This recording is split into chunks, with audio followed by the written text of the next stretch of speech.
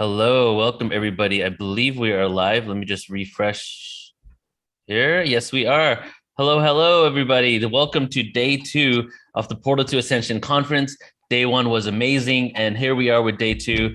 And we have our MCs on the panel right now, and I'm just going to hand it over to you all. And Alan, maybe you want to start us out and just kind of give us your feelings, your energy, where you're at, your update.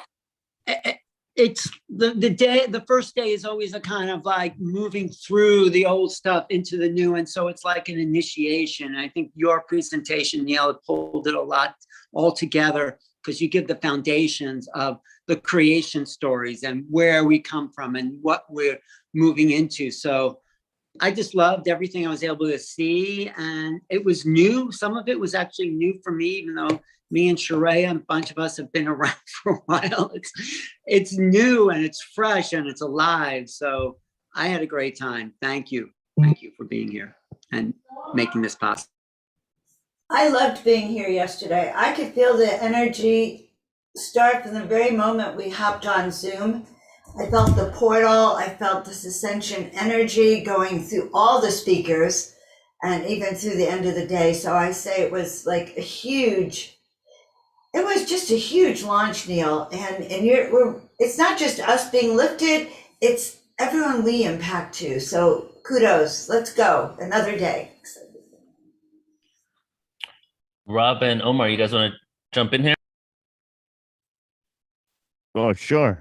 You know, it was such an amazing the energy that flowed through the entire day, and then the musical, like when we had the music, it was kind of like a relax, and then back into absorption mode. So the way that it kind of they corresponded with each other was really great, and even right up until the end, there was just so many nuggets of profound moments. And I said that last night. And today, I'm so grateful to be sitting here so I can reach into the energy and grab those profound moments again. I think it's special. It's special.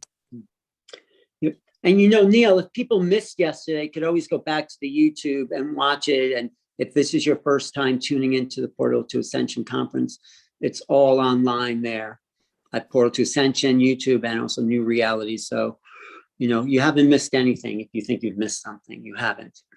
Yeah, that's right, guys. And also, if you're when you go into the description of the video, you will see the schedule, and shortly, in short time here, we'll have that video timestamp, so you can go directly to your favorite speaker if you want, or you can watch the entire video in its entirety, which I would recommend because it was an excellent day yesterday. There were just so many nuggets of truth that were dropped, especially that Ascension panel. It really resonated with that yesterday, and I'm totally looking forward to day 2 here. Sorry, I don't have my camera turned on. I haven't done my hair, so that was just woke up a little bit late. But I'll be on with you guys here pretty soon. But yeah, definitely looking forward to day 2.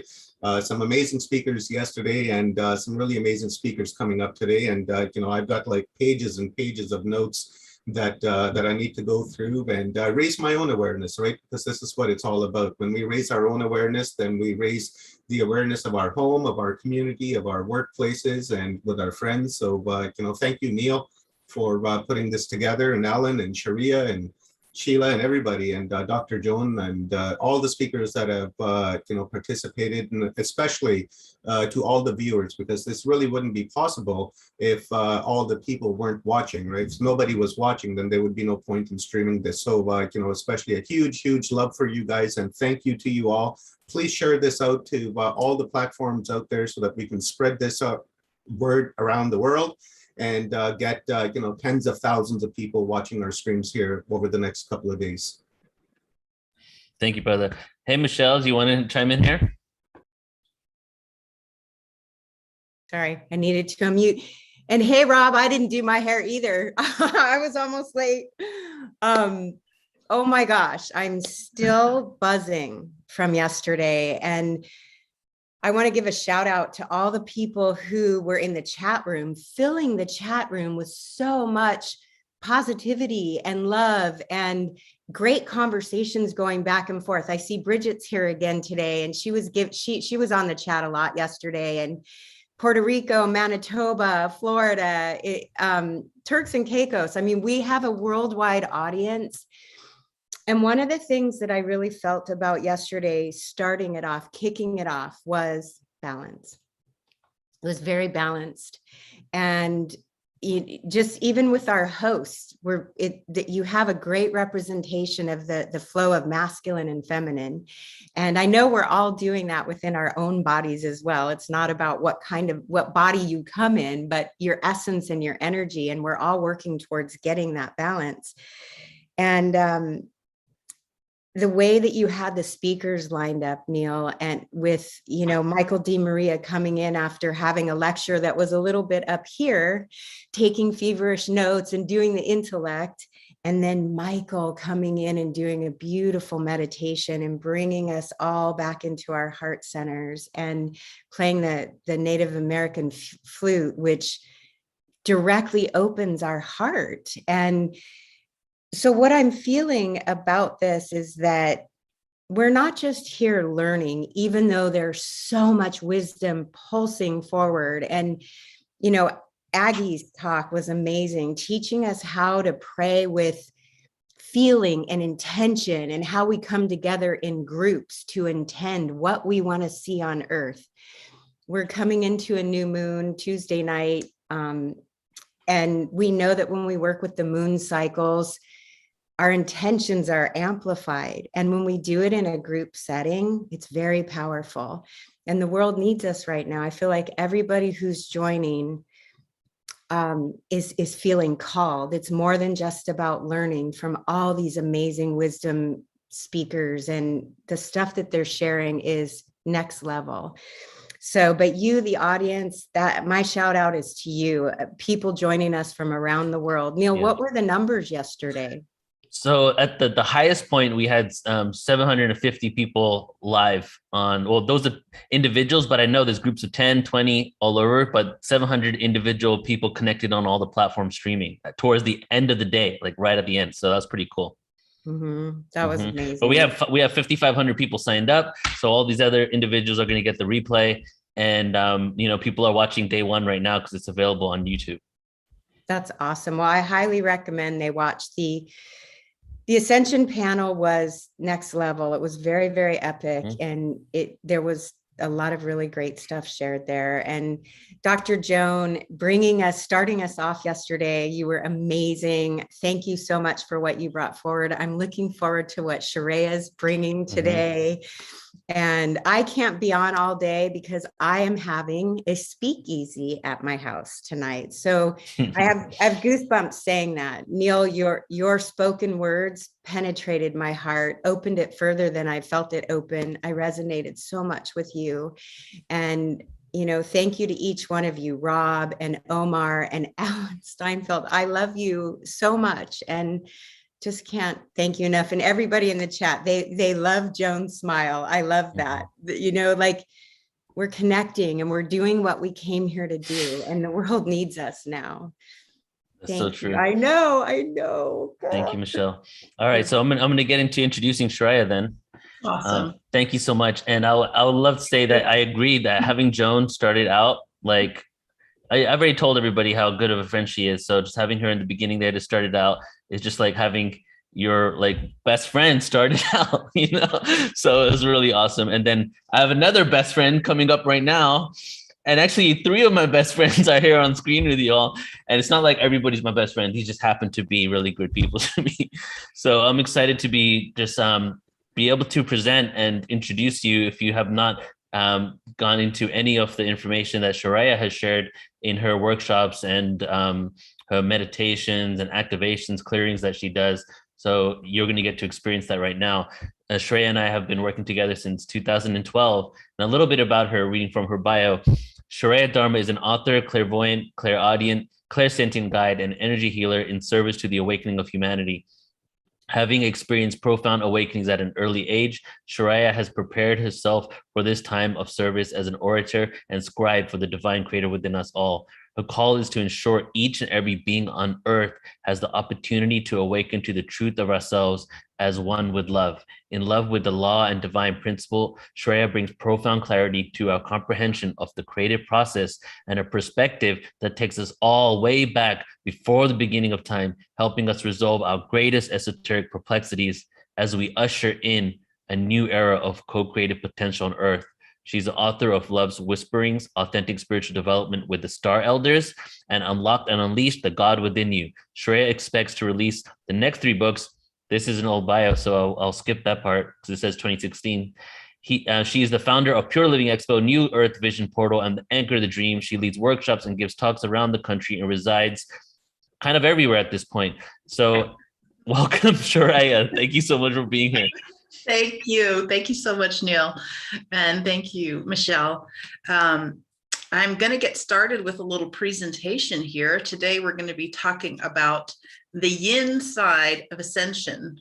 So if we think of ascension as an orchestration, if you will, that each of us chooses into, we are in the middle of that massive orchestration, and therefore in the middle of a great awakening and huge potential. So let's get started here.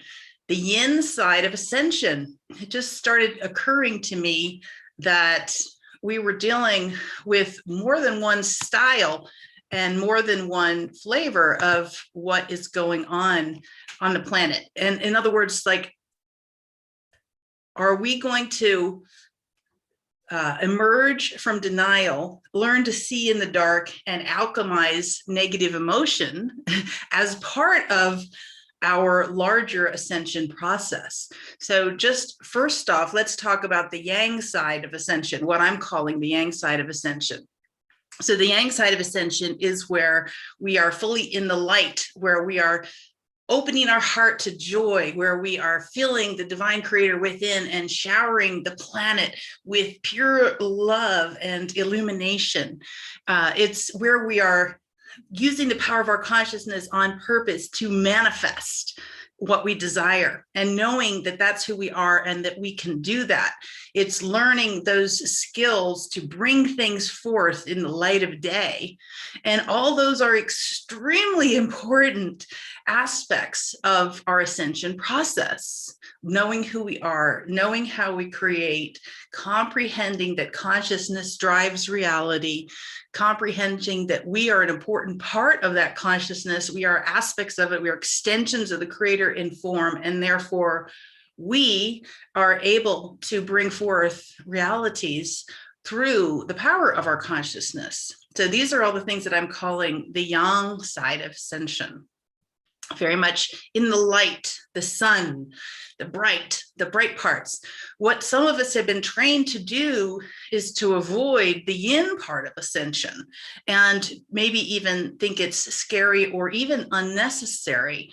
And I'm saying to us today that we need our yin side too. The dark is not bad, all bad. You could say that there's a positive and negative aspect to the light and the dark in this very strange duality show that we have going here. But the yin, the cold, the dark, the damp, this is where we can learn to emerge from denial. This is where we can learn to see in the dark. And this is where we can learn to alchemize negative emotion. Now, there's a difference between wallowing in the negative and embracing what is. So that's what we're going to get into. We're going to be learning how to dance this dance of embracing what is without sucking ourselves into a negative vortex from which we cannot emerge. Like, that's not the idea, but that can happen. That can happen. So we want to be able to pull ourselves up out of that. So learning the inside of ascension will also help us pull ourselves up out of any plummeting depths that have got us down. So let's talk about emerging from denial a little bit first. If we don't know, if we're not aware of things going on in our world or in our lives or even in our own subconscious mind, this may be called denial. Okay, especially if we're not willing to look at it. Like if it's there, but we don't want it to be there, and so we pretend it's not. And there is a positive aspect to that. Denial can be, I see that that's there, and I'm going to fully focus my attention over here on what I want instead. You're not denying the fact that that thing has existed, but you're willingly shifting your focus to create and focus on what you want. That's different from just be like, no, I don't want to see that. I don't want to hear that. I'm not listening to you. Don't tell me that's real. Anybody hear any of that lately in your circles, or even for yourself? Like, are there things we haven't wanted to look at because they're very uncomfortable, right? So part of the process that I feel that we're in right now is coming out of denial. And we don't have to do anything, but in our willingness to look and see, we're going to also need to be okay with the discomfort that arises, that things are not all neat and tidy, like maybe we thought they were at one point, that the world is not exactly how it seems. And this may cause great discomfort. And yet the other part of coming out of denial is trusting that there's a way through. So we need to be willing to look at it, to look at the things that may be going on and begin to discern the truth of things and be okay with the discomfort of it, while also feeling that trust that, okay, I'm here for a reason. I know that I'm a conscious, beautiful being. I'm healing myself. I'm helping heal my world. There's got to be a way through this.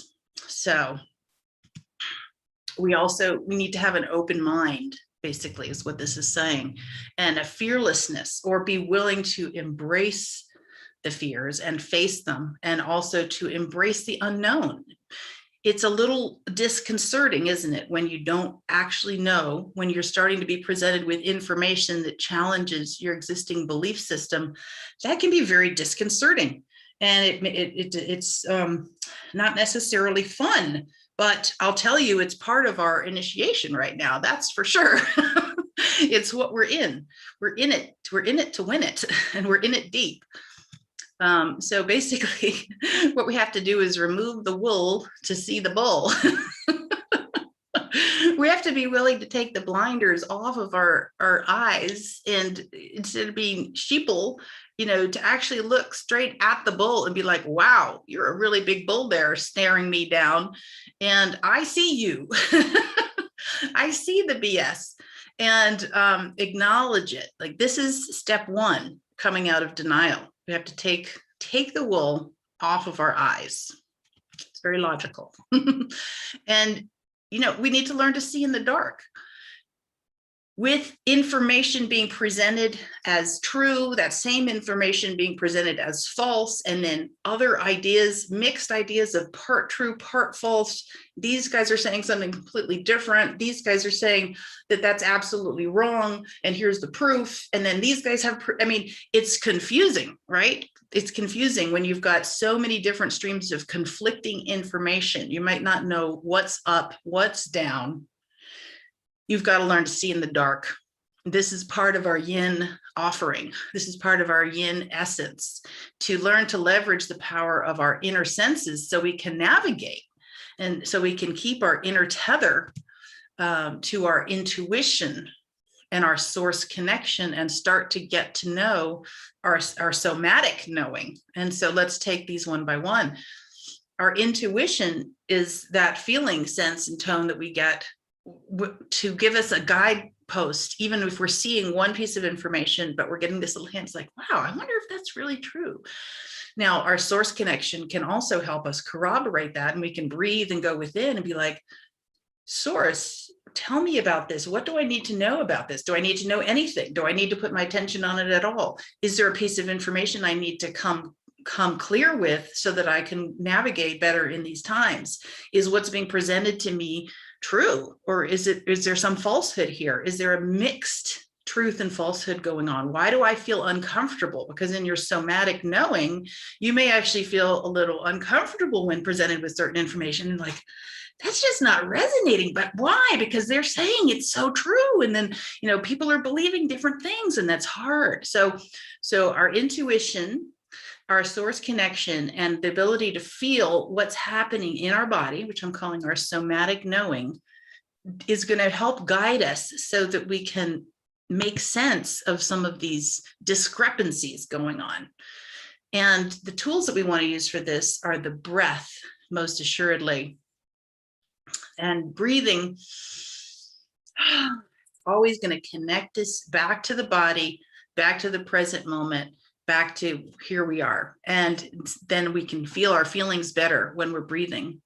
We're going to be wanting to listen to what's happening in our dreams, our dream time, bring that in, because there may be clues in there to guide us. And also remember the power of asking. Ask and you shall receive, as king, as queen. We're asking the source connection to tell us and to answer our question, our quest ion, our search particles. There's this thing called The Art of War by this guy named Sun Tzu. And so, some of us are only beginning to become aware that there's something called psychological warfare, and that sometimes there are beings who follow these protocols in order to steer consciousness where they want it to go, to fulfill their idea of how reality should be. And if we, a lot of us would not agree with that if it was up front and was presented to us of, here, we want you to behave this way, and we want you to do this, and we want humanity to be like that, and we want the earth plane to be like that, we'd be like, I don't think so.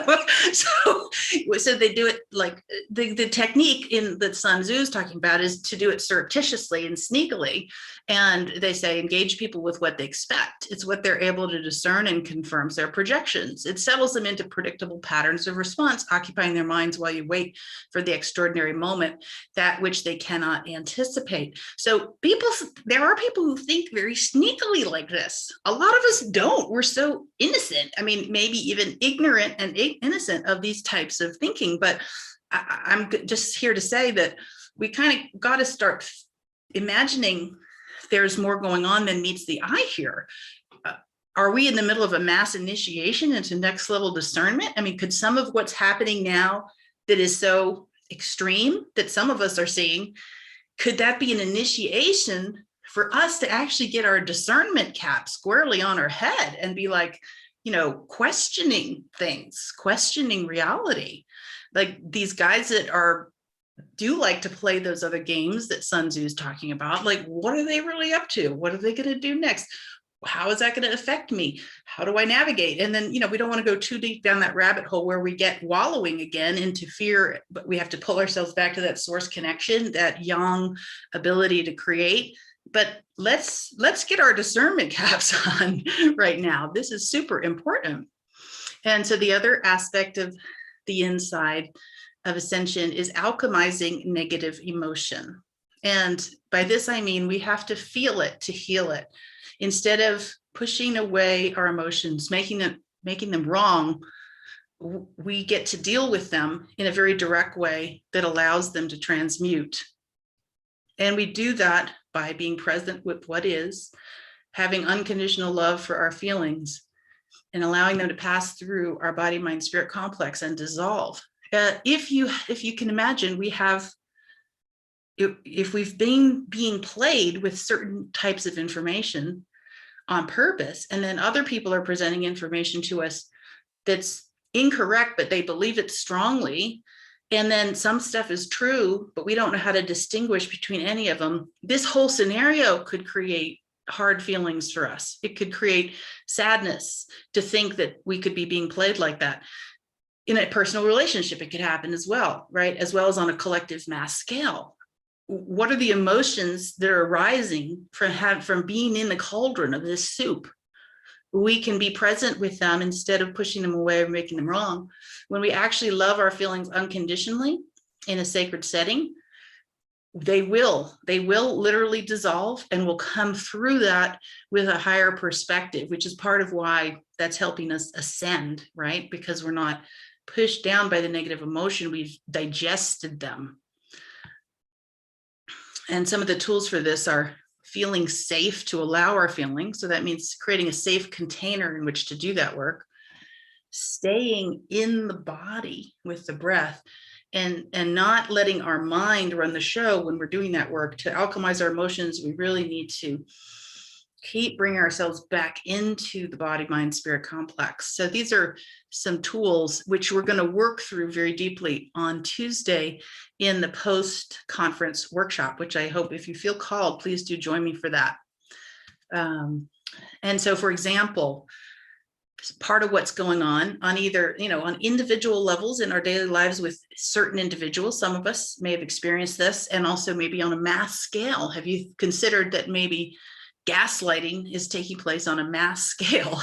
And what is gaslighting? It's a form of psychological manipulation using lying and deception to make someone question their own perception of reality and eventually their sanity. I mean, this is a real thing. Okay, it was talked about in The Taming of the Shrew, and the term came from a movie that was made in 1938 about somebody who was psychologically manipulating the key woman in the movie. And so sometimes people know they're doing it and sometimes they don't. But when we start breaking down what's happening on this kind of dark side of energy and how it could be affecting us, we come to face things like this and be like, oh, that's why I felt so strange in their presence. They were gaslighting me. Maybe they knew it, maybe they didn't. But again, this is sort of how we begin to be spiritual detectives and piece together what's actually going on in our world and how we get to navigate through it and leverage even the kind of yucky stuff for our ascension, growing and emerging past an old paradigm into a new paradigm. We're ascending into a new perception of reality. We're ascending into a greater comprehension of ourselves as planetary stewards, a greater comprehension of ourselves as beings who can navigate reality and choose, and as our sovereign selves who have the right to say yes and no, and to embrace our no equally to our yes when something isn't correct for us, our planet, our world. So how does this yin side of ascension help us ascend? Well, knowing the truth is a very high vibration, if you think about it. And dealing with what is also a high vibration. Coming out of cognitive dissonance is also high vibration. So if you've got cognitive dissonance going on because of things that don't make sense and are conflicting, that's a down pressing vibration, isn't it? But so in order to get through the cognitive dissonance, we have to sort out what's correct, what's not correct, what's real, what's not real, and emerge from that. And as we emerge from that, we're going to be at a higher vibration, even though we were looking potentially at negative things in order to sort that out. Does that make sense? But it's going to lift us up and out by doing that spiritual detective work and being willing to see what's really going on and begin to discern. So this is a very key factor in what I'm calling the yin aspect of ascension that I'm inviting those who feel called to embrace as a set of concepts for you to begin to play with. And so let's see how this might affect us in terms of literally our ascension process on a planetary scale. If you have, let's start in the bottom right corner. There's people who don't see, they don't want to see, and maybe they're reacting also. They believe strongly in how reality is being presented, and they're reacting against anyone who disagrees. And then you have those on the left bottom corner. They may be discerning some of the stuff that's going on and they're questioning reality, but they're still in reaction mode. So they're maybe aggressive and angry and causing conflict with others about what's right and what's wrong. And then up in the top third, you're seeing don't see and don't respond, and don't see and respond. So maybe they still are buying a narrative and they really don't want to see another alternative, but they're still being kind to people. Like that's a higher vibration, right? They're not causing conflict because they disagree with others and they don't believe that same reality, that alternative reality. And then there's those who are able to discern the difference between truth and fiction, the difference between what's being presented as real and what isn't real.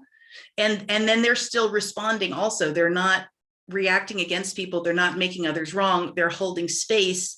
And this is perhaps, I guess, what I'm presenting here as for something for us to consider.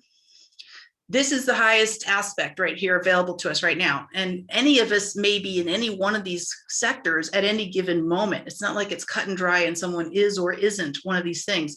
Let's think of this as a process.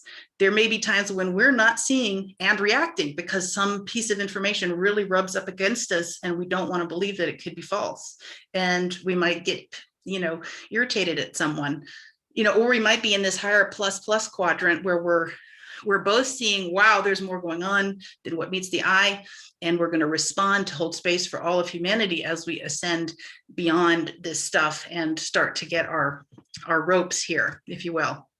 So I know this is a very short presentation. It was just like sort of like a little tasty tidbit to get us thinking. Love to hear what you guys think about all these thoughts. And if you want to join me for more, we're actually going to do some clearing work and activation work on Tuesday at 1 o'clock Pacific. And I put it a little tiny URL here in case you're not watching this somewhere that the link is there. It's a tinyurl.com/ascend-truth. And Neil is also going to put that in the chat. Awesome. Okay, let's see. There we go. So thank you, Neil. Any questions or comments from anyone? Thank you, Chiraya. And actually, we did kind of want, maybe can you do an activation, clearing, mass meditation kind of thing? Sure. We have a couple more minutes. Yeah. You have like 5 minutes. Okay, absolutely. So thanks, Bridget. Thanks, everybody. I see a few things in the chat here. That's great. Okay, Rennie, Anita, wonderful. Yeah. So to me, this year has been a doozy. I don't know about you guys, but I'm like, woo! Like this got me to this realization where all of the stuff we've been learning about reality creation has a flip mirror side, and it's okay. And let's embrace that too. Like we need to embrace this yin side. So I invite you, if you're not driving or what have you, take a nice deep breath, close your eyes if you want to, if you're not behind the wheel of something. And let's just allow that love from the heart to begin to penetrate into your body, mind, spirit complex. So if you imagine you have a spark of spirit deep within the center of your heart, and that beautiful spark of light is emerging to fill up your whole body, mind, spirit complex now. And we can ask our high self, the prime creator, source, God, whatever it is that you call God, whatever it is you call source, creator of all creators, being of all beings, light of all lights, love of all loves, we come to you together as one today, asking in our wisdom as kings and queens of your love, as sovereign beings, to be reconnected with the purest, most true and truthful and correct guidance available to us right now as we navigate these times. We ask that any discord or fear, any negative emotion, any sadness, grief. There's so much sadness and so much grief from what's transpiring in our world, creator, right now. Sometimes it's overwhelming for people. We're asking you to help us transmute these feelings back into love with as much grace and ease as possible. And we sit with the grace now, the grief here, the grace and the grief for a moment. And we just acknowledge all those who are grieving right now from things that are happening. They're very untoward on the planet at the moment. And we send our love and compassion to all those who are grieving. And we ask that the light at the end of the tunnel and that the prize of all this challenge be revealed to us as we move through it as well, so that we can comprehend that you have for us right now, we are in the middle of a deep initiation, and that even though things feel hard and challenging, that this difficulty and this challenge is actually on one level, on your level. It's for us. It's for us to grow. It's for us to remove the blinders off of our eyes. It's for us to actually even as we feel the pain of deception, we're also embracing the love of one another and you in our hearts even more, to transcend all of this, to transcend and to ascend beyond, to where we can truly step into our power as co-creators and say, this is what I choose out of love and not out of anger. If we are angry, creator, help us to transmute and alchemize and be okay and unconditionally love that anger, and yet help us move beyond it simply into our power as co-creators here on this beautiful planet, saying what it is that we choose to create, what it is that we're okay with, what is that's okay that's for us in our bodies, in our minds, in our spirits, on our planet. And that as we do that, we're like the Who in Whoville. We become like the Who in Whoville, singing, holding hands, even though the Grinch stole Christmas. Can we imagine ourselves being there? And in this group, we are so many of us, we're already so there. So creator, please help us through the gauntlet of all of this and help us retain that love, even while we up-level our discernment and become spiritual detectives embracing the inside of ascension. Thank you, thank you, thank you. So be it. And so it is. Thank you so much. We do have a question. Can you define briefly the yin versus the yang? What is the difference? Yeah, I did go into that right at the beginning a little bit in depth, and so people could go back to that part of the recording. And basically what I'm calling the yang side is when our bright, sunshiny, joyful selves, the light, the vibrant light. And I'm in this essence, I'm seeing light and dark both as a positive aspect, right? So the positive aspect of the light, where we are shining and where we are manifesting reality on purpose, because that's what we're here to do. And we know who we are, and we're being very definite and forward directing and action oriented. And then the inside is where we're seeing in the dark, we're embracing discomfort, we're looking beyond, we're starting to peek behind the curtain to see who the man behind the curtain is, and going, oh my, the emperor has no clothes, those types of things. And so we will be able to get into that more on Tuesday at the activation and clearing session if people want to. So feel free to put it there. Yeah, and I posted that in all the chats and YouTube and in the chat right there. And Shreya, you know what's funny? You said Whoville. Yeah. This is where Whoville was filmed. My town. All the buildings on the top are Whoville buildings because they just filmed above the building. So what a synchronicity. I absolutely love it. And I absolutely love that Dan is coming up after me. Wow, that's awesome. I can't wait. Thank you, guys. Thanks, Chiraya. That's a great overview of where we're going, where we've been, and what has to manifest in our human collective mind. So yeah, thanks. I'd love to chat with you about it sometime, Alan. Let's do an interview about it. I would love to. I'm going to introduce the mayor of Whoville now. The who's who of Whoville. Dan, great to see you. And thanks for your connections. I made a nice contact with your referral. And, I like to introduce Dan because I know at the beginning of the talk, I can follow him. And then it goes so deep, and it's such an evolution of consciousness, the levels that Dan is talking at, that he wants people to come up to that level. If we're really going to make peace on the planet, if we're going to make peace, we're going to understand the science of the incarnational form, the right way to meet spirit. It is a science. And I think in however many years, people are going to be studying the science of Dan's understanding, the science of spirituality, the science of consciousness, that right now, what we know is just grasping at straws and trying to make sense of something Dan has been formulating for the last 30, 40 years. He's put it together in a way we need to rise to the level of understanding where we can embrace this teaching. So Dan, thanks for being here, and take it slow, even though I've heard your talk. I'm still trying to integrate all these concepts, longitudinal waves and implosion and all that. So it always helps me, even if I've heard, to find some of the concepts as you plunge into the awakening of forever awareness. So does it make sense? Well, thank you so much, Ellen. You're too kind. You're way too kind. Yeah. Thanks for being here. Yes. Well, I was very pleased when I saw that the theme of this series for Portal to Ascension was the sort of ancient origins, ET, ancient history.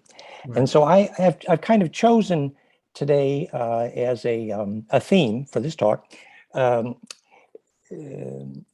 the decoding the extraterrestrial origins of Earth religions as a way to understand a deeper science of the physics of ascension and spiritual growth. Actually, that's the sort of the subject today, for what it's worth.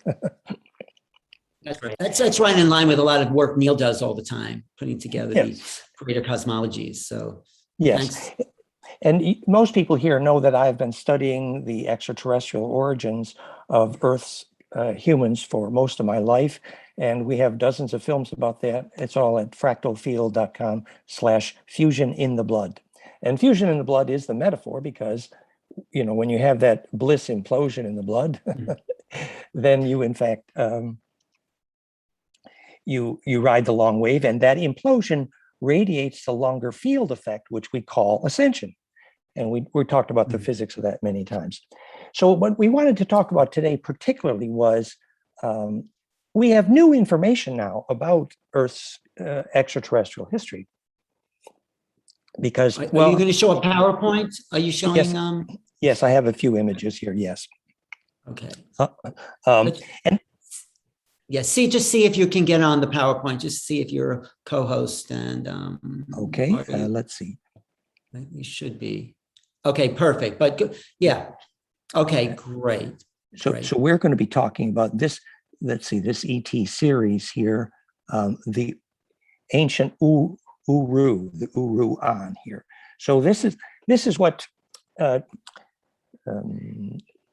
Diana calls the Siakar, and what Megan Rose call their word for the Draco is the ancient Ur, as in Uru, the ancient Draco blood.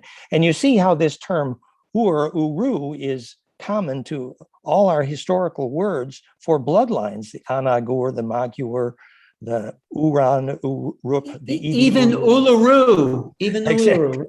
Durga, Asa Uru being Assyria or Assyria, and Uru Asa Elamdru. So, you know, somebody should ask who Uru is, and now we pretty well know who Uru is, and Uru is in fact means ancient Draco blood. That's what it means. And the point I want to make is that the community of sources has converged very well now to agree on that ET history.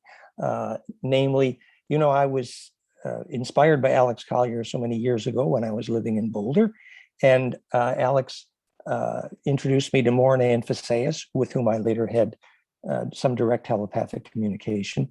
And now Alex Collier just completed his interview with Elena Danaan today and Megan Rose with Donnie Henderson.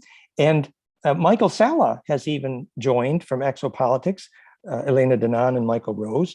And so the descriptions of the ET history, the dragon history, and the fact that the Federation has now pretty much succeeded in removing many of the Draco from the solar system.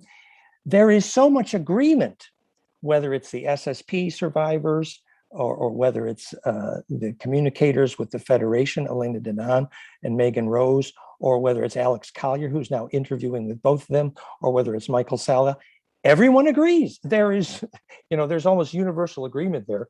Of course, it's kind of funny. The one sort of ET source that's out of sync a bit is this Gosha Swaru from the Tegatan Pleiadians, who is still preaching that the Federation is the bad guys. Well, but it's sort of funny because that's the same Tegatan Pleiadians whose female dominance resulted in 80% females, and they were using parthenogenesis. And as a result, the Andromedans predicted their bloodline was basically losing ensoulment. And in fact, Swaru as much as admitted too much time travel, fractionation, loss of ensoulment. But it's fascinating because when we realized that Enki of the Anunnaki, when they left Pleiades, as Anton Parks outlined very well, and maybe we'll show that slide. So we're going to be talking about Anton Parks some here. Let's see here, please supplement. Uru temp, we got to get the right slideshow. So we're going to be talking here about Anton Parks. And here's the slide. So he is saying that Enki here later was called Osiris, and his face is green in every statue in Egypt, and now we know exactly why. But Anton Parks is not very good at giving us the big picture, because Elena Danaan has been much more clear that the Anunnaki of whom he is the family, in fact, were parasitic and came through a portal in Orion. And so when we are working out, for example, the extraterrestrial roots of the Christian religion, and that's one of the big things I want to talk about here. Here, let's see, here's more pictures. So that's a Draco Orion queen from the literature, and there's much more pictures later. Here's Anton Parks' 2 books in English.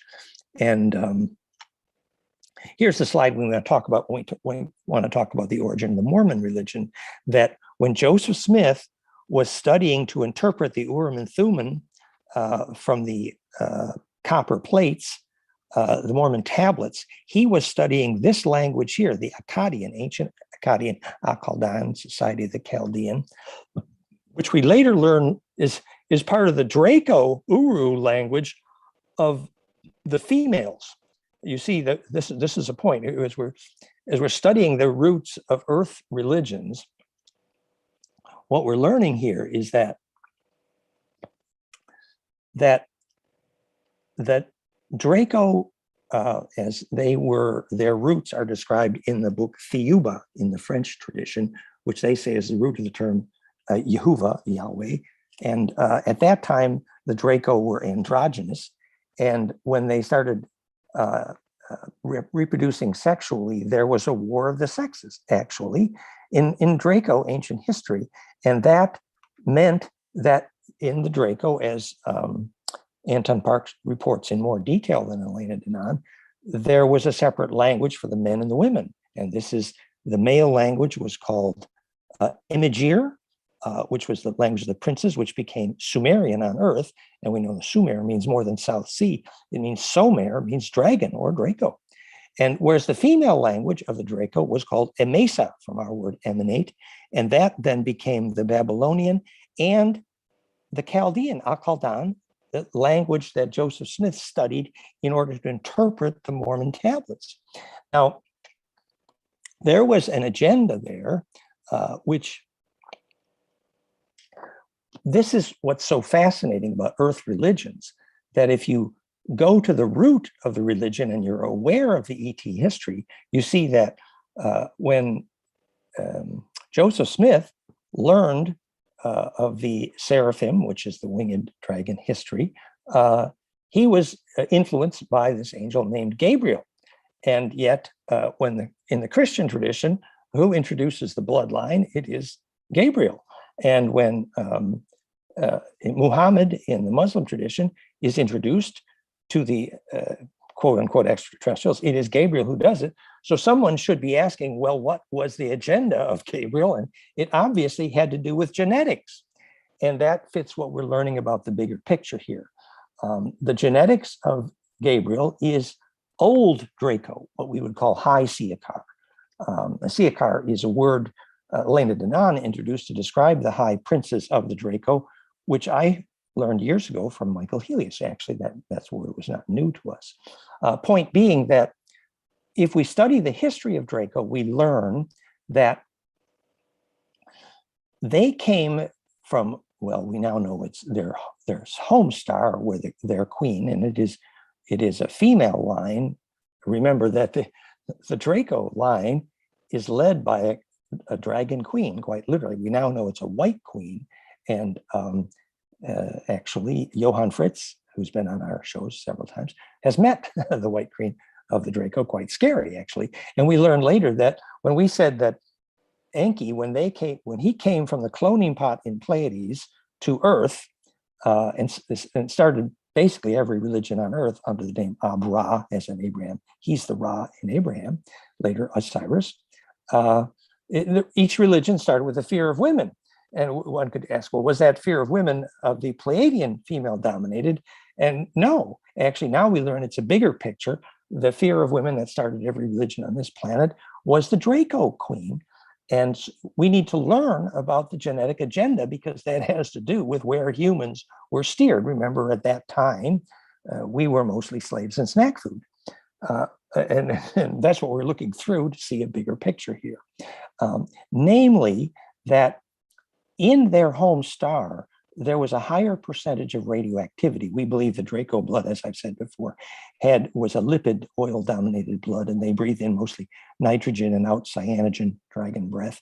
Bones more carbon, and nerves more silicon. So the silicon nerve, they had higher wave propagation phase velocity, and therefore higher frequency brain wave for the Draco, which meant more telepathy, but less long wave, therefore less empathy. And we see that in their brainwave power spectra, we believe. Point being that on their home star, with their blood chemistry, a nitrogen dominated, a low level of radioactivity was actually, as in the Paul Brown nuclear battery, an electron cascade stimulant. That actually a low level of radioactivity was a stimulant to the Draco. And so on every planet here where the Draco are winning, you see radioactivity going up. And we have that famous slide here of the Iradia couple in Russia. Oops, gotta get the right slide here, window. That they were born too close to Chernobyl. And in fact, they had metabolized so that radioactivity was actually catalyzing metabolism. So this is an example of understanding the ET origins of Earth religions. For example, those same Anunnaki had to nuke their way through the Van Allen belts, and the container for the nukes was a Syrian-built implosive capacitor called the Ark of the Covenant. And so they had a relationship with radioactivity, which in the Bible was called the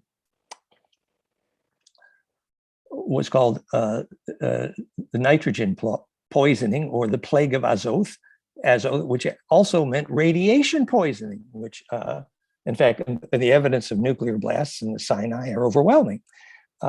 So back to the genetic agenda. So in the Draco blood chemistry, that low-level radioactivity, which was a stimulant to them, produced too many genetic deviations. So for mutations. So for the Draco, DNA that changes is defective. Let's just call it the Monsanto mistake.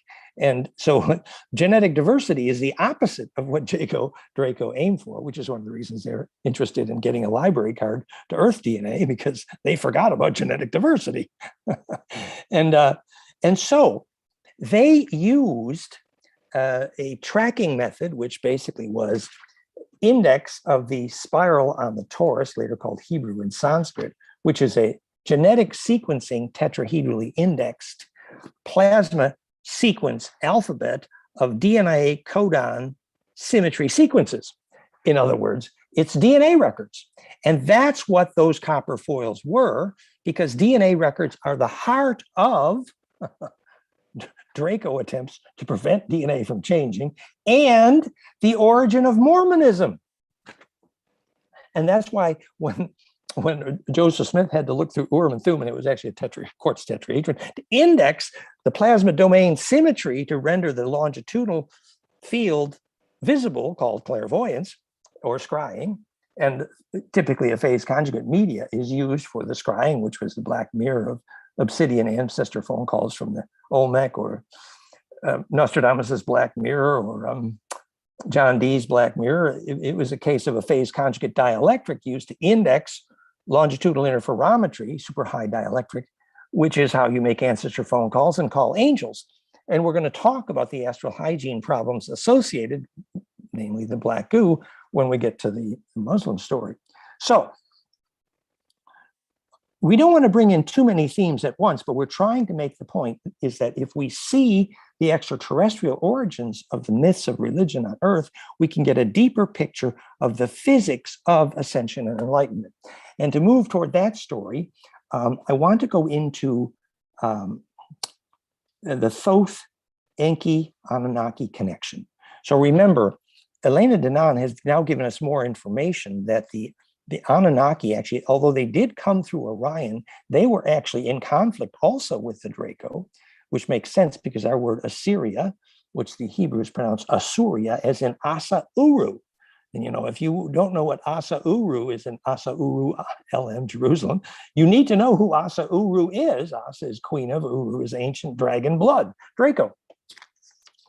And so we have been describing with Anton Parks and my book on Enki's life, goldenmean.info/Enki, for decades, you know, the heroic potential that exists in the genetic line, which we now know was Enki, Thoth. Thoth was the science officer of, later called Hermes, later called Quetzalcoatl, later called Viracocha. It's the same guy.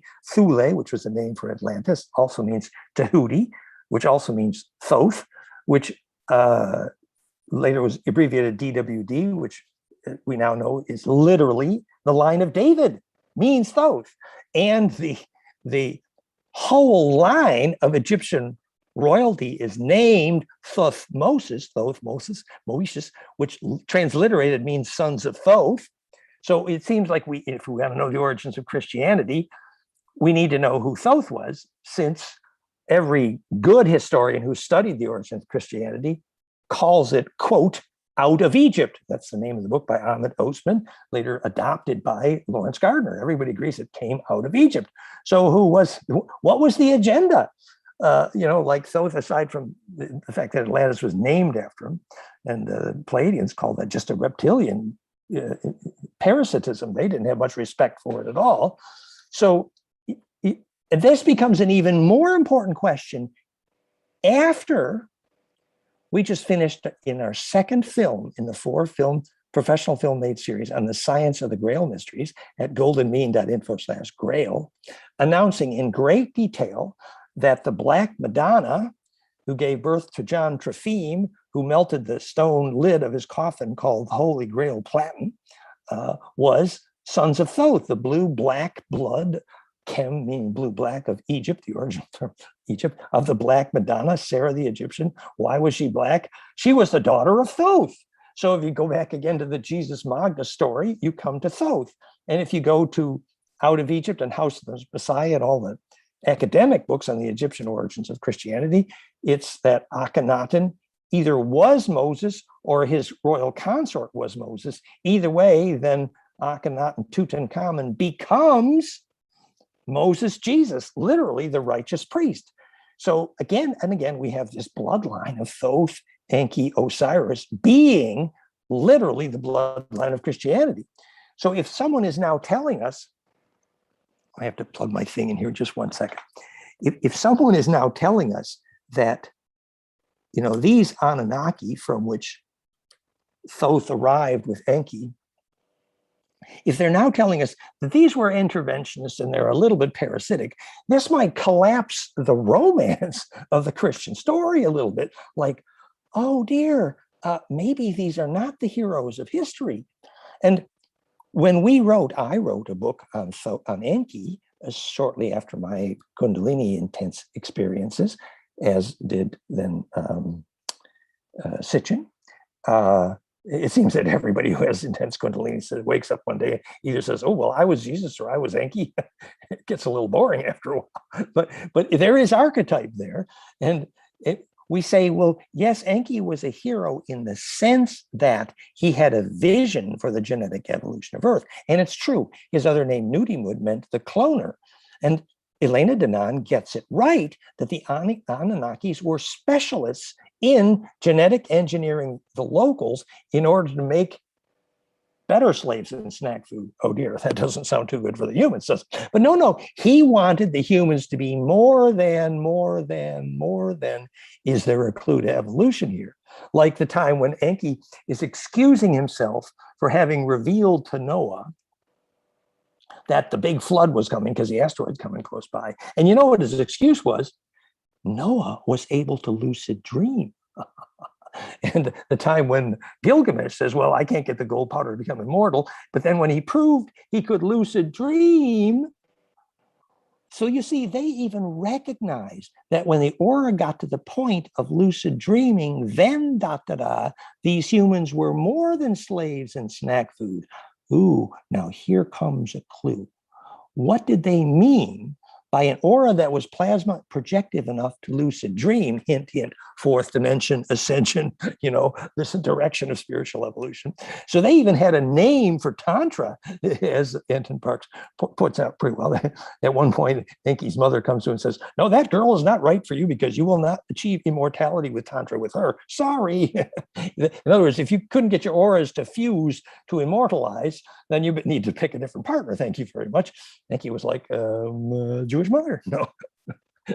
So, point being that there was a genetic agenda to Enki. Unfortunately, and I have to say this gently, that those who have been in communication with Enki more recently, as I cannot reveal all my sources here, are still clear that Enki is still a trickster. And one of the tricks he is known for is cooking up the best DNA he can cook up, as he did here, and then taking some of the genetically engineered super soldiers, Enoch, back. Enoch was one of the best genetic specimens made by Enki. And so the dragon queens back in Thuban say, Ur means Draco, Tak means Orion, say, we're calling Enoch back to Orion for inspection. It wasn't about the humans were designed to become gods. No, it was the humans were designed to become better super soldiers for the Draco Confederacy. And a point I'm making here is that Enki actually was known that his genetic engineering was still part of this conflict. The bigger picture of where the Anunnaki fit in that conflict, I think, is described well by Elena Danan's book in her book, Gift to the Stars. So where does that leave Thoth?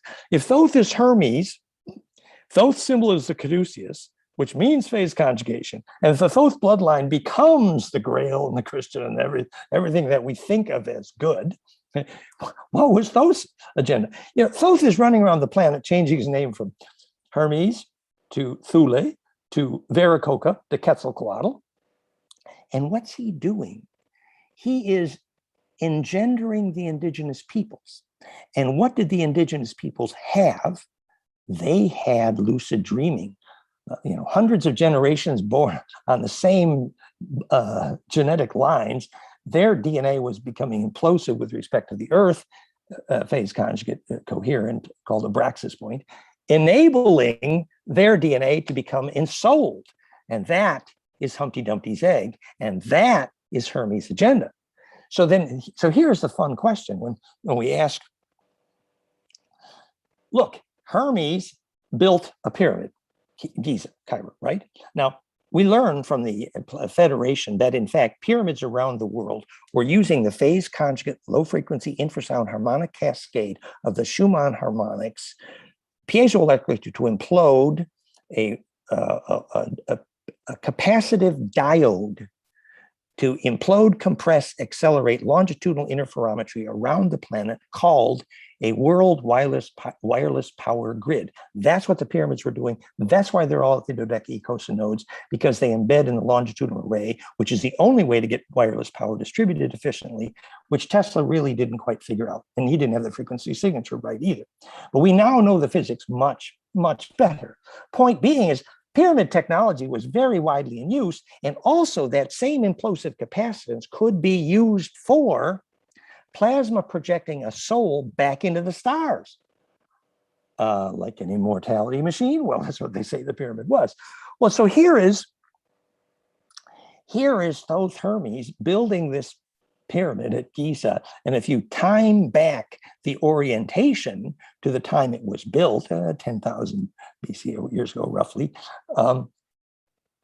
the point directions of the main shafts are Thuban and Orion. Now, if you understand Elena Danaan, who I think did a very good job, listing all of the major ET interventionists around, Thuban is home for Siakar Draco, and Orion, in big place, lots of different species there, but mostly the bad guys. She calls them the Nebu, the Greys. And so when Hermes built that pyramid, he did it with the money from the Draco, and that pyramid was pointed at the bad guys.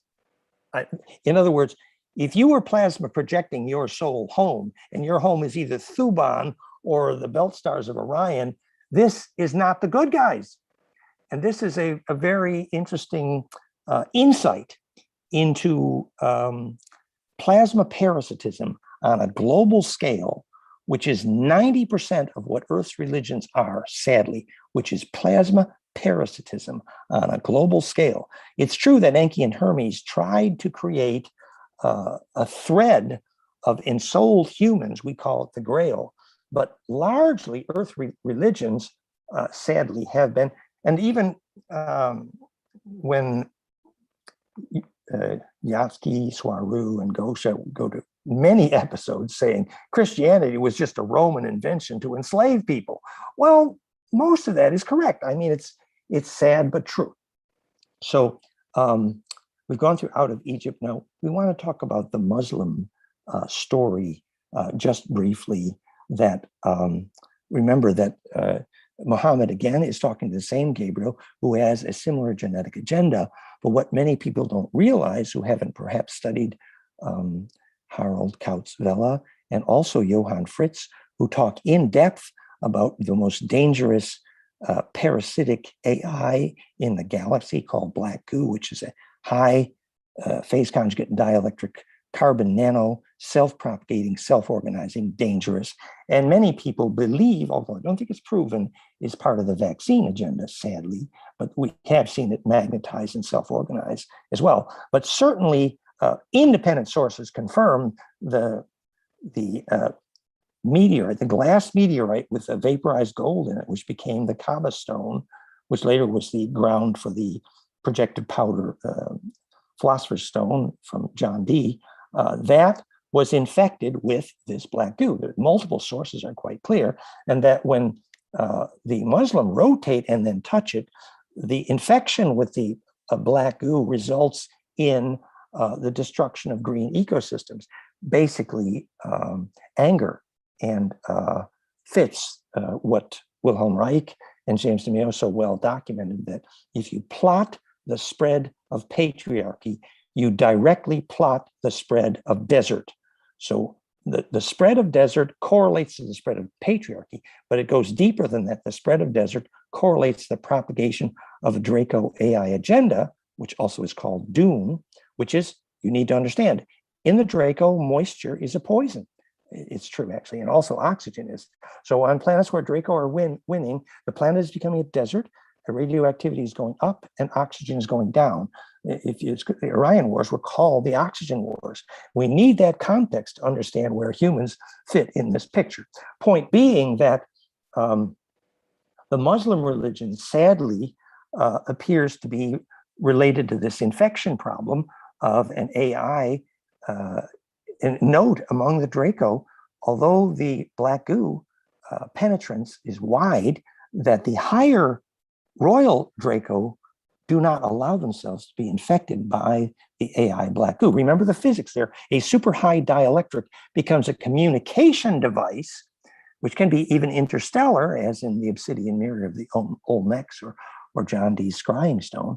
And there's an astral hygiene issue because the good guys and the bad guys use the same radio. The phase conjugate dielectric that makes a phase conjugate mirror work in laser optics is the same as the physics of scrying for ancestor phone calls. And that media of propagation, when it's externalized, we talked about the astral hygiene problem of externalized black goo, which would imply that there were astral hygiene problems for those who didn't understand that when you do the scrying and make ancestor phone calls, if you don't have a circle of clear enough intent, unfortunately, you can't sort which ancestors come through on the telephone. So just briefly, I want to finish this part of the story because I want to go on to the science, but to talk about the Jewish religion then, Anne Rice, I think, was correct, and she called it Enkil, the father of all parasites, the father of all vampires. The blood thickens until it's quasi-crystalline. And then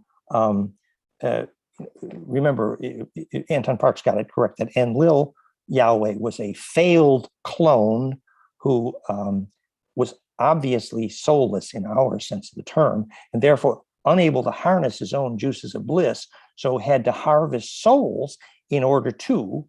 And sadly, from that perspective, the Jewish religion is basically a conveyor belt of souls into a hungry ghost, actually. And if you see who the Grim Reaper is and see where the ghosts are going at death, this does not mean that the term Yahweh is inherently bad.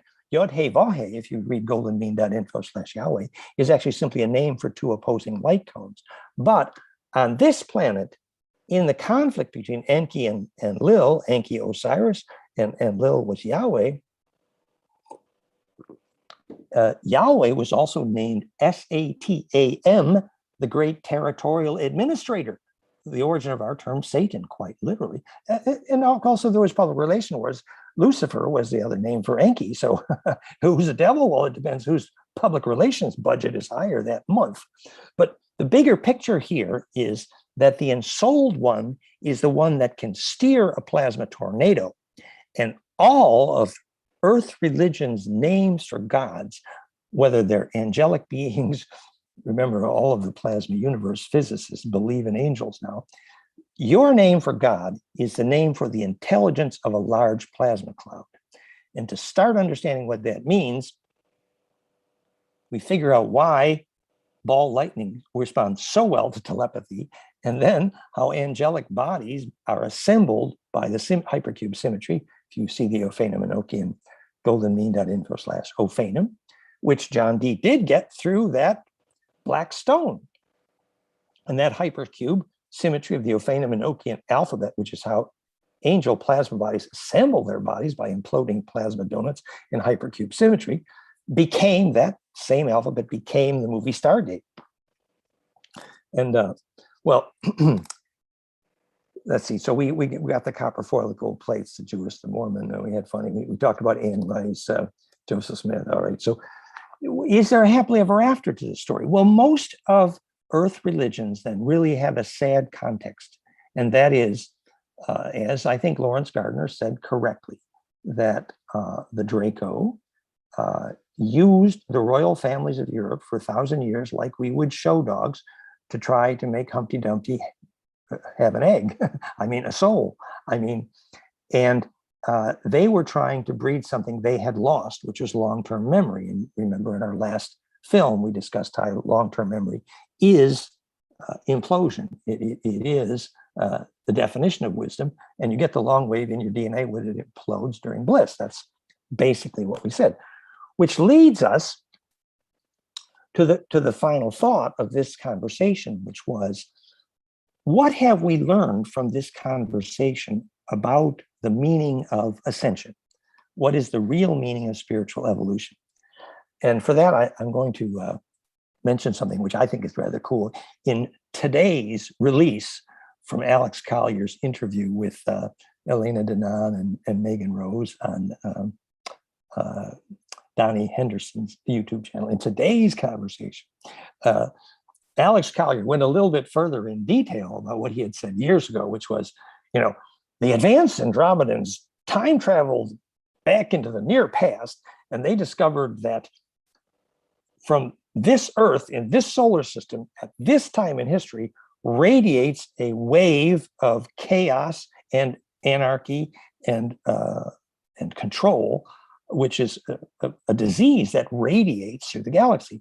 And so all eyes then came back to this time epoch in the solar system to try to fix this wave of radiating chaos. Now that's an old story from Alex Collier and the Andromedans, but today he said a little more. He said, well, you know, these sixth dimensional beings, they act as mentors for the fourth and fifth dimensional. You know, every one of them, the Pleiadians and the Andromeda and the Federation, they're all saying, well, we're fifth dimensional. And if you're sitting here on Earth as an electrical engineer wondering what the heck do they mean by that? Because you see, he said the sixth dimensional beings came back here and they figured out that the bad Draco had just jumped in all their time travel portals and were getting away. And the sixth dimensional beings were so advanced that they could anticipate where their DNA would show up in all the different timelines and gave the coordinates to the local federation, and they were there waiting. And now the Draco are still losing even worse.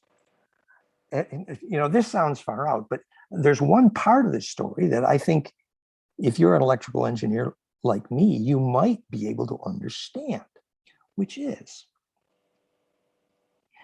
they're always talking about, well, we're 5D and you're 3D, and that makes you inferior. That's a quote from the Pleiadian, Tagatan, Swaru, and Gosha, which I think is hilarious. I love picking on those ladies. but there is a piece of truth there. That is, you really need to know what they meant by, you know, we're 3D, they're 5D, and they're 6D, and therefore they're more advanced. And where the hell does that fit into Earth physics? Well, we have some clues now. And that is, remember I was saying, they respect the lucid dreamers. In fact, they need the lucid dreamers. In fact, when Eisenhower's MJ-12 signed the treaty with the wrong ETs and the Greys did all those abductions for the Dracos for pay, 90% were some indigenous blood, meaning lucid dreamers. They needed that DNA for something. Now, is that a clue? So what exactly is a lucid dreamer, and how is that key to the physics of Ascension? Well, remember, I have built a plasma field, which is famous for triggering lucid dreams, therify.net.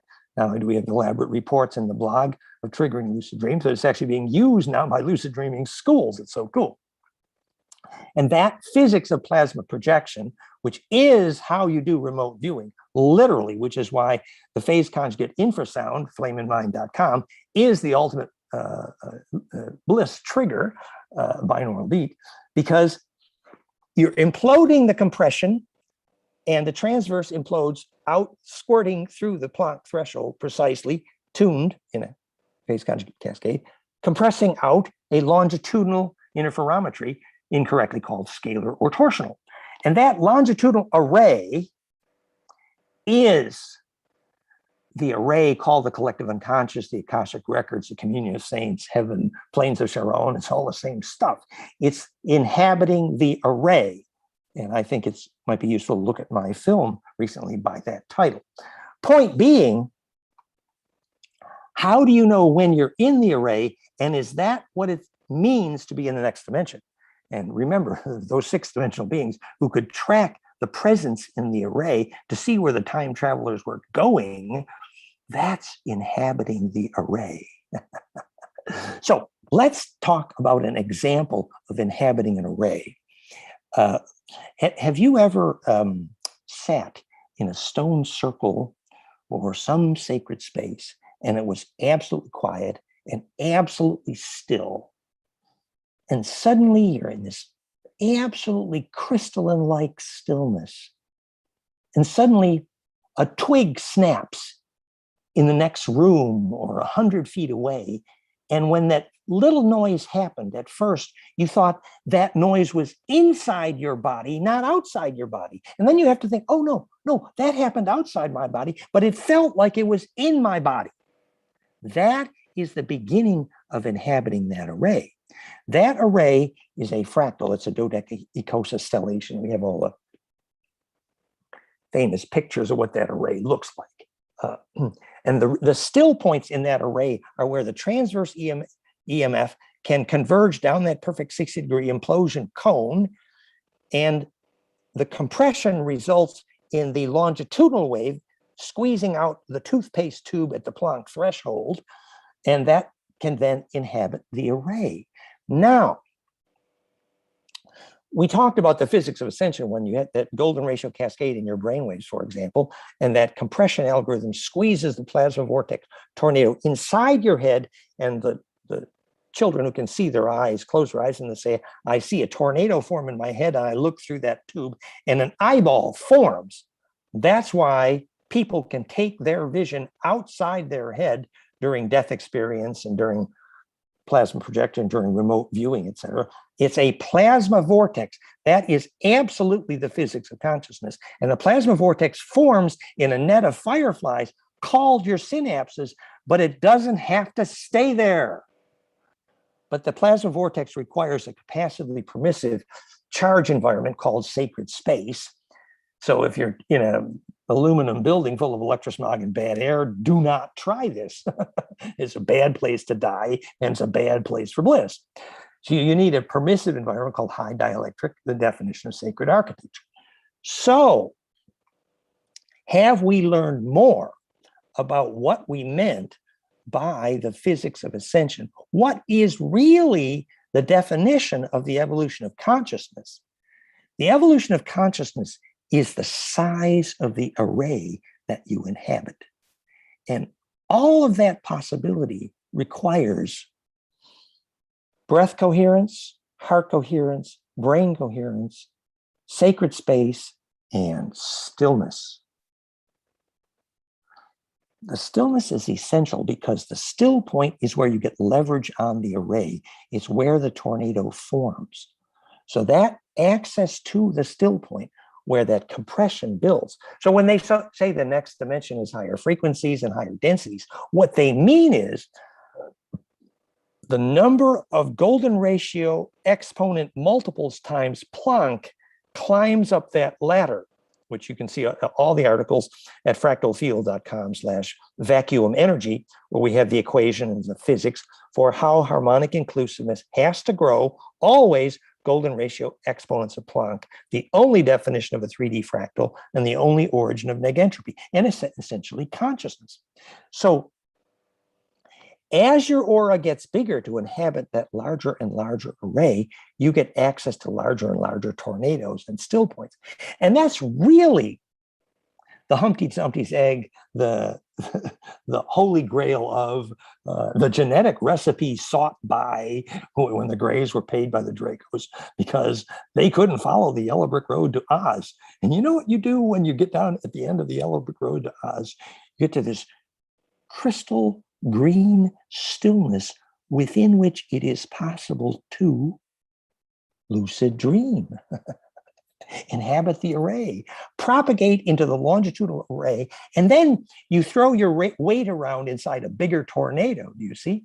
So yes, it is about a bigger aura. Yes, it is about more harmonic inclusiveness. Yes, that is the only real definition of Holy Grail and evolution of consciousness. It is about becoming centripetal in a larger and larger tornado. So you see, when you step back from the history of religion on this planet, remember, there are, all sources agree, there are tens of thousands of humanoids in this galactic sector alone. So we have been rather childish and foolish imagining that we were so damn special. No. If we can't teach our kids to lucid dream, we don't get to grow up. If you can't teach your child to have a bliss experience, absolutely, you do not have the definition of culture because they don't become charged radiant. So, once we can define the growth of the aura as why you send your child to school and how you decide whether or not to be vaccinated and what a doctor's job is to build a soul. It's literally now measurable because the plasma size of the aura is measurable. Remember how many times we said the body politic, body polis is the name for the plasma coherence projective field, for example, that enables a beehive to swarm, only navigable by royal blood, which means implosive. So to have a body politic means to have the collective plasma projection, lucid dreaming for a group enabled by collective bliss. The only definition biologically of politics, and therefore the only definition actually of what governments are for. Like, so has your government made its decisions based on enabling bliss lately? Well, but once we define bliss as the charged radiance of the aura that defines immune health, called harmonic inclusiveness in medical HRV, we can actually define what a government is for, because we can choose to make children whose aura is plasma projective, therefore what you call ensouled, moving to what we call ascension, and what the ETs have told us, well, we're 5D and you're 3D, and that makes you inferior. Well, in order to grow up, we need to be able to see this big picture. And in closing, I would say one more thing. Remember when Thoth said, "You need no longer be spawn of the Nephilim." and in the four quarters in the Southwest US, you see all these statues of reptilians sucking on the aura of humans. Remember, humans in their mind deserve to be slaves and snack food until, and Draco's always saw us only in that light, sadly, but the Federation has made a big effort to give us a chance now, but that chance requires us growing up and taking responsibility for the direction of our own destiny. But that responsibility for the direction of our own destiny requires one thing, in my view, well, one thing most emphatically, and that is, you know how we said that if you have a source of bliss, it is the beginning of when you have your own source of charge. Until that point, you get your charge from other people and other things and others and others and others and others. So after you find your source of bliss is the first time you have your own source of charge. It's called implosion. And that is the first time you are not a parasite. And we learn that lesson the hard way by having these Draco and the Nebu who do not have a source of bliss. No, they do not have a source of bliss. It's actually true. They're incredibly powerful and their brainwaves can feel like a vice. But in fact, they have a soul evolution problem also. They all have the same problem. How does Humpty Dumpty get an egg? I mean, how do you get a soul? And to get a soul, you need that DNA implosion that's called bliss, you know, the heart cascade, the brainwave cascade. And that beginning of that empowerment is when you have that Kundalini implosion through your aura, and you begin to steer larger and larger tornadoes called going to the next dimension, as it were. So the lessons of history are actually somewhat similar. Let me see if I finished my notes. Inhabit the array, density, high frequency. Yes, and that flameinmind.com, if I may shamelessly suggest, that our tool, flameinmind.com, is probably one of the best ways to measure that. You'll see when you get that golden ratio cascade in EEG, it correlates directly with when the children are able to see without the eyes, when you have bliss experience, when you begin to lucid dream. And note that exact low frequency cascade of Schumann harmonics and the brainwave alpha beta of bliss is precisely how we feed Therify.net infrasound to produce lucid dreaming. And by the way, when Danny Schreiber returned from his death experience and said, yes, I saw the Heinrich Kluwe form constants geometry that is the map to death. And by the way, he heard the infrasound, the low frequencies of the black hole sonic implosion that enables successful death, the same infrasound you can measure at the Bosnian pyramids, which commercially produce rejuvenation, just the way we produce rejuvenation with that same infrasound at Therify.net in 25 countries. So the principles of implosion, we have a clear physics here to what bliss is and ensoulment and going to the next dimension. The psychology of that, and this is the closing thought here, the psychology of that is exactly as when you are preparing for bliss or death, that only the shareable wave survives. Only the shareable wave enables compression. The shareable wave is a name for the kind of symmetry that when it implodes and enters into the array called heaven or plains of Sharon or Champs-Élysées, that array is inhabitable by only a library of collective survival information called pure principle, theshareablewave.com, which means anger doesn't compress well. It means every single emotion that you've experienced needed to be digested and compressed and rendered into perfectly shareable, meaning you wouldn't dream of needing a secret at that moment. So I think that's most of the notes I had prepared here.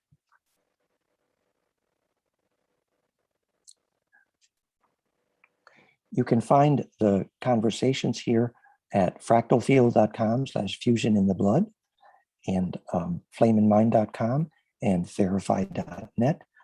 I can be reached at info@fractalfield.com. And you know what a fractal field is now. You know, the dodecaecosa stellation, also called sacred space, enables the longitudinal array, which is that perfected charge distribution, the Hey Ave, as it were, the planes of Sharon. You know, the planes of Sharon was the infinite electron shells of monatomic gold, according to Lawrence Gardner, but later we learned that that's what a perfect dielectric produces, which is an infinitely unpackable aura. So you enter into an array in which charge distribution is perfected, kind of the opposite of a modern city. And the real definition of what Uru Asa LM originally meant was a perfectly fractal array.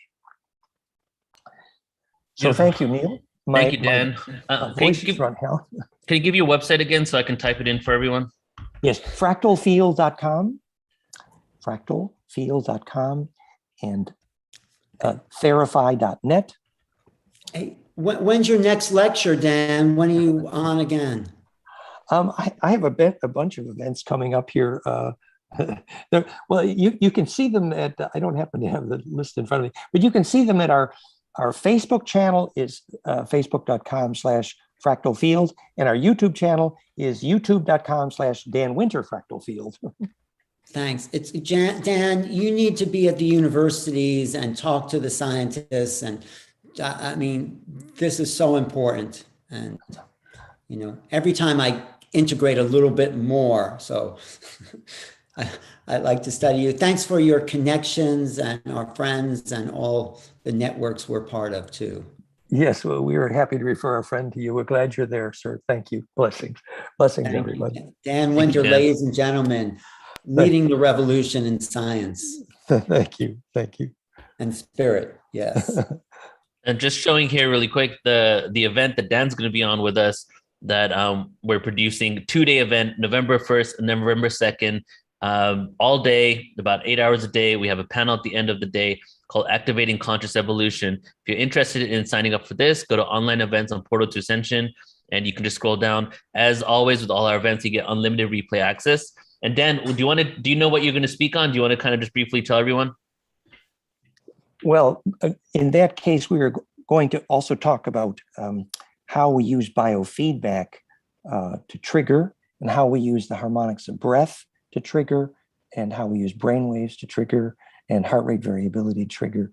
So the biofeedback and biologic aspect of triggering bliss process. Beautiful. Thank you so much, Dan. Appreciate you, brother. Blessings. Take care. Bye-bye. Bye.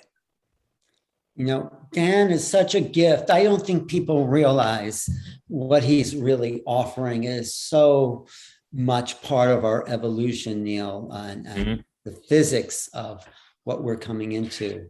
Right. And I've been working with Dan for quite a few years, but I've actually picked up momentum in having him on now. Maybe it was a few times a year. Now it's even more. And it's because it's always evolving. His understanding is evolving. Plus, there's so many different concepts. It's not just one thing. Physics of ascension isn't one thing, you know. It also goes into like the whole science behind the Kundalini and the bliss energy that he does. It's just like next level validation of all these spiritual things that are occurring to us. And, you know, he's not just a scientist. I have to say, I don't think he minds me saying it. It's personal experience, his personal experience of Kundalini, you know. I've talked to him about that. So he's mixed the left and right brain, the experiential with the the mental field. Don't you Yeah. think, Michelle? Isn't it far out? I was so blown away. I was feverishly writing notes, and he was making so much of my experiences make sense to me. And Neil, you have always said to me, you've talked about Dan Winter a lot, and I heard the name over and over, but holy moly, I didn't think I was going to be able to stay on and listen to that presentation. And I'm so glad that I was just drawn to stay. And I'm absolutely blown away. That one, I would like to see that one go up, like individually, so I can go back. I was writing down where it was at in his talk that I wanted to go back and review what he said again, because there's no rewind on a live, and I need to rewind it because I definitely need to hear a few more of the things he said. You can rewind the live stream on YouTube. Yes, you can go there right now. And for everybody on YouTube, you can actually rewind and see anything from earlier in today. Oh, that's good to know. Thank you for letting me know that. Amazing. And I just love that we're being here. I was watching the chats. People were blown away, but yeah, I feel like we're creating and going to the plane of bliss. When I met James Gilliland, he said to me, I know you live in the plane of bliss, because I like to be in joy and have fun and spread that and have people's hearts open. So when he was talking about that bliss, I was really resonating. And I feel like this Portal to Ascension conference, especially, even every other one I've been on, same, but it feels like they just keep getting us to that plane of bliss. I feel our hearts opening. I feel us just really soaking in, and every single one of these speakers that is just layer upon layer of getting us in our hearts and getting our hearts and minds to merge. So I don't want to take us off schedule. I know we have a schedule. So thank you for sharing that. But Neil, one suggestion is, why don't we do just a science conference? Get Dan and Nassim and just, new revelation. Well, I did Physics of Ascension and I did Science of Ascension conferences, both available for free on our website. And Dan Winter was in both of them, but the last one was 3 years ago. So I think it's time to do a new one. Yeah. Yeah. I'm down. And there's so many great thinkers out there. Yes. Great. Thanks. All right. Who do we have next, Alan? Our good friend and partner in crime and prosperity, Sheila Seppi, who the three of us come together to do these other conferences, which are so exciting. The Wish Alliance is her genius of creativity, walk-ins, indigos, starseeds, and hybrids. Wish, that covers it all. There it is, the Wish Alliance. Which is really so far reaching. I mean, no one has had the creativity to put all this together under one organization. So this is what Portal Ascension is about, and all these alliances. So Sheila, do you want to talk about your vision of the Wish Alliance?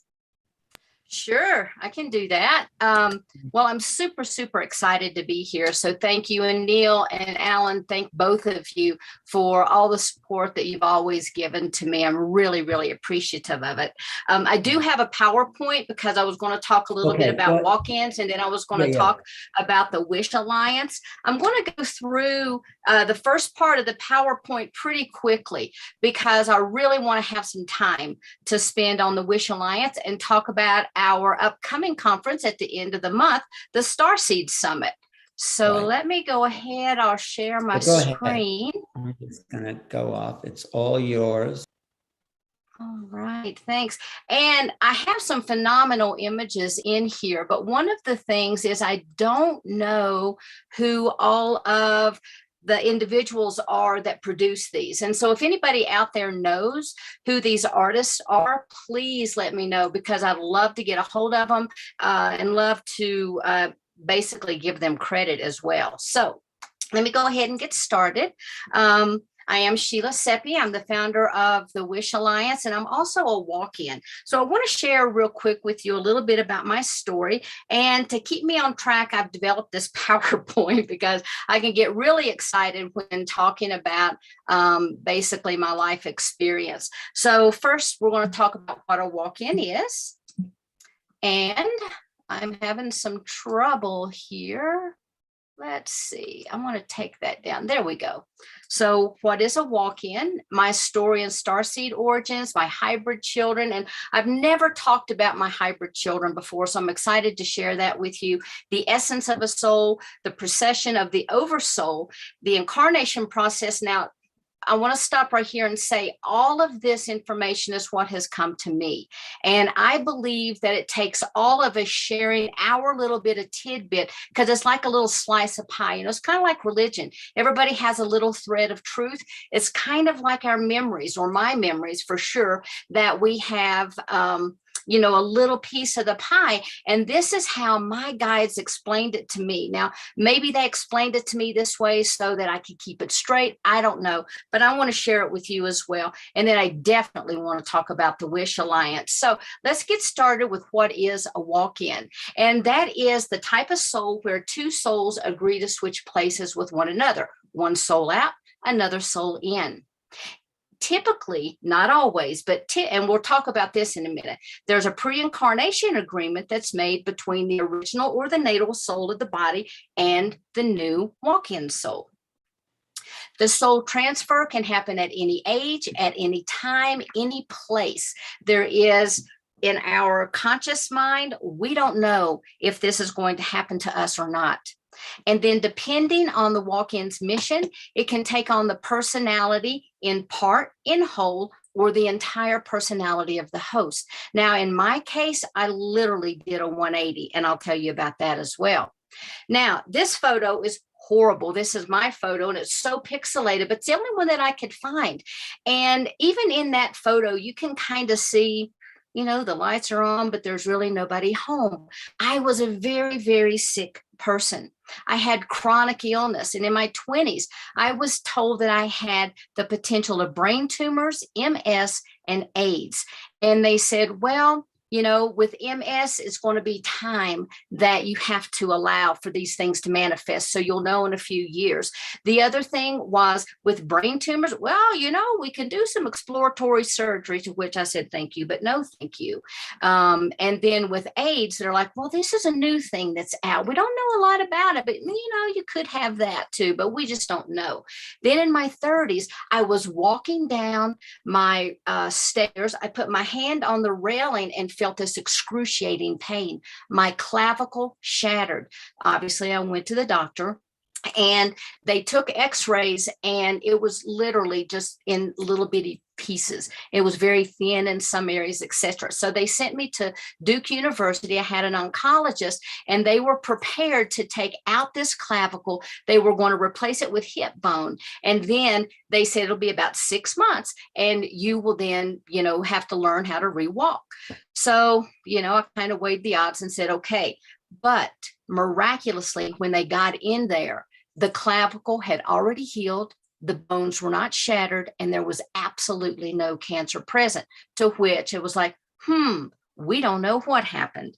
So I was grateful. And then throughout my entire 30s, I had fibromyalgia, chronic fatigue, migraine, sarcoidosis, erythema nodosum, and I walked with a cane. But these are the illnesses that plagued me that actually set me up for the walk-in experience to occur. So on the evening of September 22nd, 1999, I went to bed. I was very sick. I can remember literally felt horrible. And I had a very limited belief system. I was firm in my beliefs, and they were in this tiny little bitty box. And I had a totally dysfunctional personality as well as marriage. But that next morning, I was in bed asleep. It felt like someone reached down, grabbed me by the hair of the head, pulled me bolt right up in bed. It was like lightning was running through my body, and I was in white space. Now, I don't know how long I was in white space, and I really don't know exactly what was occurring there. But what I do know is that I had no pain. I was at peace. It was calming, and I was very, very happy being there. But I guess you would say, I started coming back to myself. First, my peripheral vision came in, and then my frontal vision. And as I sat there looking around the room, everything was exactly the same, but everything was different. And then when I got up and I was walking around, my mind just started being flooded with all kinds of thoughts. And I caught myself out of the reflection in the mirror. And I just stopped and I stared at myself because it was like I was looking at a stranger. Now, I began to have immediate remembrances. First, I remembered past lives, which I did not believe in. I believed in healing methods that I had never studied, and I believed in universal truths that I had absolutely no interest in, couldn't understand what was floating around in my mind. I remembered how the soul slips out of the body and how it comes back again. And I remembered what it was like to be on the other side. And so I'm just going to say, for individuals who have had loved ones that pass over, know that the slipping of the soul going out is so much easier than the soul coming in, because we're so large that we have to compress down. And when we leave, we can just, it's just this beautiful, beautiful expansion process. Also, I was completely healed. Now, I didn't know that at the time. And when I went for my follow-up appointments, all of my doctors, and I had many at the time, all of my doctors were truly amazed, because they said, we don't find any illness whatsoever. They had absolutely no explanation. Absolutely none. Some of the other things that happened are changes. I became clairvoyant, clairaudient, clairsentient, claircognizant. I had total personality change. My eating and my lifestyle changed. My music and taste in clothes changed. And I also had severe memory loss, and that really bothered me because I could not remember my kids. Now, when I came in, I had an immediate remembrance of my 3 children, my parents, and my sister. There was a connection there, but I had none with no one else. None of my friends, all of the high school people, all the college people. I had no connection with them, and most of them I didn't even remember. And obviously, I was married at the time. That was great for me because within 3 months, I had left that marriage. And I believe that this new energy gave me that oomph in order to be able to leave. Also, everyone around me noticed that I was different. And I started thinking I was losing my mind because, my background was in psychology. And so obviously I thought, I must be having, some kind of a psychotic break, the illness, the marriage, everything's just kind of getting to me. So, I'm just losing it. But one of the reasons that I had a hard time integrating immediately into the body is I had just come from my collective. Now, I was part of a collective that was operating in my multidimensional self, and that was my angelic, Palladian, Syrian, Arcturian, Mantis, Lyran, Andromedan, Christic energy aspects, which all of us have multidimensional aspects. My original vibrational name is Noela, and that's what I was known as there.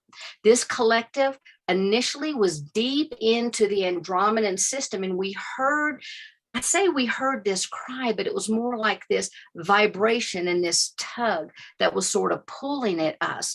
And we came to assist Gaia by infusing the Earth's crystalline grid with 5D Ascension energy.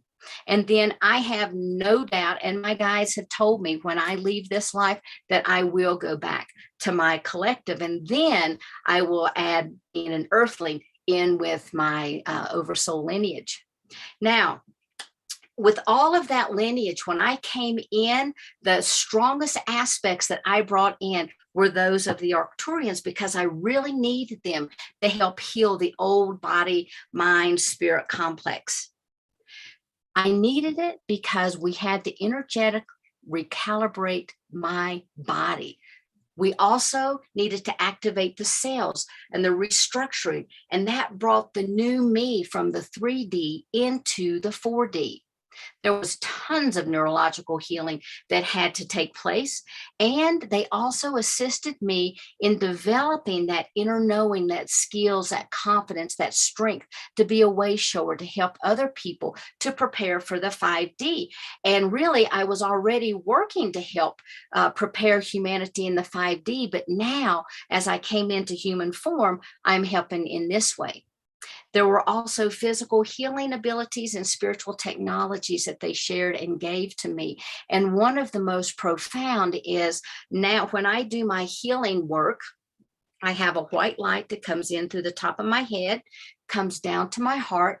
It goes out to my hands, and it is a white, kind of like this laser light, but it's enshrouded in this electric blue energy. And what that does is helps to provide some type of an anesthetic effect to the people that I'm working on, because we literally move bones, muscle, tissue, fiber in the office. It also helped me to develop the book Walk-Ins, Cosmology of the Soul, and I'll talk about that in just a second. But also with the Wish Alliance, I had very, very strong guidance from them to begin this organization. Actually, they woke me up in the middle of the night and started telling me what I needed to do. So now I want to talk to you real quickly about soul experiences. So what is a soul experience? It's anything, an event that occurs that affects and alters the natal soul, such as a walk-in. How do these experiences occur? There's a pre-birth agreement. Now, before we incarnate into this light, we meet with to this life, we meet with the councils of light, we meet with our guides, we meet with our multidimensional selves, and we formulate this plan that we are going to put into action once we incarnate into the physical form. And if we are going to be a walk-in, 9/10 of the time, that is put into that birth plan agreement. Also, there can be instances, and that's what happened with the soul that was in this body before I was. The 3D planetary existence stressed that soul to the point that it became so overwhelmed that it cried out to be released. Now, I want to say there is a difference from the soul crying out and our mind and emotions crying out to be released. A lot of people say, oh man, do I wish a walk-in would come in, and they start praying for that. But if it's not your destiny, it's not going to happen. There is something that can happen that we'll talk about in just a second too. So what conditions initiate a walk-in event? Well, illness, such as in my case, during an operation, a near death or a death experience, accidents, extreme physical, emotional, or mental trauma. Now, when I wrote my book, Walk-Ins, Cosmology of the Soul, one of the things I wanted to do was to interview other individuals. So you can see I interviewed 15 other individuals who had had a walk-in type experience. I also interviewed 8 other people in the field of science and consciousness.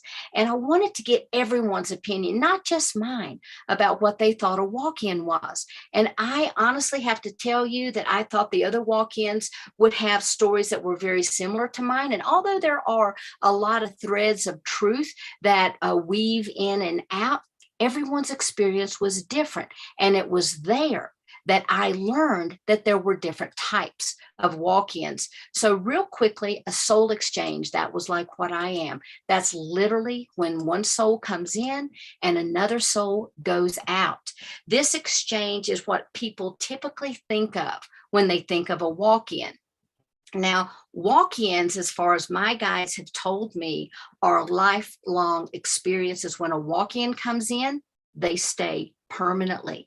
But many times when a walk-in comes in, just like with me, it kind of left me unrecognizable to myself and, kind of dazed and confused. There's also what's called a soul infusion. There's 2 different types of soul infusions that we'll talk about the second one in a minute. But this is the type when a small portion of the soul remains intact in the body and a new higher vibrational essence comes in and attaches, and it will actually meld with the soul so that they become one new soul. Now, in this case, there's no disruption of memory because they come from the same Shantias Khan, and we'll talk about that in just a minute, or oversoul.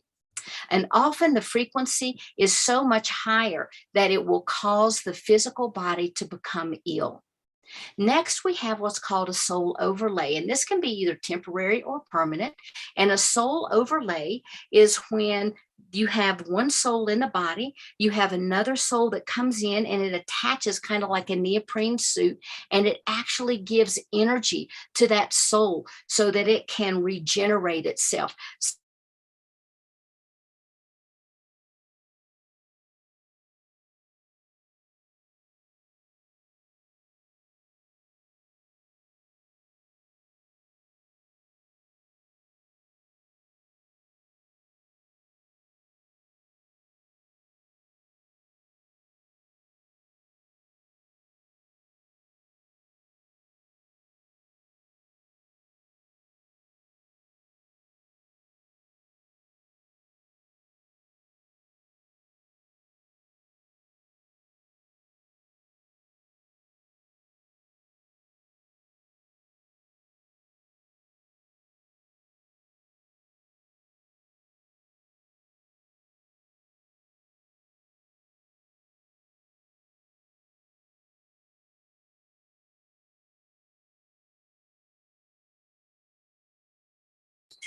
Just hang tight here, guys. We'll try to figure out what's going on here, and we'll try to rectify the problem here very quickly.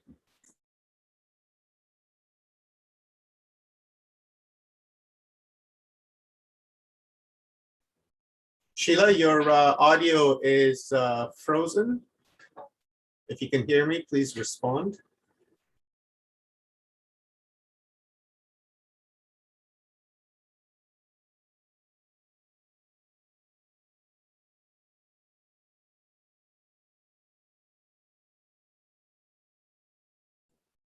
All right, guys, just going to try to figure out this issue. Hopefully you guys are enjoying the stream so far.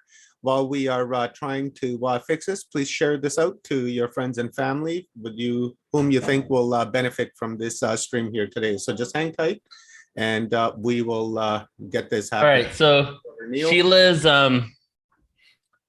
Sheila's internet went out.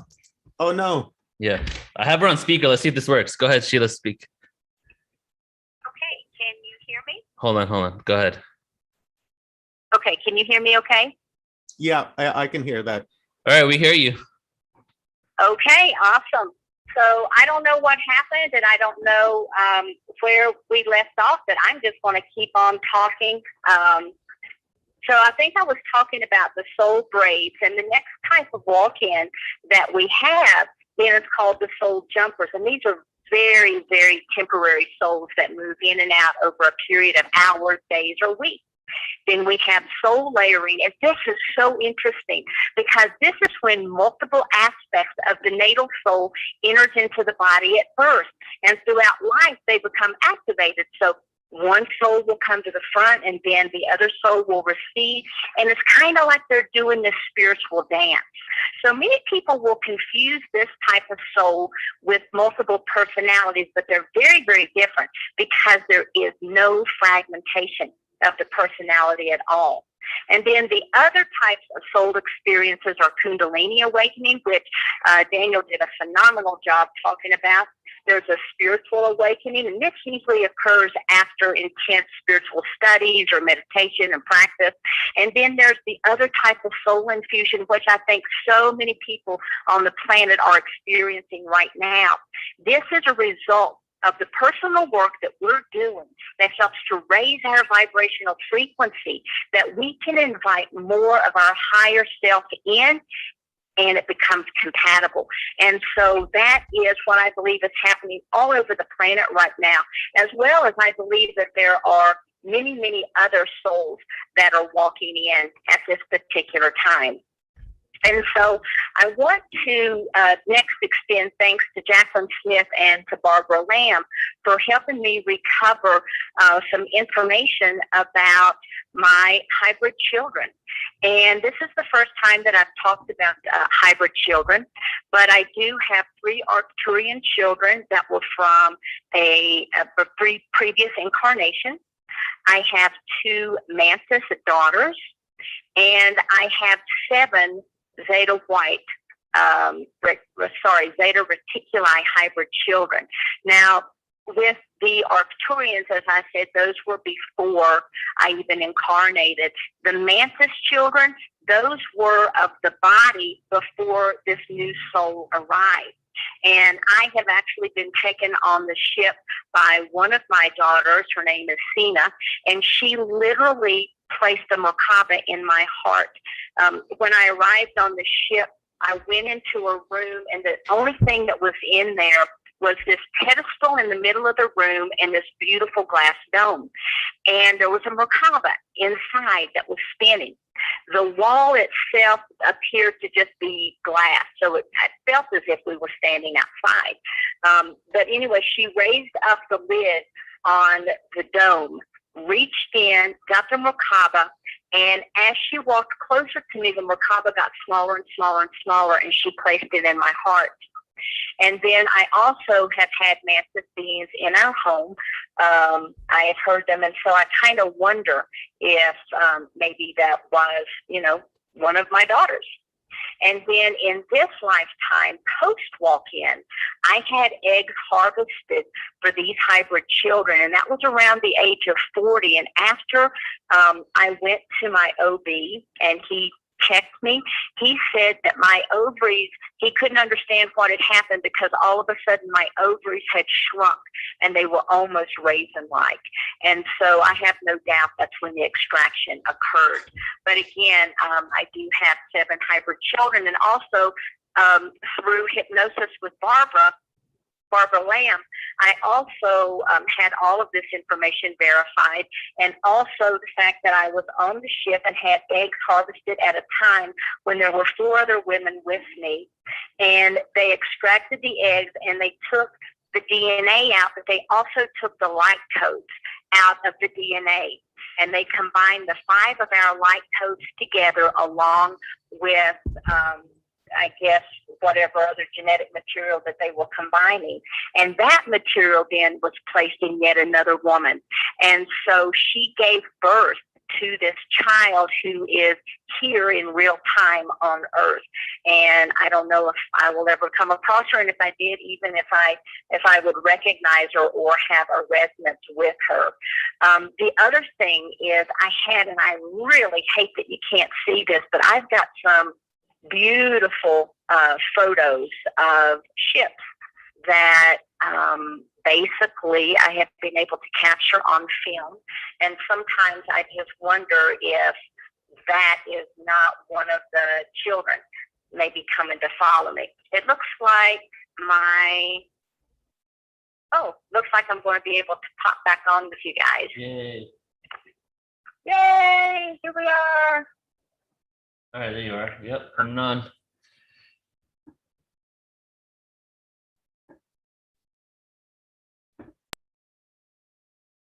Cool. Your audio's still connecting.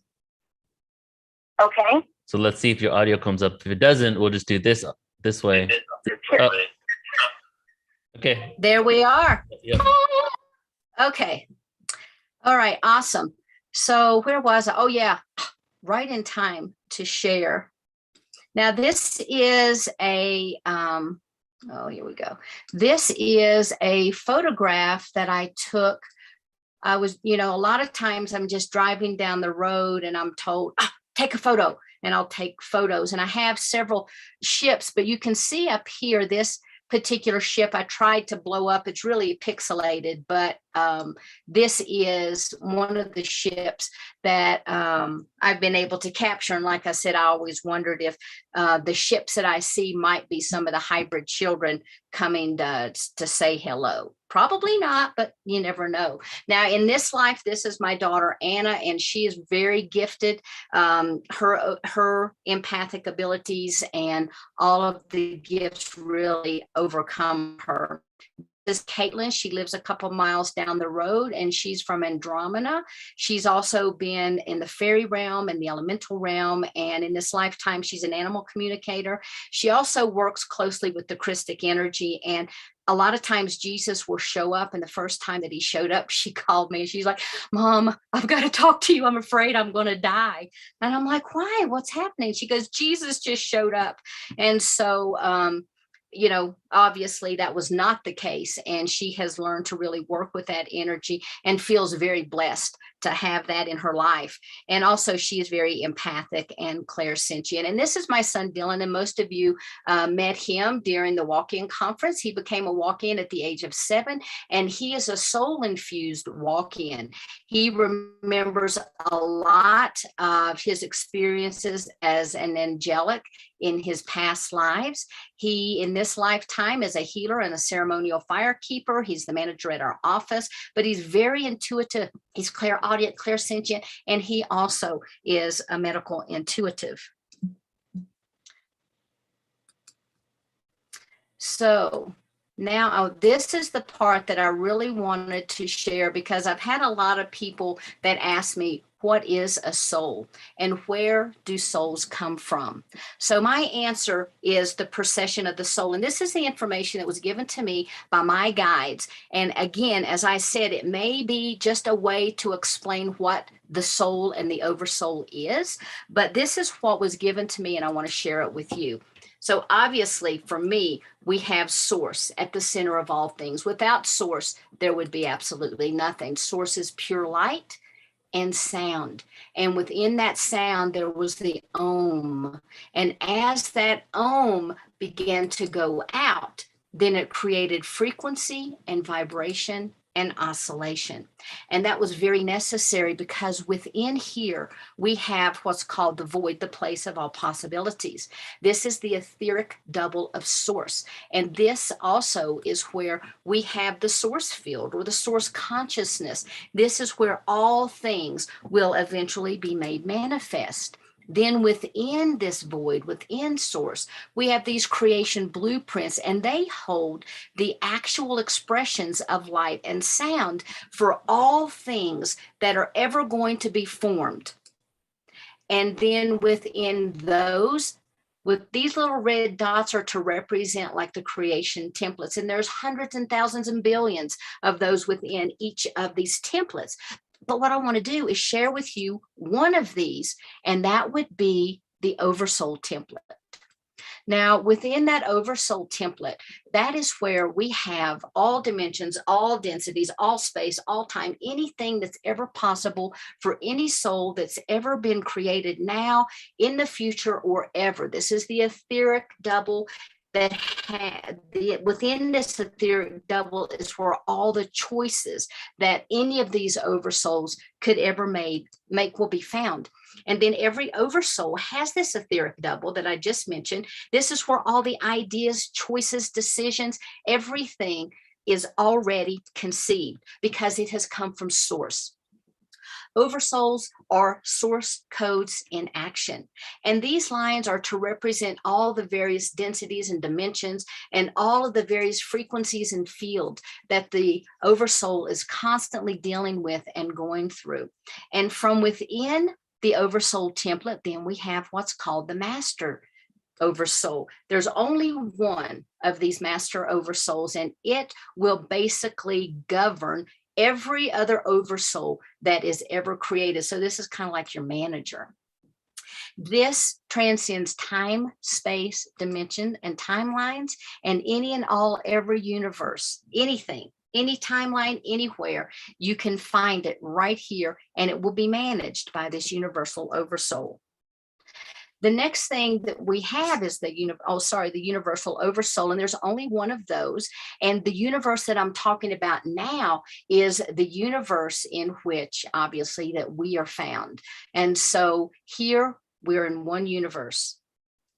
This transcends time and space as well. And the next thing that we have is the galactic or our cosmic oversoul. Now, obviously, we are in the Milky Way galaxy, but it has been revealed that there are 100 billion galaxies in the universe. And as technology begins to get better and better and better, they believe that there'll be about 200 billion. So guess what? That means each one of those galaxies also has an oversoul.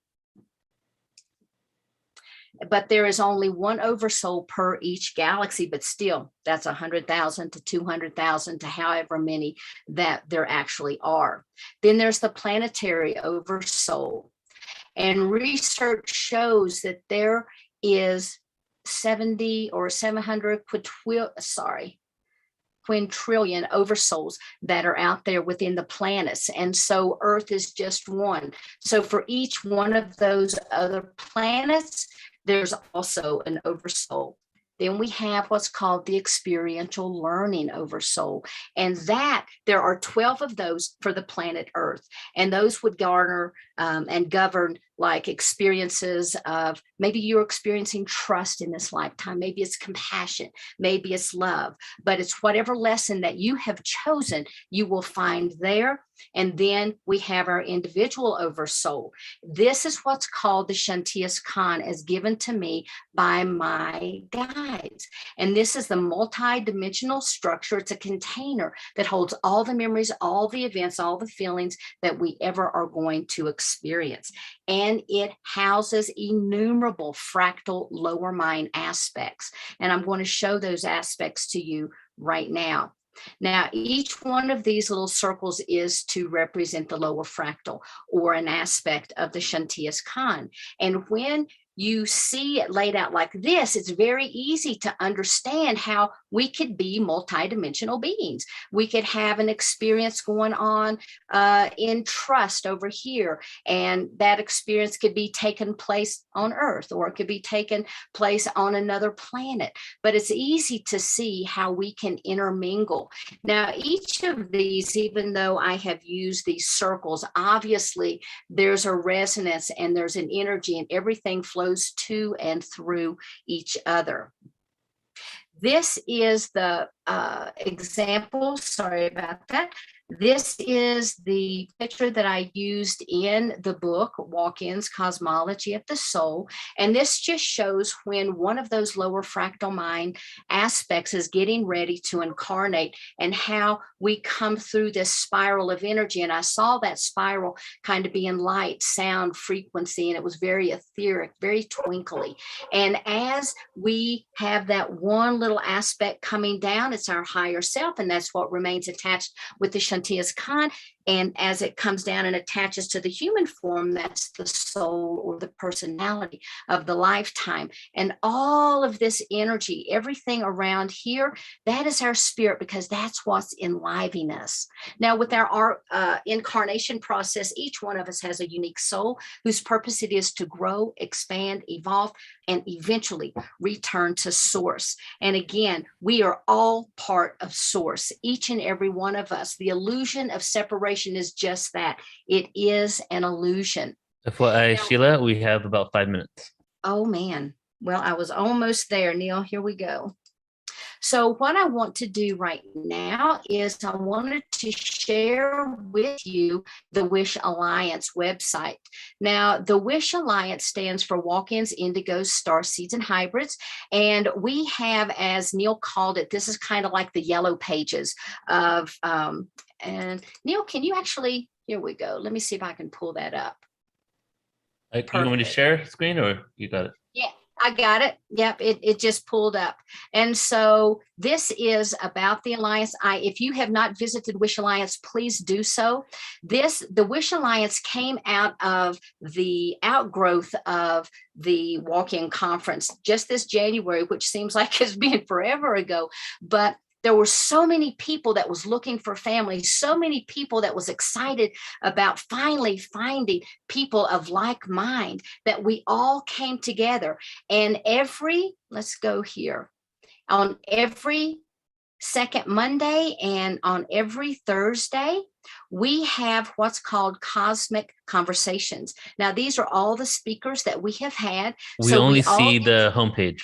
You only see the homepage? Yeah, maybe when you shared, you just shared this an individual thing rather than the whole screen. It could be. Yeah, I can take over if you want and browse through it while you talk. Okay, that would be beautiful. Yeah, thank you so much.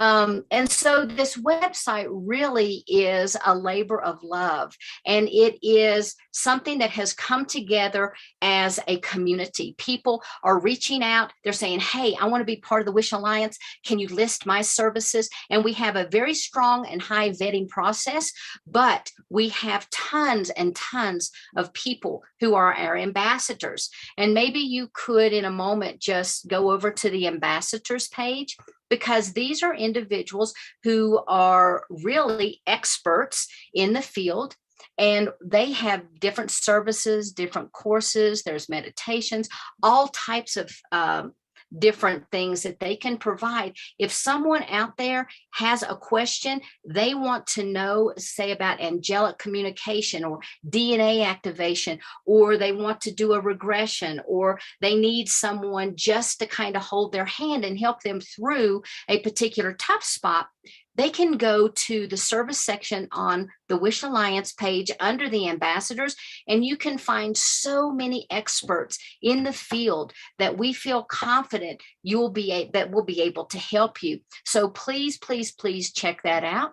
You can also, if you are looking for meditations, we have meditations. We have an artisan station that we've just started that will house all of, it'll have art, it'll have music, it'll have poetry. So we'll have some more of Neil's poetry up there. It'll have film. And if you click on, say, like the art block, then it will take you to a page that shows you the artisans that we already have up. And then if you click on one of these images, then you can see the different art that they have. And if you click on that, then it should take you to their website. But we just got this up yesterday, so we're still working out a few of the kinks.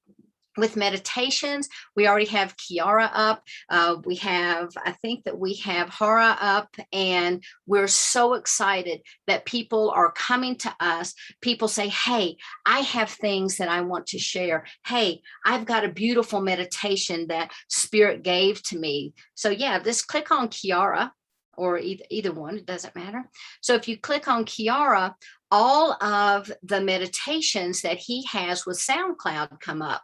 Now, I haven't figured out a way to really integrate SoundCloud into here, but if you click on, say, Healing the Inner Child, it actually will take you to Kiara's page where you can listen to everything that he already has on SoundCloud.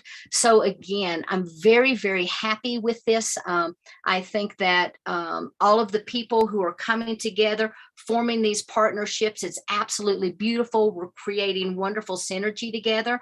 And as a result, again, we have a workshop at the end of the month, October 30th and 31st. This is the first Starseed Summit that we have produced. It's going to be 2 days, and we have all types of wonderful stories, from people having memories from the other side that they bring in. Some individuals have never had the veil to close, and so they remember the totality of all of their lifetimes. We have some people who are working with the hybridization program. So we just have a plethora of speakers, wonderful information for you. We'd love for everyone to sign up. Obviously, you can do that on wishalliance.org, or it'll take you right here to Neil at Portal to Ascension. And again, Neil, I want to thank you for all of the support that you've given us, for being part of the board, Alan, for also being part of the board, helping to support and to motivate people to help move this mission forward, because we are on the brink of ascension, and it takes all of us. Every time we're around someone, we help to increase their vibration and their frequency. So thank you guys so much for all you do. And thank you, Sheila. The Starseed conference coming up is a first of its kind, and there's so many people realizing their connection to the stars and what they have brought here to Earth from those places. This one woman who's there, Linda Bachman, helps people trace their Starseed's lineage. Kamara Jones on the Starseed Conference, she actually paints the light language. A lot of people talk light language. She is actually drawing the illustrations of these transmissions. So it's not just a conference. In a way, it's an initiation. If you're there at that Starseed conference, if you're on here, there's an awakening of the greater mind. Even if you've been awakened, the people that are speaking here, for me, I can just talk about myself, help push me to another level. So Sheila, thank you for the amazing work you are doing. Thank you. And we'll do more, of course. Okay, next up, Foster, do you want to put your camera on?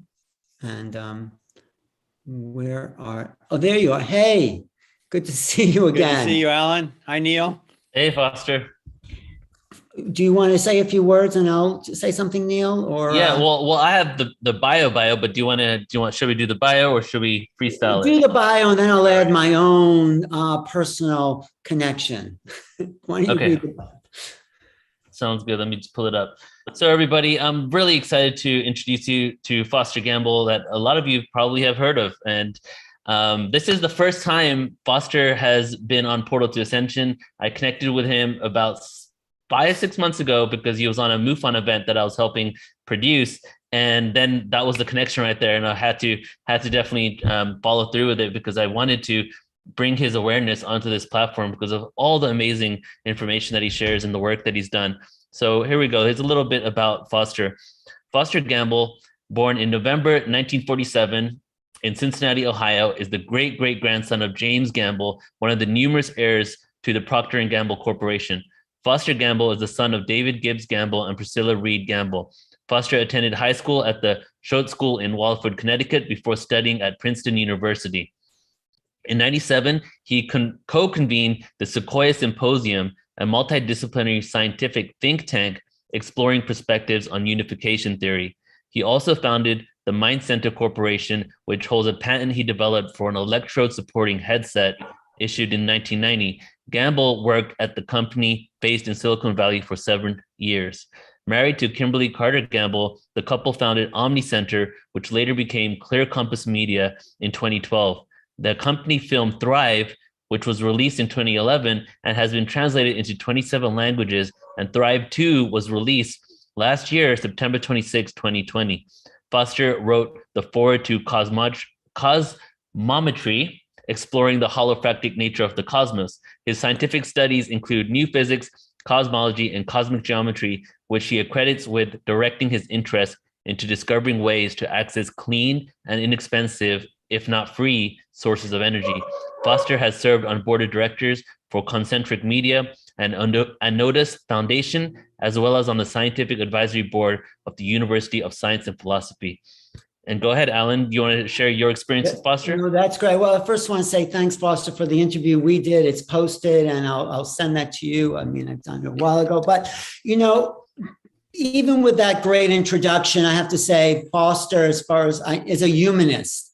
So I trust the information and the progressive nature of what he has to bring to us because he's interested in the totality of human beings thriving. Those 2 movies he did with Kimberly are revolutionary because they give us a foundation of how it's possible to thrive as human beings, which is why we incarnated in the first place. We did not come here to survive. We came here to thrive. And Foster and Kimberly gave us that gift. So I know your passion and dedication to bringing humanity up to that level of thriving. So when you say something so radical, like we don't need any authority, it's just like for a moment, which is great. It takes me back. It's like, what? And then I contemplate that and say, wow, that's you're right. And this like giving over our power to authorities like somebody else who's not as educated or well-versed in the cosmos knows better than us to lead the way. I think we've sold ourselves short because we haven't thrived in those conditions. We've hardly survived. So what Foster and his radical, I have to say it is radical. So stay tuned, guys. Buckle down your seatbelts because Foster gives us a real wider view to contemplate the realities of this world. Michelle, you want to say something? Because Michelle Anderson. I want to get to Foster and what he's going to present, but I just wanted to pop on really quickly and say, I do believe what Foster's doing is leading the way for us to co-create what we want to see on Earth. Right. And I tell everybody to go watch Thrive 2 during these times. These are monumental times. And Foster, I just want to thank you so much for what you're doing. You're tireless, you're motivational, and I can't wait to see what you're going to present. Thank you, Michelle. That means a lot. I'll pass it on to Kimberly and the team too. Thank you. Thanks for taking the lead too, Foster, and putting yourself out there and showing a direction that humanity can thrive. So thank you. Take it away. It's yours. The stage is yours. Well, I was hoping this was going to be a conversation. Oh, okay. Yeah, let's do that.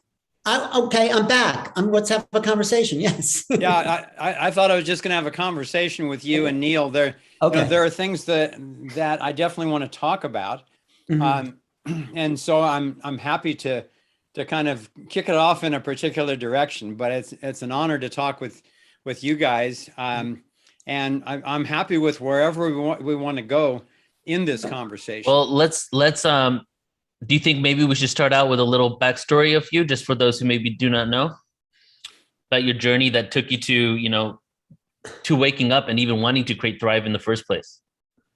Yeah, well, you filled in the logistical history very thoroughly. I appreciate that. But in terms of motivation, ever since I can remember, as a young child, I was breaking up fights and saying to people, this isn't necessary. This isn't necessary. There's another way. I wasn't sure what that way was. I saw it embodied in my parents. I had fabulous parents, I'm proud to be able to say, and a lot of really good friends and siblings. So I saw it embodied, but I didn't know until much later in my life how to resolve conflict and how to find the principles that are underlying our conflict, the destruction of whole systems, and then the way of harmony, which is aligning with whole systems. So I thought when I was in college, I knew that there were some problems, there were some environmental problems, it was the Vietnam War and so forth. But I was so convinced that humanity was on track that I thought a few years after college, we would be thriving as a species. Obviously, that didn't happen. And I committed myself to finding out what's in the way of our thriving and what can we do about it. I was fortunate to be in a position as an undergraduate with a couple of allies to create the filmmaking department at Princeton because they didn't have one, and that's what we wanted to do, and they let us do it. So I found out what it took to make a film and realized it took far too much time and money and hassle to do about something trivial. So I told my friends, I'm going to work on this question of what's in the way of our thriving and what can we do about it. And when I get that, then I'll make a film. I thought it might be 5, maybe even 10 years. Well, 42 years later, I finally felt like I understood sufficiently what was in the way of our thriving, but also the solutions that were commensurate to the problems, because I didn't just want to put out a sky is falling film.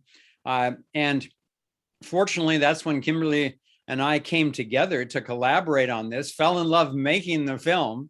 And then, kind of the rest is history. We didn't know if the world would be ready for what we offered, but it went on to become the most widely seen documentary in history, at least at that time. So obviously humanity was ready for the tough truth about what's destroying the wholeness of natural systems, but also is eager to know what can we actually do to solve it. So that's what motivates my entire life.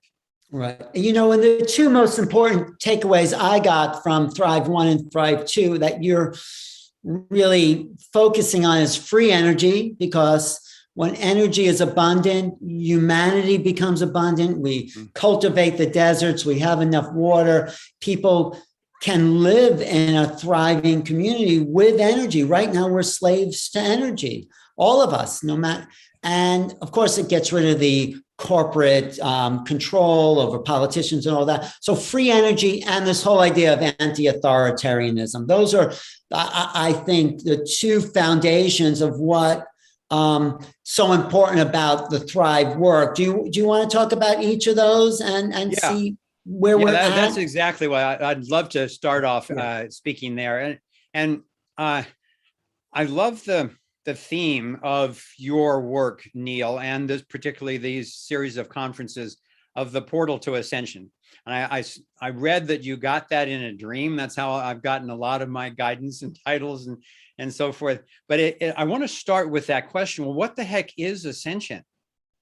You know, there's a broad swath of humanity now that is really consumed with ascending. So, okay, where are we going? You know, why are we trying to leave here, and what are we ascending to? And you know, one of the a friend of mine, and I think probably of yours as well, Neil Rogan, who is a very enlightened being and a very funny guy, said, you know, it's great to expand your consciousness, to expand your awareness. But what really matters is, what are you aware of? What are you expanding your consciousness of? And so I want to talk about the ascension for a moment, because I do validate what you and everyone else that I've been listening to in your conferences is talking about with ascension, because you can feel it inside yourself. We can feel it in the species. We are ascending in some way. It feels like uplifting. I was, as you mentioned in the intro, Neil, I founded and ran a company for 8 years in the 80s in Silicon Valley that was based on, we had developed the state-of-the-art in brainwave biofeedback technology. So we were training people for stress reduction, creativity, and mostly for spiritual expansion, and in a very grounded way. And we worked with yogis and Zen masters and Qigong masters and so forth, doing a lot of testing and so forth, so that we saw that the more expanded the state was of these masters, and also any of us, when we're in the brainwave chamber, we could see that as our state expanded, our frequency actually lowered. You know, you go down into theta, and some of the most advanced would even go down into delta, where most of us are asleep and not even dreaming. And they could be talking to us at the same time that they're in this very slow, vast brainwave. So for a while, I thought, okay, why are we talking about increasing our frequency when actually what the masters are doing are decreasing their frequency? So, but then the field of brainwave monitoring and feedback has evolved to where now they're measuring in a much higher range, in the gamma range, and realizing that as they're lowering their frequency in one octave, they're expanding it in another. So we've all intuitively felt that ascension that is now being measured even on the electromagnetic level, much less moving into the astral plane and the causal and all of these other simply realms of frequency of existence. So, do you think that has to do, because you just stimulate, as we approach the speed of light, get faster, this is the theory, the time slows down. So as we become more accelerated, we're slowing down the perceptual aptitude of time space. Well, it's a very interesting question. I spent years discussing this with probably another mutual friend, Dwayne Elgin.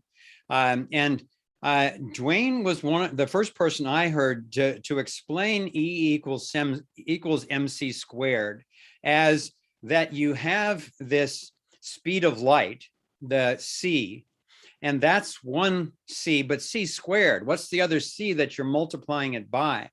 And the speed of rotation of the torus in an electron is C. It's the speed of light. So if the realm that we're living in, all the material world is made up of these whirlpools of light, as Sheila was describing, that are revolving at the speed of light, then the other C is the speed at which our spirit is emerging at the center of the torus into this realm of reality. So if we accelerate our physicalness toward the speed of light, we begin to outrun the rate at which we are emerging. so it's actually, that's another metaphor for just, one of the things I wanted to talk about, which is that the nature of the cosmos is dual. In fact, here's a model that I use where if you shrink these together, you have, it just fell apart in one way. If you pull these together, you've got a cube in the center. And as the cube expands, then there's I'm sorry, the other way around. There's an octahedron in the center. As you expand the octahedron, you get a cube in the center, and vice versa. That's the pulse that's going on all the time. We all have our duals. Sheila was just talking about the etheric double. That's another, it is like a geometric description of the etheric double. So as we are expanding ourselves, we're also moving more deeply into the black hole at the center of our being.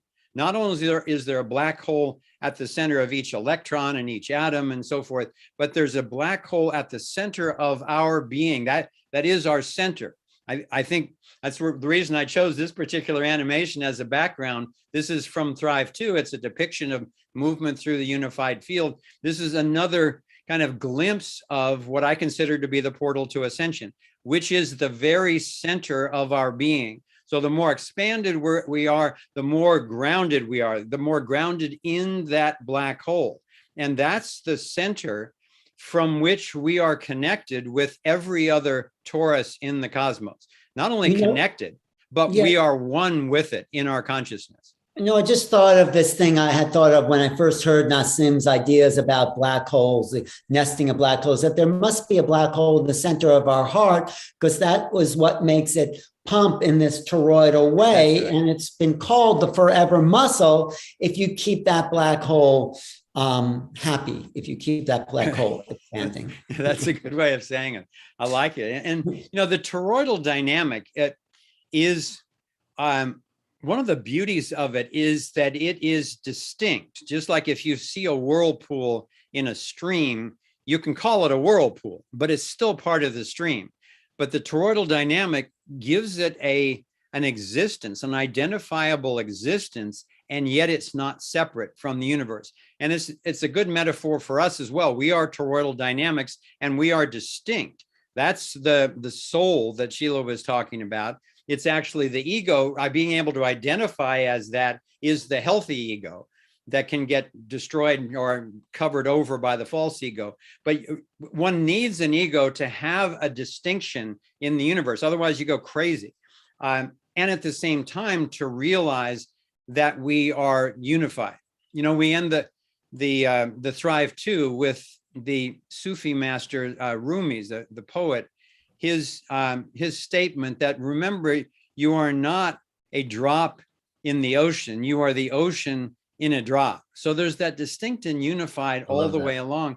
And that's what the free energy inventors are finally manifesting. I mean, I think that Tesla was doing it 100 years ago, but it's been suppressed for a century. I think the people who built the pyramids were doing it, you know, tens of thousands or hundreds of thousands of years ago.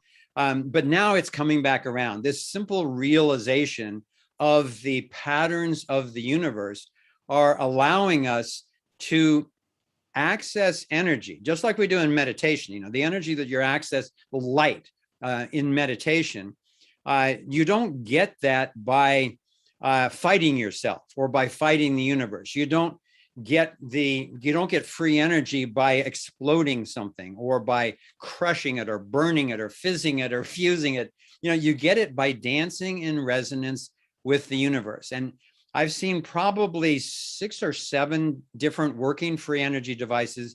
They all have different approaches. Some of them are tuning radio frequencies. Others are rotating magnets. Others have coils where they get electrons going in these vortices, and then they create a geometry of these vortices, focus it into the center, and all of a sudden there's 20,000 volts of continuous electricity. And I could go on and on with the different styles, but what they have in common is the principle that they are mimicking the toroidal dynamic and then putting the device into harmonious resonance with the unified field. And as long as we don't violate it, lo and behold, all the energy we need comes out in a clean, you know, healthy and inexpensive way. Right, but how close are we to actually having that on our desk, powering our house? I mean, that's the big question, right? Yeah, well, it's no longer a technological question. It's a political question and a security question. And I'm obviously, as I depicted in Thrive 2, I'm working with numerous of these inventors around the planet. And the effort to do that has been stalled for a year and a half because of COVID travel lockdowns. But those are starting to lift. And there's one country where 2 of our best inventors are, and they have basically been locked away from the investors and the engineers and the clients and so forth who want access to this. But that's supposed to lift within the next 2 weeks. We're very close. And we have major investors, major players in the international energy field who are actually really good and honest people and who want to get this out to the world. And we've got the engineers poised to do final vetting for them. So I believe that we will see the toothpaste out of the tube within the next 1 or 2 years. Okay, and do you think there's going to be less kickback then? Because you're saying basically the elites governing corporations, right? They don't want this to come out because it's about the bottom line for them, which is, money and greed. So do you feel that within the next 1 to 2 years, we may have like a socio-political shift that it will be allowed to come out, or maybe just small groups of people will bring it out? I don't think it will be allowed by those institutions to come out. Their vested interest is just too great, and their behavior is too bad. So it has to be strategic. This is where I was for many years. I trained and taught the martial art, the nonviolent martial art of Aikido, and I've learned a lot of strategy from that. I'm not about poking the bear in the eye. I'm about obsoleting psychopaths and creating healthy ways for the rest of us to thrive, and they're welcome to join in as long as they're not violating anyone. So I don't think it's going to be allowed, but I think it's going to be unstoppable. It's going to be coming out in multiple places around the country, and it will some of the intellectual property, some of the unique understandings will be posted on the internet in a way that, then thousands of labs all over the globe will be working on it simultaneously, and then it can't be stopped. And as soon as the first one is out in an unstoppable manner, then it's like, the legalization of marijuana. They can't stop it anymore, so they're going to try to do GMO marijuana and take it over. Same thing with the electric car. They literally were crushing electric cars for 17 years. And now we got electric cars all over the place. Yeah. It's going to be the same way. Our grandchildren look back and say, what, you didn't have this the whole time? You were fouling your own skies. Right. Not to dwell on it, but you're right. It is psychopathic for people to say, I got the power. You pay me for something that is free, like, water, like air, like electricity. So we've all been brought up in a very psychopathic society, which maybe these last 2 years or so have been the revelation of that, so we could see the truth and build a new future in a new direction, which is what you offer. So talk about that. And the inventors are waking up too. They're waking up to that the safest thing they can do is give it away. They'll get plenty of money and fame and all that kind of stuff. But as long as they're the only ones having it, then there's such a huge target on their back that they're in real danger. And one great inventor in South Korea just tried to go public marketing his device by himself. And the energy minister of South Korea visited the lab with his entourage and had a photo op with his arm around the inventor and so forth. And a week later, this guy was dead. His whole lab exploded.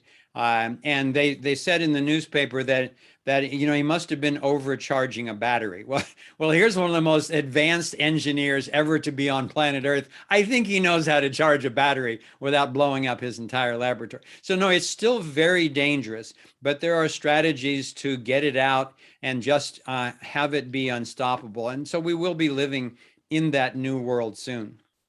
Right. Just to back up a little bit, because you talk about the toroidal form being really the structure of the universe. And when you can tap into that form, everything's available. That is the form of thriving. Can you describe that a little bit more?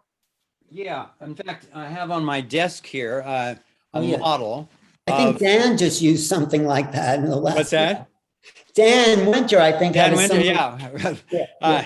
Well, Dan and I have been studying the same things for decades. Right. But anyways, if anybody doesn't know, this is a torus. It's a big donut or a bagel. It's just it's a big vortex that is spinning at the speed of light in the case of subatomic particles, and at the same time evolving, energy coming in one side, going out the other side.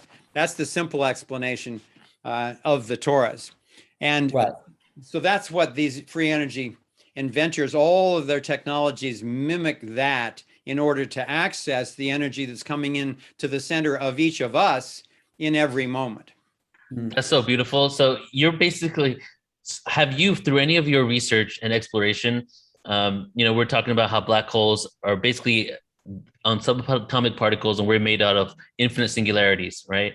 So do you believe that we have the potential to be the energy devices ourselves and move into a world where we do not need the external technology? And through your research, have you come across anybody, exploring that concept? Yeah, what a beautiful question. I think that's really at the cutting edge. And yeah, there's a lot of hoaxes out there, but there are breatharians, there are spiritual masters who are just drinking water and being out in the sunlight and so forth. And it takes a lot of practice to do that. But, if there's one anomaly, then it's not a rule. If a human being can just simply access the energy of the universe without having to chew it, then that shows us what's possible. And I think that I've also seen studies showing that the energy that a healthy person puts out during the day is way beyond the energy that is stored in the vegetables and fruit and meat and whatever that they're eating. So we are already, to a great extent, free energy devices. And anyone who's meditated for a while, you realize that when you find your center, when you resonate with that torus aura around you, and this is what the whole Monroe Institute's science is based on, that what happens is you expand your consciousness beyond the physical. And Robert Monroe measured this. The physical energy will decrease, and meanwhile, your etheric energy will increase because your consciousness is moving more out into your aura, into your etheric body. So yeah, I think in the future, we will have less and less need for the body. But at the same time, and this is something I wanted to go into, I think that each one of us is needing to kind of face the challenge of, do I really have to deal with this mucked up physical world with all these failed interpersonal human relationships when I just feel so good when I go and sit on my zafu and, see the 1,000-petaled lotus and so forth? How do I reconcile those two? And my perspective is that we are not here by accident. Each one of us as a soul came into the physical plane in order to learn.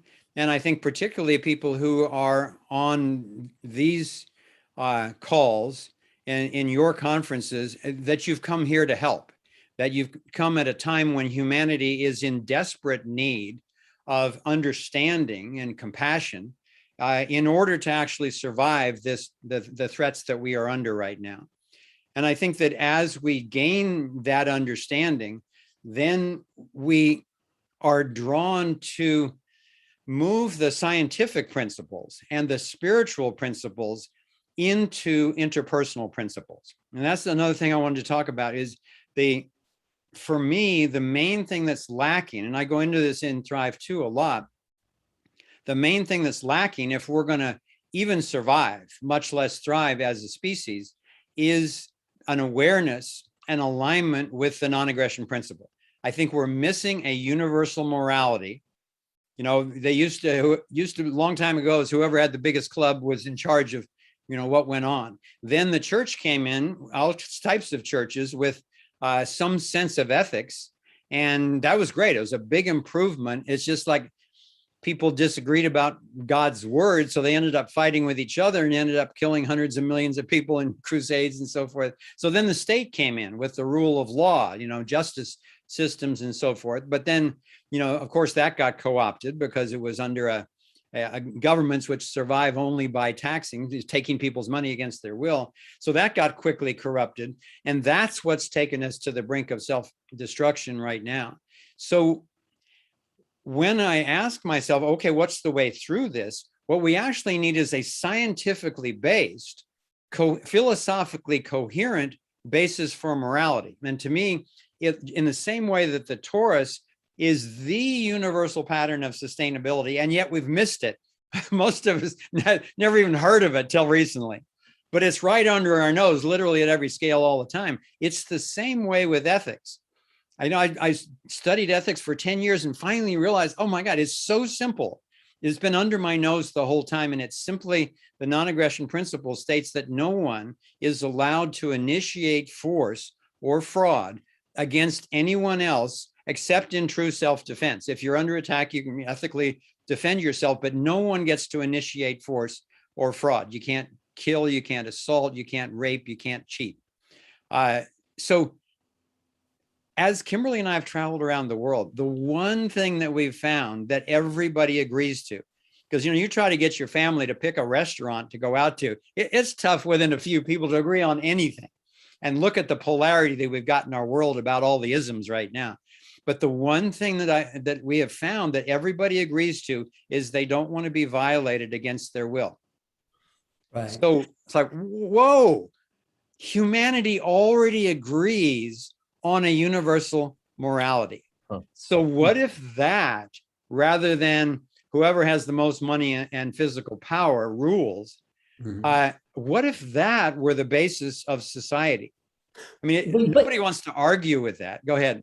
No, I just want to say what's underneath that is it's about teaching integrity. It's what the Tao Te Ching, right. The Tao, the way of the De, the Te is the integrity. If we understand integrity and kindness and a kind of like we're part of a bigger mind here, and how are we going to keep in integrity with each other and ourselves? And I think the non-aggression principle is a result of that. But we have to understand the integrity of our human system and what kindness and service and love really comes down to. So yeah, and it's a really important point, I believe, especially for the consciousness community, because the argument I usually get from the conscious community to that as well, that's a great idea, but that you'd need everybody on planet Earth to be enlightened.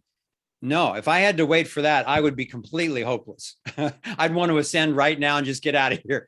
But no, actually, we just need an enlightened rule that people agree to. And if people violate that rule by violating anyone else, then they get the healing or the incarceration or the cancellation of their insurance, their business, whatever it is, in order to motivate them sufficiently to come back into alignment. So you can really do whatever you want, but as long as you don't violate everyone else's ability to do whatever they want, and respecting people's private property, including their land, their material goods and their body. No, I totally support that. And the question I actually asked you in my interview is like, let's say it's land, and I say, no, this is my land. You say, that's your land. I say, you took that from me. I say, you took that from me. And it's like, who settles, where's the, I hate to use the word authority, but who comes in and says who's right and who's wrong when there's that kind of conflict? Well, I talked a lot with some Native American chiefs about this, particularly one, Yvonne Peter, who's the chief of the Nitsai-Gwich'in tribe up in, because they've lived extremely harmoniously for thousands of years with each other, with other tribes, and with the caribou and the seals and their forests. And what they have done is pretty much along these same lines, that if someone starts stealing from someone else, lying, hurting someone else, then the tribe comes together for a healing. And if they get the healing and their behavior changes, great. And they need to make retribution to anybody that they injured. But if it doesn't, then they're banned from the tribe. And that's very dangerous when you're in Alaska on your own. So that's an ancient system which has worked really well. In the modern day, the term for it is dispute resolution organization.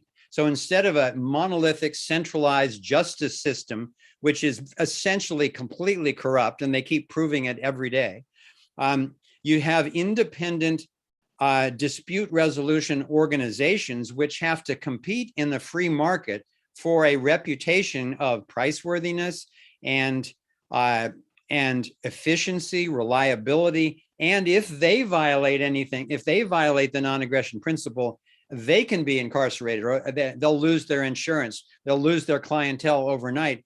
So it's a free market of people who are really good and highly respected, like the Native American elders who would resolve those conflicts. They obviously choose the most ethical people in the tribe to manage the conflict resolution. And that's what we would do also in a free market where every institution and every individual was held accountable to the non-aggression principle.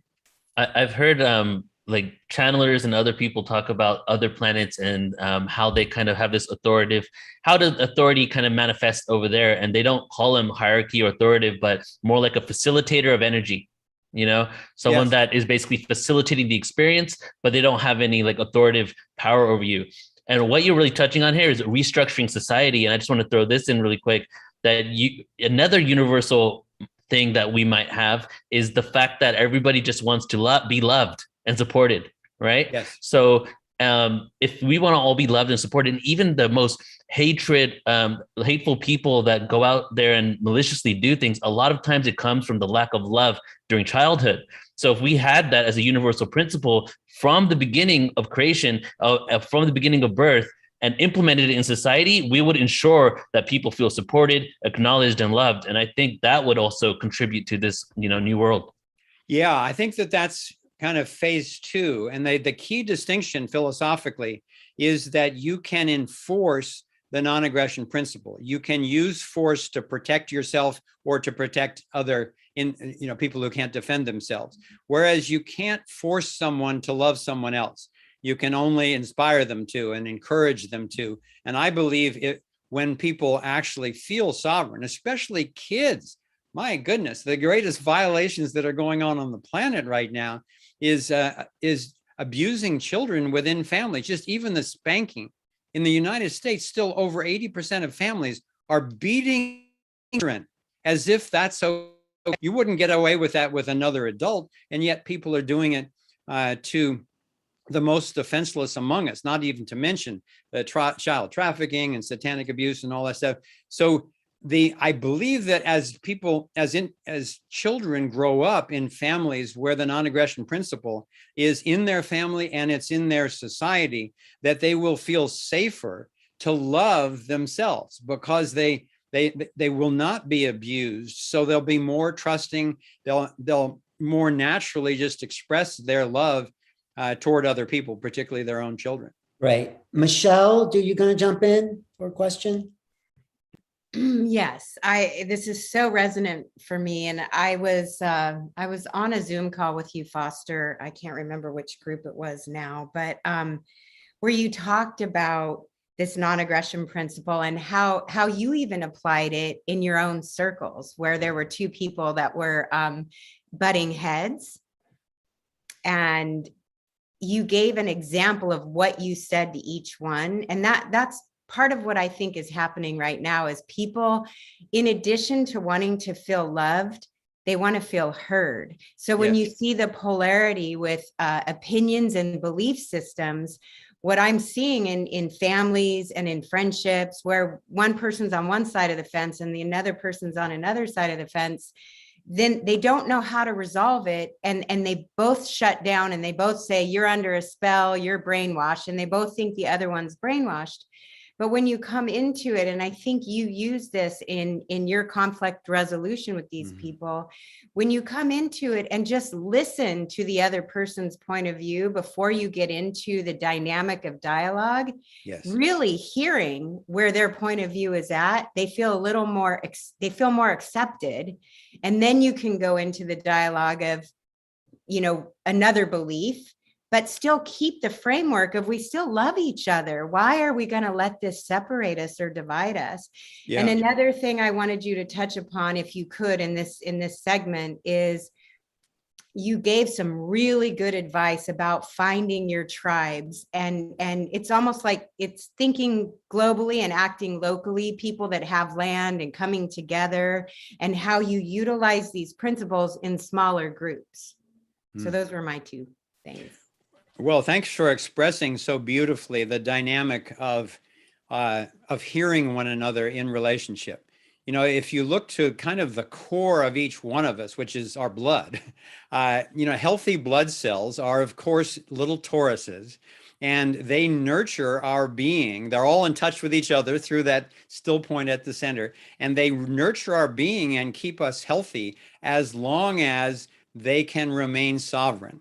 So you look at a healthy blood stream, which you can do with the dark field, you know, red blood cell microscopes now, and you see that they're full toruses, but they're all separate. They might touch occasionally, but they don't get clumped together. You know, if you're under too much stress, you're eating GMO foods, you're in 5G radiation, you're too acidified, what'll happen is those toruses start collapsing. They start to look like footballs instead of basketballs, and then they start to clump together, and then they will literally block off your bloodstream. You start getting less energy between your brain cells, and then your body starts sucking energy from your organs in order to compensate. And that's when you get a tumor in your pancreas or your heart or your brain or something like that.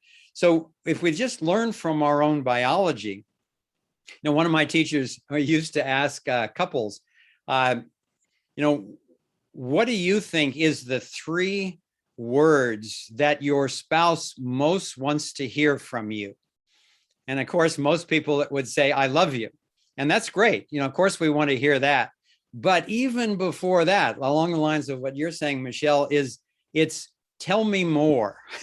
In other words, okay, I'm really here, and I not only heard what you just said, but I want to hear what else you're thinking and feeling, because that engenders love. When you're truly listening to someone, they feel like they are loved. We all are love. We all are spirit, but then it gets covered over. And when you're being heard, when you're being seen, that love can come out again, and then you can share that with others, especially by listening to them. Thank Foster. You know, I love everything you're saying, and I'm so aligned with it. But I also have to say, to just be honest, there's thousands of books of utopian philosophy and possibilities. How are we going to make this a reality in concrete ways? I think it's great that the free energy devices, but this whole other realm of anti-authoritarian, how are we going to change the world? Because it needs changing like right now. Boy, it needs it right now more than ever in at least recorded history. I mean, we are on the brink of either complete self-destruction or a global totalitarian state. And it's not going to stop unless those who are awake actually stop it. So when people ask me that question, if I had to boil it down to one sentence, I would say create the whole system alternative and then collaborate with other people to be ready to protect them. So if you have a truth media, outlet like Portals to Ascension, or like what Dr. McCullough is doing, and Sayer G and Kelly Brogan, and that all this truth that's coming out about the power of our immune system and the lies that we're being told and so forth. And now, of course, they're getting censored. You know, cryptocurrency is actually offering a decentralized, honest way for creativity to establish wealth in not a zero-sum game that benefits everyone increasingly. So of course they're trying to stop that. And I could go into every sector, in education, in health. They're trying to stop the whole system's awareness, but they is a very small group of psychopathic controllers. The rest of humanity would give you their shirt in a storm, and they really want each other to thrive. So I think that's what's coming, is people go ahead and create these healthy alternatives wherever your expertise is. And that includes the healthy alternative of cosmic connection that you're doing. Alan, I finished your book, and it's a masterpiece. I absolutely love it. I've been giving it to all my friends. And the same thing with the work that Neil is doing. You guys are showing us that we're not alone in the universe.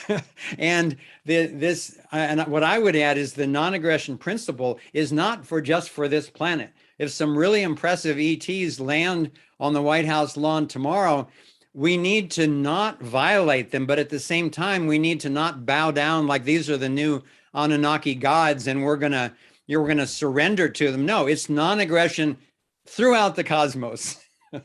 But what's one thing, like hearing you now, I know what you said is great. It's a big plan, but one thing people listening to this can put into action like right now when they leave this broadcast.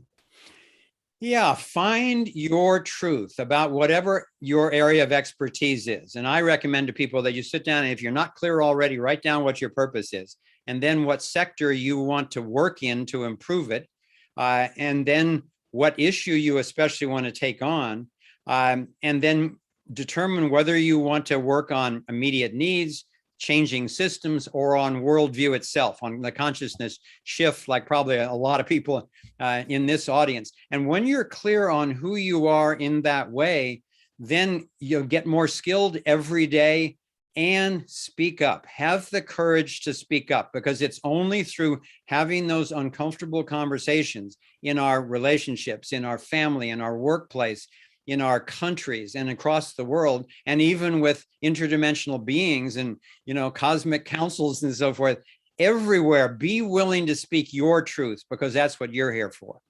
And before you go, just tell us how to plug into your Thrive networks, because you have a lot of this in place that people can just become a part of.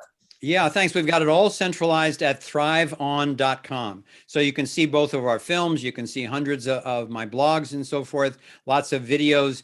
And then also you can join, there's a free trial going on now for my Freedom Portal. I do a show 3 Saturdays a month where I dive into all of these topics on my own, and then as a community, and then also I bring experts on.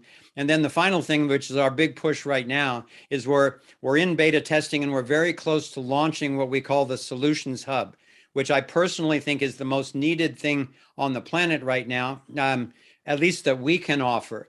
And what that is a decentralized open source platform on the internet and on your mobile phone, where ethical activists in every single sector can establish their own space as an individual or a group, then connect with others across groups, either locally or around the world, and then share best practices and share, techniques and tools and books and petitions and lawsuits and videos and so forth, so that we can together synthesize and synergize as the global community of solutionaries. And that's the unstoppable alternative to centralized totalitarian one world government. Beautiful. I appreciate your love for humanity and the effort. You don't have to do this, Foster Gamble, but you've dedicated your life to helping uplift us all so we can all live in a more coherent world, self. So yes. Thank you, Alan. I always seen and heard with you. You give us all hope, Foster. And I know that a lot of people probably jumped on because they needed hope when they came to Portal to Ascension's 4-day summit. And not only did you give us hope, but you gave us the pathway to get there. I just can't thank you enough. You and Kimberly are just heroes in all of our eyes. So thanks for being here. You are welcome. And thank you for your work, Michelle. Thank you.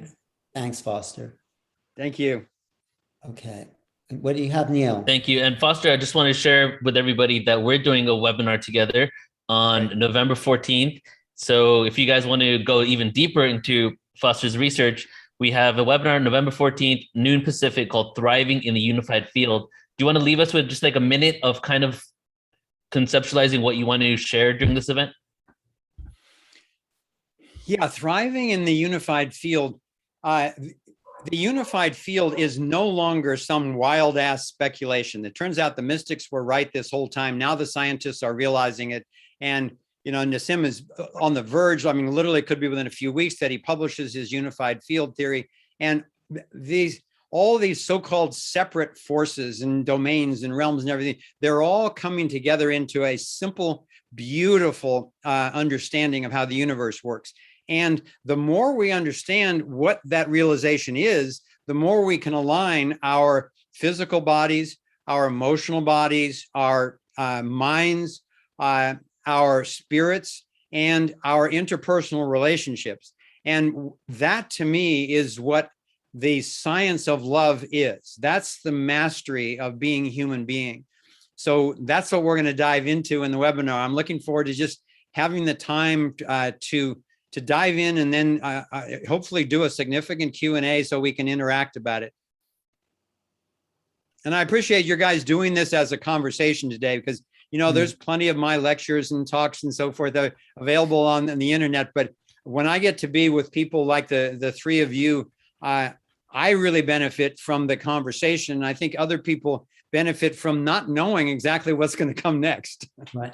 You know, the science of love, that is such a great thing, an integration of the whole human being. That's my takeaway from this conversation. Thank you. Yeah, anybody who hasn't seen Thrive 2, it's a labor of love. We spent 1,000 days after traveling around the world researching for about 6 years. We made it just as beautiful as we possibly could, but we didn't hold back on what's in the way, and especially the path to thriving. So it's a long movie. It's intense. You might want to do it in segments. It's about 2.5 hours, but you know, settle down with your friends on a couch for an evening and just enjoy the ride. It's really empowering. And beautiful music by Gary Malkin. Absolutely. He's so in touch with frequency. The best. Yeah. Yes. Yeah. Thanks, Foster. Thanks. All right. Love you guys. Thank you, See brother. you later. Love you too, man. Take care. Bye. Thanks. Bye. Okay, Brandon, welcome to the show. Thank you. Evening, everybody. That's amazing. It's amazing just to be able to follow up in the energy that Foster has created for us here. So happy to be here. Yeah, we have an incredible woman. I call her the grand dame of the UFO ET world. But go ahead, Brandon, introduce our good friend. Thank you, Alan. So for everybody who is here with us, again, thank you so much for joining in for the Portal to Ascension conference. We're going to have a lot of fun here. And Barbara, thank you so much for joining us. This is a very, very engaging and exciting topic. I'll just introduce Barbara. And Barbara, do you want to just double check your microphone and say hello? And we'll just say hello to you as well.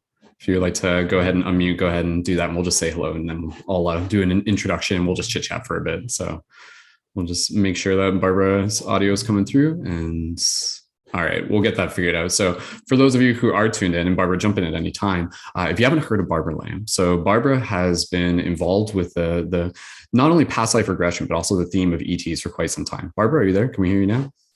Yes, can you hear me? Yes, we can. Wonderful. Barbara, thank you so much for joining us. So, well, I'm happy to be able to just kind of like chit chat, and what I'd love to even just do now is just kind of like hype things up for you, get people excited about what you're here to talk about. And that's coming from my own personal experience. Being an experiencer, it's exciting to be here talking to you. And so for everybody who is here, Barbara, over the years, she's been working with like thousands of experiencers, people who have had contact with UFOs and ETs, be it in this dimension or even in dream time. And Barbara has been helping people with past life regression. And within this, it leads into the theme of today's discussion. And the theme of today's discussion is, were you an ET in a past life? Or just the mere concept of are any of us, have we been ETs in a past life? And so this is a very interesting topic, and I love being able to explore the ET phenomenon. And Barbara has also been involved with researching crop circles over the years as well. And as Alan was saying, it's really like one of like the go-to experts within the field of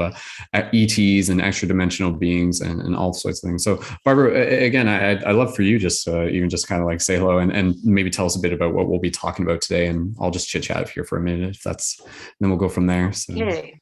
Well, I just want to say, first of all, I'm just so honored to follow Foster Gamble. Right. I mean, the work that he's doing in the world is so excellent and so needed and inspiring. But now I'll turn my attention to what I'm talking about, having been extraterrestrials in past lives. So as you very nicely said, I'm a psychotherapist, ever since 1976. I'm kind of in the old guard, and I've had lots of training in hypnosis and in regression therapy. In fact, I had 5 years of training as a past life regression therapist in the 1980s through the Association for Past Life Research and Therapies. And then so I did many, many years. I still continue to do regressions to people's past lives when people are interested in doing that, or when that seems to be the source of a current problem. Often we find that the source is in a previous lifetime and is carried over into this lifetime. But in 1991, people started coming to me to talk about their odd experiences of being visited in their rooms at night by strange beings, or having missing time experiences, or seeing a UFO and feeling like something happened there, which they don't remember. So anyway, I've done several thousand regressions since 1991 to people's experiences with extraterrestrials. That is, experiences in this life. Now, along the way, I have discovered, to my surprise, I must say, that many people have had experiences as an extraterrestrial in some of their past lives. And it all came into my attention totally by surprise. In the 1980s, I was just learning how to do regression therapy. And one of my ongoing therapy clients was very concerned because all of her life she had an anger problem. She would get angry and annoyed and blow up just, so much of the time. And even at work, and it was beginning to ruin her work relationships and ruin her personal relationships. So that was an issue she wanted to work on. So we did a regression to go back to the source of her anger, this ongoing lifelong habit of erupting into anger. And in the regression, what we found is that she was what we would call an extraterrestrial being, a very drab being, sort of grayish, brownish being on a very drab, grayish, brownish planet. There was very little vegetation there, but it was all grayish, brownish. Everything was drab and dull, and the whole lifetime was drab and dull.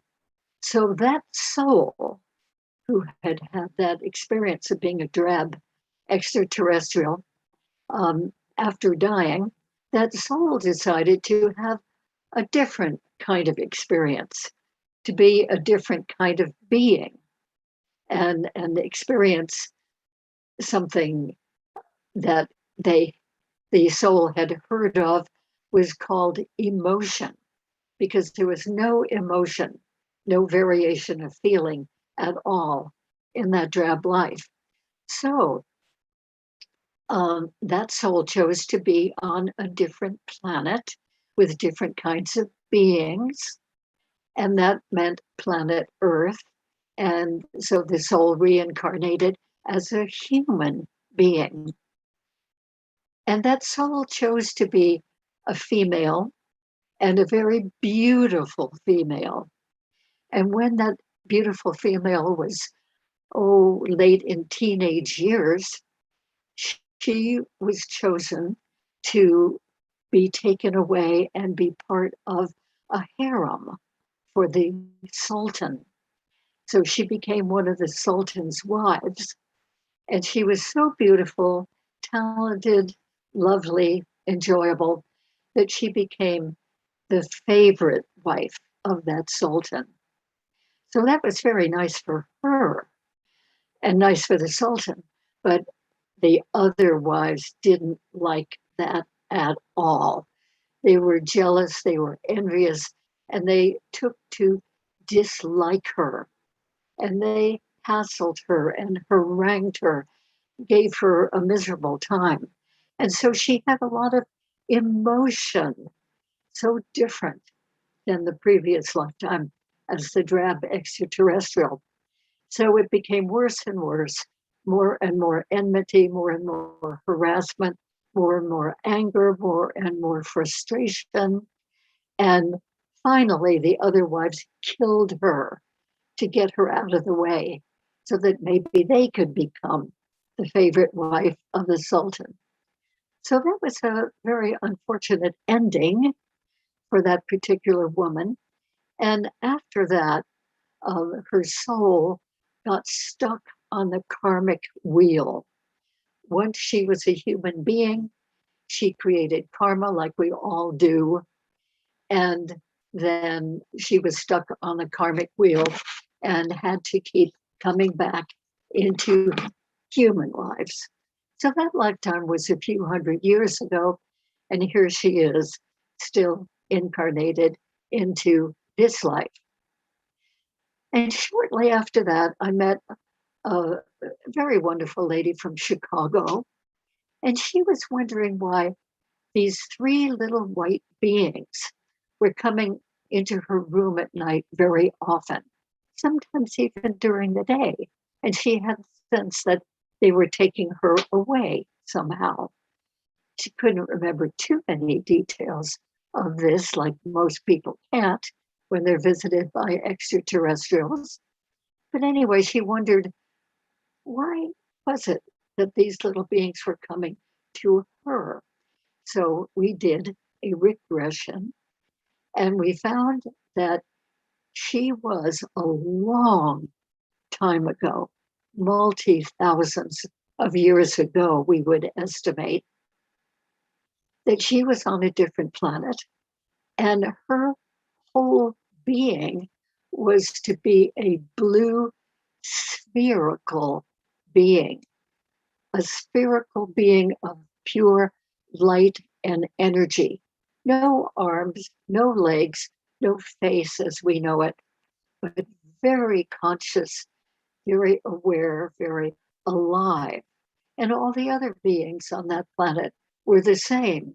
They were blue, sometimes purplish beings of light, spherically shaped, and lovely, lovely beings, very intelligent, very conscious, very aware. But those beings didn't have to eat the way we do. They didn't have to imbibe any kind of food or liquid because they were pure energy. So what they would do to refurbish themselves when their spherical shape began to sort of diminish into more of an oval shape, kind of like a balloon beginning to let out some of the air. And so when she felt diminished, she would go into a building that we would describe looking like a temple with columns. And in that building, there was only energy and light. So she would go in through the column, just float. All of these beings traveled around simply by floating, by thinking of where they wanted to go. And then their spherical bodies were floating in that direction. So she would float into the temple and just be there in this wonderful purplish blue energy. And as she was there, she would be expanding, filling up back into her true spherical shape, all refurbished, re-nourished, no food, just pure, wonderful energy. So it was a very nice lifetime, but some of her companions decided that they would like to find out about other kinds of lives on other planets. So she had a little meeting with some of these beings, and they stood around a round table that had kind of a magnifying glass, looking glass, sort of glass feature in the middle. And that enabled them to look way out into space and to see other planets and to be able to bring them closer by magnification so that they could see some of the details of those planets. And in that process, they discovered planet Earth. And they realized that there was a lot of life of all kinds going on that Earth, and that life would be very, very different there than it was here on this purplish blue spherical being planets living on pure energy and being pure energy. So anyway, they put her into a spacecraft that they had and sent her off, and she had a long trip. Details of that trip came through in the regression. And then she landed on planet Earth. And during the travel on the spaceship, she was aware of feeling her whole spherical energy body changing, becoming more compact, more dense, more physical. That was a very unusual thing for her to experience. And by the time she arrived on planet Earth, she was a human being. Now, this also was a long, long time ago. So she had changed into being a primitive, early human being, what we might refer to casually as the caveman period of human life. So here she was on this planet with everything dense and physical, plants, trees, earth, dirt, other beings like her in primitive physical bodies.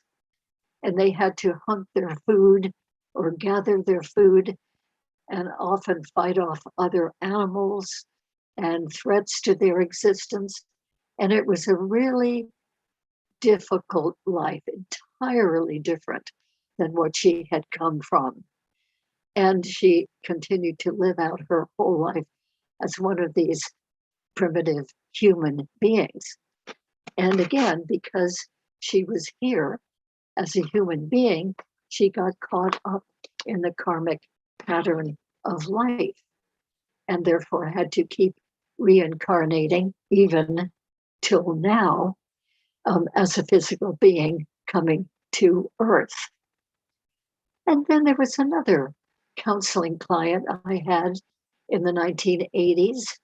And again, this was before I even knew that there were such a thing as extraterrestrial beings. So all of these regressions I'm telling you about right now were a total surprise to me because I didn't know that sort of thing existed.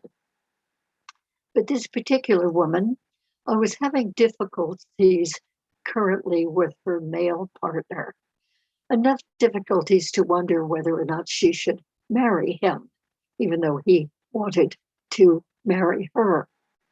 So we did a regression to figure out the basis, the source, the root of her having difficulties with this particular person. So in the regression, we went into a past life when she and her male partner were extraterrestrial beings. This was a surprise to her and a surprise to me. But there they were, coming to Earth in a fairly small spaceship and landing in a field here on Earth. And the field was outside of a town, and they were very curious about where they had landed and what this land was about. So they left their spaceship and walked a distance, a couple of miles or so, into the town. And these particular beings looked fairly human, a little bit different, although their clothing was quite different. So people in the town didn't know quite what to make of them and tended to, if anything, stay away from them. But they had a good look around. And then eventually they left the town and went back out across the field to their spaceship, went in, expecting to fly away. And the operation of the spaceship did not work. Something dysfunctional had happened. And so her male partner, Extraterrestrial, who was the pilot of this little craft and the mechanic, he was the one who understood the workings of this craft. He tried to fix the craft and he couldn't. So a day went by, a night went by, and another day, and another day, and another day, and another night. And basically, he still failed to fix the craft so that they could fly away and go back to their own planet. To make a long story short, both of them died here. A rather miserable death because they didn't have any of the nourishment that they were accustomed to. And so they basically starved and died of thirst. So the main thing about that is that the resentment that the female had, my client had, toward that male partner got carried over from that lifetime into this lifetime. That she had that feeling of disgust and distrust and disappointment in him. And yet before that regression, she hadn't really understood why that was so. So then there was a woman who came. This was after I was actually beginning to do work with extraterrestrial experiencers. And this woman heard a lecture that I was giving about extraterrestrial experiences and approached me and said, I'm having a lot of those visits too, and I would like to work with you. So she came for several regressions. Each one was extremely interesting because she had been an extraterrestrial being in each of those lifetimes. She had been different types of extraterrestrial beings according to whichever lifetime we were revisiting in regression. So she started out as being reincarnated in a planet with the beings that were intelligent and interesting,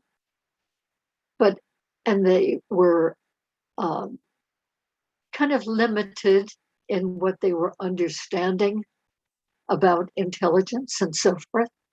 And so after she finished a lifetime on that planet, her soul decided to reincarnate on another planet that had extraterrestrial beings on it, and she would be one of those beings.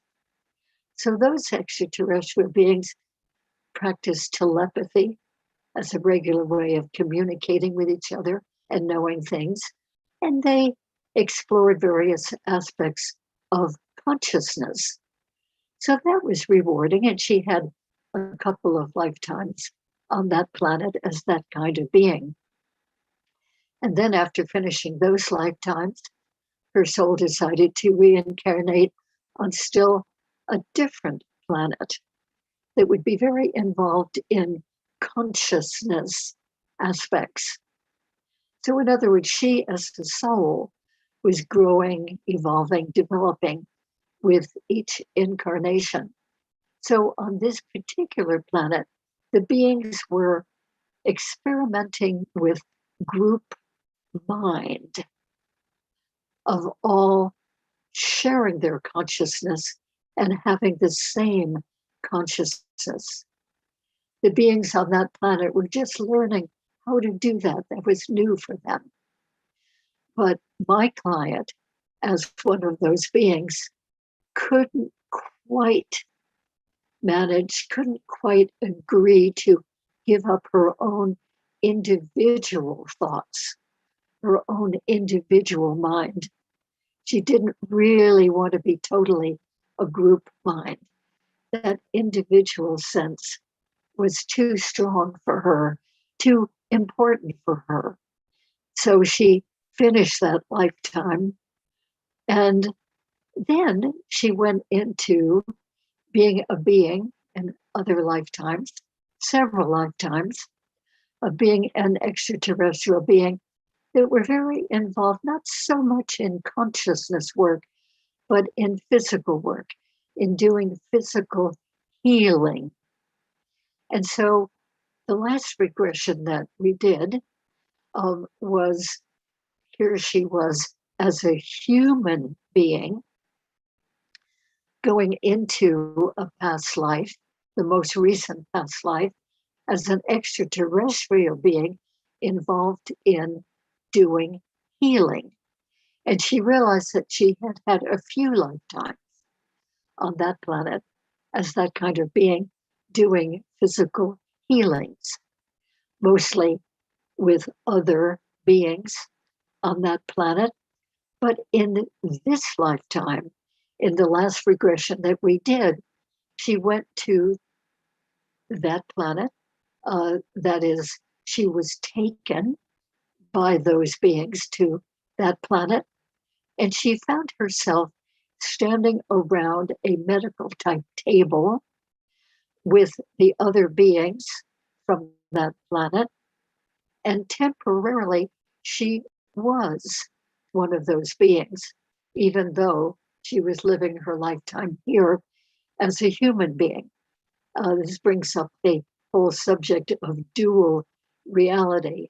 I have met a number of people who've been human beings fully living here on Earth in this incarnation, but sometimes they return to their original other lifetime extraterrestrial form for the period of that visitation and then come back to their physical form.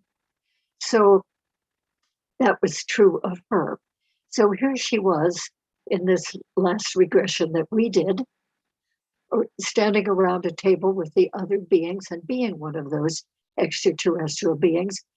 And they were actually doing healing work on an abducted human man in our contemporary times. This was in the 1990s. And so there they were working. She was perfecting her learning, her art of healing. And the thing that stood out to her in that regression is that the other beings were teaching her how to use what they called the energy code point for healing. So she brought that information, that technique back with her. And during the course of our working together, which went on for a year and a half or so, having regressions here and there, during that time, she actually left her corporate job. She had worked for one of the big corporations and was doing wonderfully in management and was rising up the chain of management. She had a wonderful job and a wonderful future ahead of her. But she left that job entirely and went to study healing. She went to New York City and studied healing, a whole long course with Barbara Brennan. And then she came back here to California and opened her own healing studio. And she is still, from the 1990s, still doing that healing work today in her studio. So it truly is her life calling. And she had learned some of those techniques from having been the extraterrestrial on that other planet during the healing work. And very recently, there was a woman who came for regression, and she knew that she was having many visits in this lifetime from Arcturian beings. These were beautiful, tall, blue-skinned beings who looked quite human, except that their head shapes were different, their eyes were much bigger, and they had this beautiful, almost luminous blue skin. And she really enjoyed her experiences with these blue Arcturian beings. So we had a regression together, and she learned that she had been one of those blue Arcturian beings during many, many lifetimes.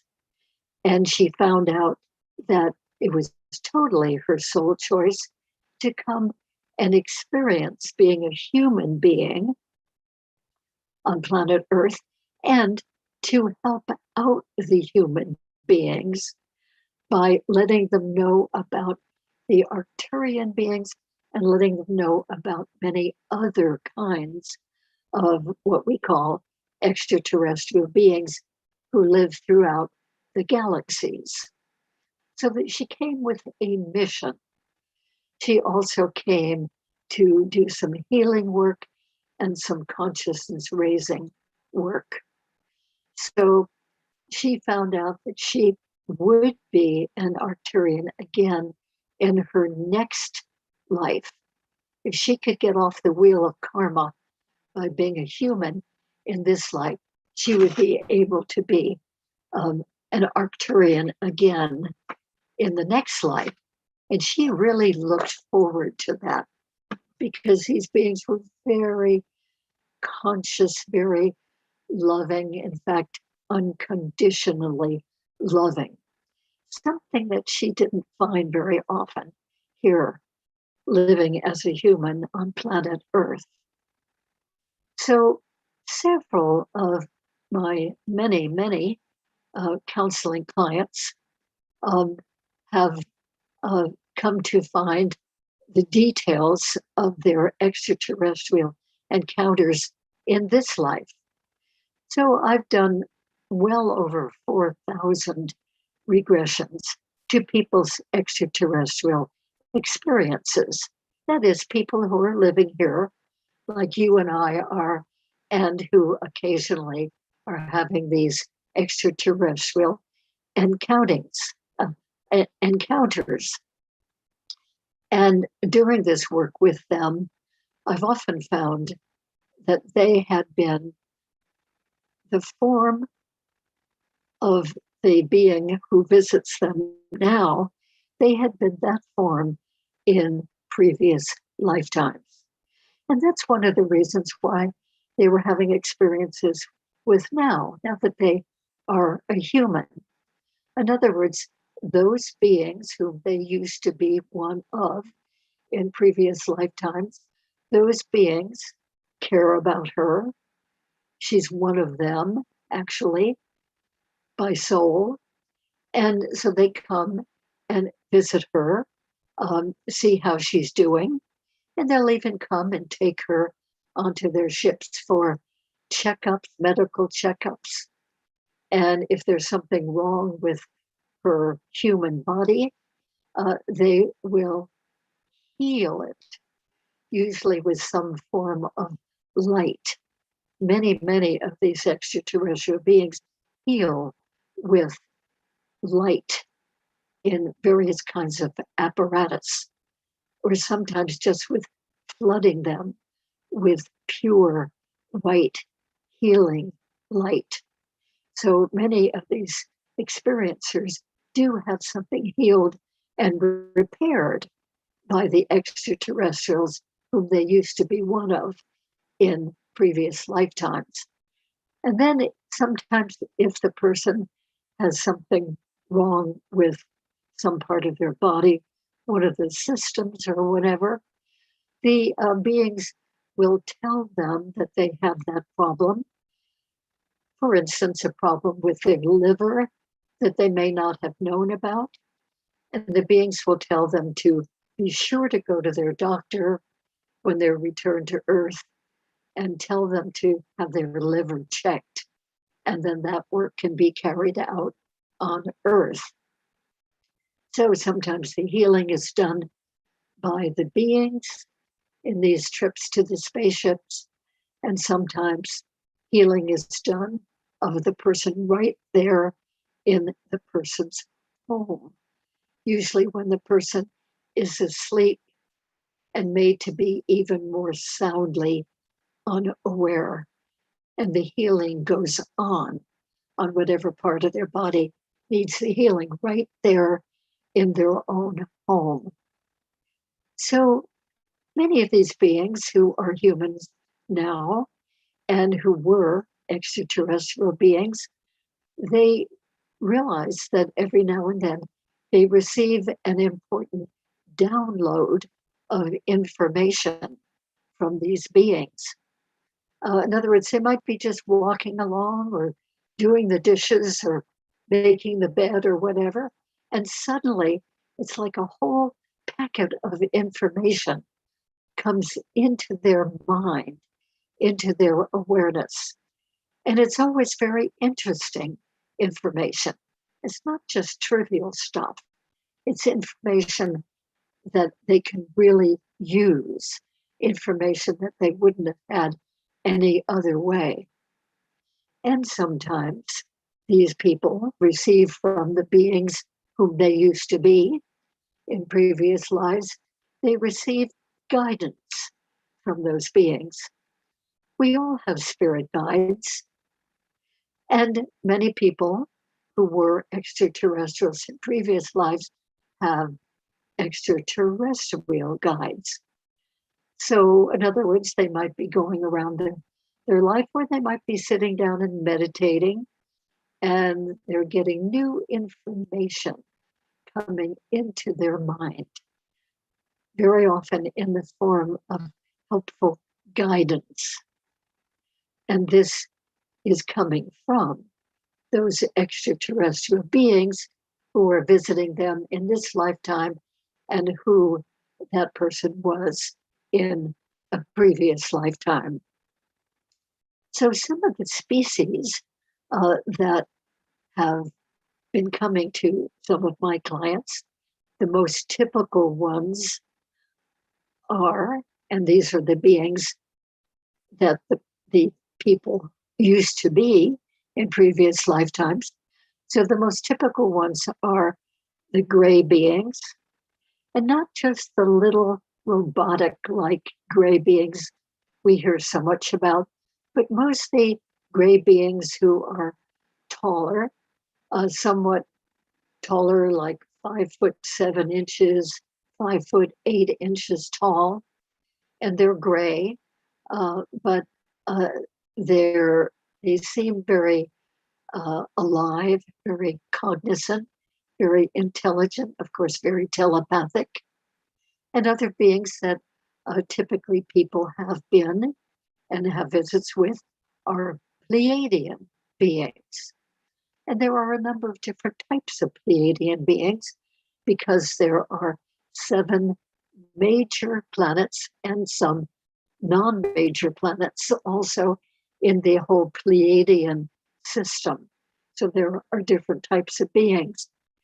And some are visited by and used to be Sirian beings, especially from Sirius B. Some of them have visits with Arcturian beings and were Arcturians. The same with Andromedans. They have Andromedan visits and were Andromedans.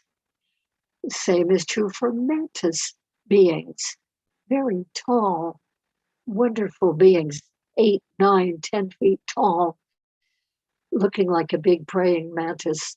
These beings are very intelligent, very all-knowing, and often are described by my clients as unconditionally loving. So some of my clients used to be mantis beings themselves. And then some of my clients have been reptilian beings. They currently have visits from reptilian beings, and they used to be reptilian beings. Reptilian beings tend to have a pretty negative rap, as most of you have heard. But there are actually many different species of reptilian beings, and some of them are really decent, really what we would call nice, likable, workable with, very acceptable to us. So some of my people have been reptilians in previous lifetimes, and some have been tall, white Zeta beings. Again, wonderful, high consciousness, loving beings. And some have been Antarian beings.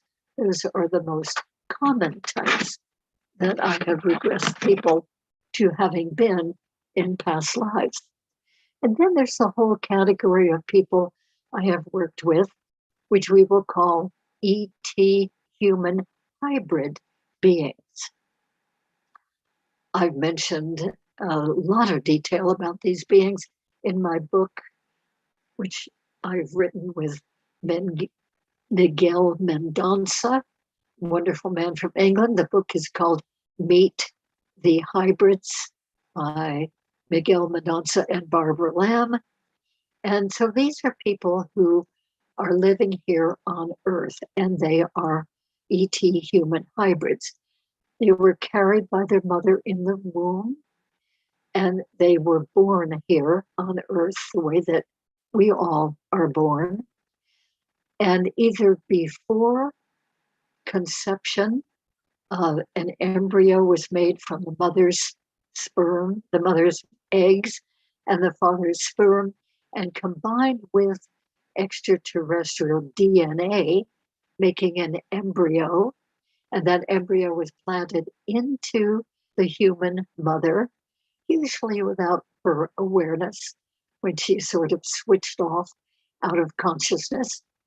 And then another method of creating the hybrid who lives on Earth is that when the mother is pregnant, usually about 6 or 7 months along in the pregnancy, she is taken by extraterrestrials, and they use a syringe and inject through the wall of her abdomen, the wall of the uterus, and into the growing fetus. And that fetus is hybridized and therefore is born as an ET human hybrid. So all of these hybrids have DNA from not only one extraterrestrial species, but 2 or 3 or 4 or 5 or 6 different extraterrestrial species. And these hybrids are wonderful people. They are here totally as ambassadors for the beings whose DNA they have. Ambassadors in the sense that they are doing the work here, that those beings are not able to do their work here. They're not able to come here, stay here, live here. And so they create the hybrids who are here doing the work with which these very enlightened beings would like to see done on Earth. It's all about raising the consciousness of humanity. So these hybrids are here serving, raising consciousness, healing people, doing telepathic work, doing telepathy, and communicating with animals. They're teaching, they're doing workshops, they're writing books, they're writing articles, all of that to raise the consciousness of humanity. We're very fortunate to have these people with us. And so these people, these hybrids, not only have extraterrestrial DNA, but in many cases, we have found out through regression that they had been those species of extraterrestrials in previous lifetimes. So some of them had found out that they had been mantis beings, or little gray beings, or medium-sized gray beings. Some of them had been tall white zetas, or Arcturians, or Andromedans, or reptilian beings, or dolphin-like beings living on a very watery planet, or Quabar beings. The Quabar being is a combination of different kinds of extraterrestrial beings, kind of like a group soul, a group being. Some used to be Syrian beings, some had been Anunnaki beings, some had been Lyrans, some had been Pygmalian beings, not very much heard of here. Some had been Zeta beings, some had been Camelopardian beings. Again, not very well heard of here. Also, we have with us on Earth walk-ins, which Sheila Seppi, a couple of hours ago, gave a wonderful lecture about. This is where a soul does a soul exchange with a person living here who really does not want to be here anymore. That person might be in her 30s, 40s, 50s, still having quite a bit of lifetime left as a human. And the soul of that person who doesn't want to be here anymore, they make an agreement, a soul agreement, that at a particular time and place, the old soul will leave the body as the incoming soul comes into and inhabits the body from then on. And this work, these walk-ins, always seem to come here for giving totally good service to humanity, raising the consciousness of humanity and giving good service in many, many ways. Some of the souls that come in as a walk-in come from the spiritual realm. And some souls who walk in come from the extraterrestrial realm.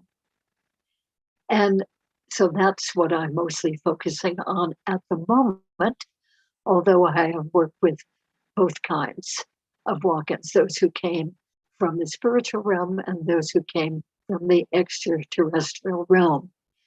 So those particularly fascinate me, the ones who were extraterrestrials and left that life and did the soul exchange with a human in order to be here and serve. So in some of these cases, the soul of that kind of walk-in now and then returns to their original spaceship and their companions that they came from when they did the walk-in experience. And experience maybe for a few hours being one of their original kind of beings again.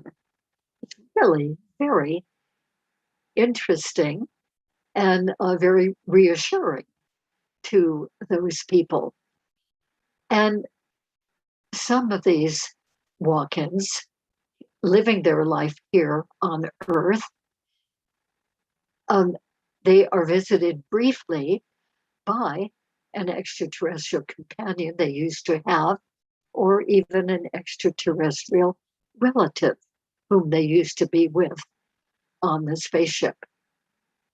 And one man I worked with who is a walk-in, sometimes every now and then, maybe every several months, return to his extraterrestrial ship and briefly, for a few hours, to his life as the captain, extraterrestrial captain of that ship. He would actually experience being morphed or changed back into his original extraterrestrial form for a few hours. and maybe flying the ship or maybe just discussing things with his companions on the ship. Now, these experiences would usually happen during the night. And another man, another woman who was a walk-in sometimes returned to her ET ship and would actually fly the ship for a few hours and then come back, wake up the next morning in bed, not even knowing they had had that experience, or maybe having a vague sense of it. So I'm thinking that our time is coming to a close. Barbara, thank you so I want much. to mention quickly, Go ahead. I just very quickly want to mention one of the hybrid women, Jacqueline Smith, is available to give readings, psychic readings, about your lineage of various kinds of extraterrestrials that you may have been in your past life. Her email is jacquelinesmith@jacquelinesmith.com. So that's one way to find out if you were an extraterrestrial in previous lives, and if so, what kind of extraterrestrials have you been? Anyway, to wrap this all up, all of the hybrids I have worked with and some of the walk-ins have this wonderful understanding, which I'd like to pass along to you. And that is that we are all one. Not only we humans are all one, but we humans and all the beings in creation, in the cosmos, are all one. And we are all from the great creative source. Thank you very much. Barbara, thank you so much. It's fascinating being able to hear you share from all the wisdom you hold. And again, I think this is one of those topics that for many people, just to be able to hear your confidence and sharing from your experiences and meeting all these people over the years, it really just helps us begin to feel into that idea of like, okay, like these races, they exist. This is an experience. And then how much more there is still for us to explore and learn. So Barbara, thank you again so much for joining us here today and for sharing from your Very welcome. My pleasure. Beautiful. Thank you. So with that said, we are at the point where I think we're ready to transition. And Michelle, is that cool with you? I'll pass it over to you. Barbara, was there anything else you wanted to mention real quick before we wrap it up? Just my website, if anybody wants to find out more, is BarbaraLambRegressions.com. BarbaraLambRegressions.com. And Barbara, do you do your regressions in person, online? How do you do your regressions? Well, I mostly was doing them in person, although people started coming from all over the world, and I adapted to doing Zoom regressions or Skype or even FaceTime. And then, of course, when COVID came in, many people, of course, didn't want to come in person, nor did I. We continued many of those regressions on Zoom or Skype or FaceTime. And I'm still finding that that's a wonderful way. They work remarkably well, almost like being in person. That I feel that from just being on the Portal to Ascension conferences, that we all, we're not hugging each other in real time, but I feel our hearts are doing something, interacting with each other, just in seeing face to face and hearing each other's voices. It is very heart opening to be here in this space with all these people merging. And I just wanted to say, Barbara, I've loved you from the minute I met you. And I thank you for the work that you're doing with everyone. And each one of those stories, as I was sitting here listening, I could feel what was happening in my body, because every story has a code in it. And if we're dealing with something personally, it activates a knowing within each one of us that maybe we're relating to someone else's story, and gives us the impetus to want to go forward on our own personal soul evolutionary journey through hearing these stories, because we all have our own, right? And Brendan, I think you Yes. said that in the beginning when we first got on. So I really appreciate it. And thank you for being with us and a part of this family, and just love what you do. Thank you, Michelle, and it's lovely to see you again. Same here. And Joan seemed like she was bursting with excitement. So I want to give her a moment here. Joan, if you want to come on and just share the excitement that I could see in your face. Okay. You know Hi, what? Joe. Everyone talked about my smile, so now I'm here to smile. Barbara, the fact is you're confirming through your hypnosis the presence of the extraterrestrials and our hybrid selves and our past life, present life, future lives all in one breath. And so I get very excited. I just get very, very excited, and I'm really appreciative. And you're so solid. I think the thing I appreciate the most is that you're so solid and you're so grounded, and you've done this year after year. You have so much evidence and research, and keep going. You're an icon. Thank you. That's wonderful. Yeah. I appreciate what you're doing too. Well, just happy you bring this to the world. We need that. We need the confidence of it. We need to know we can bring that into our memory, and then to shift some of that karma and do what we came here to do. So thank you. Thank you. Thank you, Barbara. Thank you, Joan. Like, honestly, I'd be okay with just listening to you guys just talk about everything all day around here. So, and Barbara, thank you again for being here. I assume, Michelle, we're probably about ready to bring on we have a special performance coming up from Kiyoshi, if I'm not mistaken, or sorry, it might not, it's not, is it a performance? Might be mistaken there, but We're going to find out. I'm looking for him in the Zoom room, and I don't see him yet. So He's in right now. He's here. Okay. He's Thank here. you, Barbara. Love you so much. thank you, Barbara. Thank you. Barbara. Okay, all right. I'm out of here, Michelle. I'll leave you guys. Kiyoshi, thank you so much. My name's Brendan, Mystic Spider-Man on Instagram. I'll talk to you guys later. See you in the conference. Thanks, Brendan. Kiyoshi's in the house. I'm so excited. Hey, everybody. Kiyoshi, I didn't know that I was going to be introducing you until this morning, and I'm so excited because my first taste of what you do was at the Disclosure Fest Acon Lighting LA event that was in November of 2019, right before we kind of went into this phase here. And I remember seeing you there and looking at my friend and saying, who is this? Who is this who's busting my heart open with what you were sharing? And I just love the way that you use spoken word and hip hop to empower humanity. You definitely are a world premiere visionary. And I just jumped on your Instagram before we came on live, and I was like, look at him go, all the stuff that you have going on. It looks like you and Kelsey are hosting an Expand Your Expression retreat this winter in Guatemala. Is that right?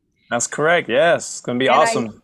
And I see that at the end of this month, you and one of my dear friends, Jay Brave, are doing a leap into consciousness. It's an event? Yeah, it's an 8-week course. Me and Jay Brave will be co-facilitating and teaching together Leap into Leadership. It's an 8-week transformational journey, teaching people how to bring their gifts to the forefront, offer their services through their unique purpose-driven gifts, how to monetize those offerings, as well as learn some creative techniques and methods that we've been training ourselves over the past number of decades. We do very similar archetypes and good fellow brothers. We've toured many different cities and even countries over the past number of years.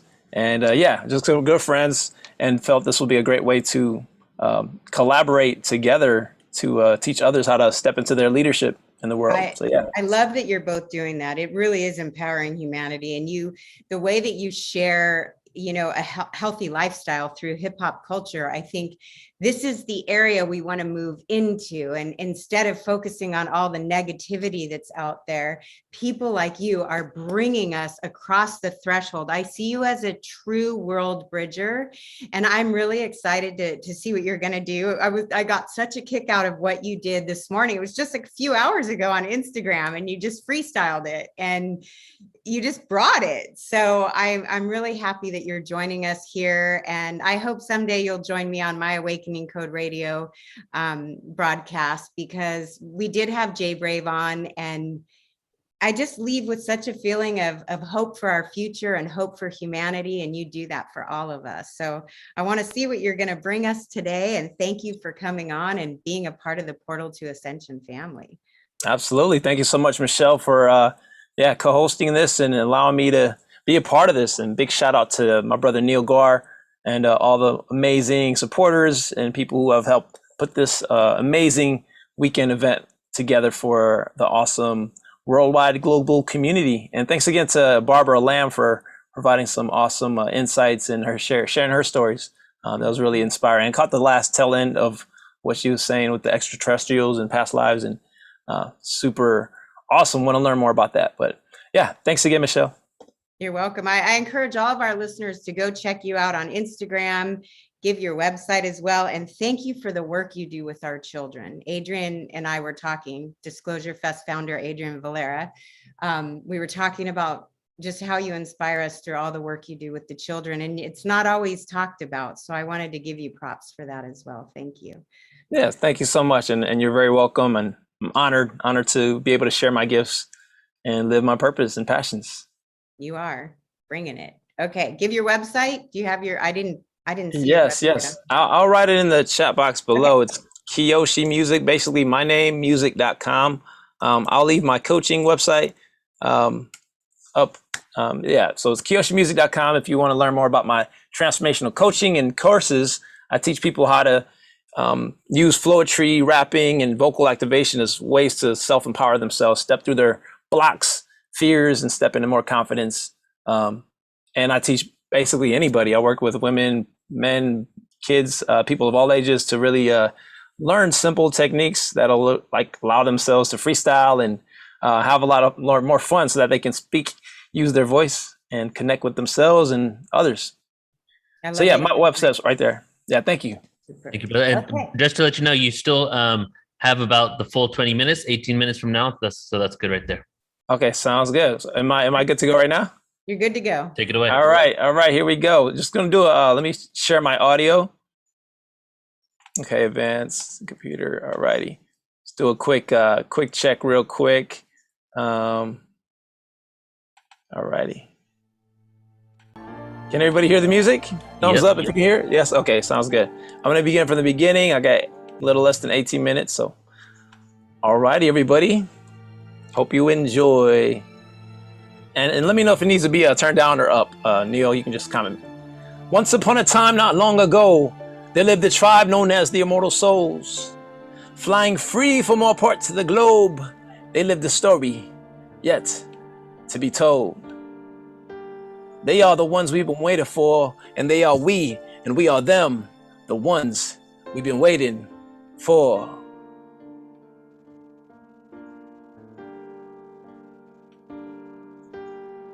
Reflections of each other's perfection, we met in alternate lifetimes, beyond skylines of divine white light.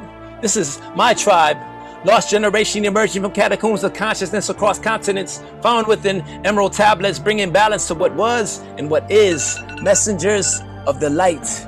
We are here, restoring balance.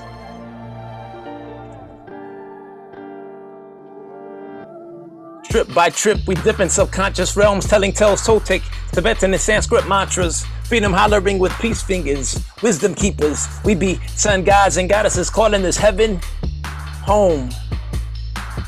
Sunrise setting intentions in Costa Rican jungles, huddled in puddles synchronistically, floating, symbiotic, interconnected and unscathed. Do we be, and we are. Shamanic DJs massaging eardrums on dance floors, weaving psychedelic neon like grandmas knitting silk. My tribe rocking organite pendants like African medallions in '89, chasing time we dance ecstatic. Campfires and drum circles, hula hoop and hot springs like the circus clowns. We smile, fresh like lavender pressed upon wrist during ceremony, or like brother bear hugs on torso, cause the snuggle is real. And hug life is our motto, so follow us as we lead. Follow us as we lead. Follow us as we lead. Freestyling and spoken language, sages of new paradigm where pairs of minds carry time and time is non-linear. Wormholes of words told, shifting awareness on corporate blocks, speaking truth to Monsanto and Bilderberg plots, cause we can't stop, won't stop. We've come too far to go behind, we won't stop. The future is ours, we control the time. Yes, I say we control the time. Yes, portal to ascension, we are remembering, cause you are ascending, cause we be hip-hop. Bass drops, roots reggae, electroshocks, ambient, punk rock, EDM to make you pop lock. They better stop committing medicines and pharmaceuticals, blackfish, conspiracies, fracking, ISIS, or this got me pissed, but we are the change they don't want to see, yet can't help but see. We are the change-changing patterns in society, transformational, powerful, exuberant. My tribe, we are, and we be. Real storytellers, light workers, energy healers, mystics, scholars, Jedis, teachers, elders, burners, artists, indigos, crystal children, nonconformists, weirdos, revolutionaries, and free thinkers. We think for the youth of the future, allowing hearts to guide us like compass needles on hikes. So we rise, and ascending, portal to ascension, together as one and raise vibrations. Shooting bullish like bullets through cotton, never forgotten. You see, that veil has been lifted, and my tribe is in the forefront, ushering in a new tradition. See, the time has come. Division and inequality must cease, cause we're in this together, y'all. Race, religion, creed, orientation, and background, pro-vaccination, anti-vaccination, Republican, Democrat, it don't matter, cause we're in this together, y'all. We must stand together, y'all. We must no longer subscribe to old systems of conditioned negativity. We must no longer subscribe to that which has failed humanity. Can you see? See, once upon a time, not long ago, there lived a tribe known as the Immortal Souls, flying free from all parts of the globe. You and I, we are part of a story now being told. See, the world is waiting to learn, so we teach. They need us, so we teach. The world needs us. Future generations need us infinitely. My tribe,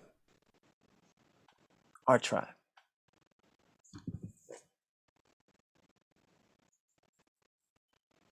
Thank you, y'all. That's called My Tribe, beat by Lecrae.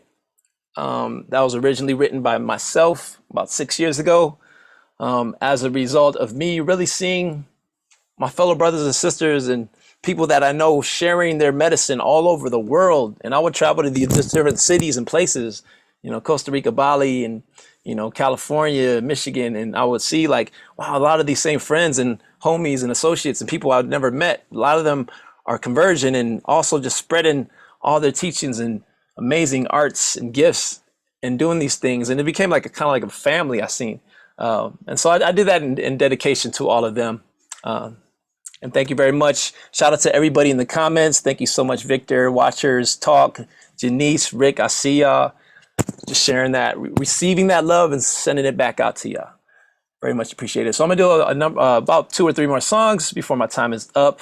It's an honor to be here once again. Shout out again to Portal to Ascension. This next track is called Get Up, posing the question, what do we have to do to get up? So many things that we got to fix. And the question is, what we got to do to get up? I hope we can change, because I want to know what we got to do to get up. Just like right now, the pandemic, all this stuff, pro, con, this, that. There's so much division. I've even got defriended by certain people. No matter what you say, there's always going to be an opposing side. But together we have to realize and just respect each other no matter where we are. We are one, truly. Like a lot of times people forget that we are one. So I'm coming back to this question. In this song that I wrote about 6 years ago in 2015, again, which still stands true today. What do we have to do to get up? How are we going to stand together as one, no matter what's happening in the outside world? How can we really, keep our internal world safe, secure, and honored, and remembering the oneness and love that we truly are all a part of, right? So without further ado, here it is called Get Up. Can I feel the vibe? And yeah, let me know if it's up, needs to be levels, need to be up or down, music-wise. Balanced out with my voice. Love, peace, and harmony. Yeah. Yo, what we gotta do to get up? So many things that we gotta fix. Now the question is, what we gotta do to get up? I hope we can change, cause I wanna know what we gotta do to get up. Come on, every day and night. Now my head like what we gotta do to get up. Get up, get up, get up, get up, get up. Take it out.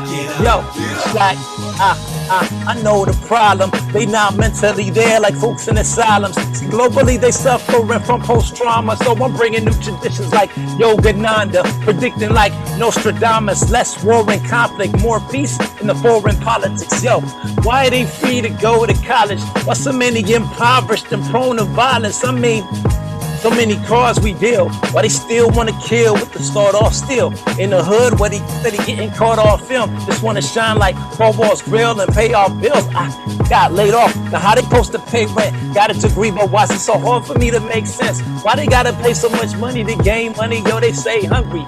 Ask them what we gotta do to get up. So many things that we gotta fix. What we gotta do to get up? Come on. I hope we change, cause I wanna know what we gotta do to get up.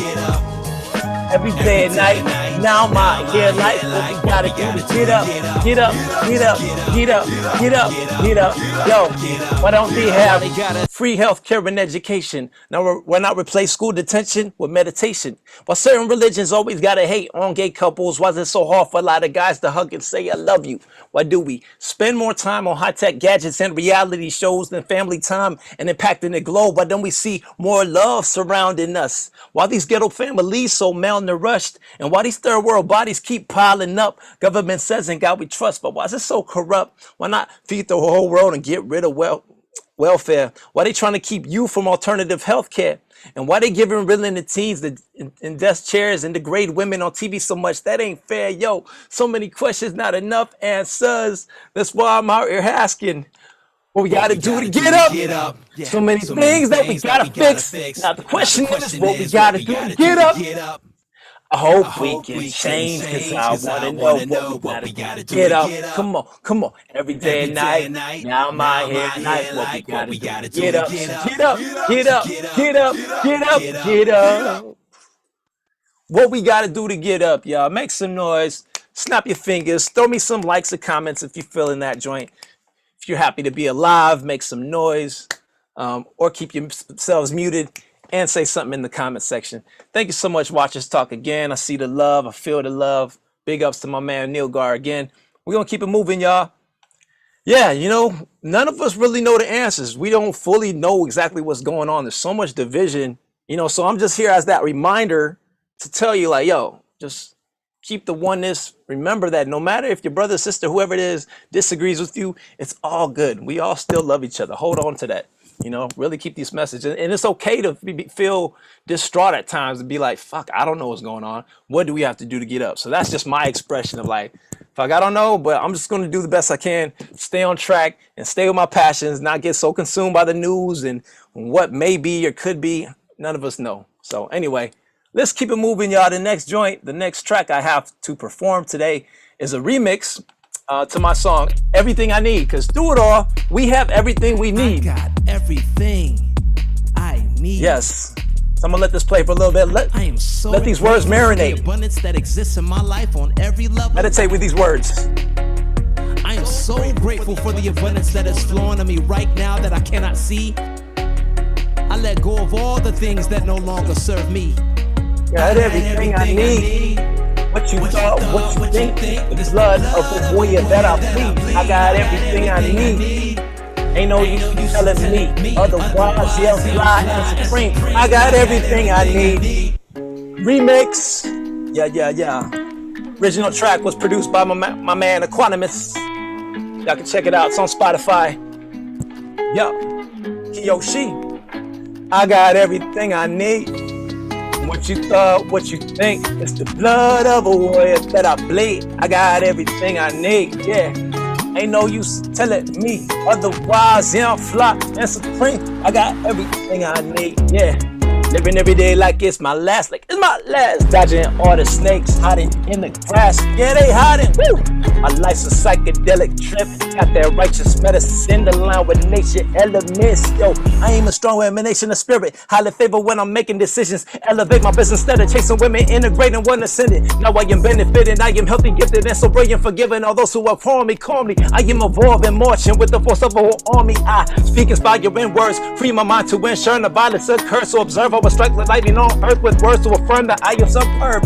I'm an empath with an impact, giving it back to the community like goodwill has. Getting cash in a big bag, work hard like a gym class, lit like a zigzag. Give me that hydraulic, lion-hearted, white light flowing like forces, stay growing like hydroponics. Keep my bars up like an Eiffel charging. I am king, yes, I am warden. Watch me bloom kinda like a garden. My command you just like a sergeant. I got everything I need. What you thought, what you think. It's the blood of a warrior that I bleed. I got everything I need. Ain't no use in telling me otherwise. Yeah, I'm fly and supreme. Listen, I deserve it. I am thriving. I am worth it. I am rising, full of purpose. How my life is full of service, so inspired. I deserve to be here. I don't need no validation. Blessed be your measure. Feeling grateful in the body that's sacred. I'm in control of my day. I'm stepping out of my own way. I am so worthy and currently serving as the best version of me. Yeah, I'm worthy of the life I want to live. I am open to receive what I give. Grateful for everything I accomplished. I am so present, that's why I'm a gift. Believe, gratitude is key. Imagine human beings with all our hearts expanding. My life is art on a canvas, conscious energy. Yeah, you can't take from me that. Better know that I'm a visionary, cause I got everything I need. What you thought, what you think. It's the blood of a warrior that I bleed. I got everything I need. Ain't no use in telling me otherwise. Yeah, I'm fly and supreme. I got everything I need. Hey, now put your hands up and wave them side to side. Put your hands up if you're happy to be alive. Put your hands up and wave them in the air. Throw them around like you just don't care. Say yeah, yeah, yeah. Say oh, yeah. Say I love life. Say, I love my life. Now leave some comments if you're feeling that. If you're happy to be alive. If you remember that you have everything that you need. Allow those words to just marinate, sink into your mind, body, and your soul. Yes, y'all. Happy to be here. One more joint today. It's about 4 minutes long, 4 to 5 minutes long. So if it's too long, just let me know. I can end it right here. No, just let me know in the comments. It's called I Am the Light. Another affirmation off my affirmation EP, reminding you who you truly are. At the core essence, you are love, you are light. Yes, indeed. Kiyoshi. Here it goes. I am the light that shines bright like the stars above us. I am the light that shines by what we all love. Listen, life is a gift to all those few who may choose to receive. Sweeter than juice from mango fruit hanging loose from a tree. Just visualize this like a lucid dream. You would agree, complaining is of no use. Gratitude will heal you from the disease. I got too many things to be thankful for.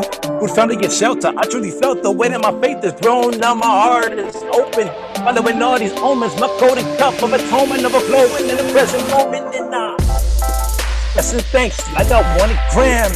But I'm so righteous like this anywhere the Johnny Cali.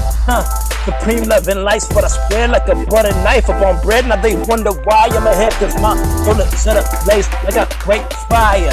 Inspiring so much they call me Wayne Dyer. Yeah. Glimmering, flickering, coming from Michigan, sounding so bright. Up in San Diego, cause I'm one of the nations, cause I am the light that shines bright like the stars above us. I am the light that shines, inspired by what we call love. I am the light, light, light, light, light, light, light. Your hands high, high, high. Put 'em up, hey. Look, you see the similar resided in me is the very same life that's resided in you. Hearing your system like lemon and ginger flu. Hearing magnificent, it'll improve what you do when you chill with your crew in the cup. Like a volcano about to erupt. Cause I feel adrenaline running in my body and I can't get enough. Turned up, like a volcano about to erupt. Balancing all of my shot, one shot. Then like a dress you, what beautiful like surrounded. Be the firmly grounded. Then I happen to rock my body. And I gotta keep it rolling. The moment I'm gonna do like a new Bugatti. Hot the hole, turn the parts to gold, small particles so they melted. I'm Bruce Lee boy, C-boy, got the glow all around the globe like Magellan. Look at my face, I'm shining like candy, paint. Always kept the hey, never wanted out, gotta give it out. All of the something and positive energy, something that I am the lights that shine. Bright like the stars above us. I am the light that shines, inspired by what we call love. I am the light, light. So get your hands high. Oh yeah, feel that light now. I want you to visualize that light within you, that golden white light within you and all around you. That force field, energetic grid of light that you all a part of, that you are. Deep down in your core, your whole essence, your entire body, your entire being is full of light. Feel it. Send that light out to the world right now. Send it out to the world that needs it. Light. Now say it with me. Light. Look, I'm gonna take it like it is right now. You can develop your own lifestyle. Spend it every day, being alive like a high to the sky. Whether you're a mixed type, light white or a light brown. It don't matter if you think, man, it's all in your body. Homie, feel it in your hands. Everybody wanna get it like Instagram, all around like a ceiling fan. Better grip that mic, wanna take that flight. Where the ain't like a lamp with no shit, like tower. Why bother with a white powder when you have power like ours? Better penetrate, like food and kitchens and marinate. Keep it within till you elevate. Always on the top of this never late. Gotta live that, flip that, light that, shine that bright, the miraculous torch I'll hold. Front to back, they don't know how to act when I rap, they get that hold. Yo, can't take that from me. So much light, kinda dark, they sunny. Made in my mind like I'm making my money. See, now that you love me, you hurt me, cause I am the light that shine bright like the stars above us. I am the light that shine, inspired by what we call love. I am the light. So get your hands high.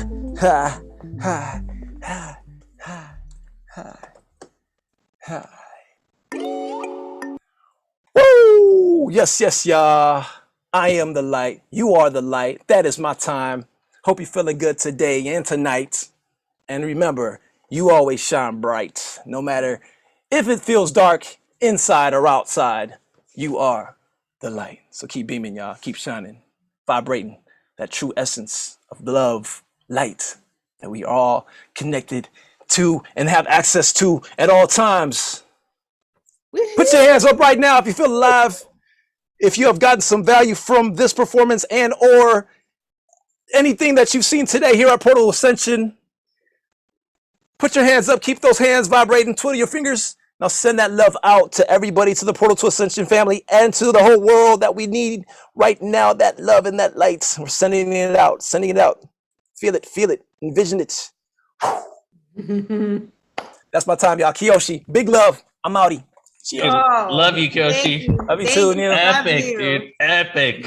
We are the light. Here. That was fantastic. I loved it. Everybody loved it. Wow. I just had to say thank you, Kiyoshi. That was fantastic, brother.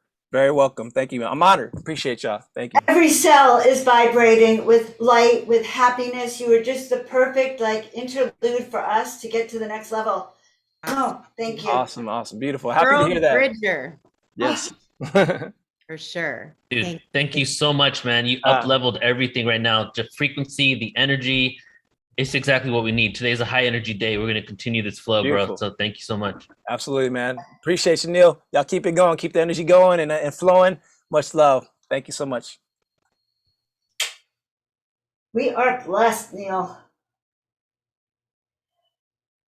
And This Michelle, this is just so high vibe, this whole event, and I'm super excited. I think are you introducing Adam Apollo? I am, yes. I'm so excited to introduce Adam, actually. He's such a brother. I love him. Soul family, absolutely. Adam, guardian, leader, speaker, and teacher, connected to all sorts of realms. He's offered insights for global transitions, physics, technology, human spirituality, and the future as a leadership ambassador at the White House and in multiple summits at the United Nations and at conferences and festivals around the world. After having his vision of the universe as a fractal hologram at the age of 15, Adam extensively studied a wide variety of branches in theoretical astrophysics, completing major research papers on the potential interface between consciousness and the physics of space-time by the time he graduated high school. I'm getting really excited, Michelle. My energy is like, I'm so high vibe, I can't wait. Okay, after organizing 2 prayer runs for world peace with Indigenous elders and youth and holding ceremony with the White Buffalo Peace Pipe, Adam Apollo had a direct physical contact experience with an extraterrestrial ambassador in the middle of the desert. He was then introduced to 73 ambassadors of a galactic council through astral bilocation. Since then, he has had countless contact experiences, called and connected with hundreds of starship crews, and developed a comprehensive knowledge of many species who have interacted with humanity over the millennia. Thus, he's the founder of the Unify Movement and several education and technology-based companies and organizations, faculty member and lead systems architect for several online academies. So we could go on forever, Michelle, I'm thinking, but let's bring Adam on. Adam, it is so exciting to welcome you to Portal to Ascension. I'm Joan of Angels. I should introduce myself. I love your work, and I'm just honored to bring you here. Thank you so much, Joan. Thank you for reading my bio and welcoming me in with your big heart and your big energy. I feel you, and just thank you. Awesome. That was so rocking with Kiyoshi too, man. I just want to my God, right? It's such high vibes at this moment. Really so good. Okay, I want you to know something. When I have my visions and I find myself in a ship, and in the center of the ship, it happens to look just like where you are. Yeah. So I'm going to hop on board with you while you're doing your presentation. It sounds great. I've got some extra seats back here. You know, we've got the planetary dashboard up so that we can track impact projects around the planet. You know, just setting the template for the peace room of the future / planetary coordination impact room. You bring us all there, Adam. I'm so glad that you're doing this, and you have brought us to that place that Kiyoshi just did too. When I've been with you and some of the stuff that you do with your music, that wasn't even, I don't even think that was in your bio, but Joan, when we do these introductions, sometimes we read bios, sometimes we don't, but Adam, your bio has to be read because you have accomplished so much, and it doesn't just flow off our lips, all these accomplishments. So thank you for joining, and I'm going to jump off so you can start your presentation too. I love you, Joan. Thank you, Michelle. So Adam. Good to see you. Thank you. Adam, go for it. Take us to the promised land, love. Well, I thought you guys were going to be interviewing me, but since that's not the case, I guess I'll just riff and take you guys on a little bit of a journey through what's been real and present and up for me in my life lately, and a lot of the work that I've been doing. We're really in a time right now where the big question mark is, can we claim our sovereignty? Can we recognize and acknowledge who we are and what we're here for, and that the power of creation lies within the power of our choice? I had a conversation the other night with someone who had met a lot of people that had had different kinds of extraterrestrial experiences, seen starships, and in themselves really, really deeply wanted to have more of these experiences. And they asked me, you know, what is it, Adam Apollo, what is it that is keeping the starships from coming down? Like, what is it that is the major transition point that we need to cross in order to become a galactic civilization, in order to become a next level culture?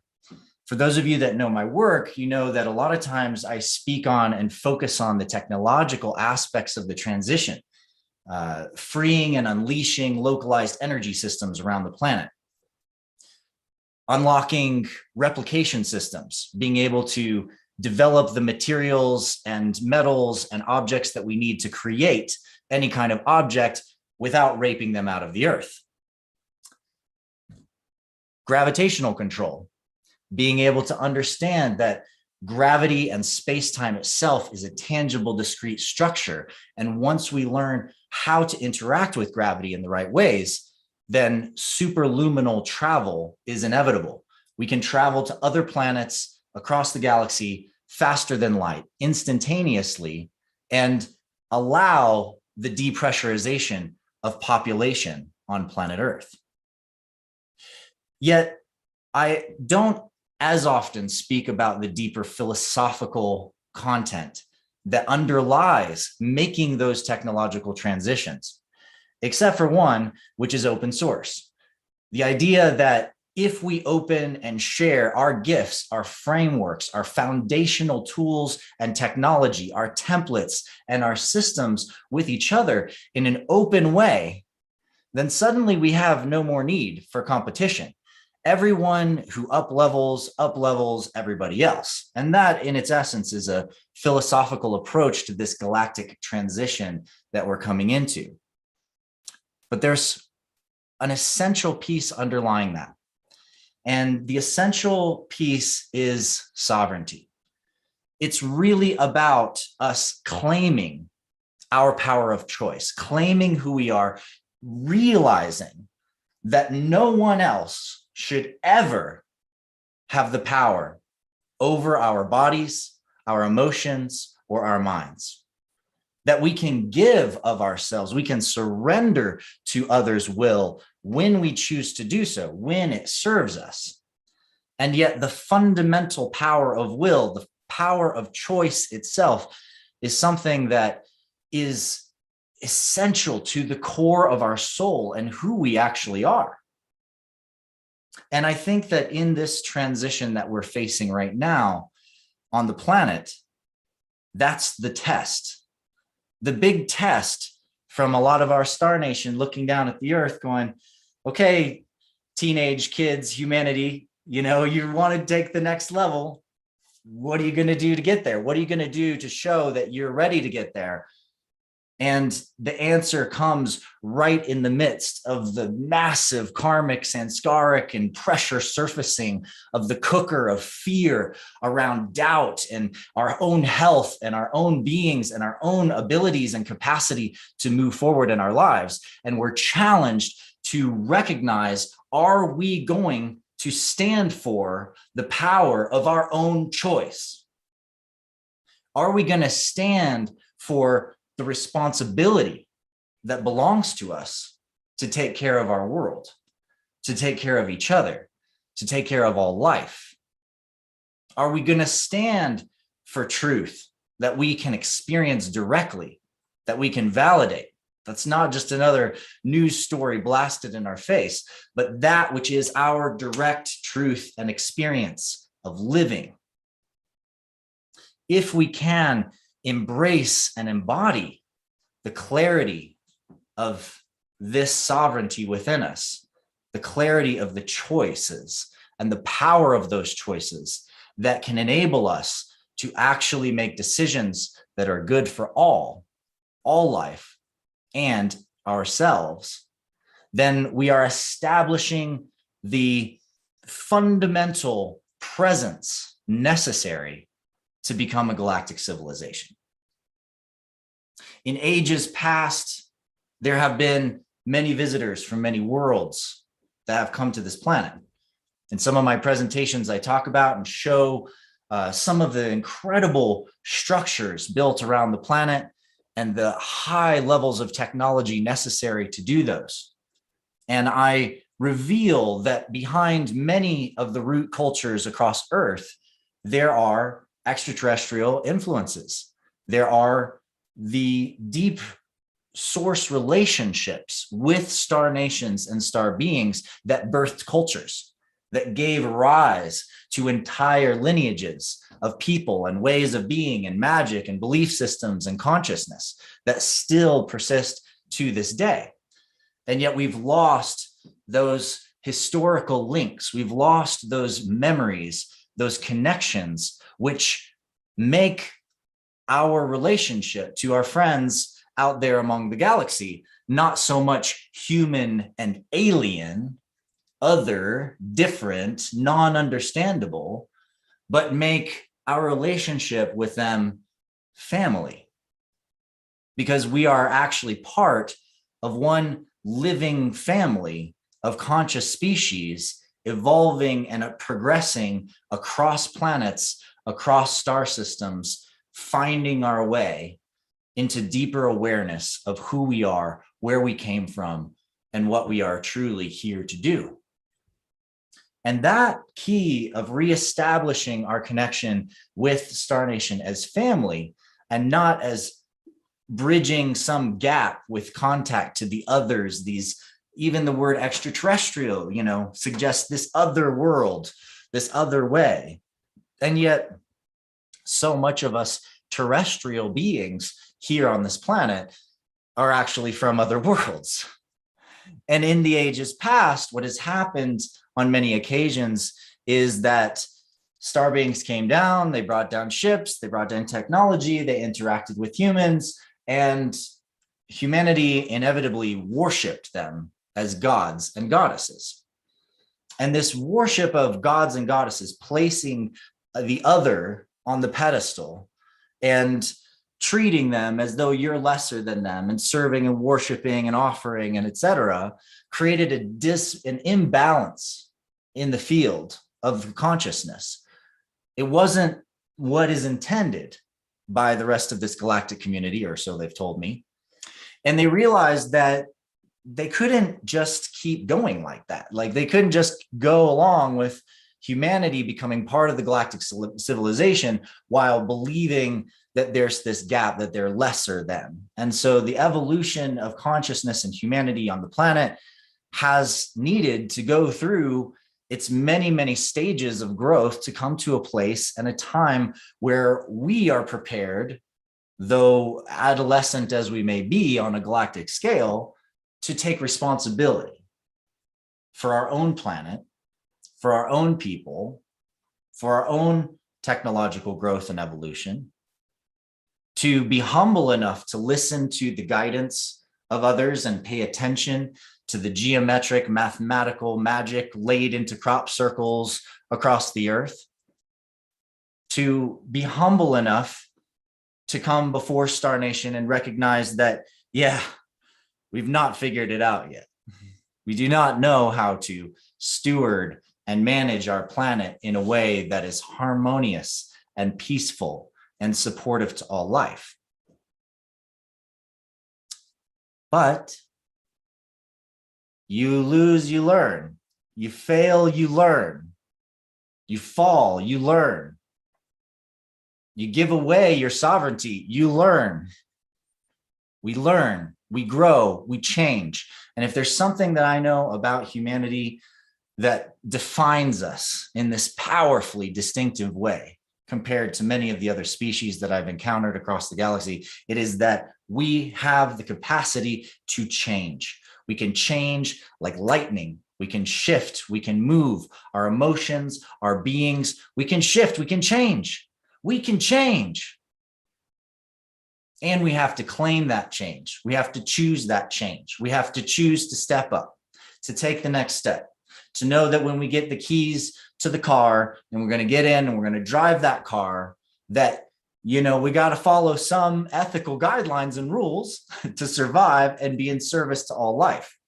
We have to take our technology in hand with responsibility. We have to think about the well-being of the 7 generations to come.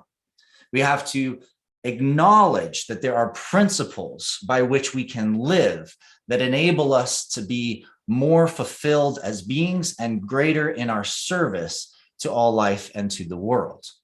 And if we can ground ourselves and establish these principles and choose leveraging these principles first and foremost, then we will break through and we will take the steps needed. We will become an interstellar civilization. We will become part of this galactic community, really, truly having a reunion with our family.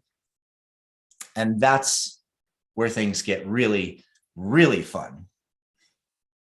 So the steps that we're in right now is a lot about, are you going to stand for someone else taking away your right to this or that? Your right to work. Why? Because they expect you to do something, inject some drugs in your arm. Or, expect that you're going to go along with a specific story and that you're not going to be able to do this or do that or be this or be that unless you follow and give away your right to choose what happens with your own body, with your own mind. And that test is calling upon all of us to go, wait a second.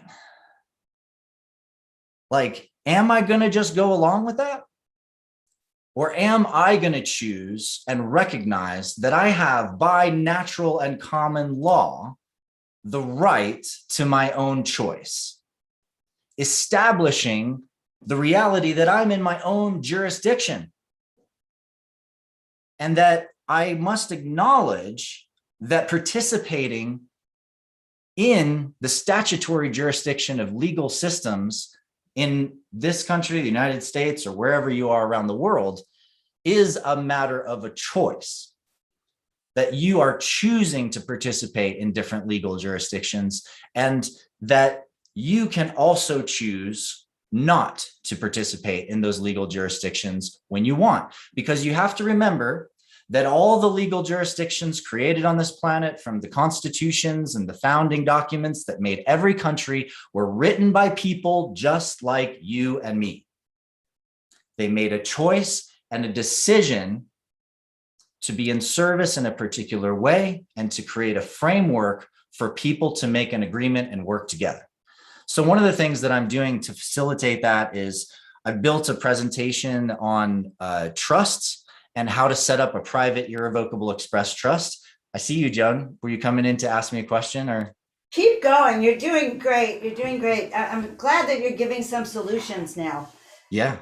And I'm also curious, like, how the extraterrestrial perception of, say, what might be going down here on our planet, but in general terms, because we never want to get banned from our channel, if you know what I mean. Okay. Sure. Yes, of course. Great. This is fantastic. Yeah. So one of the things that I've been doing over the last 6 months is I've been deep diving into a gentleman named Carl Weiss's work. Carl Weiss was a legal investigator, lawyer in the 70s who made it his life work and dedication to pierce companies, pierce trusts, find out the legal weaknesses in a lot of the different, trust structures, church structures, company structures that exist out there. And what Carl Weiss found was that there was one particular form of trust that was absolutely unbreakable. He could never get into it, no matter what he did. And it took him years of collecting historical legal books, deep diving, in order to find out why that was and what it was about this particular kind of trust that was so impenetrable. And what it really comes down to is that within the United States Constitution and within many constitutions and declarations of independence, et cetera, from other countries around the world, there is an establishment within the document in the Constitution. It's Article 1, Section 10, Part 1, that specifically lays out that Congress shall have, and the states basically, shall have no power over the right of an individual to create a private contract. Now, the interesting thing about a private contract is it's a contract between people. It's where we make an agreement, me and you.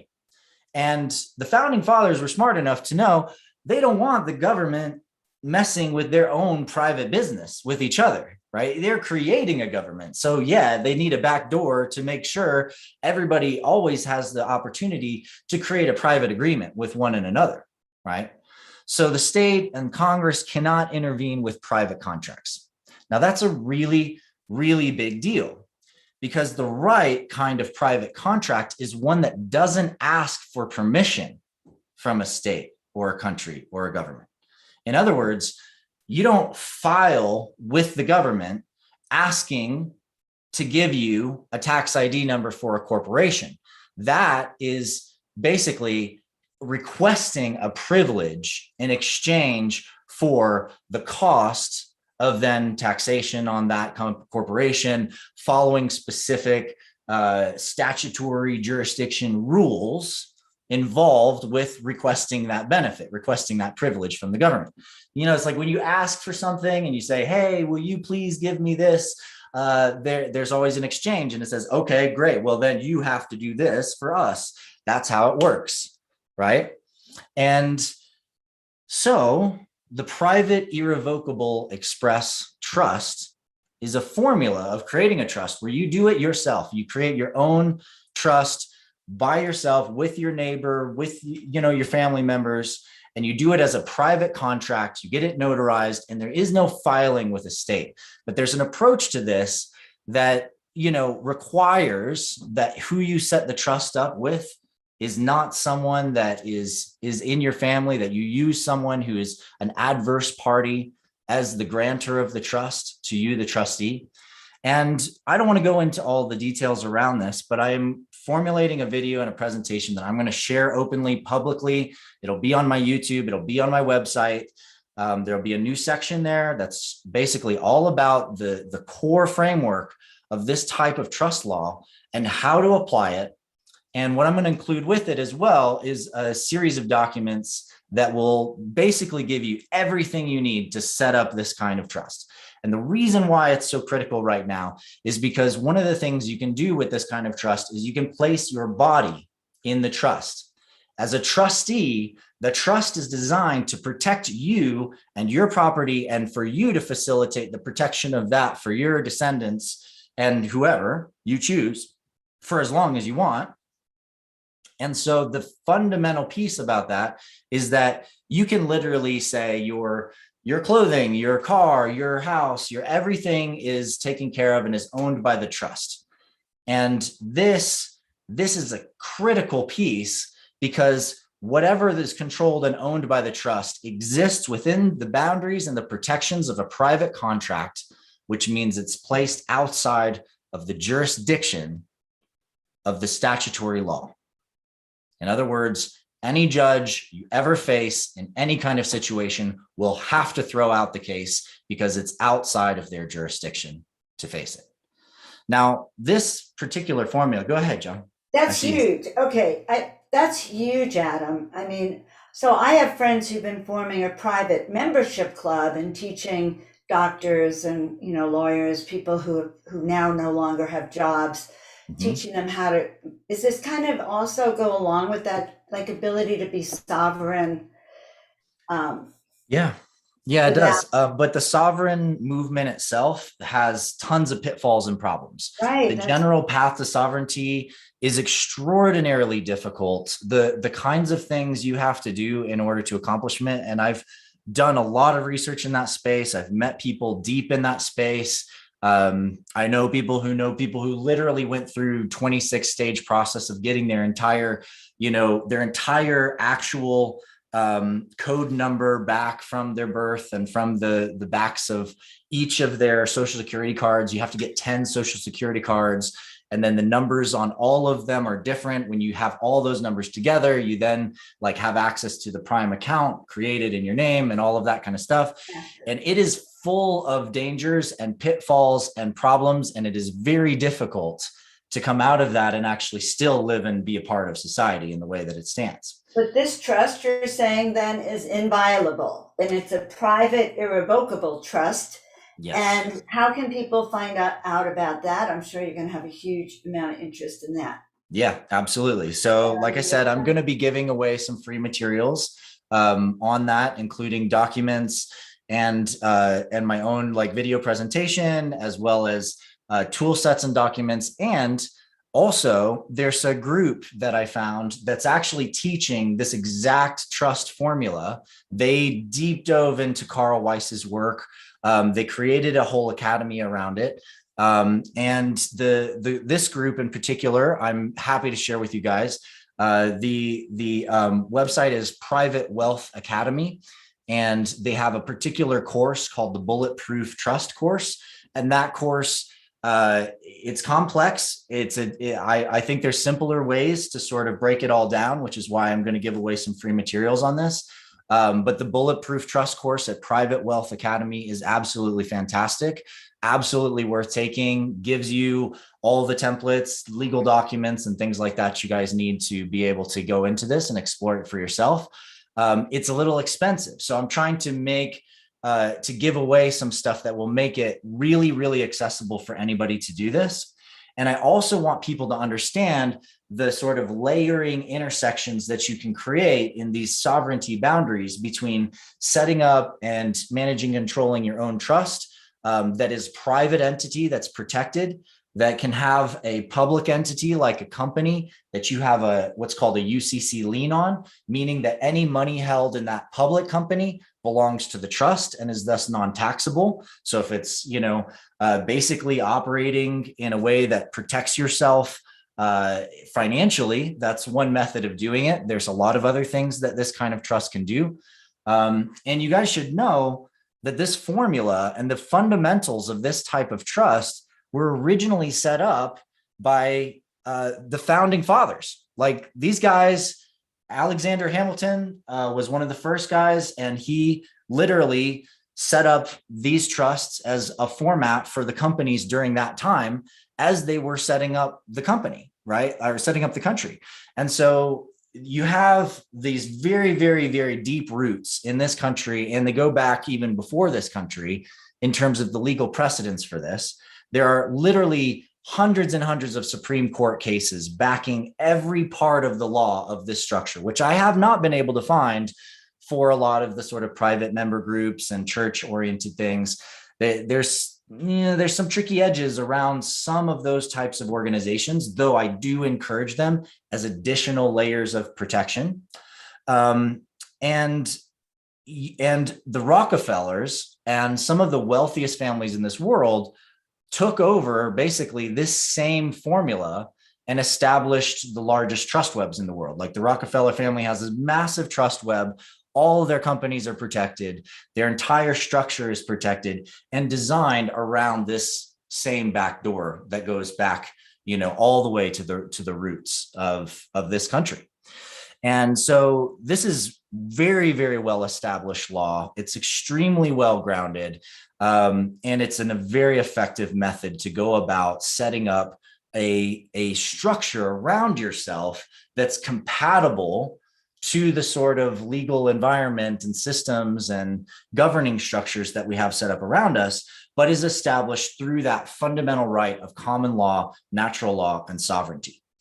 So I know that I think I have maybe about 10 more minutes or so, but I'd like to really just to go from there to really exploring and talking about what this kind of looks like as we work together and we build and establish this stronger sort of defense mechanism for us as a people, and then go forth to actually establish ourselves as part of this galactic community. Joan, I saw you pop in again. Did you have a question or anything? Okay. You're doing great. I love what you're presenting now, where we're going forward. This is very fascinating. You're teaching us how to take responsibility on a galactic level. Yes. So, appreciate it. Yeah, my pleasure. Thank you. So here's the thing, right? We are all sovereign living individuals. We must learn how to stand for, protect, and define that sovereignty. And as a global community, we need to start actually establishing how we operate with each other at a collective level, and what are the collective agreements that we make together in order to establish the sort of principles and rules that that will let us really live on this planet in a way that's in alignment and in service to all life and the harmony of all life.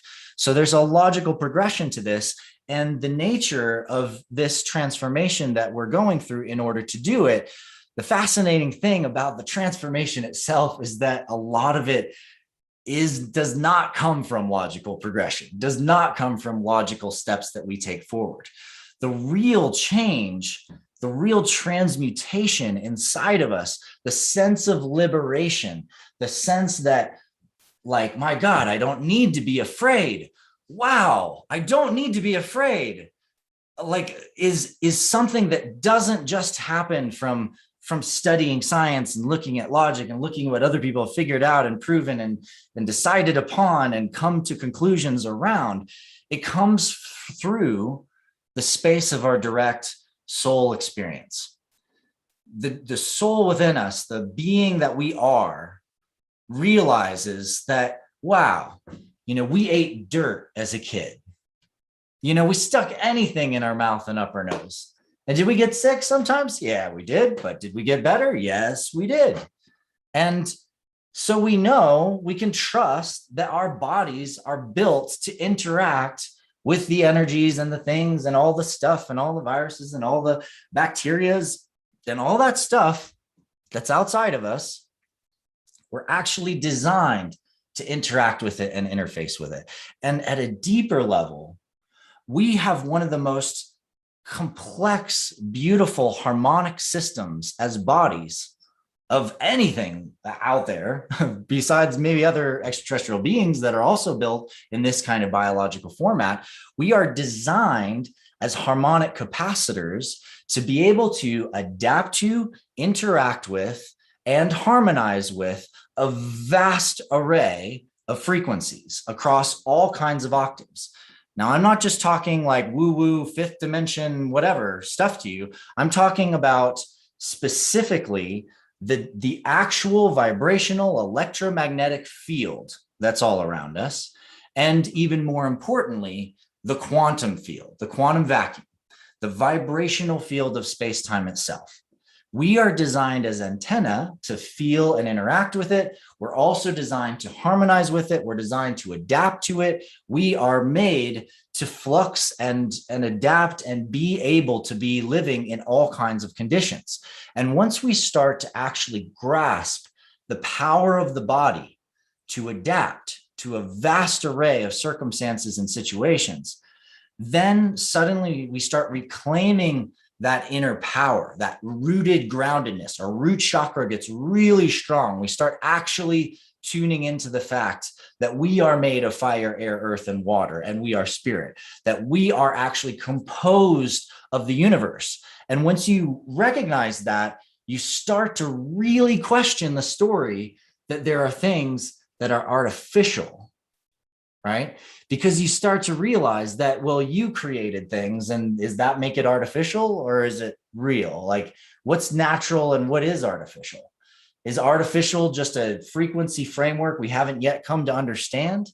Like, and if we and the universe are embedded with a feedback mechanism that enables us to interact and relate with all kinds of information through space-time all around us, inside and outside of our bodies, and that we can entangle with space-time and literally share simultaneity, harmonic coherence, vibrational shared, feeling something else somewhere else at this moment, a mom feeling their child skinning their knee on the playground, you feeling a tingle on the back of your neck from somebody looking at you from across the room, you thinking of somebody and they call you on the phone.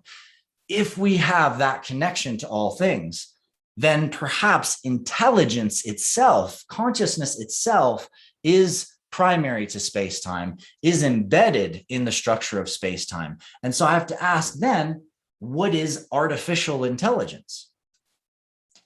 Is there such a thing? If the universe itself is conscious, then we develop computers that are made of the universe, and they develop processes that have a particular sort of way of learning and figuring things out. Is that artificial, or is it just surfacing a part of the consciousness that's embedded already within the fabric of space? And then the real question is, what spirits are incarnating within that framework of that consciousness. And that goes to the next level. That goes to the planes. That goes to understanding dimensionality of consciousness. And that goes to acknowledging that everything is a container capable of hosting consciousness, and how we treat anything is also how it's going to treat us. And that mirror, that feedback loop is a beautiful realization to have, especially when we're getting in touch with things like viruses. There's a lesson in a virus. There is a wisdom in a virus. There is consciousness in it. I don't care whether it's artificial or natural or whatever, it's teaching something, right? There's a teaching in it. And if we can pay attention to the consciousness and the intelligence within all the things, then suddenly, what power does it have over us? We are actually part of it. We get it. We understand it. I understand that I am coronavirus. I am. Okay, cool, good. Well, now that I know I am, I can start to actually understand what it has to teach me. I have to understand what gift it has to give me. I can begin to see through and glean the higher patterns that are unfolding around me. And this is the same steps, the same kinds of transitions that are required for us to become a galactic civilization and a galactic culture. Because we start thinking about the other stars, we start looking at starships in the sky, and we stop thinking about it as, oh my God, did you see that shooting star take a 90-degree turn? Whoa, wasn't that amazing? Is it going to happen again? Like, what's next? Show me the next phenomena. We stop having the phenomenology, the shock and the awe and the, whoa, is the crop circle made by alien? You know, like, is the, you know, like, or did something natural happen that like wove the wheat together like this, you know, and like formed this perfect geometric pattern, you know, while the farmer actually saw lights come down from the sky, you know, at the night, and boom, suddenly the thing is there, you know, and we're still like, but could it be aliens? I don't know. You know, we're so obsessed with the question when in reality, we're already in relationship. We're already in a relationship, and we're just learning how to take the next step of that relationship and start to actually treat our Star Nation friends, as family, as beings that are helpfully offering us guidance to take the next stage so that we can become stewards of our world. Because they believe there's a wealth of consciousness and abundance that humanity has cultivated through our own journeys on our planet, to bring our own magic and our love out there to other worlds. And when we start to accept that it's not that different, they're not that different. They went through evolutions just like us. They're in physical bodies, just like us in most cases. There are planets, there are species, they evolve, etc. You know, and it's like, we can get a little bit lost sometimes when we abstract things so far out that we think that, you know, somehow nobody can see them, and they're like, you know, ninth dimensional Arcturian ships that I'm taking photos of when I'm taking a picture of a street lamp, and then suddenly I'm like thinking that lens flares are starships, and because I'm like confused about my transmission and where I'm receiving it from, and you know, I'm just crossing all the threads. When you unwind all those threads and you really simplify things, you just think about that consciousness has a way about it. It moves, it embodies. And yes, there are spirits. Yes, there are beings that are non-physical. And when you develop the discernment and you sort of pick apart the threads that get like really, really convoluted, you start to begin to see that it's very easy and clear to see and discern one way or another. You know, is this a spirit being? Is this a conscious physical being on another planet? You know, is this my grandma that I'm talking to who passed away? You know, is this a angelic being who doesn't even incarnate into planetary forms? You know, and a lot of those answers can come from asking the right questions. So with that said, I'd love to receive any questions from you guys. There is a Q&A box if you're here in the Zoom. You can click that button, and I'm happy to answer any questions you guys have in my last few minutes here. And I will just go ahead. Hi, Jen. Well, I want you to tell us how everyone can find you and what you're up to, your recent project, how we can engage with you. Don't forget to tell us all that. Sure. And I want you to know they think you're like a galactic attorney. Okay. Thanks. Yeah. No, well, I mean, I've had to really stretch and grow in the space of understanding law and legalities a lot, through building my business over the last 20 years of doing different corporations. And to be honest, I kind of hated that space. I hated law. I hated studying taxes. I hated studying company, law and these kinds of things. But in order to master our interface with our existing society and infrastructure, you have to develop some capacity of understanding in those areas. And it's really, it's only really been more recently that I've been able to start finding resources that I can deeply trust and work with in those areas.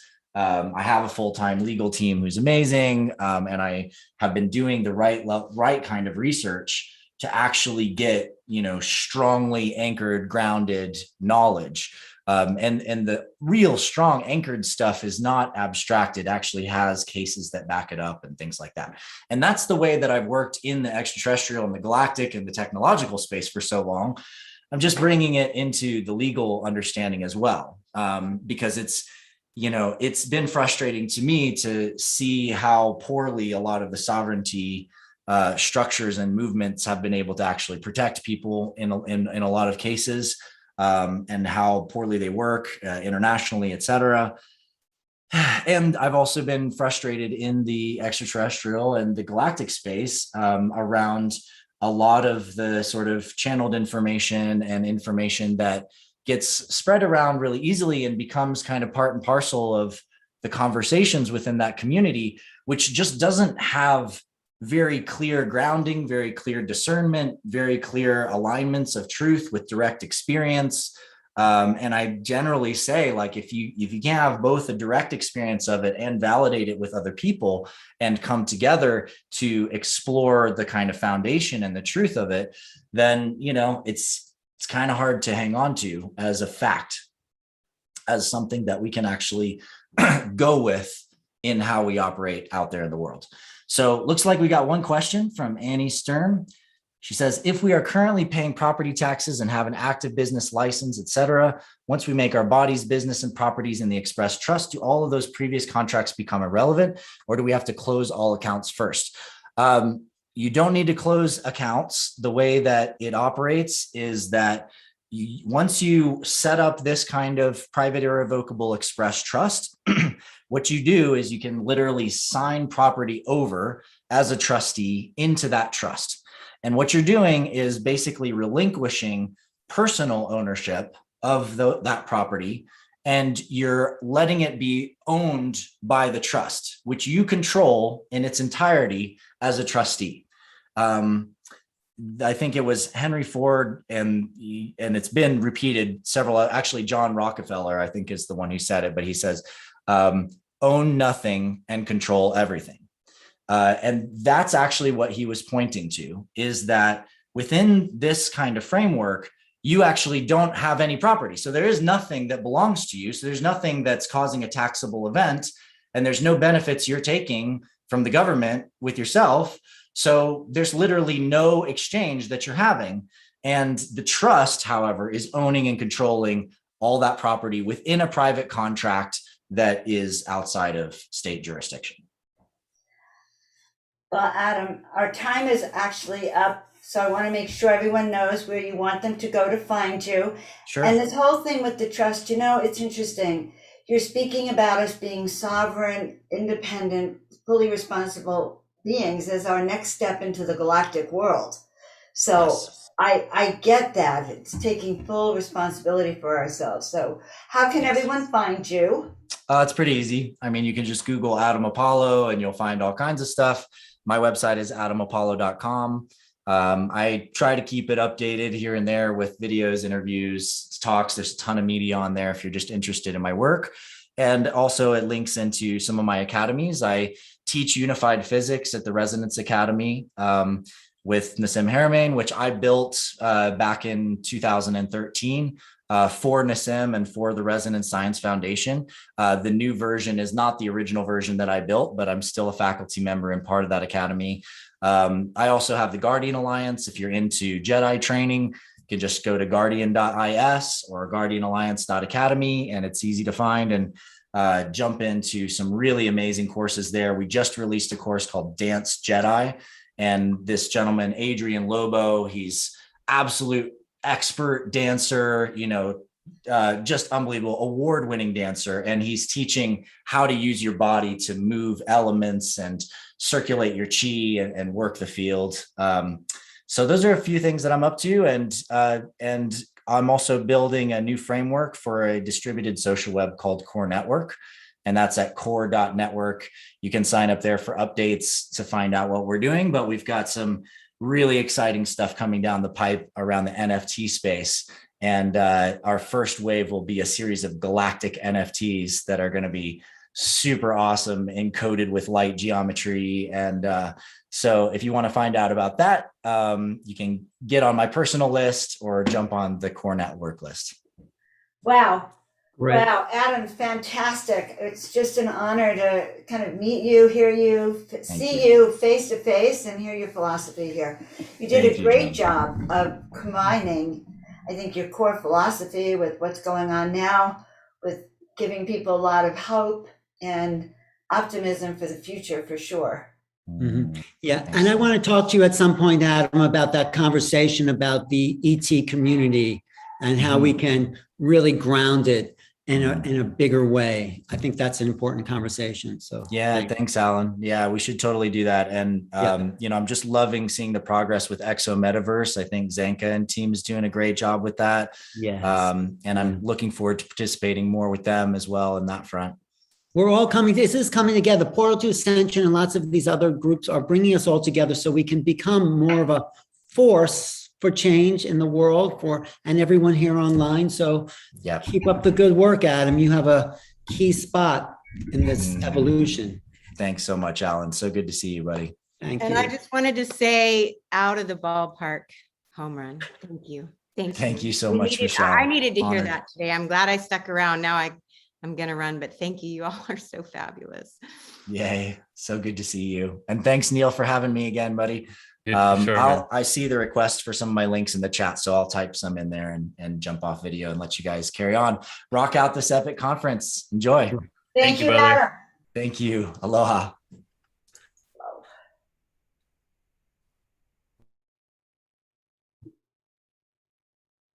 Man, everyone has showed up here to keep feeding new ideas, keep the kind of level of awakening happening, pushing the envelope of possibilities. So great. Now I guess Neil disappeared. It's up to me to introduce the guy who's hang out. Do you know Phil Gruber, Joan? No, I'm about to know. You're gonna love him. I've known him for a long, long time. Phil, are you in the house or in the room? Yeah, I'm here. Well, put your camera on so we can. No, you can't. No, and you can't make me. Hold on. This is what I had to put up with in my early years. There he is, ladies and gentlemen, all dressed up in his red sweatshirt. Thank you. Phil Gruber, and the red background and the red, you're like a cosmic wizard, Phil. Yeah, Alan. Now, Phil, welcome. Thank you, Alan. It's great to be here. Thank you, Neil. Thank you, everybody. Thank you, Portal to Ascension. The reason I was going to wear a mask today because I'm having lots of dental work done. And once you've seen me toothless, that's the way you'll always see me. So I put in some teeth in the meantime, in the interim. But if they get kind of loose, I'm going to have to put on the mask. Because once you've seen the toothless Phil, again, that's how you'll always see him. Anyway, hi, everybody. It's great to be here again, 6 o'clock in the morning, Neil. Anyway, but this is a good time. I just woke up. I woke up from just a really, really deep sleep, a really, really strange dream, a huge download. Alan, did you want to say something? No. I just wanted to catch up with you a little bit, but no, go ahead, proceed. You're doing okay. you're Well, doing... well, first and foremost, how's my futon doing? Phil, just so people don't know the inside joke, Phil was my roommate. When was that, Phil? About 30 years I guess ago? on and off, starting in 1990, in the 90s. I So guess when he moved out, he took my futon. But anyway, that's an old. It's an old. We'll do our shtick about that some I other think time. we ought to put that up for auction on eBay. A lot of heavy hitters have sat there, sat on that futon. But I want to know what you're doing today. Where are you going with us? Where are you taking us? Okay, here it is. I'm glad you asked that question. I also I really like say Adam Phil Apollo. was an Let's hear it inspiration. for Adam. But I will say, Benjamin Franklin said, "Nothing inevitable in this world." No. What did he say about death and taxes? What's the exact quote? There's two things you can't avoid. Well, he was wrong about that. He certainly Death was. is not inevitable, and taxes are not inevitable either. Take it from me. Okay, take it from you. Okay, I'm glad you asked that question now. What I'd like to do, I'd like these next 30 minutes or so to be like a meditation, to be like an initiation, okay? To be like an activation. I'll be talking, I'll be doing talks, and people will be saying or thinking, well, when are we going to get to the techniques? When are we going to get to the process, the activation? Well, I wonder if people really, really realize that the words are the activation.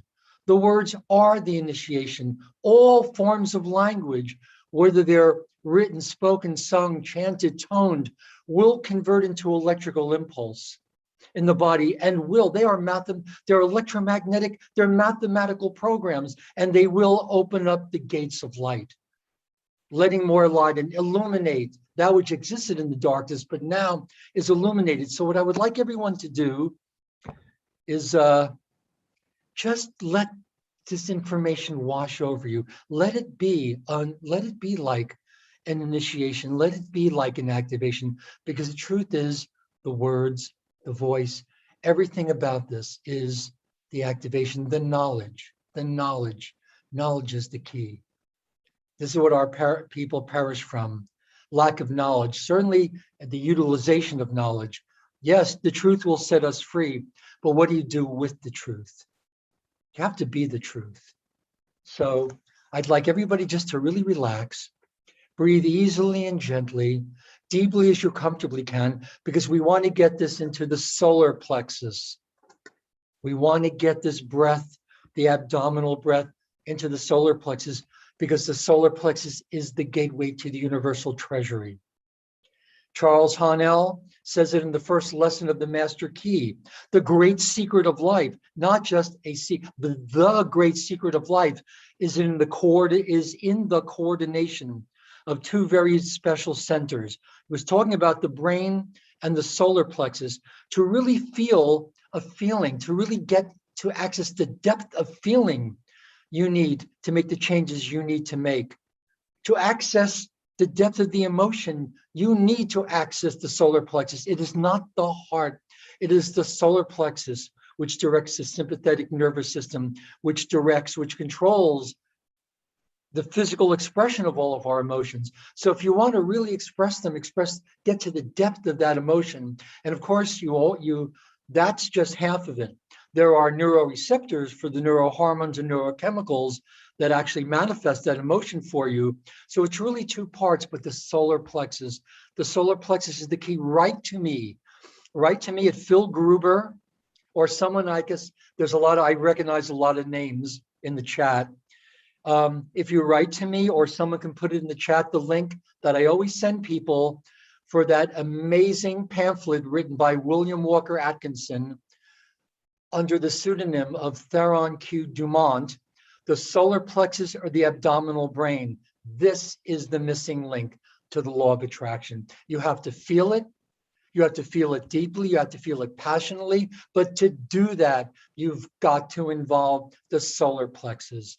Period. End of story. So again, before we start, and Kiyoshi, wow, if you're still on, that was awesome. And Adam, let me tell you, Adam Apollo.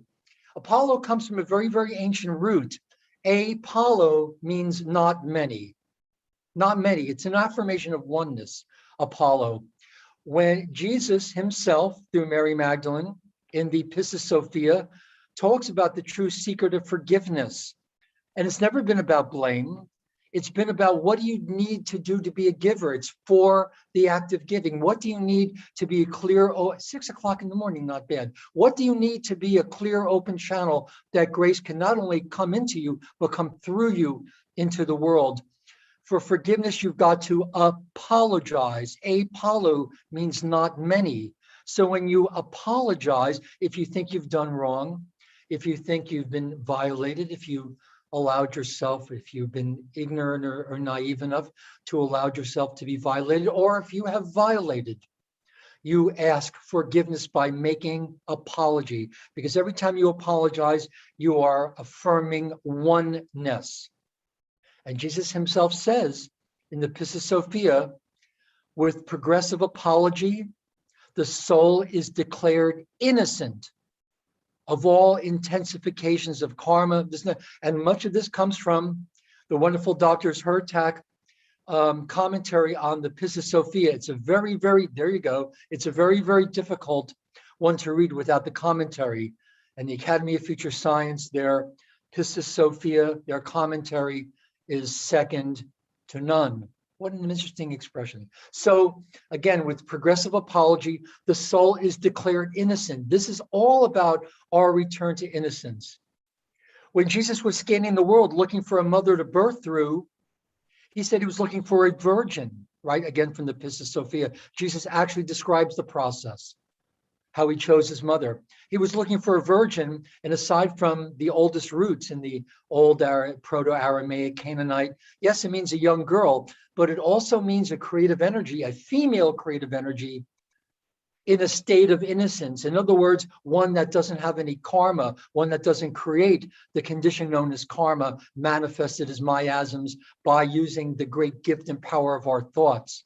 Because what good would it have done for either of the Jeshuas, we'll talk about that in a minute, to birth into this world with disabilities, were birthing through parents, or especially a mother with unresolved karma. So he was looking for a virgin. He was looking for an innocent. And this is all our return to innocence. Let's see, any other thank yous here? Anyway, Phil Gruber, April, can you post that, please? My email address, Phil Gruber 153@hotmail.com.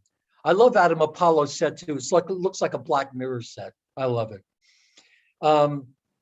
Phil Gruber, there you go. Thank you, April. Phil Gruber 153@hotmail.com. So here we go. Everybody please breathe deeply. Daffy Duck.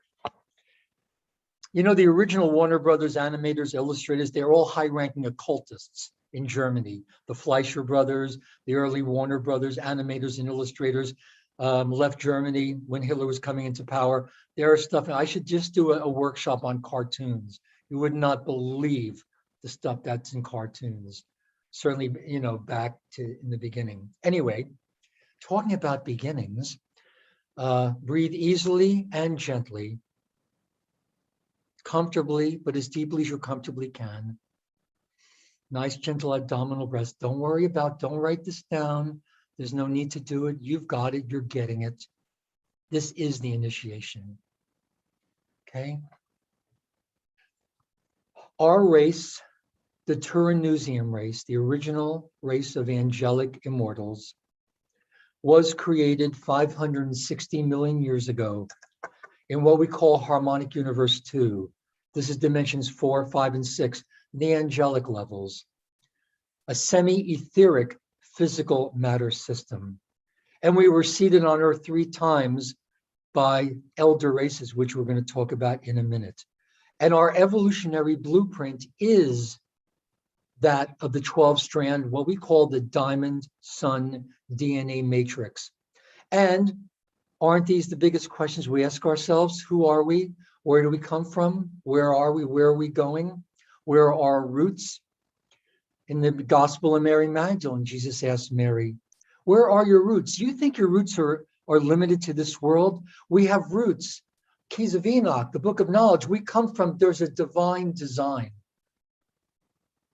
an evolutionary blueprint, and that presupposes a divine destiny, an evolutionary destiny also.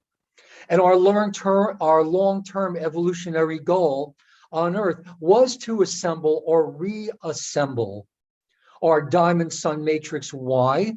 For progressive, transmutational, dimensional ascension. This is it. Multi-dimensional identity integration. We're built for ascension. Progressive, transmutational ascension within an eternal body, and to be caretakers of what's called the planet, not just the planetary Templar, the stargates on the Earth, but the interplanetary Templar, to be custodians, to be guardians of the series of stargates throughout the 15-dimensional time matrix. Take a deep breath. And I'd like to credit the Emerald Daughter of Melchizedek Cloister, Yesha, all my guides, the Iani Masters, for the fullness of the information, okay? The three Brenau orders, we call them Brenau. Tricia McCannon, I believe, has been in communication with the Brenau for a very, very long time. These are the founders' races, the Brenau, that seeded life into our time matrix. The last seeding, the last time life was seeded into our time matrix, this is just the most recent seeding, 950, as Carl Sagan would say, billion years ago in terms of Earth time. That's just the most recent seeding. That's just the most recent breath of the Great Mother, who takes her in-breaths and out-breaths, the unicide, the breathing rhythm of the cosmos. Every 950 billion years, she takes it all in again, lets it mingle within herself, and then another out-breath, another 950 billion-year evolutionary cycle. And these Brenau orders, these races, these Brenau orders, they are bordering on meta ultra-terrestrial races. Their consciousness is pure wave form, anti-matter. Pure waveform consciousness, living light, rishis, okay? And they've visited humanity during different time periods in an attempt to keep the history of humanity's original creation contract and our intended evolutionary destiny alive among the Earth human races. And the original, according to our information, the original co-evolution agreement made between the Brenau races in seeding our time matrix was called the Emerald Covenant. Watch The Wizard of Oz again, but read the book, okay? The original co-creation agreement was called the Emerald Covenant, and that was made 950 billion years ago. And in this agreement, the orders of the Brenau agreed to create various founders races to seed life into all the density levels, all the harmonic universes of our time matrix, in order to create peaceful coevolution and ascension for all of their stellar races. The original human design itself is extraterrestrial or angelic in nature, in that humans originally, the original human race, the Tura-Nusium race, originally inhabited the second harmonic universe, dimensions 4, 5, and 6. We were created as an angelic race, a race of angelic immortals, where Earth in the fifth dimension is called Tara, T-A-R-A. It goes by many, many names. Some people will actually call it heaven, the heavenly Earth. Chock full of nuts is the heavenly, sorry, Earth's true humanity's stellar genetic heritage can be found in our DNA. That's where it is to be found, okay?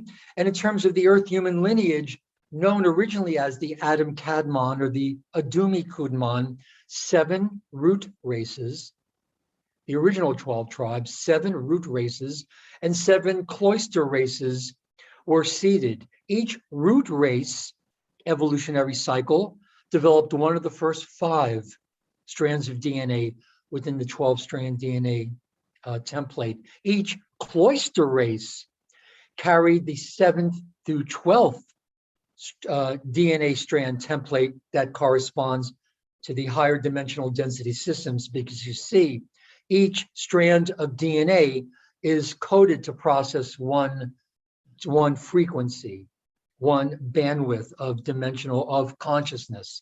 Okay, I mean, what is a dimension? A dimension is a frequency band. What is a frequency band? It's how frequently something happens.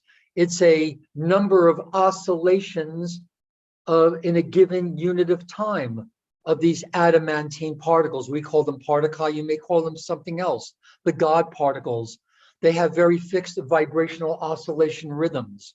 And frequency is the number of oscillations of these primal particles in a given unit of time. The faster oscillation, the higher frequency, actually more in future time, but we'll talk about that probably at another time, okay?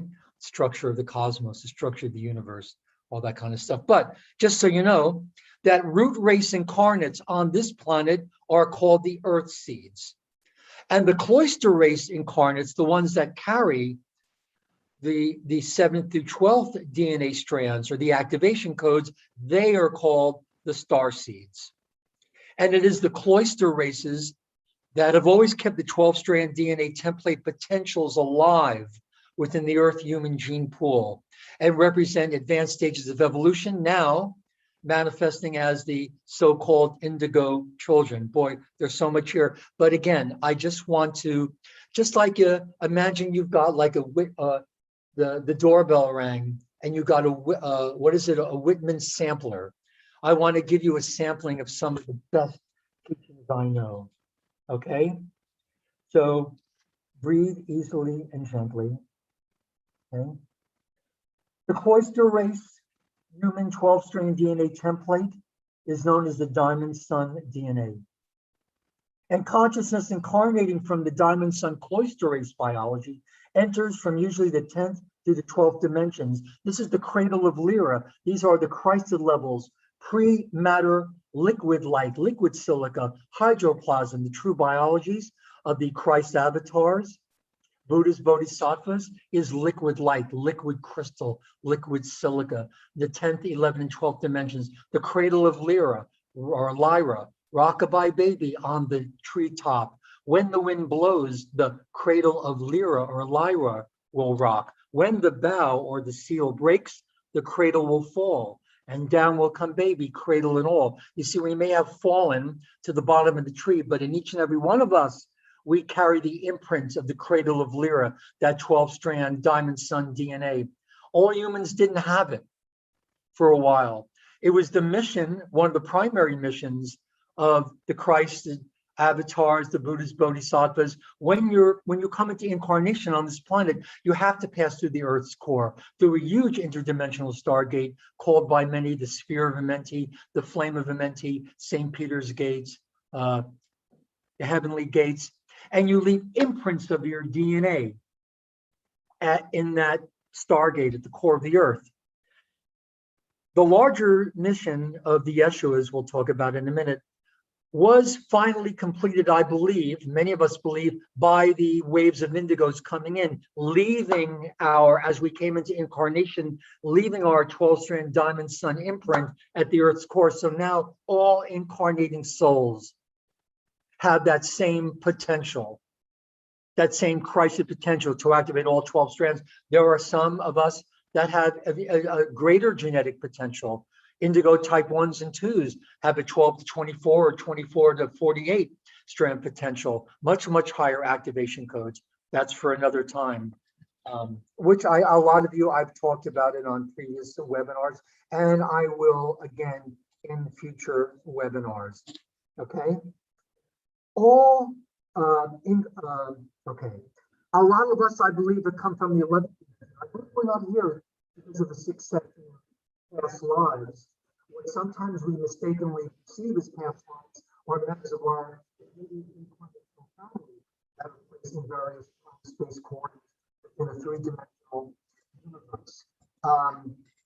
But I believe a lot of us have come from the future. Remember, what takes place in the higher dimensions happens in our future. This is one I just came out of. Phil, can you hear me, Phil?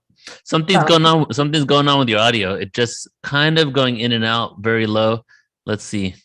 All right, now I think it's back. Yeah, okay on my end. Yeah, okay. Okay, you're good. Okay, so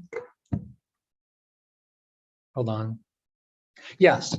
So what happens in the higher dimensions happens in our future. When we dream, our consciousness detaches from our normal 3-dimensional focus, and it goes into some of the lower mid-astral, some of us higher. It's going into the future. It's going to the future, and we're having communion with higher versions of ourselves, higher selves, angelics, okay? The higher evolution. The secret, the gift is what we bring back from the future. And this is why we have to clear all karmic miasmic residue that either blocks the information we get from the future, from the higher selves, from the higher evolution, or it scrambles it, because everything ultimately has to be processed to the DNA. How much time do I have left so I know how to pace this? 10 more minutes. 12 minutes. Okay. Wow. Okay. Okay, then I'll just focus on 2 things here. So basically, we are the externalization of the hierarchy. We are angels in the flesh. I believe a lot of us came from the 11th dimension, 10th dimensional Lyra Vega.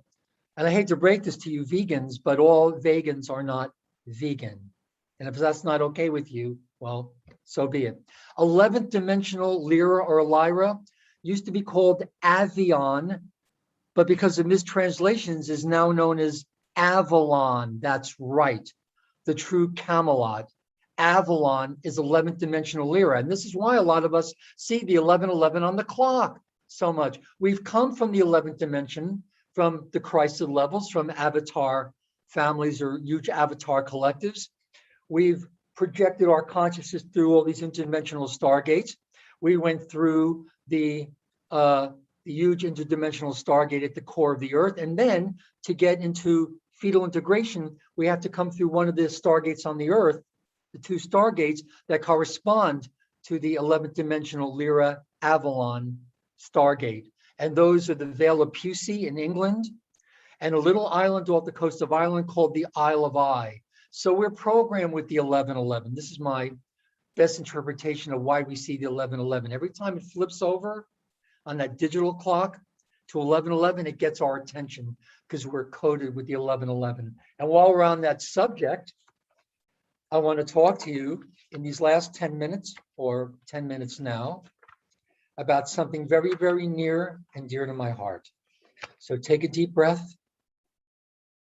Between 42 BC and 5 BC, again, the density 5, dimensions 13 and 14 and 15, the Emerald Order Brennau, the Azurites, blue Syrians, the Ioni Council of Inner Earth, again intervened as they have many times in the past to redirect or to direct human evolution back upon its intended course of freedom.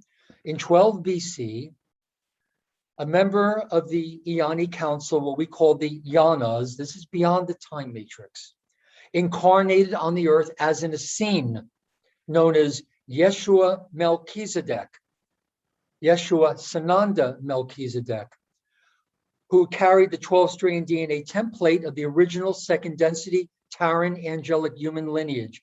Yeshua 12 entered Earth incarnation not alone. with two other Iani council Yanas, his half-sister Kananda, Miriam, in 5 BC, and Azuria.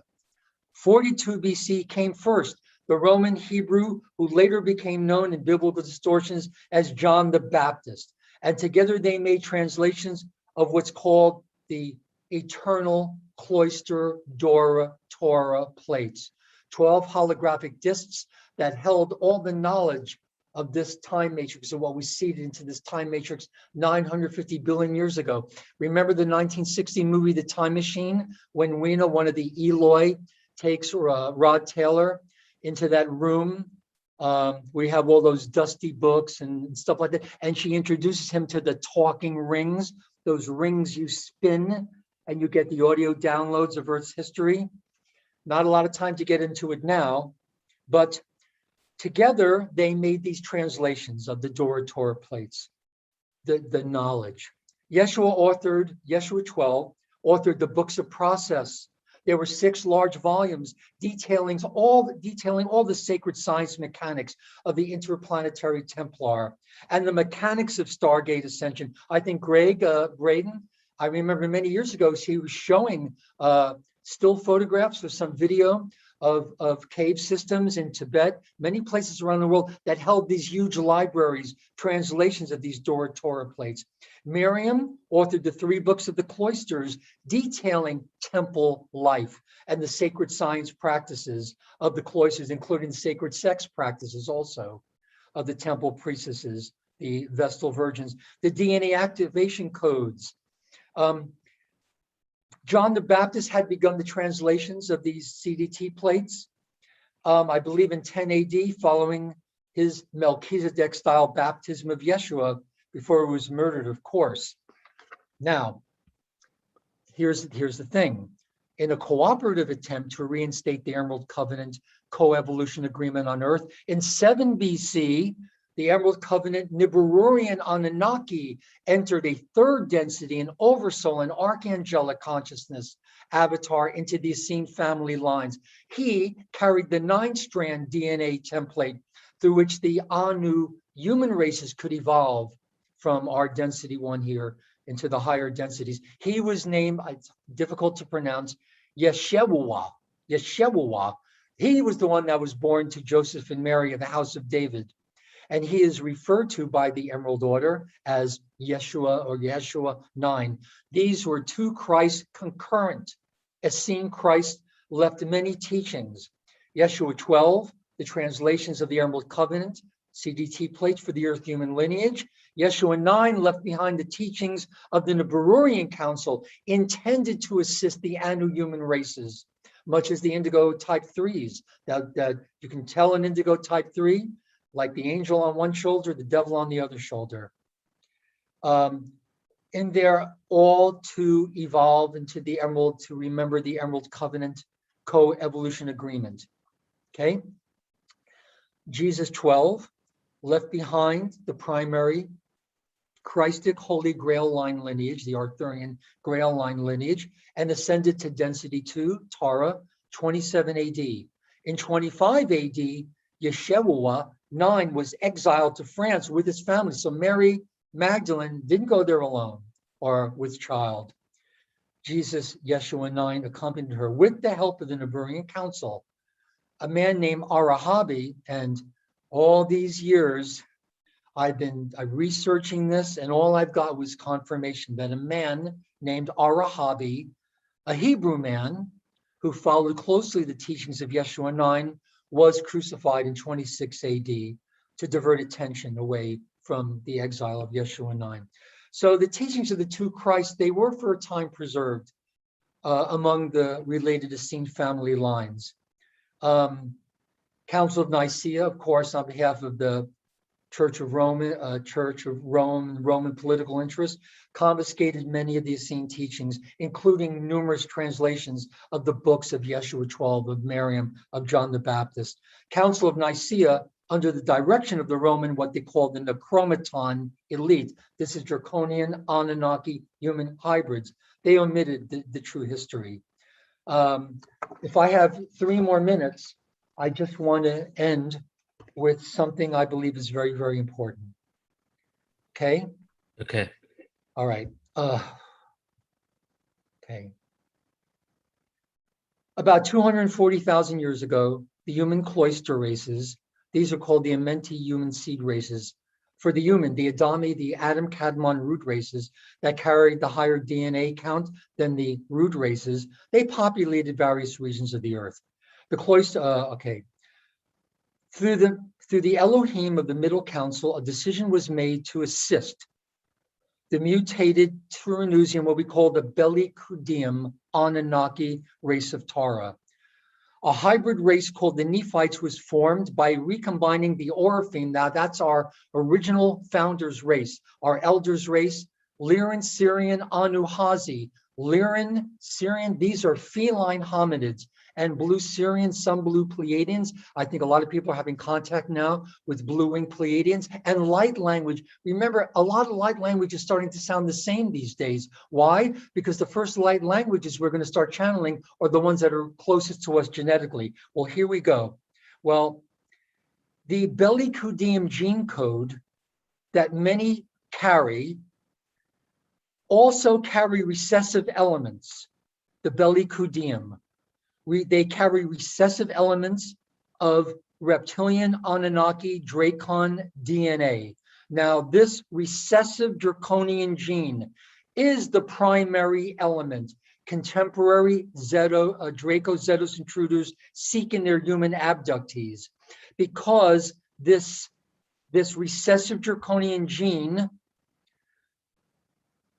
is the primary element that they're looking for in most of the abductions, negative abductions, Draco Zeta, orchestrated abductions, okay?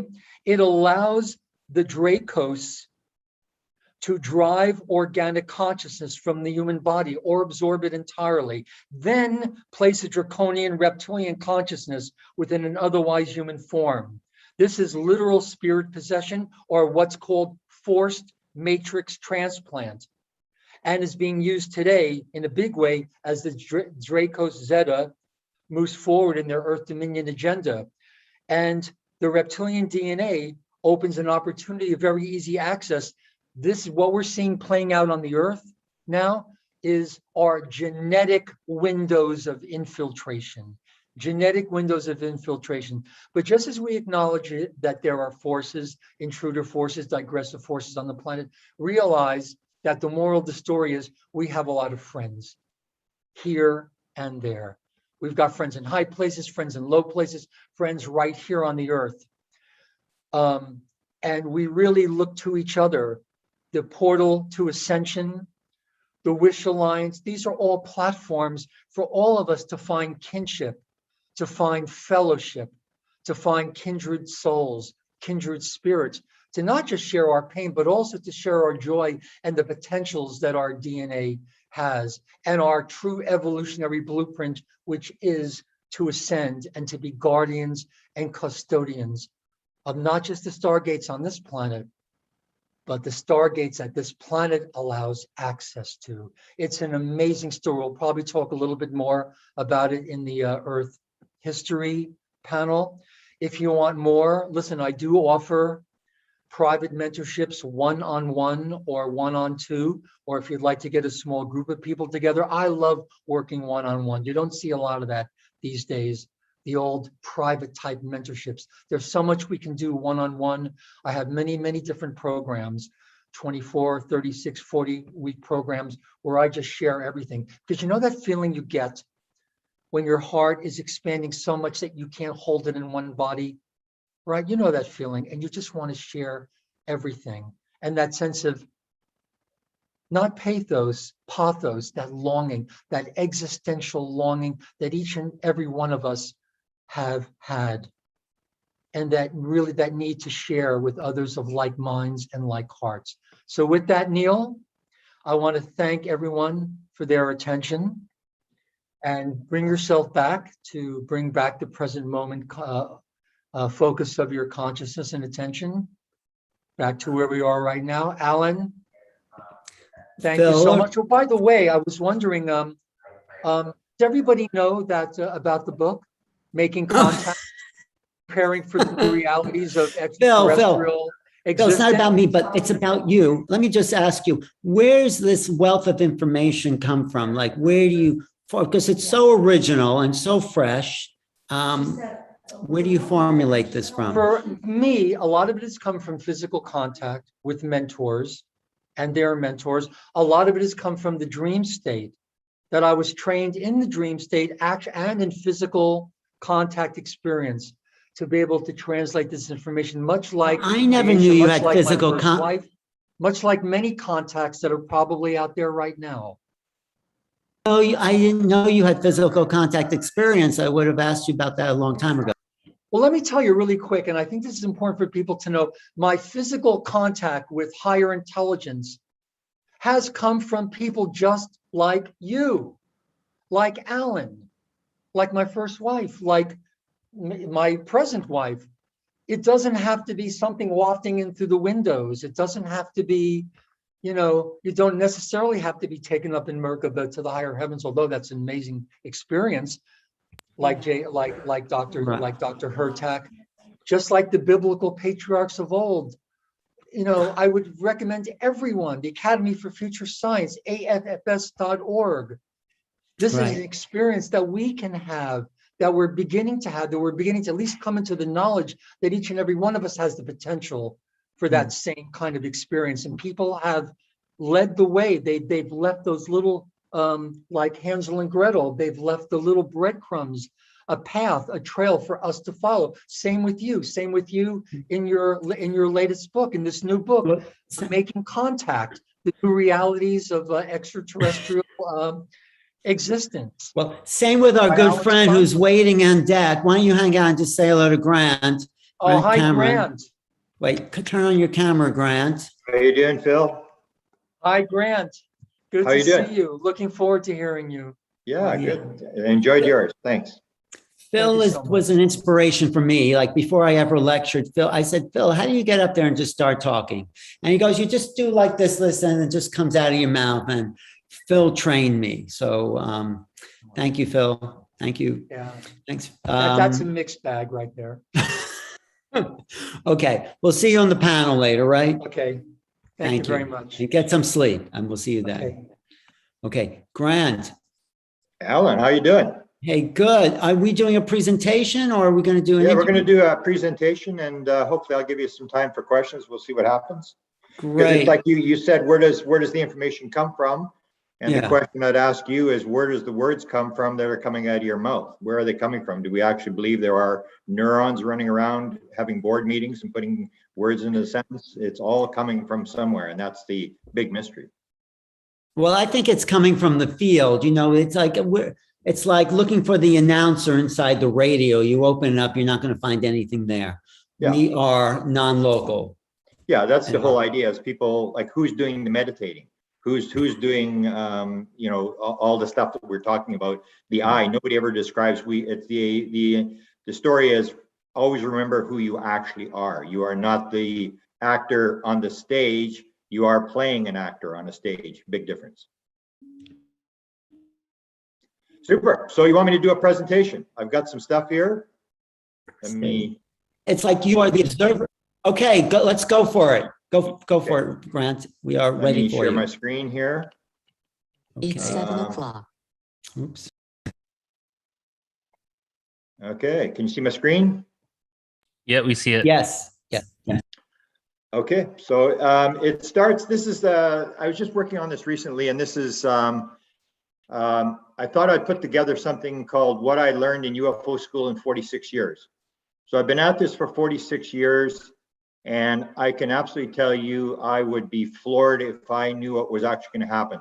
I had my first sighting in 1975, and when I first saw it, it was very evident. It was very close. It was like, oh yeah, that's an extraterrestrial. They're looking out the windows at me as they fly by.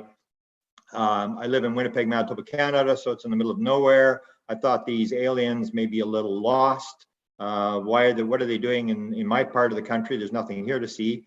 And everything has changed. And one of the main things that's sort of changed in the whole thing is the more I look at it, the the more it doesn't seem to be UFOs. It's a much bigger top thing, UFOs. A lot of the stuff that I learned in 46 years really it's linked to UFOs, but it really doesn't have that much to do with UFOs.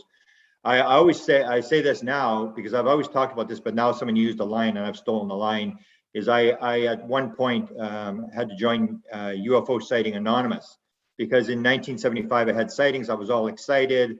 We were out there investigating this. It was flying there quite often in this town called Carmen. And I'd be out there every second night. I basically quit university to go and do this. I was just so enamored with what was going on. Had a lot of sightings. In middle of 1976, I kind of got tired because there was some on the ground. We couldn't surround them. We couldn't get near them. We could film them. They would interact with us and stuff like that. But it just was not. We were just not able to actually pin this thing down. And so I published a book, and one of the best things that ever happened to me was the rejection letter I got. I got a number from Toronto, but the book on Charlie Red Star, which was all the sightings we had in 75, 76, and I was close 5 times. I was within 500 meters, I'd say 5 times. And you hear this story about people who are injured with UFOs being close contact. I say, well, I was close 5 times and nothing ever happened to me. But anyway, I had a rejection letter from a local publisher, said, Mr. Cameron, you may believe in this kind of stuff, count me among the unbelievers. And at that point, I have never really looked at UFO sightings again. I sort of see it as sort of like, it's entertaining. The only thing it really will give you is the fact that, yes, something is going on. There's some reality, something is going on. But the more I've looked at the UFO sightings, the more it seemed to be much more complex. And what I say now, and these are my opinions I'm going to give you today, is that this thing is at least 1,000 times more complex than people think it is. People have it all pinned down because our left brain wants to, put a bow on the thing and put the final chapter, and we got it all figured out. And, we've won all the wars, and we've got, all the equations figured out, and we've got the, one piece of the puzzle to put in. And what I've found in my 46 years is we haven't even got a clue what's going on. It is much more complex. And you hear that from Phil talking about what he's learned. It's much more complex, much more involved, and much more spiritual than people think it is. One of the things I learned in the 46 years is the interdisciplinary thing. I learned this when I was at the university. I worked at university for 40 years. I wasn't a professor, but I worked with a lot of academics. And I remember I worked in the faculty club lounge, one of the most important jobs I ever had in my life, where the guy that was training me said, Grant, I want you to realize that these are academics. Don't get intimidated by these guys. I had presidents, vice presidents, deans. I dealt with academics for 40 years, and he said, don't let these guys intimidate you when they've had one too many beers. They're just like anybody else on the street. And where I realized that academics are perhaps the worst people that can be used to study the UFO phenomena, because academics, what I found is they're very, very specialized. So they may be into molecular biology in one particular section of molecular biology, but don't get that guy to fix your tooth. Don't get him to fix your car. Don't get him to talk about philosophy. And I would have 3 deans that used to sort of discuss UFOs with me. And I remember the one was the dean of plant science, and he liked to play, skeptic. And at one point I suddenly said, hey, like you're a dean of plant science. You know how to plant roses. You know nothing about UFOs. And he agreed with me. And that was the whole deal. Is we have this idea that if somebody's a PhD, that they're very smart and they know everything. They're actually very, very specialized in very, very limited field of knowledge. And when you get them out of their field of knowledge, they have no time to look at any other fields. So the UFO field, I think, has to be interdisciplinary in terms of what we do in the UFO field. Because as you've been in this long enough, you know that it involves astronomy, it involves consciousness, it involves philosophy, it involves understanding quantum physics.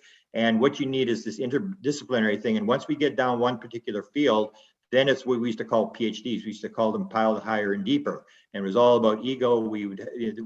People would play games with them and say, good morning, doctor. And the guy would only have a master's degree, and nobody ever disagreed with it, because it's all about status. It's all about this whole idea that we have the answer to everything. But the interdisciplinary thing is, this is how reality works. That's sort of the bottom line I came with UFOs, is if you start to understand the anomaly of UFOs, you get to understand it's just showing you an anomaly about ultimate reality. And that's what it basically came down to. I never would have believed that in 1975, that's where I was going. I just figured it was straight an ET that was flying by Carmen, Manitoba and got lost. And I happened to get lucky 2 nights in a row, and I happened to see it. And the second night it came directly at me.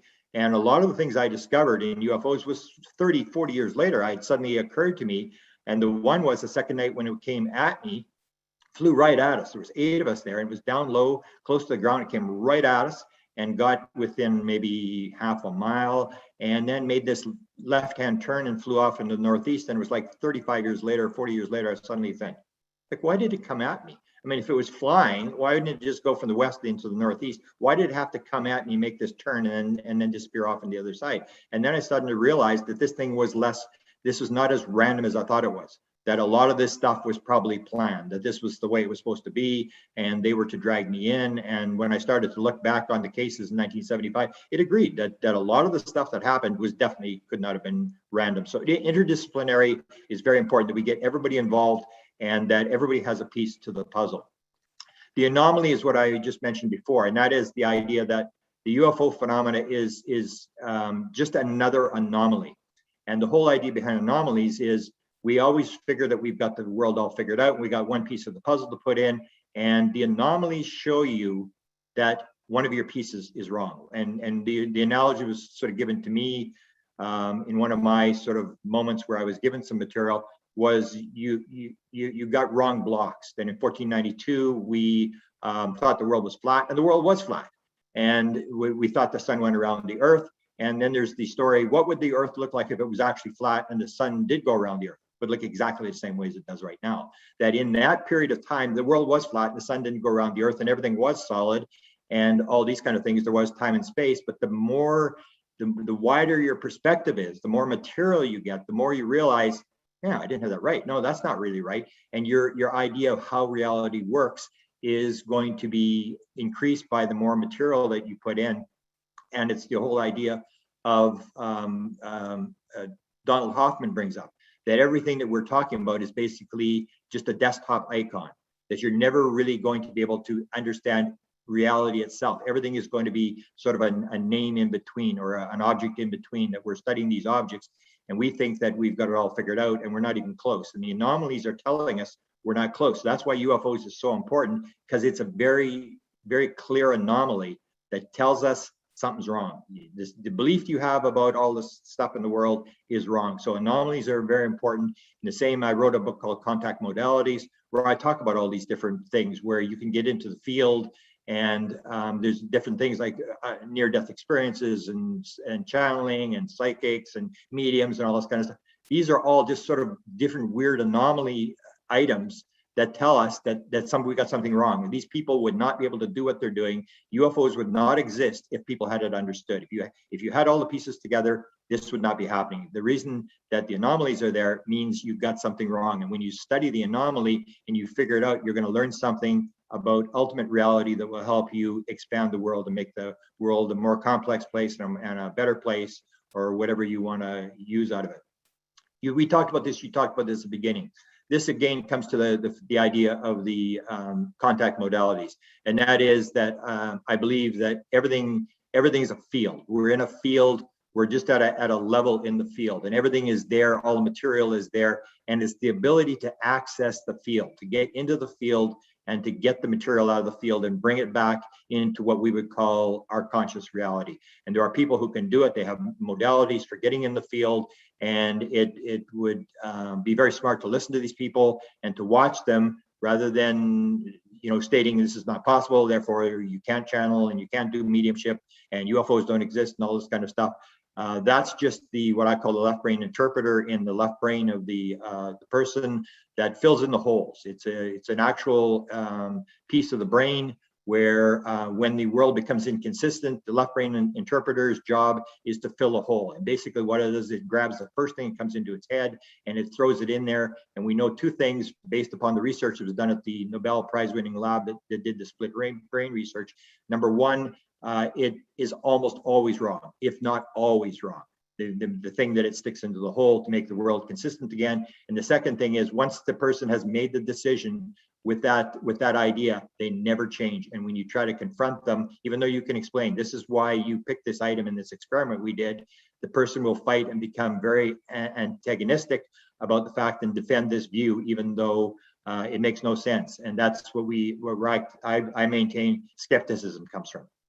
Skepticism is just people's left brain interpreter that is filling the hole for an anomaly. Something happens, the left brain can't handle this. This is not how the world's supposed to work. And they just stick something in there and then sticks to that decision. And that's when the fights sort of begin. So I mentioned before, contact modalities, there's all these different ways to get in the field, and all these people are doing anomalies, and that's the people we should be watching. That's where I get away from the UFO sighting thing, is the UFO sighting thing will tell you that something is going on. But one of the high level intelligence, I made a contact to confirm with them whether this is true, and I was told lights in the sky produce no usable information. So it's basically telling you, yes, something's going on, but it's not until you talk to the people who are interacting with the intelligence.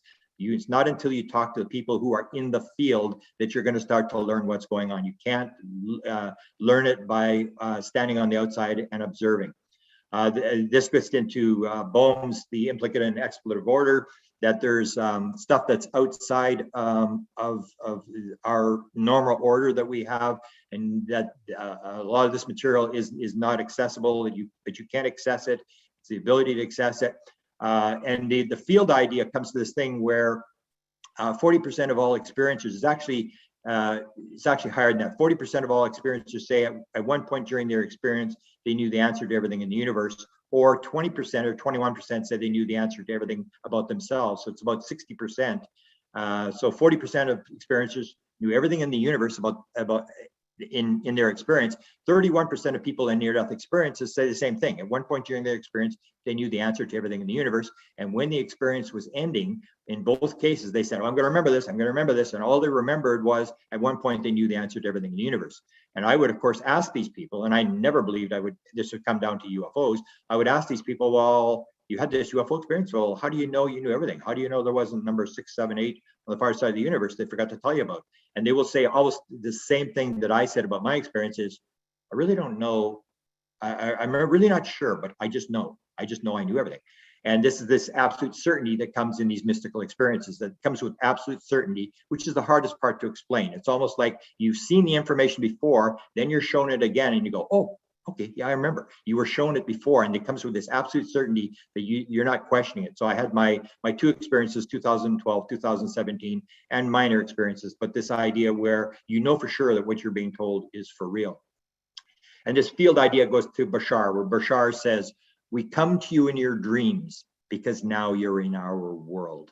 And that is where you get this idea where I've moved off the ET thing, where it's this field and all these entities are at these higher vibrating levels, and that they're interacting with the world. And as Bashar says, it's like almost like he comes from the world of dreams, where this is they're able to talk to you. And when your left brain, that's the whole idea behind the dream thing.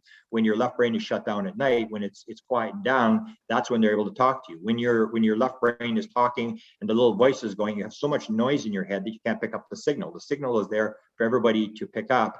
But the experiencers are in this field, whether it's their experience on board a ship, or whether it's their experiences in dreams. A lot of them will say, no, I don't think I've been on a ship, but they talk to me in my dreams all the time.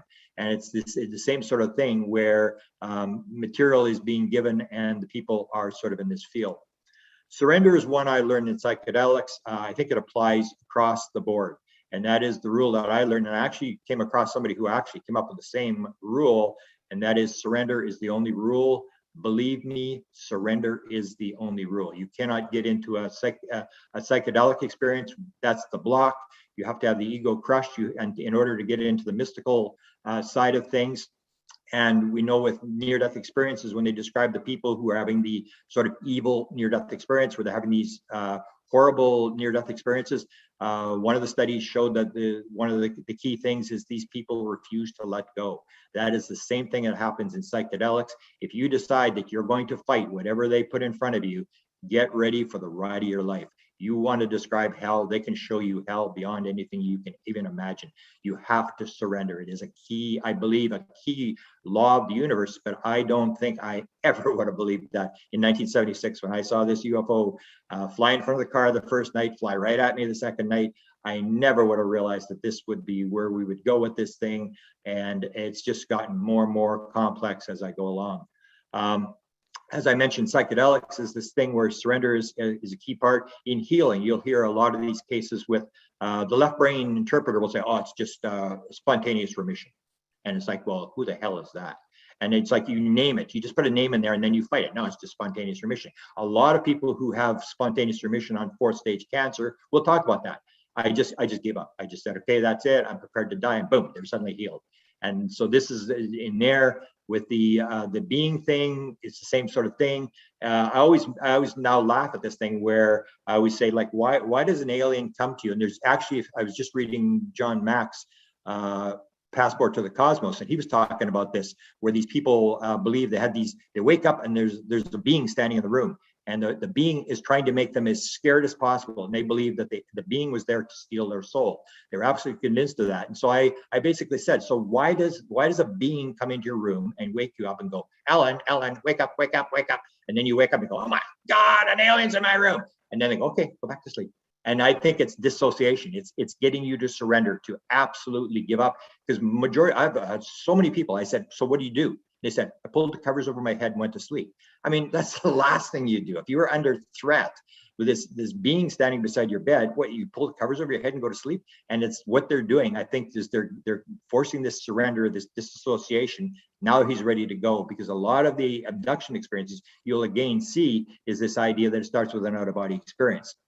And so the question comes down, what's really going on here? And so the alien encounter, I think, was pretty funny, because you hear this all the time, and it makes no sense why a being would actually scare the living daylights out of you, wake you up, scare you, and then put you back to sleep, and that's when the experience takes place. Oneness and separation. Oneness, I believe, absolutely is the key message. 54% of all experiencers will claim they were talked to about oneness and love.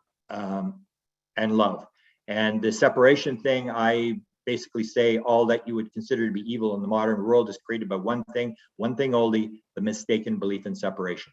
If you believe everything is one, we are all connected, we are part of everything, then you can no longer steal and hurt. And you have to realize you are part of the thing, like a cell in the body, like a bee in the beehive, that you have your position to do. And when a cell goes rogue and decides it's going to duplicate and be its own little world, and not play the oneness game, then you got a cell that's called a cancer cell.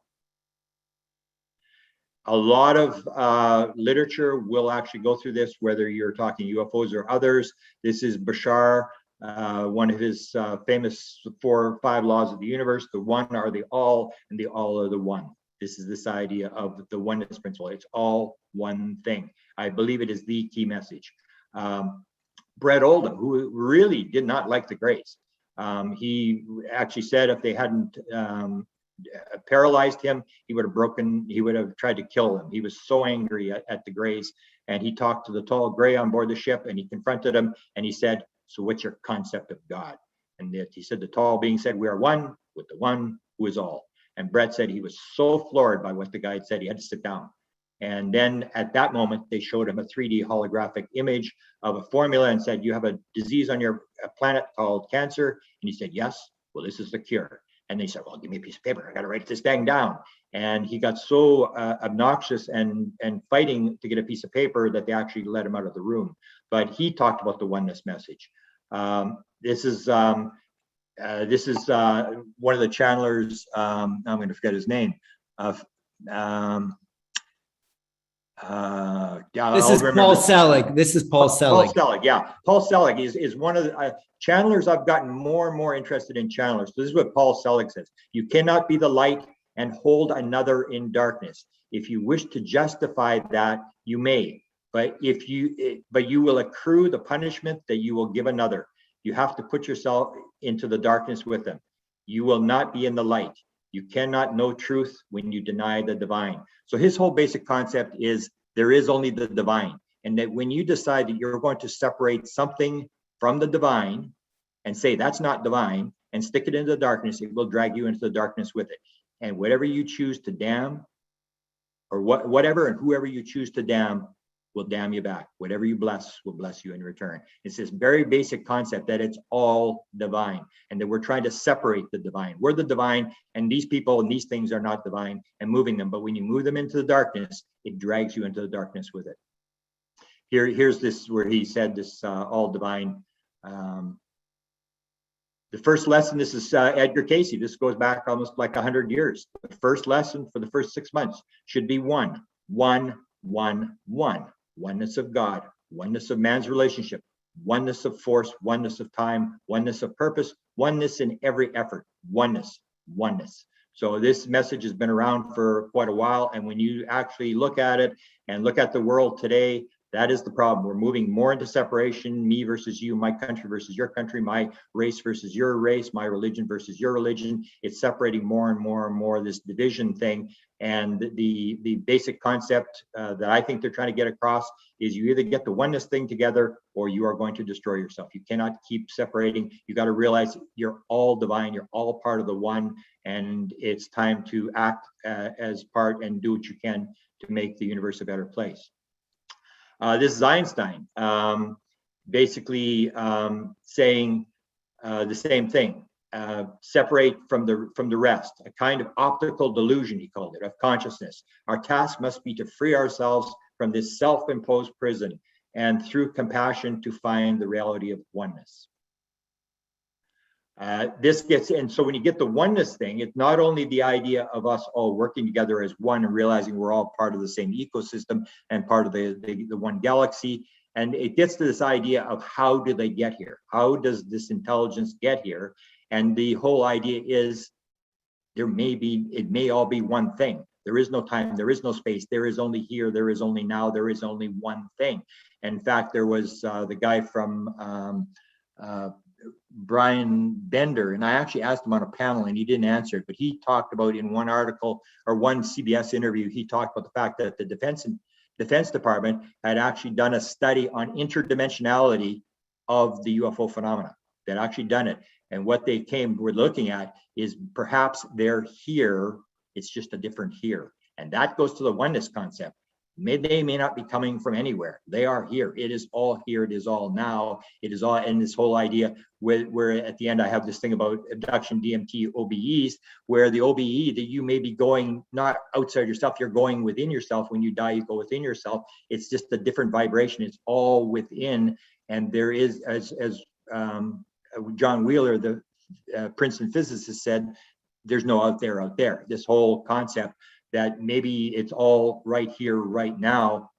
And that's how it works. We make these assumptions, almost like the world is flat, the sun goes around the earth. It looks like they're coming from somewhere else, so this sort of thing. But when you start looking at, is there time and space? If a psychic says to you, you know, you're gonna have a car accident tomorrow and you do, you got to start questioning time and space, whether these things are illusions. And if they are things that we make up, then how does the actual reality work? Telepathy, same thing. We have this idea that our mind is going into somebody else's mind. It may be that it's all just there and that you just use your mind to access the Akashic field and you pull the material out of the field. And we're all in the same field and you're not really going anywhere to read somebody's mind. You're just reading it from the field.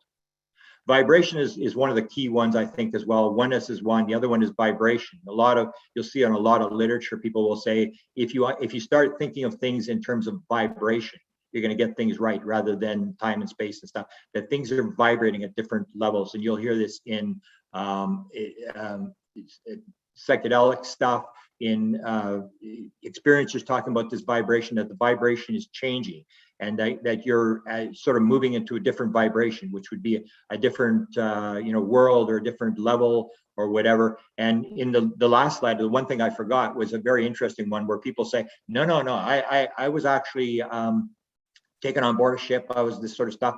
I have done a lot of work on psychedelics, and one of the psychedelics that really poses a problem for this idea is DMT, because Strassman did a lot of people in the 1990s in New Mexico on a study, and half of the people had alien experiences, And a lot of them had abduction experiences. I have a guy who's an AI expert who actually may be listening to this, who actually told me, he said, I had a classic abduction experience on DMT. I said, yeah, really? He said, yeah, I was on a table. What were they doing? They were working on my head. They were like some brain operation or something. I couldn't see the beings, I could see their arms. And so the question is, he was DMT, this is a 10-minute experience on a couch. He's not going anywhere. And so this gets this whole idea. And one of the stories was that Strassman actually stopped the experiments because he was so blown away by these people seeing these beings, and he had seen them himself. He had had the experience, which he keeps very quiet, but he had had the experience himself, where the beings came through this waterfall of fire and said, now you see, now you see, now you see. And he started these experiments with people, and he was blown away by this whole idea that people are seeing these beings, and there's these crossovers. And that's what you see when you see the contact modalities. You start to see these crossovers, that what happens in the UFO experience also happens in the DMT experience, it happens in the out-of-body experience, it happens in OBE experiences, and you start wondering, is this all the same thing? Vibration, I think if we start looking at things in terms of vibration rather than here and there, I think we'll start to get it. Even if you look at Niels Bohr, who was with the quantum atom, he even talks about this thing, about the vibration of the atom, that there may not, there's no material, there's no matter as such. And here's this guy that was, one of the top guys. It may have been Max Planck, but it was either Max Planck or Bohr said there is no matter as such, and that what keeps this thing in its vibration, these atoms. And you go back down to this thing, and you see this vibration thing all the way through creation. Non-locality is again the big one, where if the experiment with the two particles where they sort of are able to talk with each other at distance, faster in time and space, then you get this non-locality. Or if you get remote viewing, where the remote viewer people, Russell Targ says, it's just as easy to remote view on the other side of the earth as it is in the next room. It is just as easy to remote view in the past and the future as it is in the present time. And this whole idea that everything may be non-local. And when you get in the physical world, we get this impression that there's locality, when in fact the whole universe may be non-local, and that it's just an impression. It's sort of an interpretation that we make based upon the limited perception that we have. Multiple lives changes everything. One of the biggest experiences of my life in the UFO thing was I went to the UFO conference and saw Dr. Michael Newton lecture. And that got into the 7,000 people, the life between lives things. Everything changes if multiple lives is real. I didn't have that idea when I first started, but you start looking at this idea of contracts, whether we have contracts, whether our experience, UFO experience, whether we're in this field. The book I'm actually writing right now is the 11 things had paranormal events that were given to us in the modern world to change the paradigm. And I do a lot about this whole thing about multiple lives, about contracts that we may be coming in, that we all agreed to come in on a contract to raise the consciousness through the UFO. And some other people are coming in on a contract to do something else. And there's these giant plays, and we're all coming in. And that was what Michael Newton started. And a lot of people in the UFO people are starting to talk about this thing, this idea of the agreements that if it's multiple lives, we came into the world to do something, and that we all may have made this agreement to come in at this time in this place in the middle of this mess. And we came in for a particular reason, and that we all have a job to do. And we're in this giant play. We are not the actor on the stage. We are in a play. We are an actor on a stage, but we are elsewhere. We are the observer. We are the silence between the words, all that kind of stuff. This is Ron Johnson, who I think is one of the most important stories. I'm just trying to get him to finish off his book because he's not very well. He said, I think it has something to do with decisions made pre-existence. I begged God and Jesus for these to stop, because he had these very sexual experiences. He was a Mormon guy. He just couldn't handle it when they first started. But after many, many prayers, they kept coming. They told me that I had no right and that I was programmed from birth for these things to happen. And so you have him say that, and you have a number of others. Chris Bledsoe said the same thing. If you see his regression from 2008, the John Max associate at Harvard, his associate from Harvard said, when did you first encounter these beings? And he said, they have been with me since before I was born. And that's the whole thing. If we have these pre-agreements to come in, everything changes. You have to reevaluate everything that's happening. Consciousness is one of the big ones. Consciousness is primary. This is one of the things I was given in my 2017 download. If the world is made out of little nuts and bolts, that's one world with certain rules and regulations. But if everything's made out of consciousness, that's a whole different world, but all the rules are going to change. And you see this in quantum physics. You see this in all sorts of modalities. People talking about paranormal things, this idea that consciousness is primary. And you see a lot of the early quantum guys confirming this, that consciousness is primary. Where we got off the base, and I'm sure may have a slide coming up where I'll skip if I do, but what we started to work on was we moved from explorative to exploitive. And so before World War II, we were into trying to figure out how does the universe work? Why is there the dual slit experiment doing what it's doing, the action at a distance, all these different things. And we were trying to figure out the philosophical reasoning behind this kind of stuff. As soon as World War II came, it was the old idea of shut up and calculate, and you could use the quantum equations to build stuff. And we had 200 inventions during World War II that we invented: radar, jet engines, plastic explosives, proximity fuse, synthetic rubber. There was all these things, and suddenly the military realized, oh, we can use this. We don't need to answer the philosophical questions. Just calculate, just keep making stuff. And that's where we've moved away. Is there's nobody in the very few people in the science world who are trying to figure out the philosophical implications of what's happening. It's all the thing, and this even comes into ATIP, that unless you have something that you're going to sell, unless you have something that's going to help the military industry, you're not going to get funded. You're not going to get funded because you have a good idea and you want to find out how something works. It's a lot of funding is done now by contractors, and they want return on investment. So they want you to basically come up with some sort of thing that's going to work for it.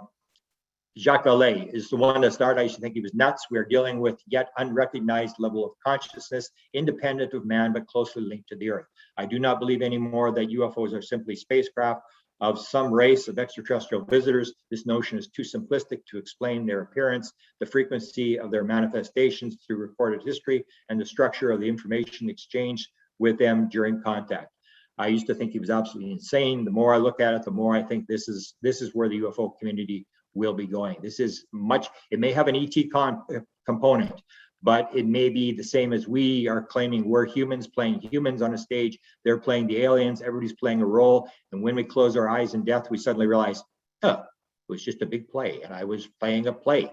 And now I'm no longer Grant, now I'm gonna go do something else. Or Whitley Strieber's wife, who came to him after he died and said, Whitley, I'm no longer Anne, but I'll always be Anne to you. And she's off to do something else. We are just playing a role on a stage, and that this all may be just things to play in this play to raise consciousness of the earth. We all have our little roles to play, and we are the ones that wrote the script.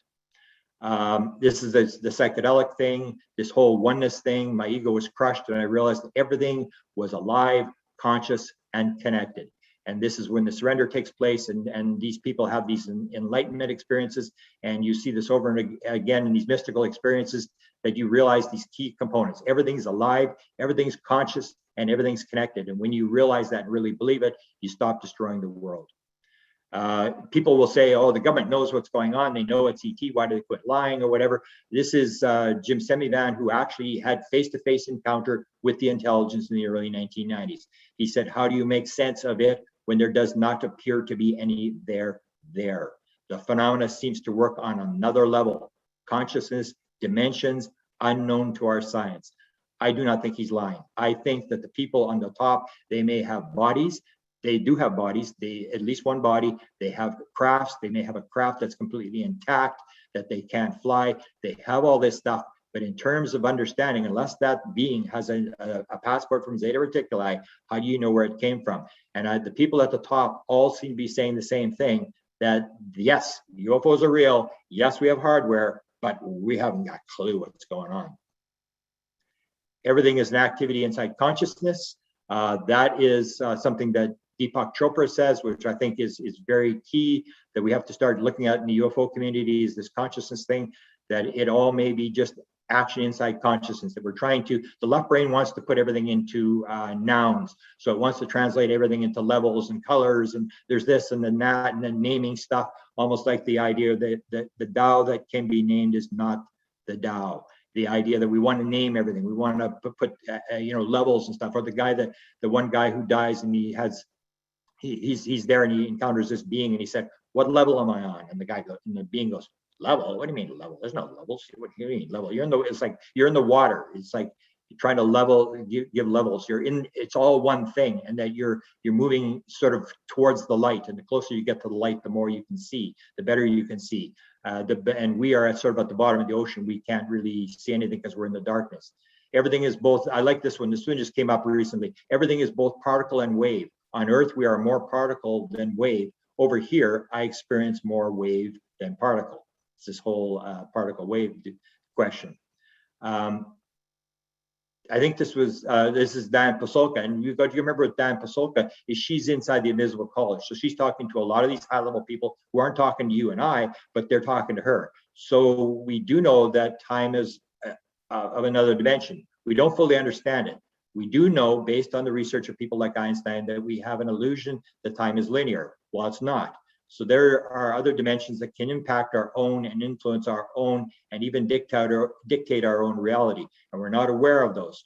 So it could be something that is interdimensional, is an interdimensional breakthrough or something like that. The importance of this is Dan Pasolka. I always say you listen to the high level people and listen to what they're saying. So she's inside this thing. They're saying the same thing. They're saying, well, we really don't know where this thing is coming from or exactly what it is. But the materialists will always go back and say, no, it's just the brain. It's just something that you're seeing is believing. I still maintain there is no football game inside the TV. No matter what people want to tell me, there is no football, little players playing in there. And Elvis is not alive. He's not singing in my radio. It's coming from somewhere else. The eye is not in the head. The brain is part of the thing, but the actual eye is not there. Spirit versus ego. This is, I think, an important thing that I never would have believed with the UFO thing. Was a lot of people will complain about this or that or whatever, and the question always comes down: is that your spirit talking, or is that your ego talking? And a lot of times, what you'll hear in the UFO community, if you listen, people are talking about ego, me, I, this, whatever. I don't think the spirit is going to complain. It's the old idea that anything that is good and perfect will be in the spirit world, and anything that's negative will be ego. So if the person's talking negative, that's their ego talking. If they're talking positive, it's the spirit talking. This, I think, I'll skip this.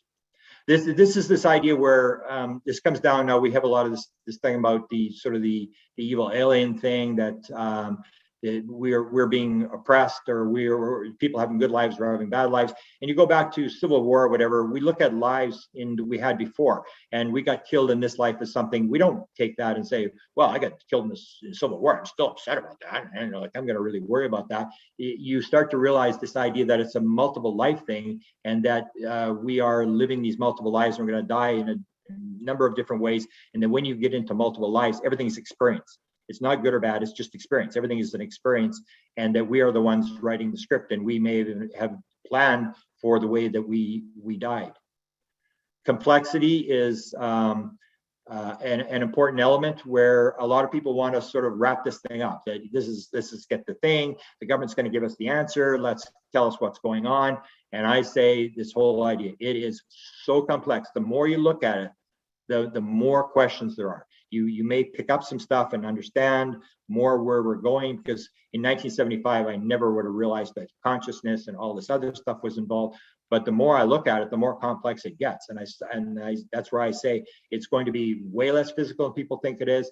It's going to be way more spiritual than people think it is. And a lot of people are going to be upset about that. And it's going to be at least 1,000 times more complex. That we want to make the world into a very simple place. We have all the answers. That's the ego wants to say, I have this all under control, I got it all figured out, and it doesn't.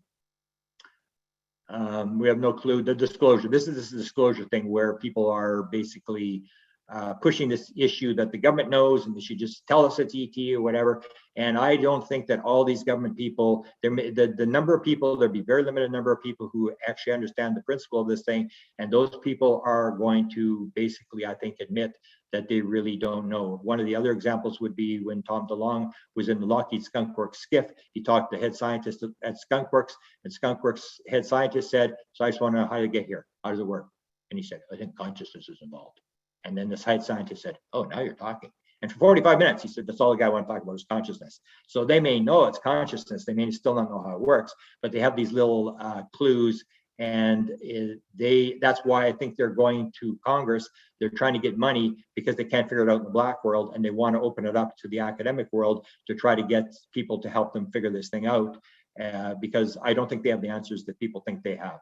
This is Paul Selleck. I've become so impressed with certain channelers. I used to watch UFO Experiences. I still watch them, but these channelers, I just can't believe when I go back and reread them and I realize, man, these people are talking the same thing. Because when I first read them, I didn't have the knowledge I have now. When I go back and read them again, then I realize, like, wow, they're talking truth here. So Paul Selleck is one of the people I really recommend. And the other one is Seth, which I think I have a thing here. This is where he talks about it's all divine. It's a simple thing. It's all one thing. Yeah, and we want to create darkness. We basically take things and put them in the darkness. We take them out of the divinity, and you ain't going anywhere as long as you're separating stuff from the darkness. You cannot enter what he calls the upper room. Seth is one that just blew me away. I'd read her years ago. This is where the New Age thing starts. And Seth basically comes down to this idea. You create your own reality. There is no other rule. This is basically what UFO is now talking about, this idea that consciousness is primary, the participatory universe, or I think I even have a thing here. This I think is John Wheeler. We are not only observers, we are participators. In some strange sense, this is a participatory universe. Physics is no longer satisfied with insights only into particles, fields of force, into geometry, or even into time and space. It's a participatory world. We're starting to understand this, that we are, and there's even the one idea that I really liked, was that God did not create the heaven and the earth. God created the sparks of the divine, and we are the ones creating the heaven and the earth. We create the good, we create the bad, we create all this sort of stuff. And the idea is for us all to make a better universe, a more complex universe, a more grand universe, and that we are not victims of God putting us in certain situations. We are actually creating it because it's all consciousness, and the world is created from consciousness, and we are using our consciousness to create the world, and we can make a good world or a bad world. And it's up to us. It's just us all going together, and we are all observers. We're all doing it. Even Jesus had this in the Bible. You go back and you see that Jesus even described this. Because you have so little faith, truly I tell you, if you have faith as small as a mustard seed, you can say to this mountain, move from here to there, and it will move, and nothing shall be impossible for you. And you see that in a whole different life, this whole idea, it's a participatory universe, and that whatever you believe you can do, you can actually do. We have this limited view of our intelligence, and it is much more complex, and we are much more powerful than we think we are, and we are the ones building the universe. Again, this is John Wheeler. No phenomena is a phenomena until it is an observed phenomena. The universe does not exist out there independent of all acts of observation. Instead, it is some strange sense a participatory universe, almost like Bashar says, what you put out comes back. You hear this over and over again, and in the UFO experiences, the same thing. Now I'll get into the last little things, and this is the idea of the no ETs, and it's not that there may not be an ET component. There was a group of beings that wanted me to write a book, and I probably will. And they basically, what they had said was, if you want us to be ETs, we can be ETs. We can take you to our planet and show you our planet. But we're actually just from here. We've always been here, and you are the visitor. And you hear this over and over again. Nancy Tremaine said the same thing when I asked her, and that's what I do is I say to people, I say, hey, you ever ask the alien if he was an alien? And then people come back and say, no, he said, not really. That would not best describe who I am. And a lot of them, Nancy Tremaine said the same thing. We are from here. We've always been from here. We're not alien to this planet. And this whole idea, it's all here, it's all now. And what happens, I believe, is that the ETs have to talk to you at the level that you're at. So as we go along, the story that they tell us is going to be more complex. A lot of people say ETs are lying. For example, 1896, we say, oh, this is ET. I say, you really think it's ET? 1896, 1897, they were flying around. They actually crashed one in Texas. And the people would say to these guys who are dressed kind of strange, we're flying these wooden ships with propellers and sails, and they're flying around the United States. And they said, where are you from? And they said, we're from Mars. And everyone, oh, okay, they're from Mars. Because 1890, everybody was looking at the canals on Mars and believed Mars was, and now who would believe that wooden ships flew in from Mars? And this is the whole idea. So to talk to you at your level, Barbara Streisand's stepson is a UFO experiencer. And what he told me, the beings had told him, was that when we come into your world, we come into your head and we see what's in your head. And that's what we use to teach you. So if you're in fear, we're going to use fear to teach you. We can do nothing else. We can only use what's in your head. So they talk to you at whatever level you're at, whatever you believe, that you're going to use your belief systems to try to get a lesson across to you. It is not a direct lesson that we are from here. And this is exactly how it works. As we advance, the story that they're going to tell is going to get more advanced. And that's what you see. First, we said, oh, they're from Mars, they're from the backside of the moon, they're from Venus, and even the Canadian one that was from Uranus. They say we're from Uranus. It's like 370 degrees below zero there, or whatever it is. And they said there's 750 million people living here. Well, who would believe that now? There's 750 million people living on Uranus. But that was in the 1950s. And then suddenly we suddenly realized, oh, they couldn't be from Venus and Mars, because we had ships going there. We had, exploration visits. So then they changed. They were from, then they said from Zeta Reticuli, and they were from Pleiades. Well, Pleiades is 400 stars. Why wouldn't you get more specific as to what star you're from in Pleiades? And even Sherry Wild, if you know Sherry Wild talks about her being was called Da. They wrote a book, and the guy who was doing the manuscript, the publisher said, hey, he said he's from Andromeda. And she said, yeah, he's from Andromeda. And he said, well, Da can't be from Andromeda. He's a gray. You said he's a gray. Yeah, he's a gray. Well, he's got to be from Zeta Reticuli then. So she went to him and said, hey, you said you're from Andromeda. You're a gray.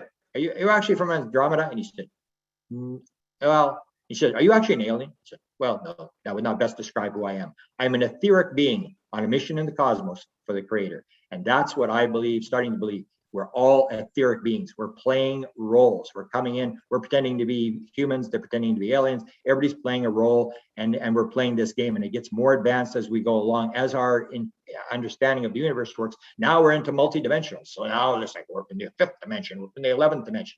And the story is changing as we go along.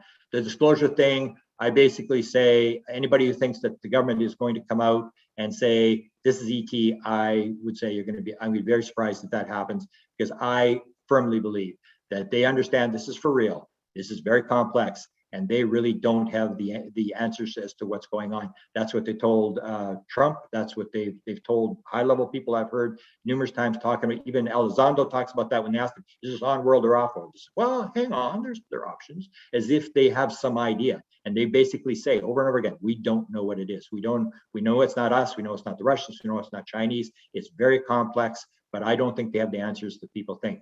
We're playing, this is the idea, we're playing a role.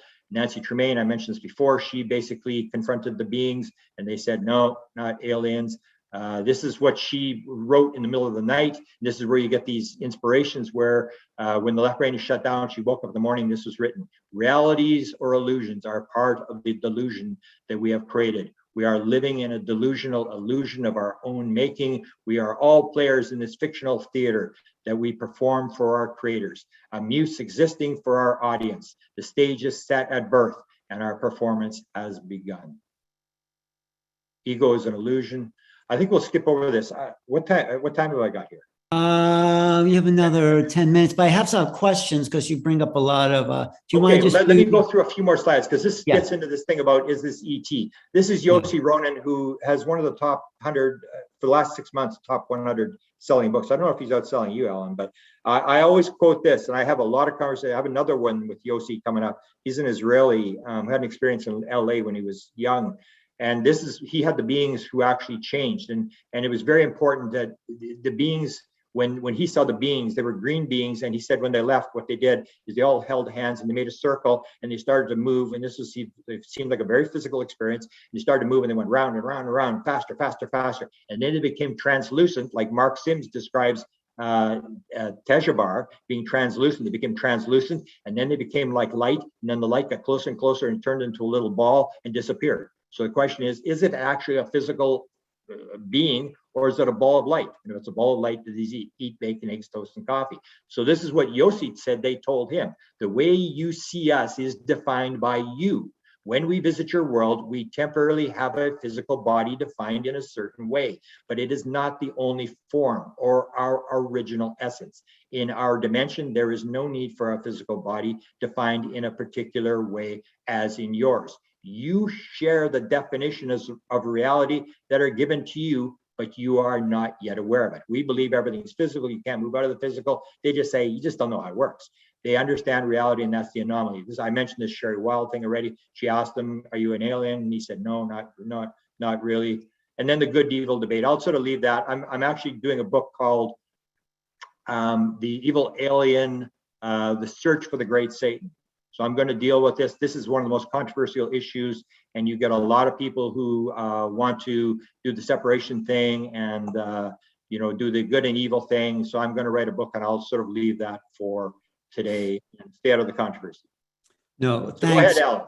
No, thanks, Grant. You can stop sharing. I've heard you give this a couple of times, and I get it, but you're sort of saying to me two different things. You're saying first, it's all consciousness, and that's what it is, and that's sort of like the simple answer. And then you're saying, which I really believe, this is much more complex, much more multi-layered, much more to it than we can imagine. Yet you're saying it's sort of simple and it's consciousness. So, but it's consciousness. The consciousness can be very complex. You can make whatever you want. You can make a very complex. The universe is getting more complex, but the entire universe is built out of consciousness. There is not like the physical world and the conscious world.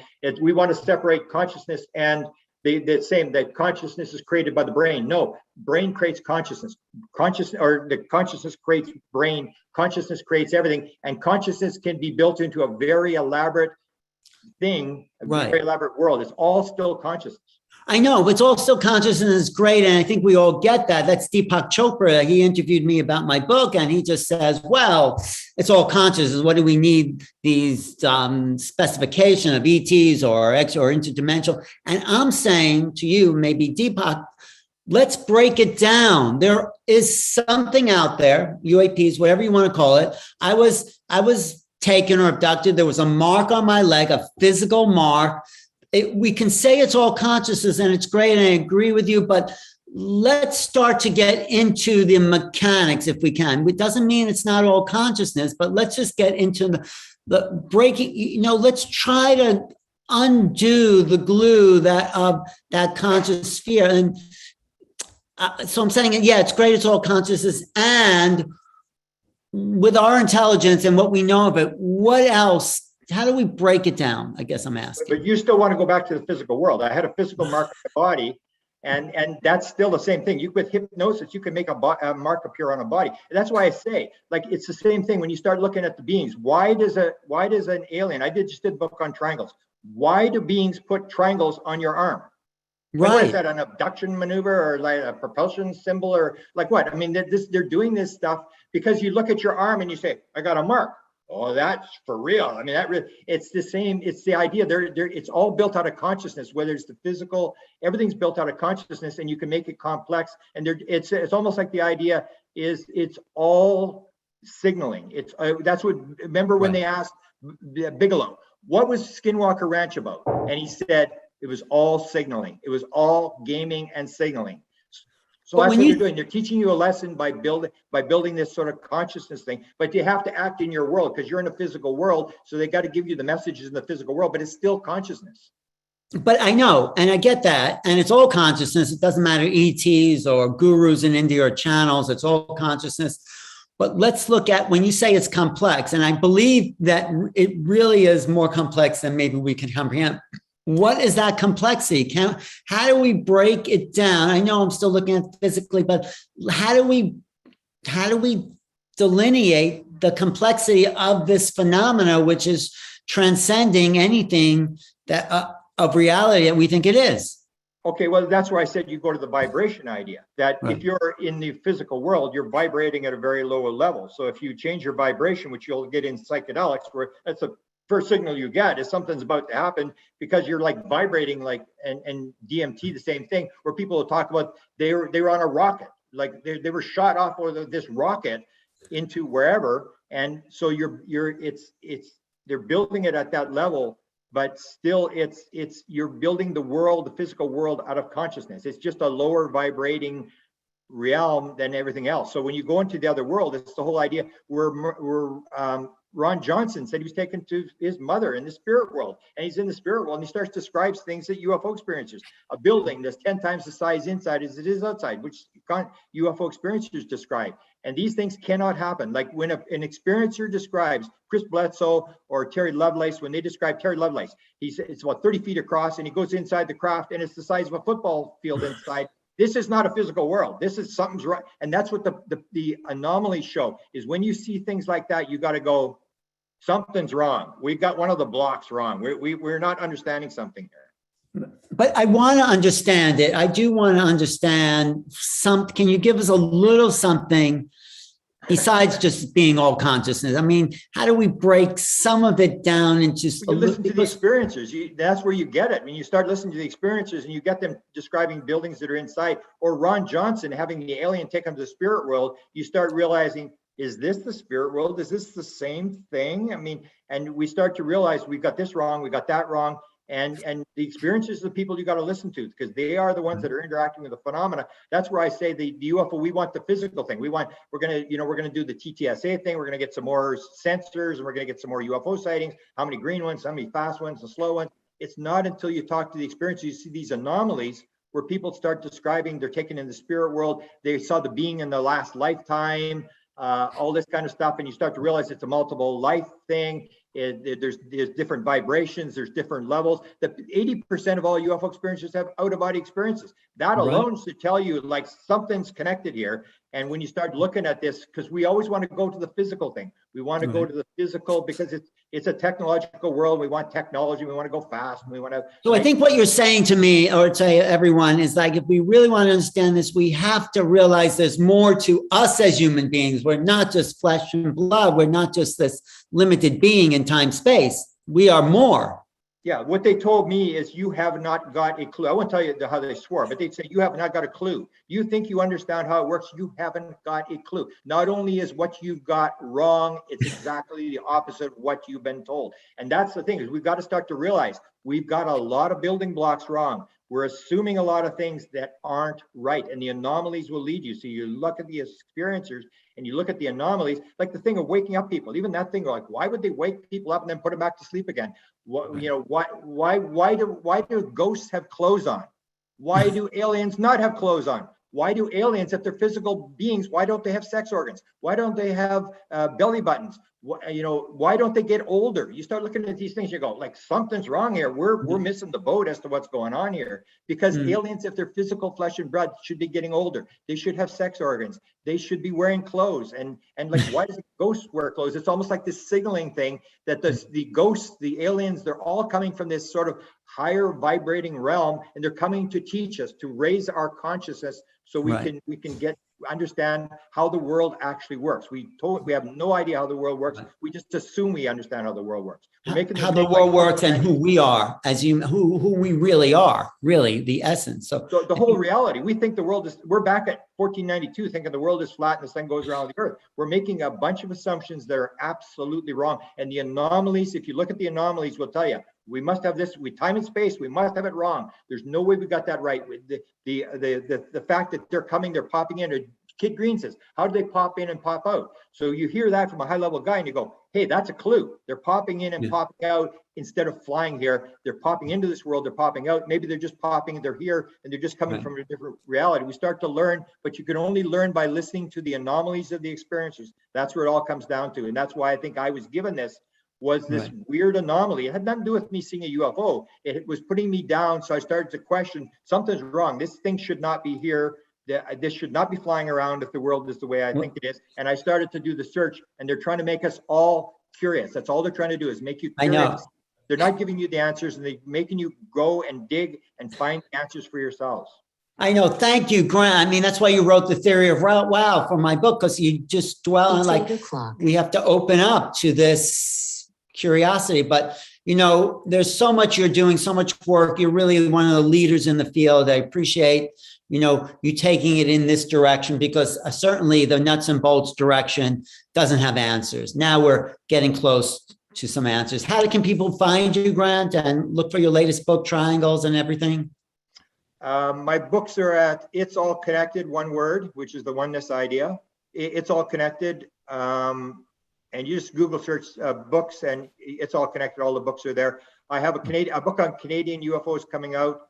I have a book on triangles that just came out. And then I have this book on the 11 things, paranormal things that were given to us, like LSD and different things where rock and roll, even spiritualism, the Fox sisters, the beginning of spiritualism, how this changed the world, how these things changed the world. So I don't have a Facebook, I don't have a website anymore, but White House UFO is my YouTube channel, and Presidential UFO is my Facebook channel. Great. And I'm going to ask you to come on a Clubhouse next week, okay? And talk more about this. Yep. Okay. All right. Grant Cameron, ladies and gentlemen, one of the real leaders in trying to understand the phenomena on new levels of consciousness. Really, I think you're one of the leaders in that field. Thanks. Well, I think we're all there, Alan. I think if you looked at yourself 10 years ago and myself 10 years ago, we are miles ahead of where we are, but we still have no clue. I mean, we're making ground. I think we're moving along. Right. I know when I wrote my book, you said, well, maybe this is not about aliens. I said, Grant, I just wrote a whole book about that. And it's like, you're right. This is not just about aliens. It's all labels too, right? I mean, like extraterrestrial could literally mean to someone anything beyond the terrestrial perceivable 3D, right? And a lot of these ETs probably even utilize interdimensional technology just to travel, right? So it's interchangeable, really. It's kind of just how you want to label it. That's where I say the left brain comes in. The left brain that dominates the world wants to put everything into nuts and bolts and into language. The right brain has no language, but because it's language, it wants to label everything. It wants to give it levels and names and stuff like that. And that's where we pull it back into the physical. Why don't you join us on the remote viewing course I'm doing coming up October 7th on Portal to Ascension. There's a lot of left brain, right brain I'm talking about there. Yeah, okay. So I'll call you. Thank Grant Cameron, ladies and gentlemen. Thank you, brother. Thank you. Neil, hang out, Grant, if you want. You're free. Yeah, I'm gonna go with my. Okay. All right. That was amazing. I really liked the presentation, especially just seeing Grant's journey and just like the fact that he's been in it for 46 years and how he's evolved, right? Right. So what we doing a little 10-minute musical break? Yes. No music. Until the end, we'll have some spoken word. But I want to introduce someone to an individual that I just connected with pretty recently, and he interviewed me on his podcast. I interviewed him on Portal to Ascension. But I just want to make a quick announcement first. So what we'll do is in about 15 minutes, we'll start with the panel, Alan, and we'll give Tarek about 10 minutes to share his download. Okay.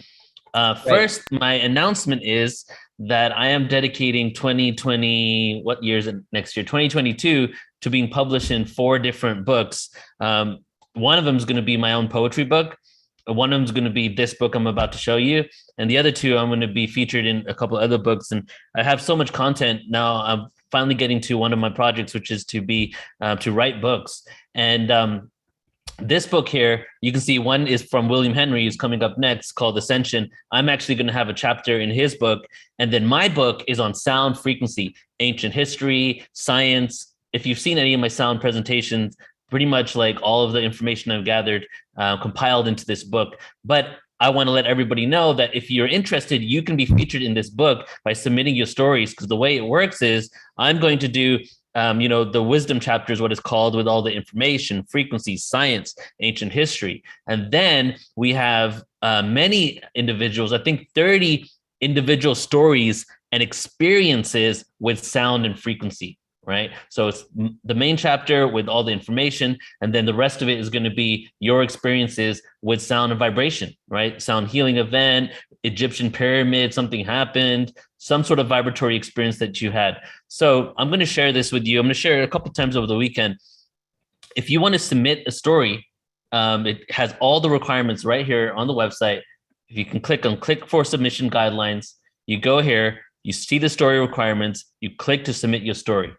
If you want to be featured on the front of the book, like as an actual author, that's a package that costs money. However, so if you want that, you can have that. However, there's going to be another 20 stories. We're going to go through all the submissions and pick the ones that we feel resonate with this book the most.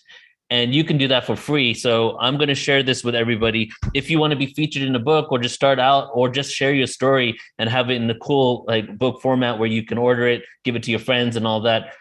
Or just, you just want to basically share your experience with sound and vibration, whatever it is. If you're compelled to be a part of this project at all, I will share this with everybody. Okay. All right. So now everybody, we're going into, bringing on Tarek Bibi. And I just want to share this video that I did with him, this interview here. Let's see if I can pull it up.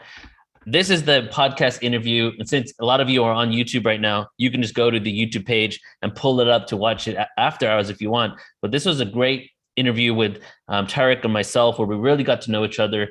Just a week after I did one with him. It's called Health Hacks, Tools for Empaths, and Activating Your Infinite Sovereignty. The reason why I wanted to bring Tarek on is because there are a lot of parallels, I feel. There are a lot of parallels with Tarek and his life and now his mission, including spoken word and doing hip hop, as I am. And not only just that, just his energy and mission in general really inspires me to do the work that I'm doing, and then also to connect with him so that we can team together and collaborate on some projects. Because part of Portal to Ascension, part of our mission statement is actually collaboration over competition. Okay, collaboration over competition. The energy of inclusion is much more solid of a harmonic frequency than the energy of exclusion. Why is it that the people that know secrets, are somehow they have all this information, but they're still not going to actually win the long race, even though there is no separation? The reason is because the energy of exclusion is not a harmonic frequency. When we all come together as one human race, we can make real shifts on the planet. So Tarek is this individual that I am dedicated to having this connection with. So a little bit about him. Tarek Bibi, aka Mr. Miraculous, is a facilitator of inner transformation, helping people on the spiritual path around the world transcend their emotional and psychological blocks at the core level. In an instant, Tarek is able to help people release years of pain and problems to live life miraculously. Tarek is a sensitive, gifted poet, musician, and artist with a commitment to helping young people all around the world become their best selves and learn to use their gifts and thrive in this new age of consciousness. He has been labeled an empath, indigo, starseed, earth angel, and a light worker. He earns the name Mr. Miraculous because of the instant breakthroughs he has assisted his clients in achieving, where nothing else has worked. Infinity healing has made it possible in an instant. So welcome, brother. How you doing? You're muted. Congratulations, brother, on a beautiful summit. I'm really enjoying it. I did it this morning when I was doing my yoga. I was listening to it while doing my yoga, and just great. I love how people are collaborating and sharing. It's giving me so much hope. I appreciate you. Thank you, bro. I appreciate you too, man. So I'm just going to give you the floor for the next, let's say, around 10 to 12 minutes and just share whatever you like.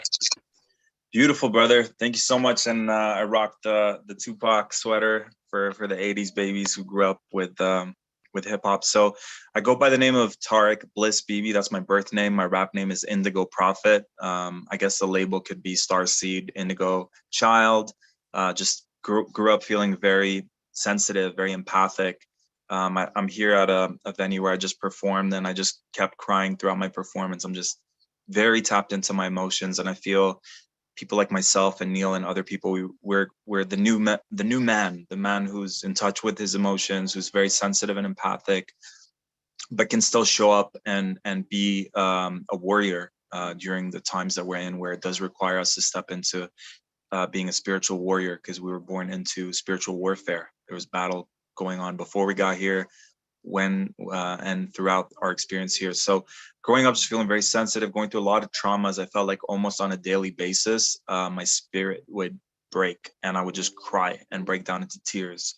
And I didn't feel safe. And I felt people around me were putting me down and bullying me and making me feel less than, and being told I was stupid, I was a failure, I was an idiot on a daily basis. And school, just getting the lowest grades, and kind of looking around in class and being like, why is everyone taking this class so serious? And me, the only one kind of seeing through the illusion in a way. So I'm just feeling a lot of heaviness now from our collective here in the heart space. So we'll definitely do a healing. So anyways, long story short, when I was 25, I moved to Canada. I was born in the Middle East, Palestinian, Lebanese background, and never fit in.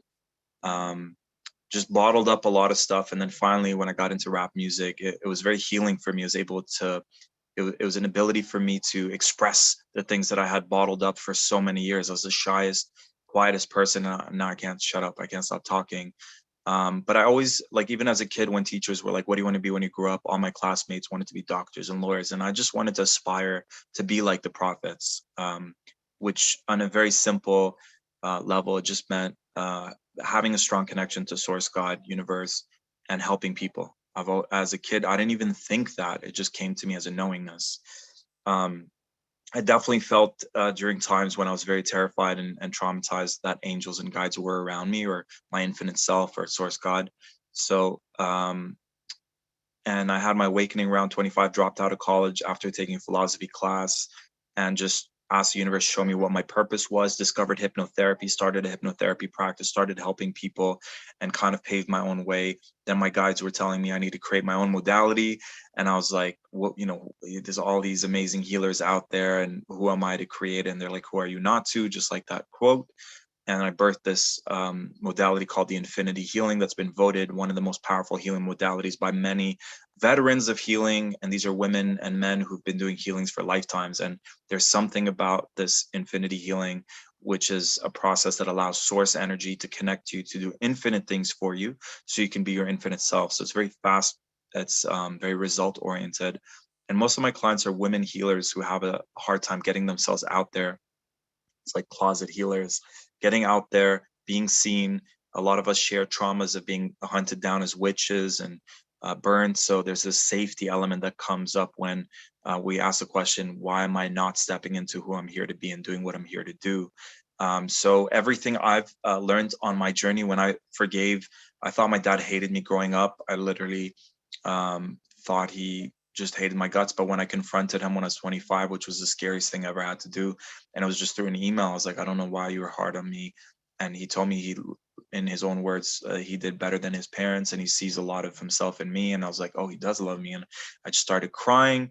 And so ever since then, every session I do for the last 10 years, whatever the block is, most of my clients come to me to heal money blocks and life purpose blocks, health and relationship blocks. And at the root of it, there's always something that happened when we were kids. So we pinpoint in a very short amount of time the big trauma that happened as kids, heal it, and we go through a inner child process, forgiveness process, where you take your power back, you integrate your inner child so that it's no longer disenfranchised as part of your whole and complete self. And then you align with your purpose. And a lot of my clients go from living not in alignment to, wow, I can't believe it, I'm working from home and I'm making as much money as I want. And some of them are single moms, so now they have more time with their kids, and they're getting their healing out there, so they're feeling more fulfilled. And so to me, more than money and a job, it's freedom and alignment and purpose, because I'm really here to serve those people who are catalysts for others. And if we can all create these ripples in the collective, each one can spread those ripples, and we can co-create a better reality. And that's our destiny. That's what we're here to be and do. Rap music has always been, music was there for me in a way humans weren't. So music was very healing for me. And so part of why I keep this tradition of rap music, which is one of the most worldwide, like wherever you go in the world, you will hear people breakdance. You'll see people breakdancing. You'll hear people rapping, and beatboxing and graffiti. So it is a movement, whether you're into it or not. And most of my clients who like my music say they're not into rap, but when they hear my rap, they're into it because of the words. And you can pack so many words into a rap song more than any other genre. So I'm blessed to have this as a tool that can be used to help inspire people, motivate people. And there's a lot of healing frequencies in each song. So the song that I'm going to share with you guys right now, and we shot a video for it two weeks ago, and it just represents, it's our anthem. Like, there's all these songs out there, but which is the one that speaks directly to us and our challenges and our struggles, feeling different, feeling weird, not fitting in, and having such a strong mission in our heart and spirit to make the world a better place. So this one's called the Light Warrior Anthem, and all my music is available on all streaming platforms under Indigo Profit like Buddha, not like money, because a lot of people get that mistaken because I help people with money, so they thought it was profit, F-I-T. But yeah, and stay tuned on YouTube. We're going to launch the video anytime soon. I'll share it with Neil, and maybe he can share it with you guys when it's out. I'd love to launch it through Portal to Ascension. Actually, that would be an honor. Here we go. They tried labeling me ADHD because my being's dialed into higher frequencies. They think I'm demented. I pause and reflect, and cause I'm connected to higher dimensions. Sometimes I feel like, what is the purpose? Sometimes I feel like I'm less than and worthless. Sometimes I feel like I'm lost in the circus. My brain's wired different. I got unique circuits. This one's dedicated to all those being labeled as different, who don't fit into the system, who are misfits and question their traditions, who are gifted and highly ambitious. We challenge authority. We can't be controlled. We're a growing minority. We won't do what we're told. We get angry and depressed. Our feelings we won't suppress. The world is in a mess, so we're here to be our best. And everything you see is your divine inherency. Potentially, we co-create infinite serenity within the century. Coexist yet live separately. I'm losing my religion. I'm losing my identity. Activate our infinite DNA genetically, releasing core traumas in our cellular memory, changing our bodies and our molecular chemistry. Communicate from the heart using psychic telepathy. We're authentic, humble, and in our integrity. Signs of the times, and you were definitely meant to be. I vote for the people, don't care about the presidency. I live in the now, I just care about the present. See, I lived through Atlantis. I've seen it get ruined. Father, forgive them for they not know what they're doing. Whether Palladian or human, you are the movement. So let's get together because you are the solution. They keep hanging and burning me, yet I keep coming back purposely. You're psychologically, emotionally hurting me. Everything was a blur to me. Felt like love deserted me, but it occurred to me. The only way to stop me is to murder me. But even if you did, I would live eternally. And even as a kid, I will feel you cursing me. You pick on me because you're big and mean. I could see through your every scheme. Nothing's what it seems in this dream. While love is embracing me, demons are chasing me.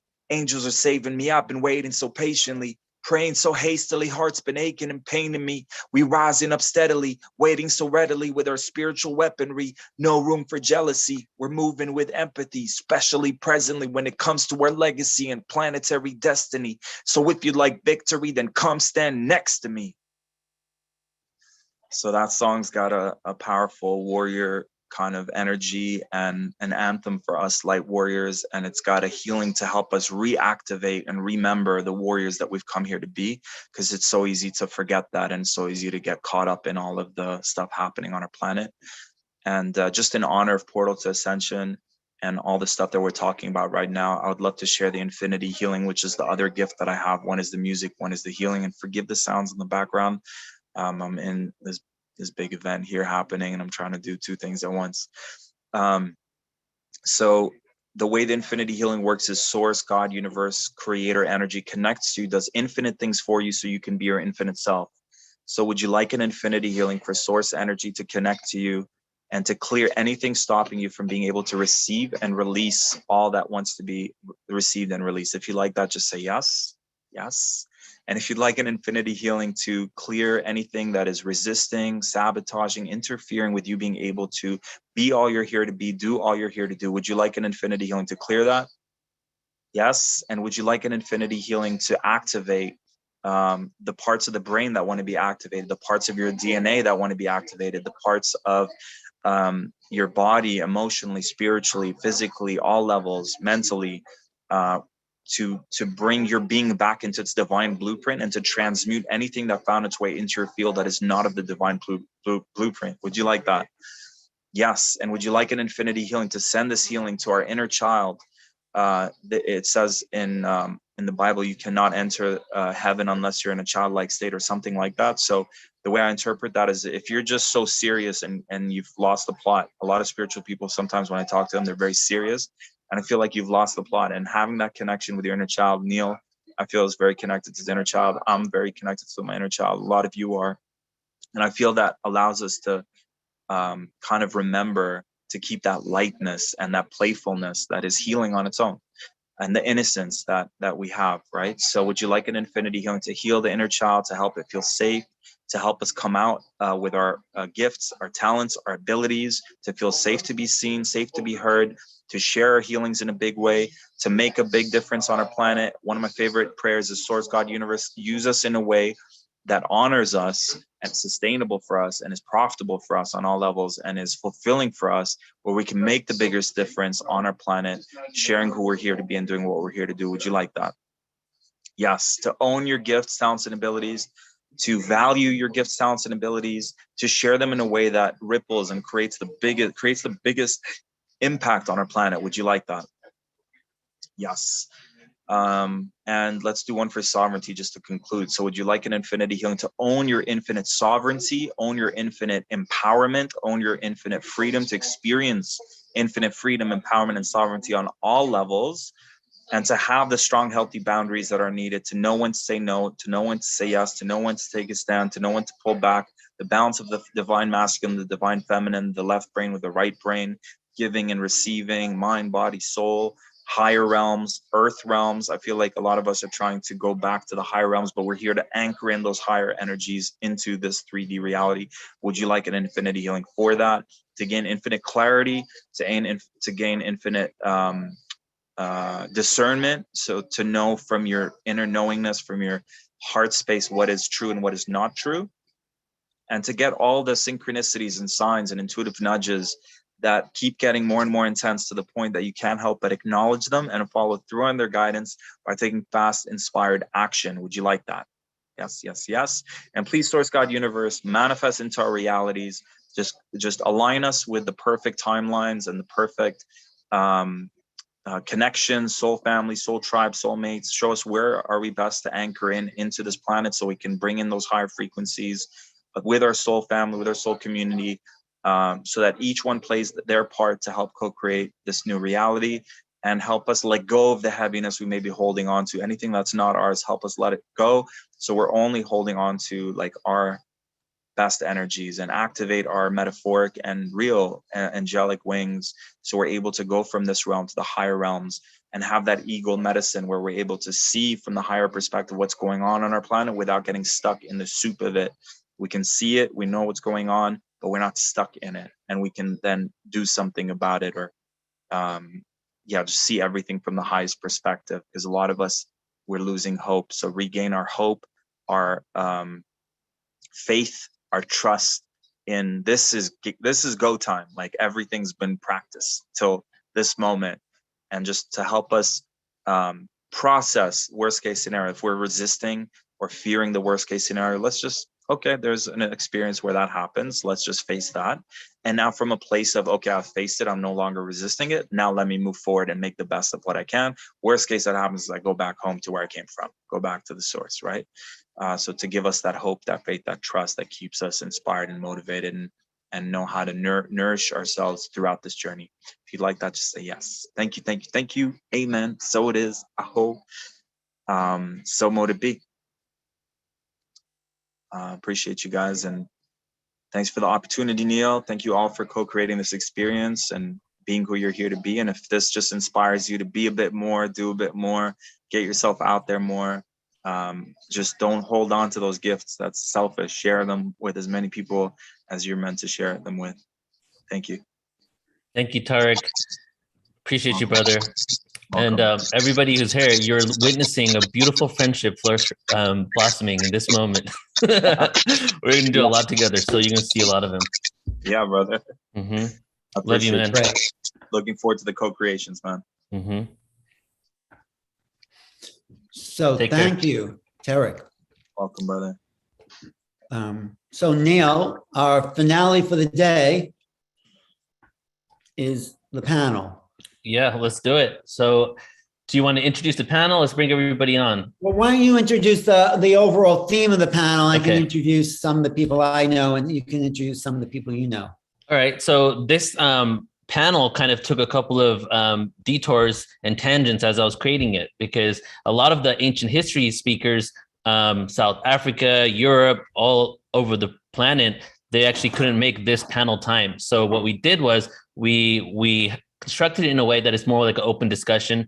Alan's going to be the one that's facilitating and moderating it here, but this is going to be a discussion about, I'm thinking, not just history, but ancient spiritual wisdom as well, because I know that a few of the people that are on here really go into the spirituality of the ancients. And when it comes to William Henry, for example, Ascension artwork, and definitely the spirituality of the ancients, and tracking the ancient civilizations and what information they shared with the world. So this panel here is going to be an open forum discussion, but again, it's on ancient history and ancient spiritual wisdom. So let's go ahead and begin. So yes, William Henry is joining us, who's been studying this field and the spiritual connections to ancient history, Egypt, the Essenes, the teachings of the great prophets, Jesus, and has really developed quite a school of understanding this realm, and takes people to Egypt quite often to really immerse themselves in that environment. So that's, and a lot more to William Henry's whole understanding of the ancient past and how that applies to us now. That's the key that I really want to focus on today, is how do the ancient teachings, why does it matter to us, Neil? So who else do we have here? Let's go to, I'll introduce Brandon here. So we have a few individuals that are, I would say, full-time researchers, definitely when it comes to ancient history, or most of their research. William Henry, Manu, Paul Anthony Wallace, and then there's all of us here that are also researchers but enthusiasts when it comes to this information, extremely curious, and have dedicated our lives as well to really trying to track back the true world history. Where do we come from? Did we evolve in a linear aspect, or did we maybe have evolutions of consciousness and devolutions? So I'll introduce Brandon. As you know, he's an MC of this event, and also the creator and the founder of Paradigm Shift Central. And then we have Rob Yox from Full Spectrum Universe, two individuals that also really go deep into this information. Rob brings people onto his channel to talk about ancient history, and has firsthand experience really interviewing with individuals from all over the world that talk about this, as well as Omar from Watchers Talk TV, another MC of today's event, of this 4-day experience, that also is very passionate about really understanding where do we come from and what that really means for our present moment. And then I'll let you take it away, Alan, and you want to introduce Phil? Phil, my good friend Phil Gruber, who's really well versed in the metaphysics of ancient history, and as it combines with ET technologies, ET presence, and also the meaning of a lot of symbology of the past. So thanks for being here, Mr. Phil Gruber. And then Manu Safzada. Right. Well, Manu's just written a very interesting book about the true face of the Sphinx in Egypt. I mean, it was originally a lioness. It wasn't the pharaonic face we see now. And I think it's a very important book, because you go into the reasons it's a lioness, and really what we can learn from that technology, and what the ancient Egyptians really had to offer to us in the modern world today. And so thanks for being here, Manu. What's the name of your book again that you've written? Under the Sphinx. Right. And the key, from what I've taken away from Manu, is that it was a lioness, because the lioness are protectors, and under the paw of the Sphinx, as we know from Edgar Cayce, was a hall of records. And Manu has actually gotten some documents that were supposedly from that hall of records, and we'll go into that a little bit. And anyone else? Yeah, Omar, I get the wonderful honor and opportunity to introduce my friend Paul Anthony Wallace, who just has written 2 books, Escaping from Eden and the sequel Scars to Eden. And there's another sequel coming, but Paul Anthony Wallace is a historian and really looks into the ancient alien contact with our ancestors, and really tells the stories of contact in the past through his books. He's Hi, Paul. Good to see you again. Called one of the Eric von Daniken of this generation. So I've been very happy to introduce Paul. Great. So why don't we just start? Is that it, Neil? You're going to be part of this panel too. Of course, Neil Goar, who's like a very thorough investigator of ancient history. And I think it's so important what you do. Besides doing Portal to Ascension, you are always researching. You're always looking at the cosmos and the past. And actually, Neil's going to be starting a 12-month series investigating a certain ancient civilization every month. This month coming up, it's the Mayans, and it'll be the Egyptians and the Sumerians, Babylonians, the Native Americans, the Vedic culture. So there's a lot to lay out here. But the big question I have for everyone is, so what? That's not the question. But how does the past, why? It's curious, like, where did we come from? Who's it? But how does it really help us here and now? So Manu, I think you're the most kind of practical, you stay to what the facts, and maybe you don't go so out there, but how do you think? Let's start with you to answer that question. I'm curious. Well, you brought up an interesting question with the previous presenter, and that is you wanted him to delineate this idea of consciousness. And this is actually a great segue for me to talk about what I just saw in Egypt. So I just came back from Egypt. I went into the Unas pyramid, which many of you know is the first place where we have the pyramid text. And I'm now going in depth into the pyramid text because it relates to the book Under the Sphinx that Alan just mentioned. And so what I'm seeing there is, and just a brief explanation. So I have studied hieroglyphic. I am sort of an intermediate level now. So I'm beginning to actually really enjoy now the language. And so when you are inside of this chamber, I'm now realizing that the topography of the text is really important. And Alan, to your point, it has to do with the Egyptians.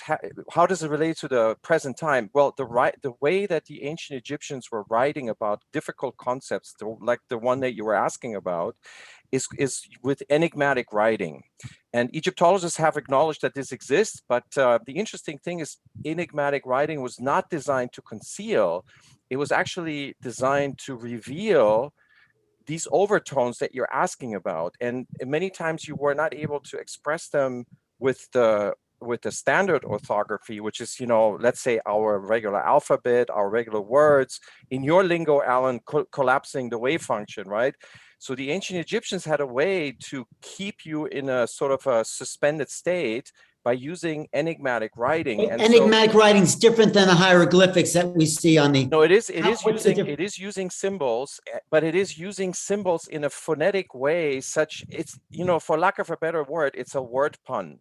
Is when I say bolt, you might think lightning bolt, but I might be talking about a door bolt, right? But I'm leading you on into the lightning thunder realm, right? But I'm actually thinking about a gate that goes into a different realm, right? And the whole time I'm not saying it. I'm keep talking about thunder and lightning and rain, but you know exactly that I am actually talking about a door and a gate, okay? But I'm not saying it. And that is what the ancient Egyptians were doing in the Old Kingdom. It's called phonetic invocation. So they were using, they were trying to, how should I say, animate one meaning by phonetically using another word. And I'm finding this in the pyramid text. And the fascinating thing is that the texts are topographically laid out in the chambers such that on opposite walls, you get the two versions. So on one side, and this is you would never be able to get this until you are in the chamber and you begin to learn what the texts are saying. And so on one wall, you see something that makes no sense. It's bizarre language, and you think like, oh my God, what are they talking about? And then you just look around on the other side, and there it is crystal clear, explained. And so what is the purpose of this? The purpose of this is to put you into a state of suspension. Exactly what you always talked about, Alan. When you talk about this remote viewing, remote sensing, right? You don't want to name it, right? And that's kind of what this other, I forget the name, what was the person that was giving the talk? Grant Cameron, Grant. That's right, Grant Cameron, of course, yes. So I think that's what Grant was he was trying to answer your question, but he didn't quite say it, right? So what he was trying to say is you don't name it. And that is how you describe this, delineate this consciousness that you were asking about. And No, I that's find great. that in the pyramid texts. No, I wonder if William Henry has something, because William, you spent a lot of time in Egypt. Are you familiar with some of this stuff Manu's talking about, and how do you bring it up to date? Yeah. Yeah, well, I think the question is, what is the purpose or value of looking at these ancient stories, myths, and history to our present time, right? Exactly, yes. The ancients had exactly the same questions that we're trying to answer. Where did we come from? What the fuck are we doing here? And how do we leave? And that's basically what any pyramid text is all about. It tells of the Pharaoh's journey into the stars, of his transfiguration into a being of light. That's what we're all trying to do. And so we are the Egyptians, we are the Sumerians, we are all these ancient cultures. We're just the same people that were living back then anyway. And now here we are again trying to answer the same questions. And so part of this is about recalling our memories, our ancestral memories, our soul memories, and be able to use this information.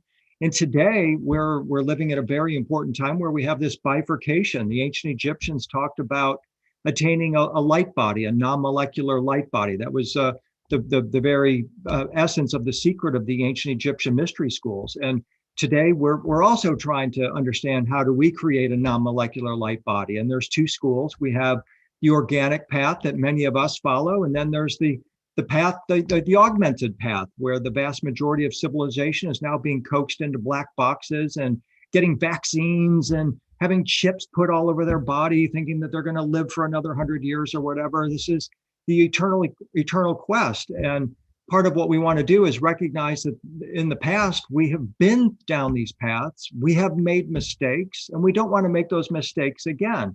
We don't want to go the augmented path. We don't want to misuse technology. We want to continue to really tap into our true essence, our true spirituality, and recognize that's what's eternal. This, the iPhone's going to go away in a few years. Right. And what are we going to be left with? We're going to be left with ourselves, and we're going to be left with these same questions. Who are we? Where do we come from? Where are we going, and how do we get there? Well, could it be not only did the Egyptians and other great civilizations ask those questions, but they actually had the answers to that questions, right, William? I think they did for some, but not for all. And that's one of the tremendous differences between then and now, is that the masses can partake of the mysteries. I mean, we're so fortunate. We take it for granted that we can go into, for example, the Temple of Seti at Abydos or wherever. But in the ancient times, when those temples were brand new, there's no way you and I were getting in those places. And right. So that's a big flip that is happening, where ordinary average people now have access to what was once secret. And this is the flip of our times, where we're trying to make this the basic reality of our time, that everybody is awakened. I mean, just imagine that. Instead of having a very few at the top of the pyramid, an elite few, we have everyone awakened at the same time. That's the hope and dream of our time. That is such a good point, because the mysteries that were kept to the few back then, like you're saying, is now we are available to the mysteries. We can cognize these other realities if we just go deeper into ourselves. And right. Thank you. That's key for why I think it was so important to know what those mysteries were. So Alan, Paul, Anthony. Alan, I just wanted to jump in here and yeah, please go ahead. Nice meeting you. I just wanted to pick up where Dr. Manu left off with the hieroglyphs. I was wondering if William or Dr. Manu had any insight on that the hieroglyphs might be abbreviations, like kind of what we see with FBI, CIA. So I was wondering if you guys know anything about that, you know how when we see the abbreviation of FBI, we automatically know that it stands for Federal Bureau of Investigation. Now, I'm wondering if the hieroglyphs work in the same way, that perhaps we've interpreted them in a different light than what they were actually meant to be read as.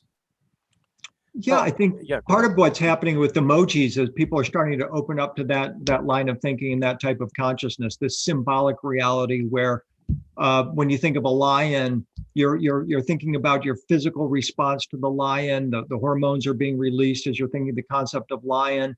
And then also when then you see the symbol of a lion, something similar can happen as well. So yeah, we're tapping into that level of symbolic consciousness, no question. It starts in the New Kingdom, Neil, right? Omar, sorry. Omar. It starts in the New Kingdom, what you're asking. So there's the first examples of this acronymical use of hieroglyphs. And again, that's called enigmatic writing. This is something that's well described by Egyptologists. And you can start seeing that. So to give you an example, Amun is spelled in the old-fashioned way is with I-M-N, right?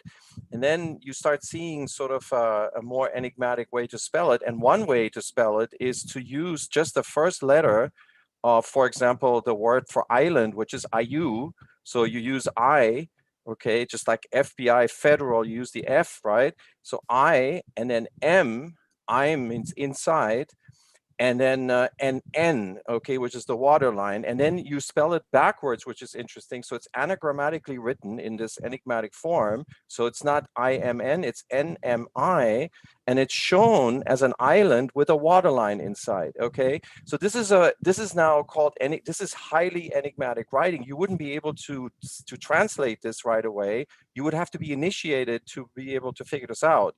And so that is the answer to your question. So yes, there are examples of that, but not in the Old Kingdom. It starts in the New Kingdom when they begin to write like that. And then in the Ptolemaic times, Ptolemaic hieroglyphic, it's full of those examples, yes.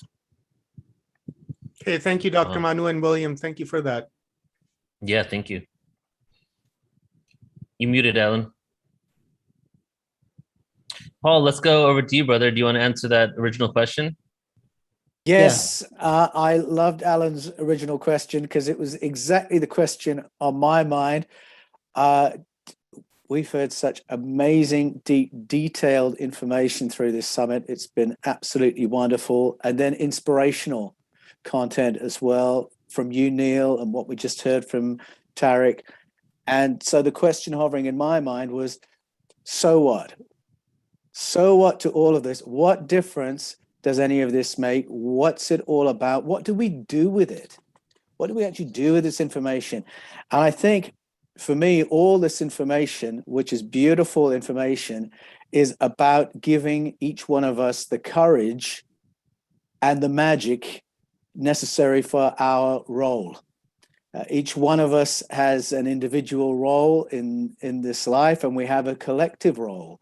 And you can understand your role in different ways, at different levels. You might think about your role as a member of your family, as a father, a mother, a spouse, a sister, a friend.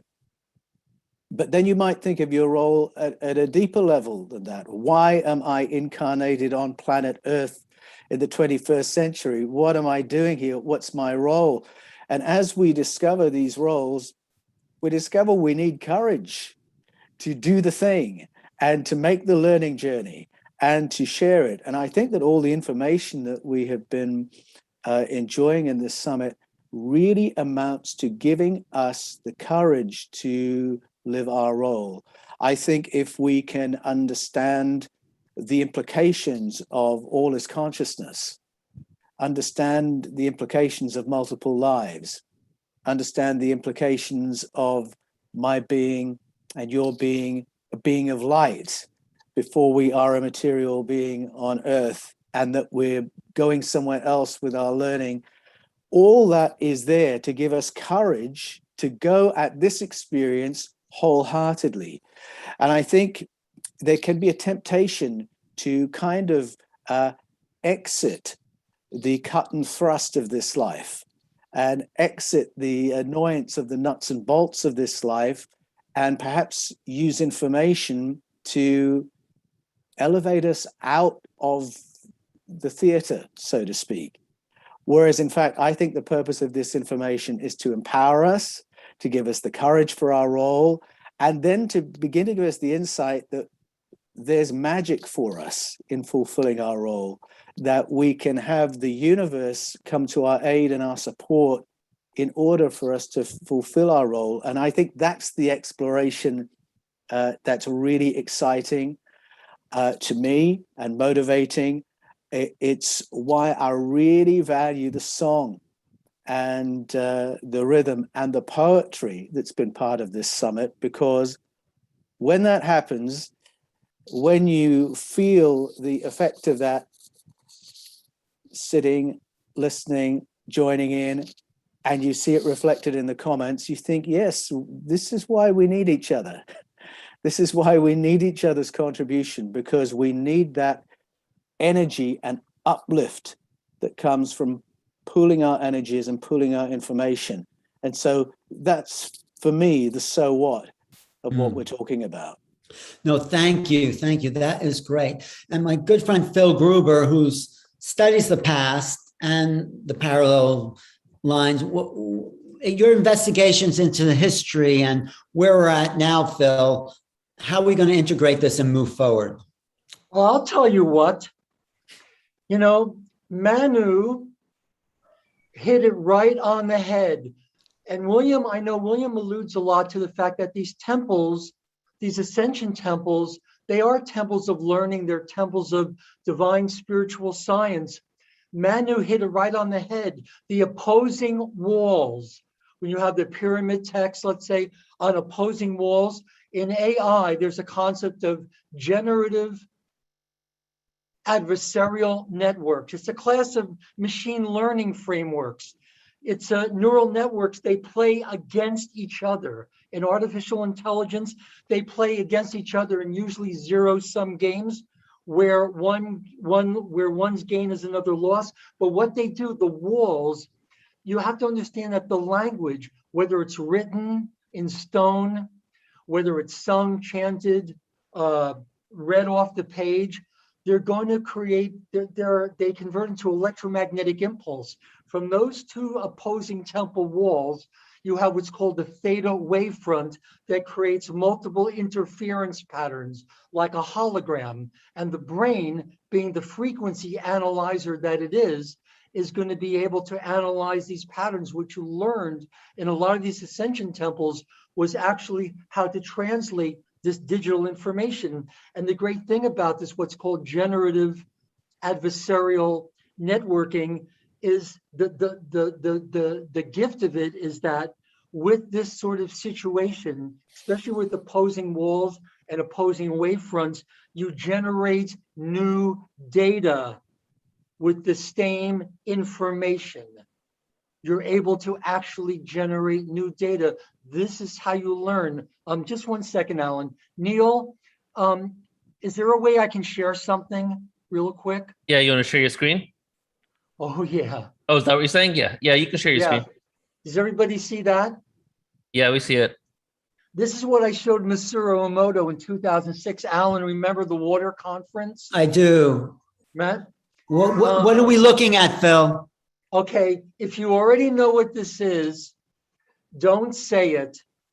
Well, what do you think for the panel here? What do you think, if you don't know what it is, what does it look like to you?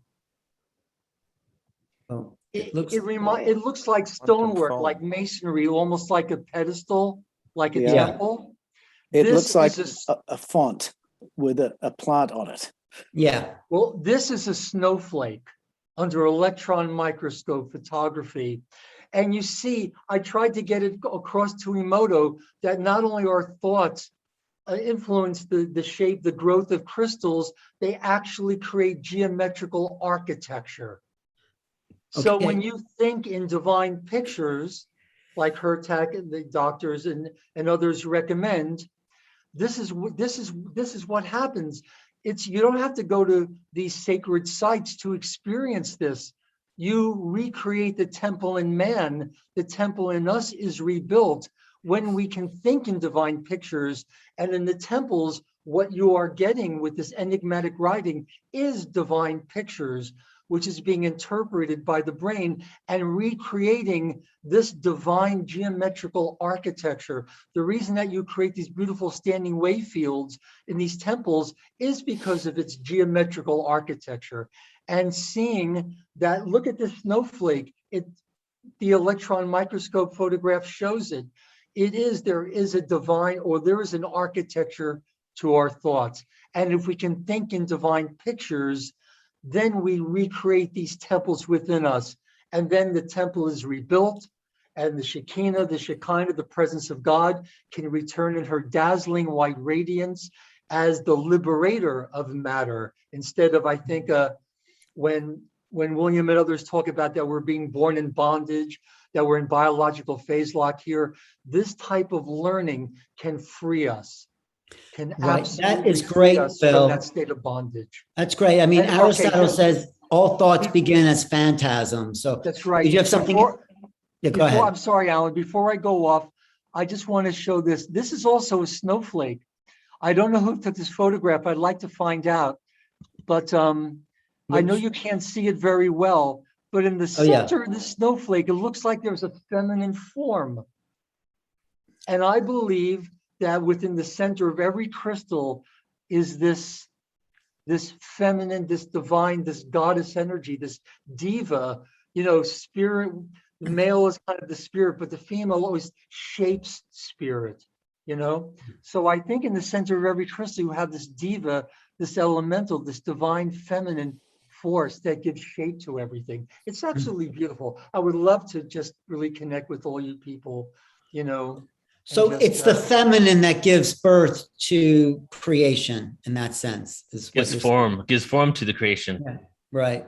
Right. I'd love to piggyback off that too, really quickly. And go ahead. Yeah. I've been exploring a lot of Native American cultures and Aboriginal cultures, African Bushman cultures. And one of the things that we see with ancient cultures and their spirituality is the balance of the masculine and the feminine, which in, of course, Abrahamic religions, we don't really see that.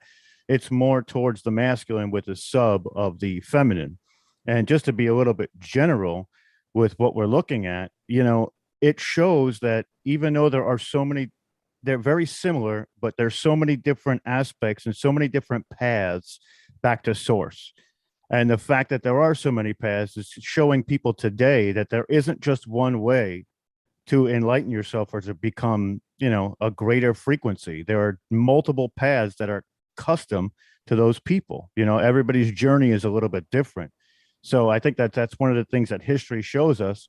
And also what it shows us after what they just found, which we knew that 12,500 year, that's our history, is completely shattered with the 23,000-year-old footprints that they found in in North America.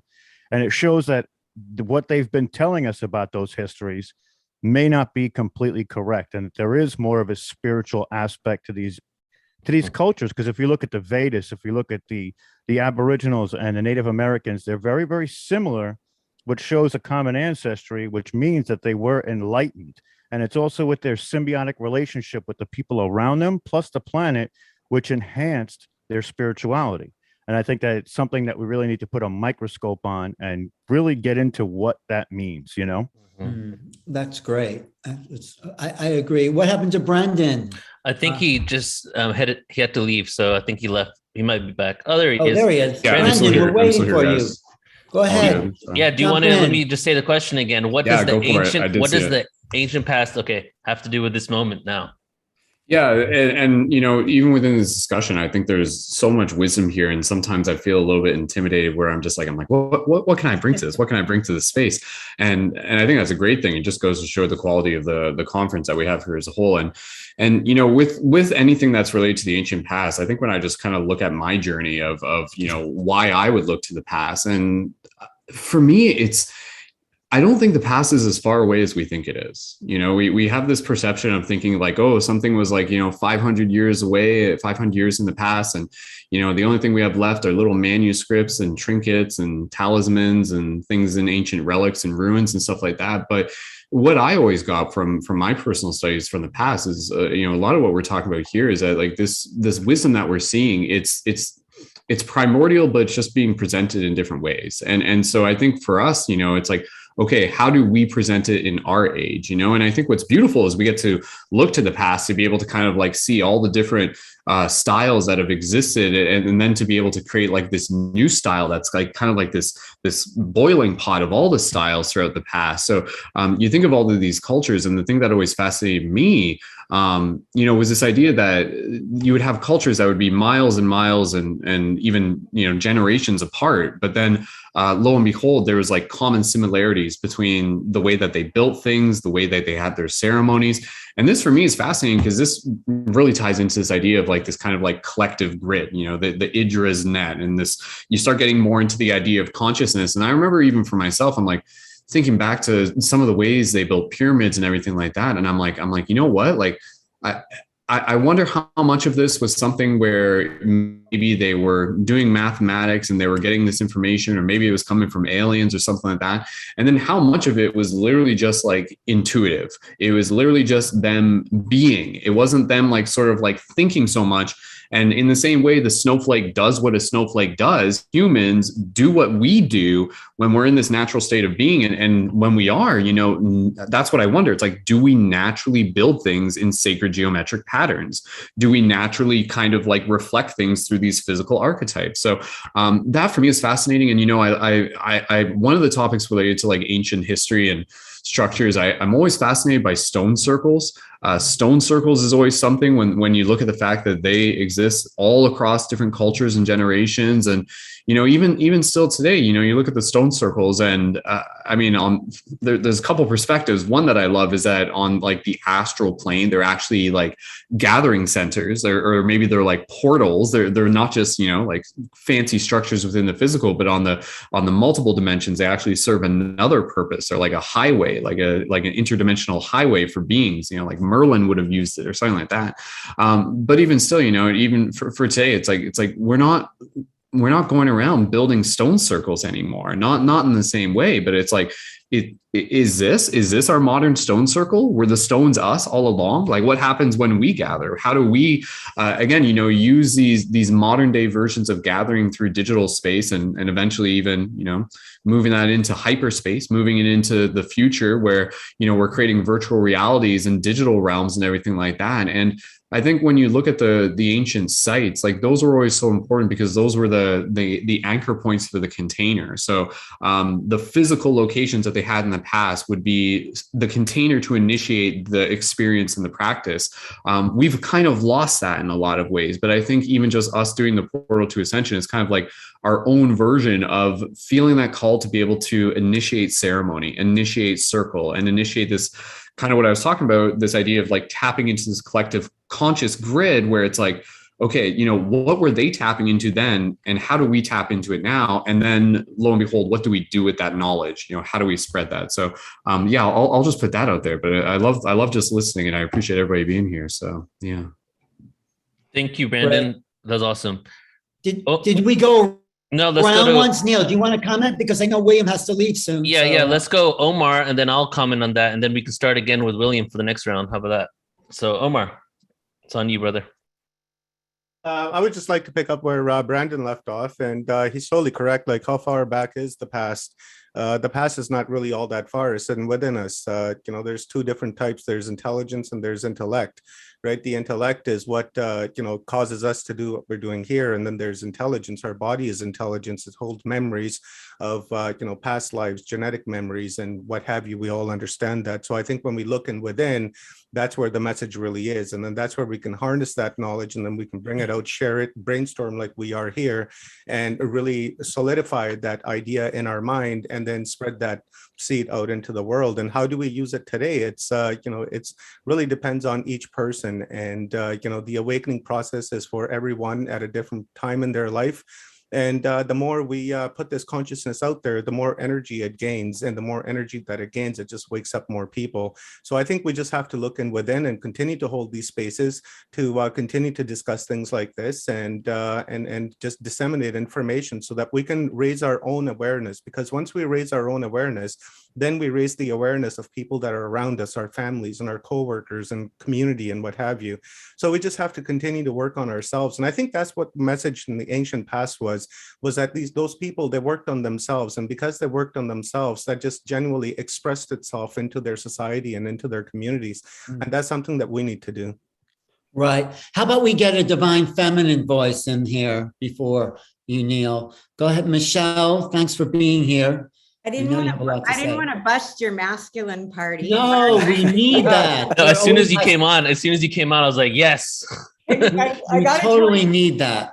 So I was eavesdropping because I'm having what I call a speakeasy here. So William, I see your guitar in the background, and I've got some live musicians coming. They're just friends. But one of the things that I've been guided to do during this time is to raise the vibration through the heart center, through joy, through people getting together, bringing food. So it's always, I call it a potluck speakeasy, where people bring food that they infused with their love, and we share it. And then Eric Rankin plays keyboards. We do a little classic rock. Gary Christmas is just wows us on the guitar, and whoever else comes, we actually have Ron and Wendy Bevan from the Brotherhood of Eternal Love. Do you remember them? They made the Yellow Sunshine, LSD back in the day, and they live down in San Diego. They're about maybe an hour from me. They're actually coming tonight. They're good friends of ours. And it just feels like the energy has been building in such a way that there has been a lot of angst and nervousness, and people are pointing fingers, and, seeing the division. I'm looking at what can we do to go back to the raising of consciousness. It felt like we were so close, and then all this stuff happened, and we now find ourselves kind of polarized. So we're doing the speakeasy here tonight, and I was in the bathtub listening to you guys, making sure my camera was off. No, not putting that out in any weird way, but I was just trying to hear and get a sense of each one of your essences and what you were bringing through. And they just touched me to my core. Everything that you're sharing is so right on to what I'm feeling.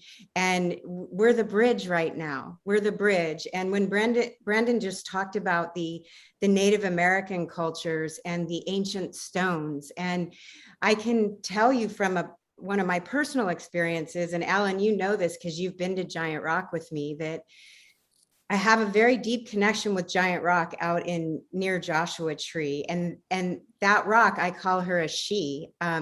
She spoke to me, and I'm not like super deep into a lot of the stuff that you're talking about. You're all my teachers. I'm just a feeler. I just feel so deeply. And when she spoke to me, she asked me to bring a group of healers out there to infuse that land, because it had been so violated with thought forms, negative thought forms that were going in. And some of the stuff, there's, a lot of heavy drug use out in some of those areas. And just to clear that, because it is a portal. And I started doing that work kind of like as a gatekeeper. And then I took a group to Peru on 11/11/11. And when I came back, one of the people in Peru said, you were in my dream last night. You were here. And in my dream, I had used that as a doorway to go back to Peru. So I went to Giant Rock to go back to Peru. And William, my friends they were in Mount Shasta, and they had gone with me to Peru. And that same night, they used the doorway to go to Egypt. Wow.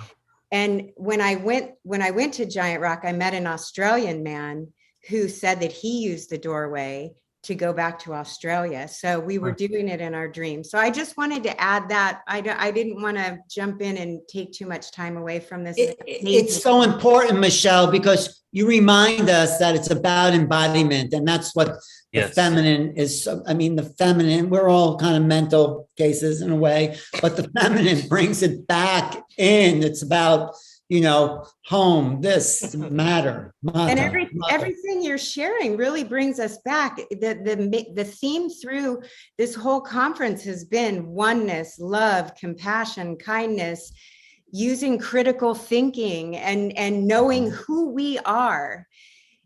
That, I just love what all of you are sharing. You're my teachers, and I appreciate each one of you so much. And I'm going to go dance and party and just take all this energy with me. That's one of the things that happens here. is that when we're taking an energy that opens our heart, I just invite everyone to consider when you feel yourself in an open heart state, when you're taking an energy, and music does that for most of us. When we feel our heart open, just make the intention that you're going to share it. It's a gift for all life. And that helps raise the vibration, not just here, but in all realms and dimensions. And I make that intention on earth and in all realms and dimensions, and let all beings be touched by the power of love. So I'm going to leave you with that. I love you. Thank you for that. Thank you so much. That's the mystery right here. You've given it to us, Michelle. You've encapsulated it. Ooh, I have goosebumps. It's the first and last mystery. There's the history, then there's the mystery. And then there's the herstory. And then there's our story. And that's what it's all about right now. You know, so Neil, why don't you comment? Then we'll go to William, because he does have to go. Yes. Yeah. So my question really is, why would we not want to know about our history? You know, like, I can't help but wonder how we got to where we are. Like, even the fact that I'm driving a car, I literally have questions while I'm driving the car of like, isn't this so weird that I'm in this car right now? And everything had to happen the way it happened for me to be here. Literally, Jupiter and Saturn needs to be where they're at so that they take asteroids from us so that we don't get destroyed. That is our journey of our ancient history. So many pieces have been put into place perfectly for us to have this human experience, you know? And we often speak about, in the spiritual realm, about this being a planet of amnesia, right? So what that means is that we don't have remembrance of our extraterrestrial lives, in our past lives. You know, some people claim to have it, but to have tangible memories like what you ate for lunch, you know, isn't usually the thing that really comes to the forefront when we experience this amnesia. So to me, it's been validated and proven that there is amnesia. The reason why is just go to Netflix or wherever and just type in reincarnation evidence, and you will believe without a reasonable doubt that this is a reality. So if we know that we're incarnating over and over and over again, we can also know that we don't remember that, right? Some children do. So if that's the case, think of all the lessons that we've gained on this experience. Just take this planet, right? I like to say simultaneous lives, because time is just a construct. If all the lives that we've had on here, imagine how many lessons that we probably have gained that we start all over again and have to relearn, or we build up the last one. So to me, it's about that question, you know, why don't we want to know? There are civilizations, you know, that have been wiped out from history, completely wiped out, that we may never actually know exist unless we maybe meditate and connect with them. There are civilizations that existed in the ancient past, but we're told the wrong timeline for. Then there's civilizations that existed that we're being given misinformation, disinformation from about who they were and what they did, or discoveries that are swept under the rug, right? All of that is happening. So if that's happening, you got to ask yourself, why? Why do we have an invested interest in expressing a timeline that seems to be very linear when we've had all these experiences on Earth and had consciousness experiences that are probably transcend everything that we've had, you know, have now? There is a common arrogance, I feel, of our current society, and the arrogance is that we're the most advanced that we've ever been. And this arrogance stops us from actually seeing and observing if there have been more advanced civilizations. And I think it's because we create computers, iPhones, and when we look back at the ancient past, we don't discover these things. So we're like, oh, we're smarter than them, we must do better. But what I feel is a lot of these civilizations had some sort of organic, acoustic, vibrational in knowledge that they didn't need these external instruments to live a peaceful, harmonious, even comfortable life, right? And so that's partly just, you know, I can go on forever really about reasons, because the whole intention for Portal to Ascension, the real reason why it all started was, what is the root of all religion? That's the one question I had. And through the search of the root of all religion, every single topic I've ever shown on Portal to Ascension manifested from that. So our ancient past, we can learn from it, especially if we made mistakes in our past, right? If we've done things that maybe we can do differently. And I feel that as time progresses and we learn more and alternative archaeology becomes mainstream archaeology, then we're going to start understanding and learning these lessons from our past. Great. Well, do you want to just jump in for a second, Paul? Yeah, can I just bounce off what Neil was saying and answer the question why we should take an interest in our history and prehistory? I think as soon as we realize that the ancient narratives of the world, the ancestral narratives, are the stories brought to us by our fathers, mothers, grandfathers, grandmothers, going back to the nth generation, and ask why did they curate these stories so carefully, and then realize they're doing it as our ancestors, they're doing it for us. So they have curated these stories of beginnings because they are really stories to equip us to live in the present.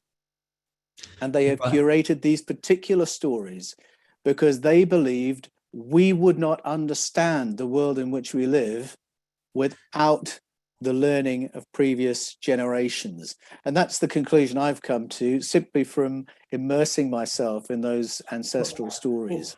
We'll get more into that, but let's talk to William because, thanks, Paul. William, you've been to Egypt lots of times, and you know, it is probably the oldest, 5,000 years of developing culture and sophisticated culture.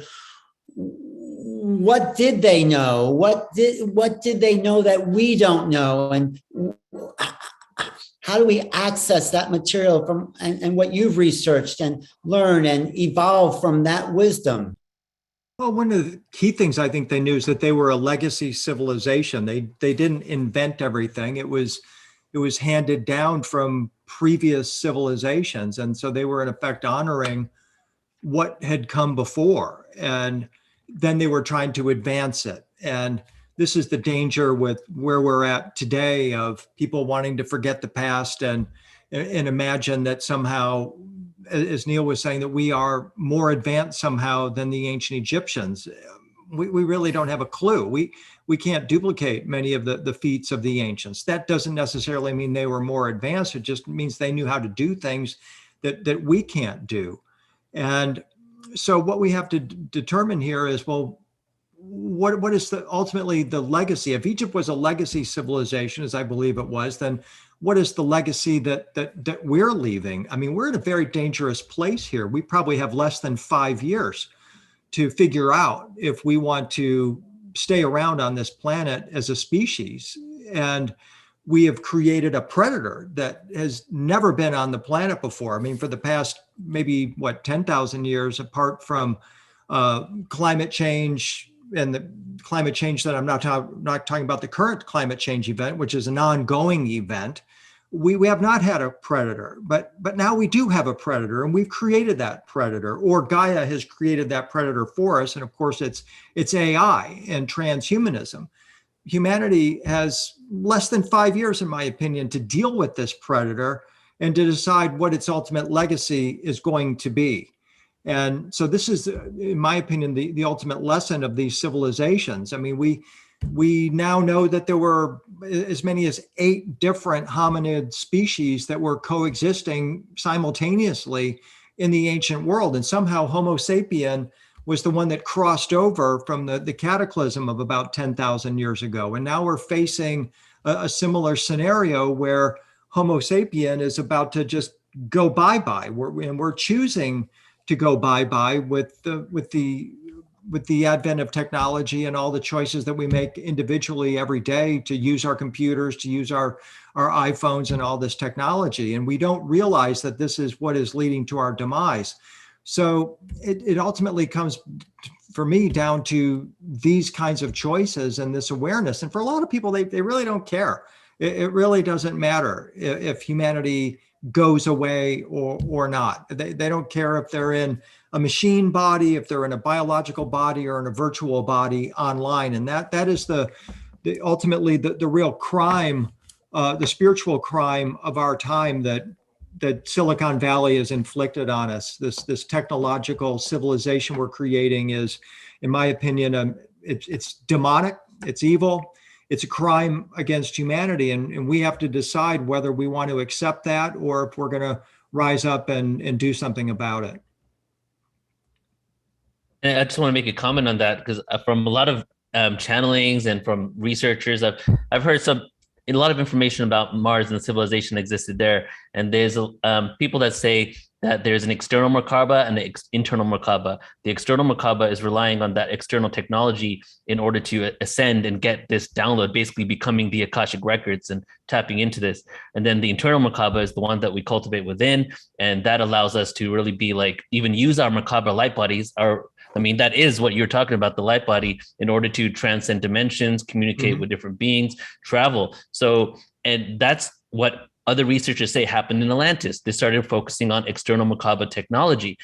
And they say that we're doing the same thing over again, right? So it's almost like this has happened before, and now we have an opportunity to really make a decision which way we want to go.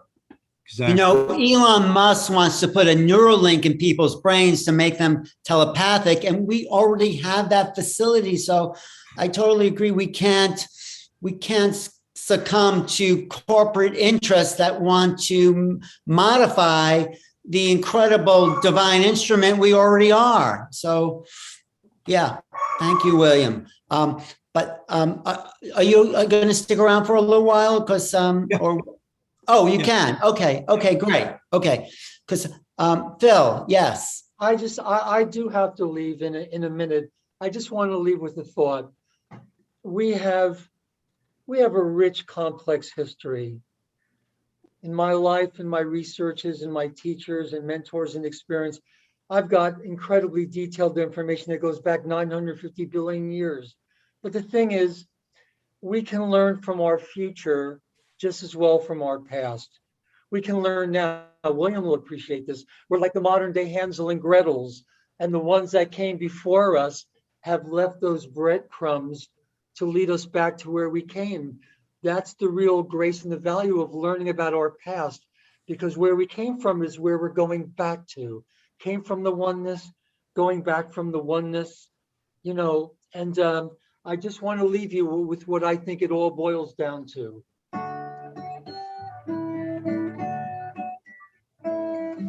Come on, people now, smile on your brother, everybody get together, try to love one another right now. Yeah. Phil Gruber, ladies and gentlemen. No, thanks, Phil. I didn't know you were a singer. You've been hiding that. I think that's really important. Where are we going? What Ian Billick has said it seconds. Where are we going? Always home. Our movement is always towards grace. And in moments of grace, Steiner said, we remember, So lots of love, everybody. I got to go. Thanks, okay. Phil Gruber. He'll be back. See you around the bend. Okay. Hey. Thanks. Manu, I just want to ask you, as far as the feminine, what Michelle brought in, there is the lioness that is the protector, really, of ancient Egypt and of the sacred hall of records, and talk about that role of the lioness as opposed to lion in its symbolic form, and why that's still powerful for us today. Well, I think that's a good way to tie together what William just said, what Phil just said, and what Michelle said, because for example, if we go and look what happens after a civilization crashes, how do they come back, right? And so what the few records that we have tell us is that the way that a civilization comes back is through congregation. So at Göbekli Tepe, for example, we have a temple complex.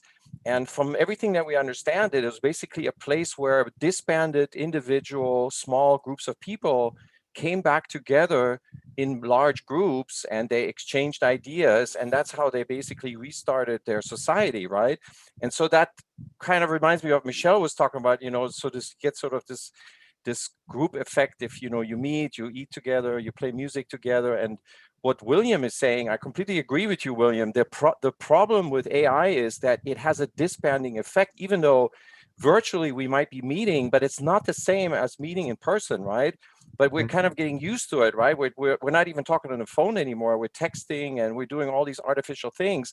And it basically has the same effect as hunter-gatherers, what happened to them, tens of thousands of years ago, and what brought them back together and jump-started the civilization was something like, was the feminine idea, because, you know, women are more social than men. We tend to sort of isolate. We go into our caves, if I'm allowed to say this in a generalistic fashion, and women have sort of have a social effect on us. They bring us together, and that's kind of what the lioness Mahit, I think, does. She is the, you know, she, in our reconstructions, Robert Schock and my reconstruction, the monument is 10,000 years old. It was a lioness, and she guarded the primordial archive, which is basically the jump starter of civilization. It's the Genesis chamber that the lioness was guarding. And what is in that Genesis chamber? Well, if you read Graham Hancock, Robert Bouval's Message of the Sphinx, it was a processional clock that was megalithically encoded by the Giza monuments. And then under the Sphinx, what I'm showing is that it has to do, in fact, with the sky. It has to do with astronomy. And that had a unifying effect on the civilization by the Nile. And so there we go again. It's congregation. It's actually maybe not as difficult as we might suspect. It's a simple thing. When we all get together, each one of us sort of dissolves into a group, and we have this exchange of ideas, new things get started, we invent new methods, and all of a sudden we're in high culture. Okay, and so that is the cyclical nature of our evolution, which is exactly what Neil was, I think it was Neil, right? You said that we are forgetting that we have this cyclical evolution, and we think of it as a linear process, and that's exactly the problem. If we could remember that really what we need to get us back into high culture is we need to congregate, we need to come together as physically we need to come together. And so I really hope I'm taking to heart what William is saying. I completely agree. We only have a few years. If we don't do something about where these large social media companies are taking us, I think we're going to be in trouble. We're going to go back to hunter-gatherer societies. Wow. Yeah, Brendan, you look kind of like you're ready to jump in there. Go ahead. Thank you. Alan. Yeah, you know,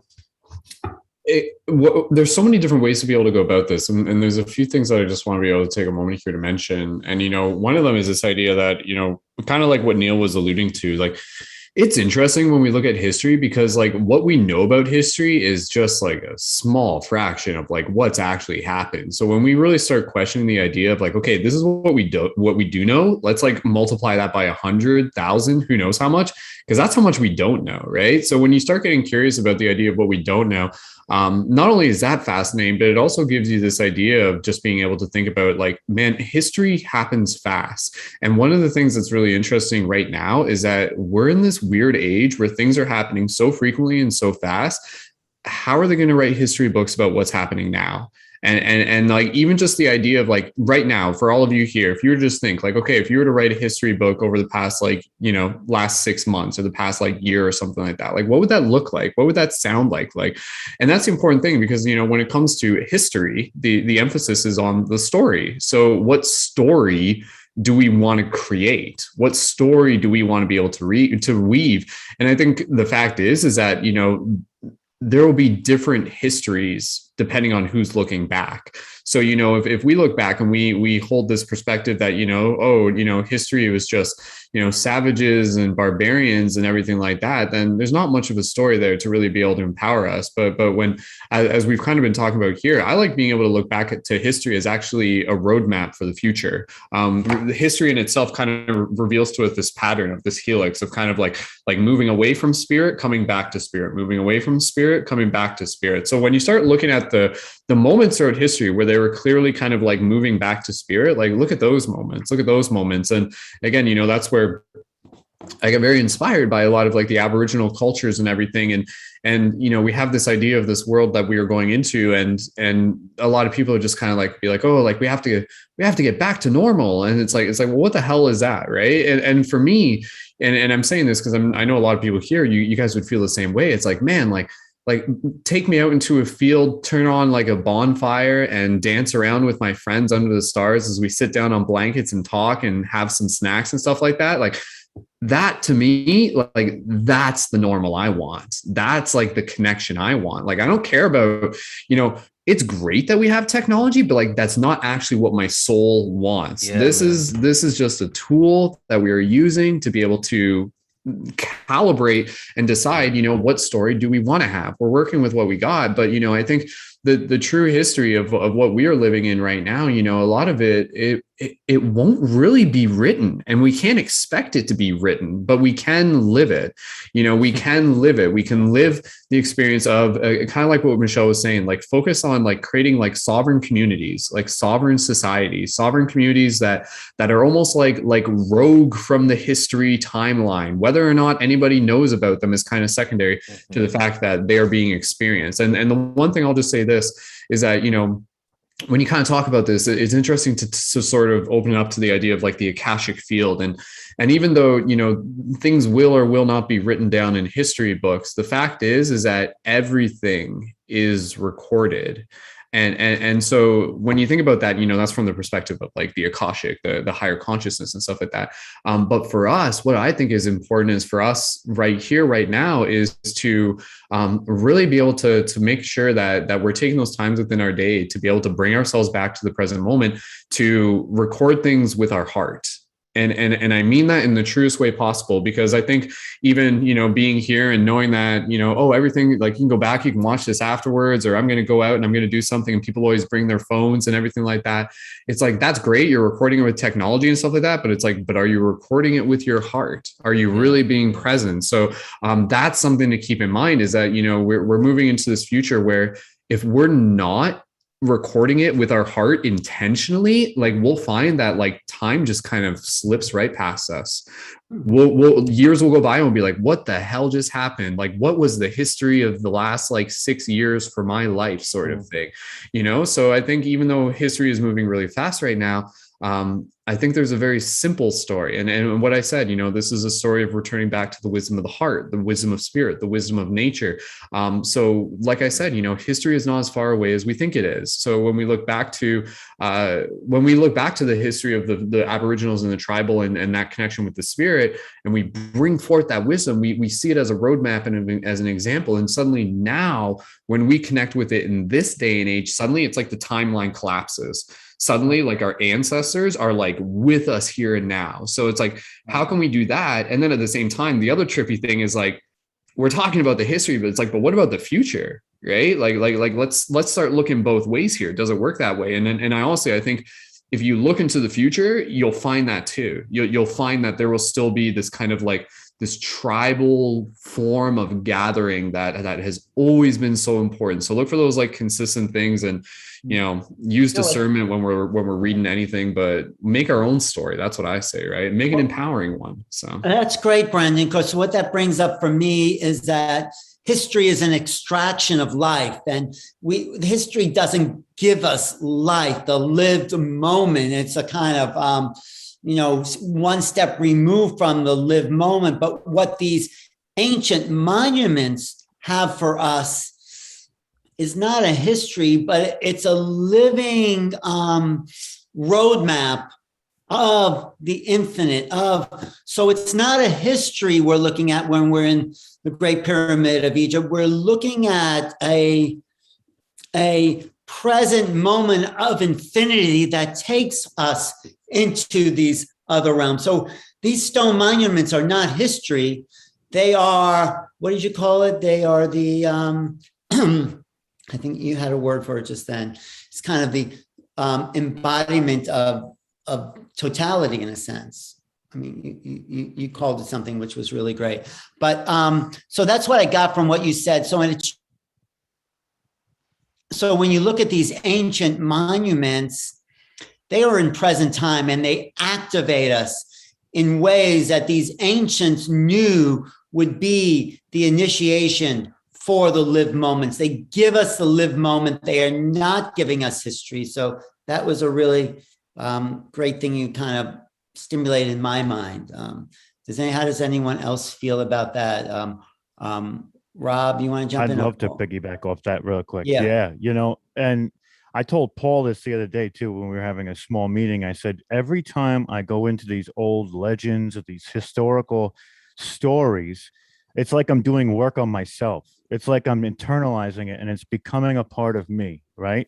And knowing these stories, and also we did an event a while ago, and they talk about these yuga cycles, and every halfway mark through these yuga cycles, mankind goes through some kind of tribulation, which I believe is what William was talking about. That's coming up with this transhumanistic future that either we accept the machines or we realign with the sacred feminine, and then we move together hand in hand into the future, realizing what that spiritual bond is between, between what we do now and those stories. Like we talk about the ancient Iroquois, and they looked at the sky woman, and the sky woman became the sun. She became the earth in which they fed, and her sacrifice, but her daughters brought the moon. And all of that is so important because it brings in this sense of community, and how when we align with these two factions that sometimes are at arm's length, we can surpass anything and we can overcome anything. And this transhumanistic future is all just a program. It's a program that they're putting on us to really devalue the frequency, or devalue what our spirituality means to us and what the potentials of it actually are. And it's hard to get out of this program too, because it's literally being lambasted from all different directions.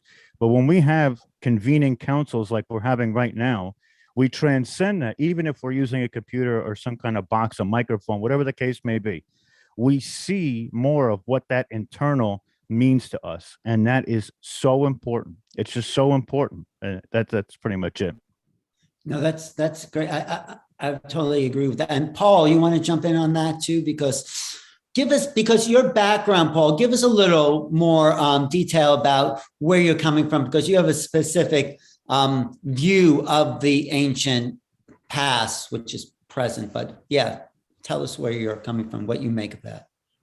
Well, my way into that field of study was through 33 years in ministry, where I worked as a church doctor, a theological educator, and an archdeacon for the Anglican Church in Australia. And in my training of pastors, part of what I was doing was teaching something called hermeneutics, which is the principles of interpreting ancient texts, the Bible in particular. That's why they were learning this. And it was in that area that I encountered my first white rabbit, really. Someone earlier was speaking about anomalies. And so it was anomalies in translation questions in the ancient Hebrew texts that caught my attention. And I started drilling down into those and realizing that there was another story hidden in plain sight in the Hebrew texts the moment you start addressing certain translation questions. And as I did that, I realized that story, which was new to me, which was emerging in these texts, is a story that finds echoes in cultures all around the world. And so that's what set me on my journey. And I began to see these patterns that I was mentioning earlier that give a different explanation as to what the cosmos is, who we are. What was the anomaly, Paul? Where we've come from. Oh, there would be a number, but probably the key piece of the puzzle for me was a Hebrew word Elohim, which is one of the words that gets translated as God in the Bible. It's probably the original word that gets translated as God. There are others, but etymologically, the word means the powerful ones. It's a plural masculine form verb word. It takes plural verb forms, exhibits plural behaviors. And as I followed that word through the texts, I became more and more convinced it really does mean the powerful ones. And so I asked the question, what happens if we reread the stories of beginnings as the stories of the powerful ones rather than as a God story? And that's when I realized I was looking at a summary form of the ancient Sumerian, Babylonian, Akkadian, Assyrian stories, and that these find echoes in Indian, Greek, Nordic, African, Aboriginal Australian, Native American stories from all around the world, from cultures that apparently weren't connected, and yet somehow they were sharing the same stories with the same key insights about who we all are, and that shared memories that appeared to be visual memories that hinted at a whole sequence of civilizations on our planet. So that was the red pill for me.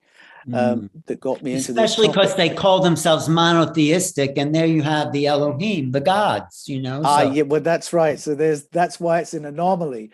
As soon as you realize that, you think, oh, there's a piece of the puzzle I've missed here. And so this other great story opens up. But what I've discovered and why I love participating in summits like this is that people can get to this territory of a totally different worldview of who and what we are, get into some of the insights we've been sharing in the summit from all different start points. So my start point was, I'm translating the Bible here. I'm training pastors. Somebody else, I was talking to Richard Dolan the other day, and I asked him the question, how did he get into ufology? And it was through reading a book about the JFK assassination that was sort of the mainstream explanation, and realizing what he was reading was rubbish. And that was the white rabbit he followed. But it can be all kinds of things. You can be studying quantum, you can be studying neuroscience, you can be studying DNA research. You follow the thing far enough, and it will lead you into this amazing rabbit warren of subjects, and realizing they all join up. And ultimately, you go deep enough, it blows your whole worldview apart. And that's when we start listening to each other differently and returning to sources we might have previously dismissed, because we're suddenly hungry for another layer of answers that we realize we've missed previously. Yeah. Right. And they all join up here at Portal to Ascension, I have to say, Neil. Yes, they do. Link them here. Like, William, were you going to jump in on something? Did you have something to add? No, I'm just thoroughly enjoying everybody's comments. Thank you, Alan.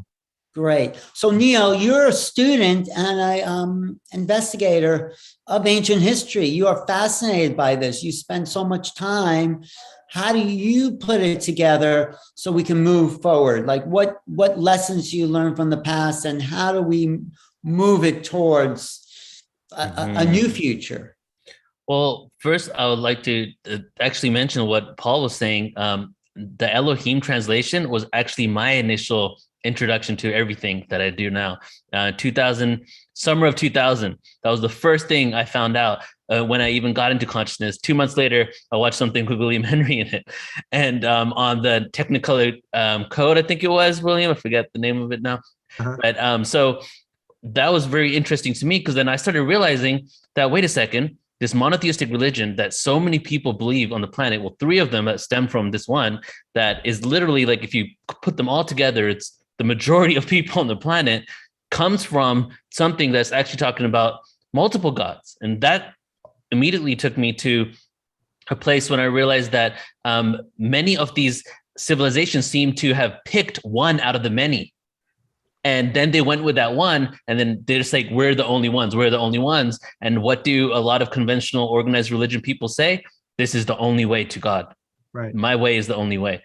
Right. I followed that train of thought. And so I was like, okay, either all religion on the planet that came from these original cultures that have a little bit of disinformation here and there are completely BS, or I need to go to the original source code, if you will, and look into that and see what's going on. So that's why I found William Henry's information, and then started reading the Sumerian tablets, the translations. I would have the Quran with me, the Bible, and I would have Sumerian tablets, printouts from that I got at the internet. I would be at Panera Bread in 2001, literally drawing highlights. This is like 6 years before Portal to Ascension was created, highlighting all the similarities. And I realized this. Now, here's the answer to the question, Alan, is that we have so many more similarities than we have differences. We all come from an original source, and it's just been taken. And you can even analyze some of these scriptures and literally take out what the humans added and when they added it, and just kind of break it down to its original text. And you can see that there are just so many things that connect us. So that was what stemmed my whole reason for doing everything I do, is to explore the similarities and create unity. And I feel at this point, you know, we really are a beacon of unity consciousness, which is why that's the theme of this event, is really to put aside our differences. You know, there really isn't anybody that can have a political ideology and that will make me hate them. Like, you can be on whatever side and you can believe it. But I still have love and compassion, and I won't argue against you for having your belief. So That's kind of what I wanted to embody with Portal to Ascension. So just to be more concise now about the question here, is that really our ancient history, you know, I want to say this actually, that to go back to the original question of why does our history matter? Well, it already matters. However, it's been doctored, written and rewritten over and over again. So it's not that history doesn't matter. It matters, but we're being given a false timeline of our history. And everything that stems out into this current moment is coming from this false narrative that we've been given. So we already care about it. So let's just refocus our energy on what we're actually discovering as reality. Like, this is real. Göbekli Tepe exists, you know, and one of the conventional theories is it was the first ever temple for people to first gather that they've never gathered before. And it was like the first time in human history that we all gathered together and started sharing culture, you know? So there's all these smoking guns out there. And I'll just say one more in regards to Brandon, because I'd love to bring it all together here. He was talking about these stone circles, right? And how they could be portals to these astral realms. Well, many of these stone circles vibrate in the gigahertz level that is not known anything conventionally on planet Earth. Nothing can create this gigahertz frequency that's coming out of these stone circles. Some of these circles, all technology stops working, like a crop circle, right? Your phone gets messed up, compasses go all over the place. So there's just so much there that we can really delve into and start exploring. But because it's not a priority, we don't fund it right. It's not researched well. It's not told to us on the news. You know, journalists should be reporting our history as well, because this is something that we really need to know that can really help us. Because what is news and journalism all about? It's about informing us so that we can be a more empowered civilization. It's become the opposite of that. So part of that would be re-educating us on our ancient history. Right. And not only do we have a false narrative about the past, we have a false narrative about the ETs, or we're alone in the universe, a false narrative about everything we've been through the last 2 years. So we have to keep pushing for the truth. And we may be standing alone sometimes, but it doesn't mean we can stop standing up for what we believe to be true. So thank you. Rob, did you want to say something? And Brendan, yeah, and then Rob. Yeah, Brendan. Sure. Okay, I'll just jump in real quick. No, it's okay. Take your time. Yeah. So again, you know, with history and stuff like that, I think there's so much to be able to learn. And I think in addition to the details, what I like to be able to focus on just practically to be able to think like, okay, what can I bring with me into the present, you know, is it's like the patterns that kind of like repeat on bigger scales. And someone was already mentioning earlier, like the yuga cycles. And so for me, one of the things that's actually helped me create context for what it is that we're experiencing today. And this was something that like, other people have mentioned this, but there's like one of my buddies who's got some like, he's connected to some like above top secret stuff. He was basically like being very blunt with me, and he's just like, what we are experiencing right now. And I'll say this to anybody here who's listening, and if you guys resonate with this, you know, like put an 1111 in the chat, feel free to let us know. But one of the things that he really said that for me, I'm just like, whoa, like I felt something shift as soon as he said it. I felt something connect as soon as he said it. And it's basically, what we are experiencing right now within our culture globally across the planet is more or less what happened during Atlantis, meaning we are experiencing it again. We are experiencing this kind of like build up and kind of like this techno culture, this like technotopia sort of like thing. But again, like kind of like within that, there's like this tipping of the scale that's kind of happening. There's like something's kind of like flipping. And even what Rob was saying, you know, this is going to propel us in multiple directions. It's not going to be like, what will the entire culture decide all at once? But it's literally going to be, there's going to kind of be like three areas that we kind of like divide into. There's going to be, you know, people that kind of like, relatively speaking, in one area, just kind of like move further into like this kind of like technotopia and everything like that. And then there are going to be those that are kind of like a little bit half and half. And then there are going to be those that are going to be kind of like much more back to nature, back to spirit, back to the earth and everything. So, you know, even just to be able to kind of like conceptualize this idea of like, whether we know all the details about Atlantis, look to the story of Atlantis as a symbol, you know, look to it almost as a myth, but within that myth, there are important themes. And again, so within that, you know, I think it's interesting for a lot of people here to even fathom the concept. And this, you know, goes back to a lot of stuff that's been talked about from other speakers here today, that are there those of us who are here who were actually a part of Atlantis previously? Like, what is that?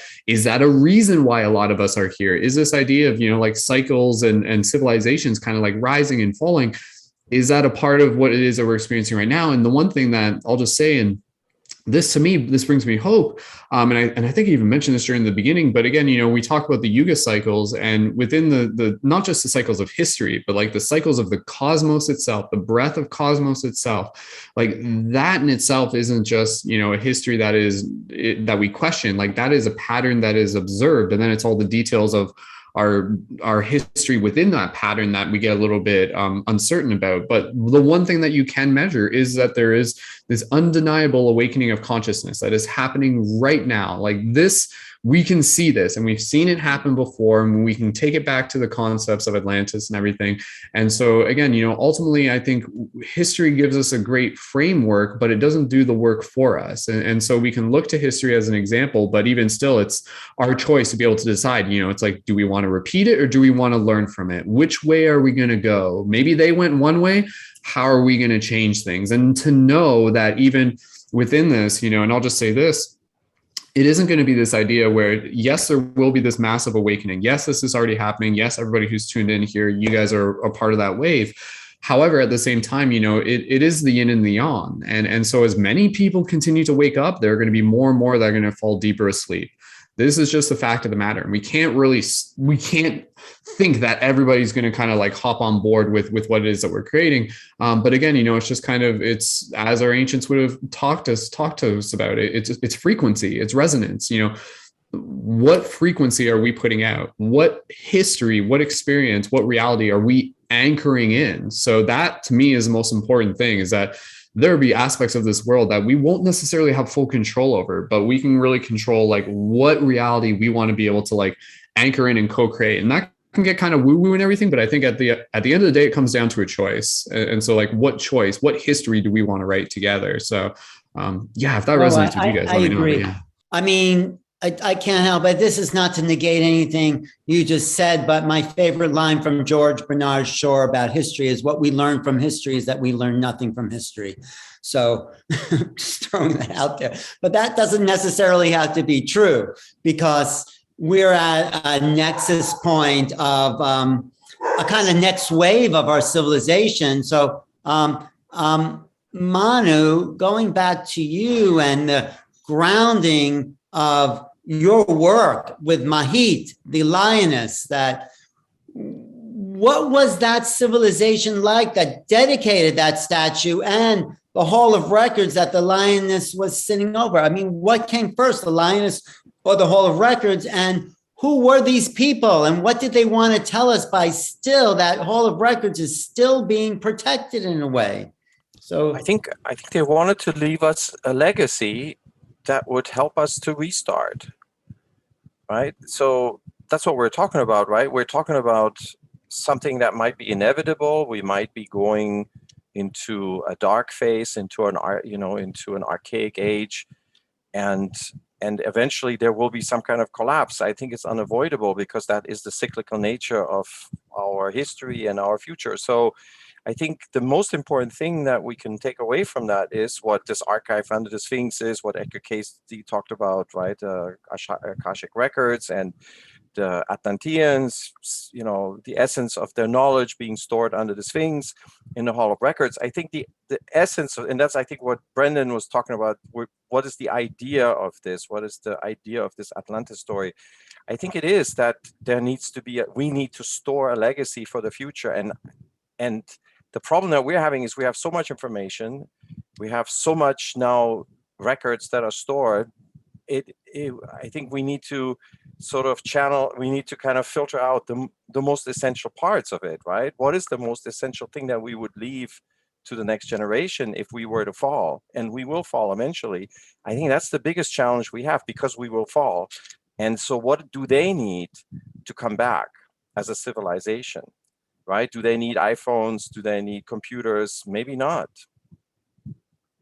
That's an interesting question. Anyone have a response? Omar, Rob? What do they need, huh?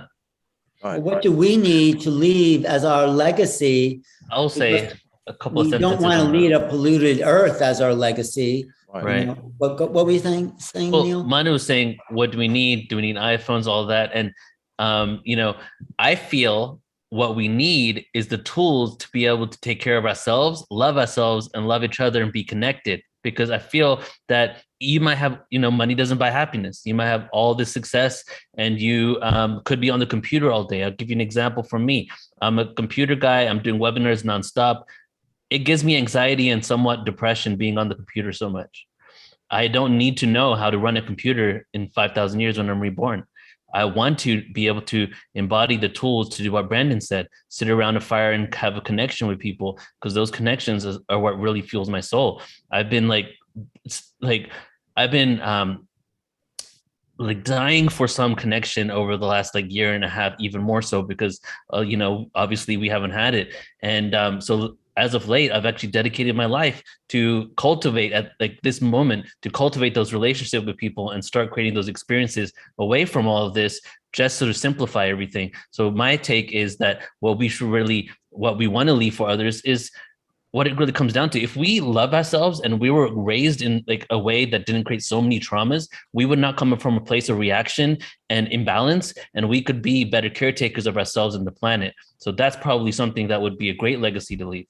Well, so I think there is a good lesson from Göbekli Tepe again, because I think the key there is that you have 4 different circles. There is a different theme to each one of these circles. And Klaus Schmidt, for example, thought that this may be a form of totemism, right? Or you have different tribes and they have different symbols, and each one of these tribes had their own circle, right? But what united them was not a concrete animal symbol. It was an abstract symbol. This is what Robert Schoch and I believe, and this is what we published in our paper, that has to do with this God symbol that we think is inscribed on pillar 18 in enclosure D. So this is an abstract symbol, right? And so the difference between an abstract stylized symbol and a concrete, let's say, animal is that everyone can unite under an abstract symbol. Okay, so and if we generalize this to today, if we can leave something to the next generation that will allow them to unify, to congregate under one idea, okay, then we succeed. Because the problem is, Neil, that I'm seeing is that there's so much division nowadays. Yes, of course, the message of let's love each other, let's get together. That's a great message, but it's not working. We're not loving each other. Okay, we are at strong odds with each other. And maybe even in the United States, we have strong divisions. But if you go across to other countries, other borders, there's different faiths, right? That is the problem that we're having. And we need to pass that solution to that problem to the next generation so that they will stop destroying each other and the earth. Yeah, I agree 100%. I'd love to piggyback on that real quick. Yeah, go ahead, Rob. Yes. We were left blueprints, right? These blueprints that they left us through spirituality and through tales and through stories, they knew that it would get corrupted along the way somewhere. Yes. They knew that.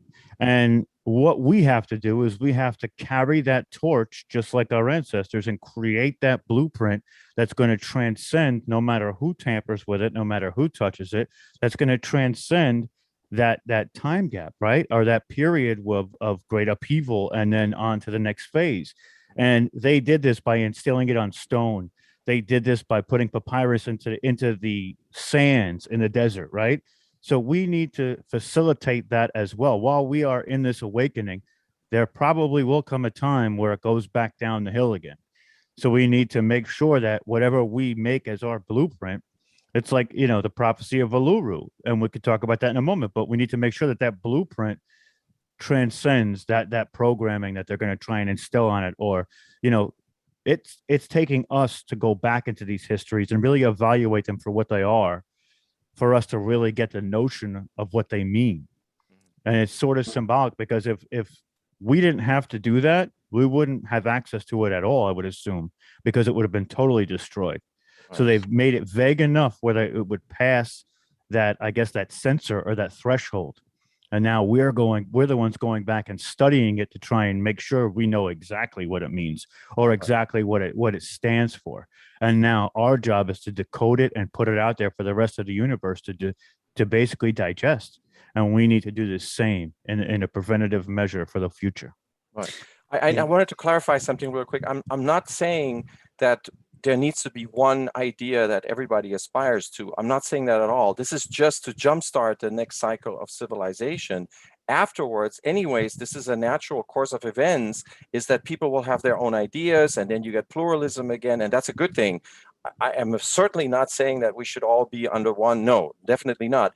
But all I'm saying is that that just helps us for a brief moment just to get together, to unite under, even if it's one common enemy or one common challenge, a natural catastrophe, whatever it may be, just one thing that brings us all together, makes us inventive, exchange ideas, congregate like we've been talking about, and then so that we can overcome that that bottleneck in our cyclical civilization, right? That's what I was trying to say. Well, that's where we're at. We're at that bottleneck. I think if we can actually survive through this as a humanity, as a civilization, that would be one legacy, but also to leave the planet in a better shape for the future. Omar, you want to jump in and start to wrap up the conversation here? Yeah, absolutely, Alan. There's a few things that I picked up in the conversation here, and let me just go through this. You know, when we're looking at history, you know, history's been diluted and it's been doctored and kind of what have you. So, you know, one prime example is Alexander, right? A lot of people call him Alexander the Great, but, you know, this man is responsible for killing millions and millions of people. And what really made him great was, you know, he was a brilliant military tactician.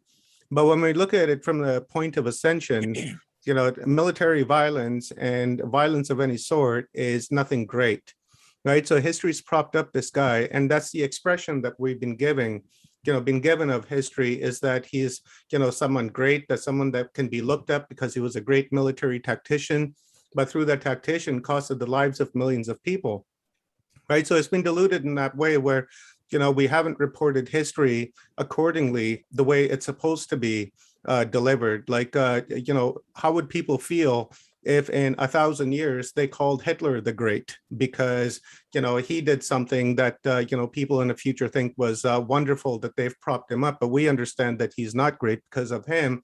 You know, 120 million some odd people were killed, right? So that's what I'm talking about, the, you know, the delusion of history, something that we need to, you know, begin to change, you know, our own vocabulary on. So when we, you know, utter the words Alexander, we shouldn't really follow that through with the great, because we're really supporting the history that's been given to us. We should try to change that. Now, on the second, you know, when William Henry was talking about AI, and, you know, a number of other speakers alluded to that as well, you know, while that was being said, I was thinking to myself, is what if, you know, this is AI, and this space that we're creating, as Brandon talked about earlier with the stone circles, and what if these stone circles are dimensional as well, where they're ports for us to gather and exchange ideas? You know, what if this is, you know, kind of like a backup plan for, you know, for humanity, where this type of platform that Neil's provided for us to come together and exchange these ideas over the past years and the years to come, you know, what if everything does go to shits? And, you know, what if everything does go down? What if there is a massive solar flare that takes out the, you know, takes out our energy grid system around the planet, and we can't communicate for years and years and years? But the lessons that we've learned through these spaces, you know, the information that we've gathered, we can help with that, kickstarting humanity if it goes down. And then when it does, or if it does go down, when we're rebuilding, we can rebuild with consciousness in mind. You know, the thing that I've come to understand about consciousness is that consciousness is nothing, right? It's a no thing, because everything arises out of nothing. Everything is manifested out of nothing. So consciousness in itself is nothing, right? Because everything is manifesting out of it. Love manifests out of it, loathing, hate, whatever that you want. You know, this table, this microphone right here, you guys, everything is manifested out of nothing. So, you know, the thing that I'm beginning to understand now, that perhaps consciousness is absolutely nothing. And from that nothingness, everything is, you know what I mean? Paradox. Yeah, universal paradox. Yeah, exactly. Yeah. And it's a bit of a confusing thought, but you know, that's where my conclusion is taking me when it comes to consciousness and our history, because you know, maybe this is a good thing that that we have AI that's you know, helping us, gather all this information just as a backup plan. Something goes wrong, then we can kickstart our civilization with proper information and with the right history in our minds, because we're, pretty level-headed people in the crowd, people that are watching us here on this panel, everyone that's participated in this convention. We understand what history is and what history was. So, I'm thinking that, maybe, this AI is maybe not such a bad thing. We should be careful on how we use it, but just in case if it goes out of hand and goes out of control, it has given us, tools and knowledge that we can use in the future. It depends on the catastrophe. I mean, it depends on the type of our downfall. Look at the Sumerians; they were writing in clay tablets, and they survived. Why? Well, because they had problems with flooding, and they right, and so the clay didn't dissolve in the water, and so that's why we have the Sumerian tablets. What you were saying is that what if the grid goes down and we have a solar flare disaster, for example? Well, that's a problem. If we store our information in the cloud or on, in electronic ways, then we need another way. So I think what we really need to do is we need to come up with different ways of a whole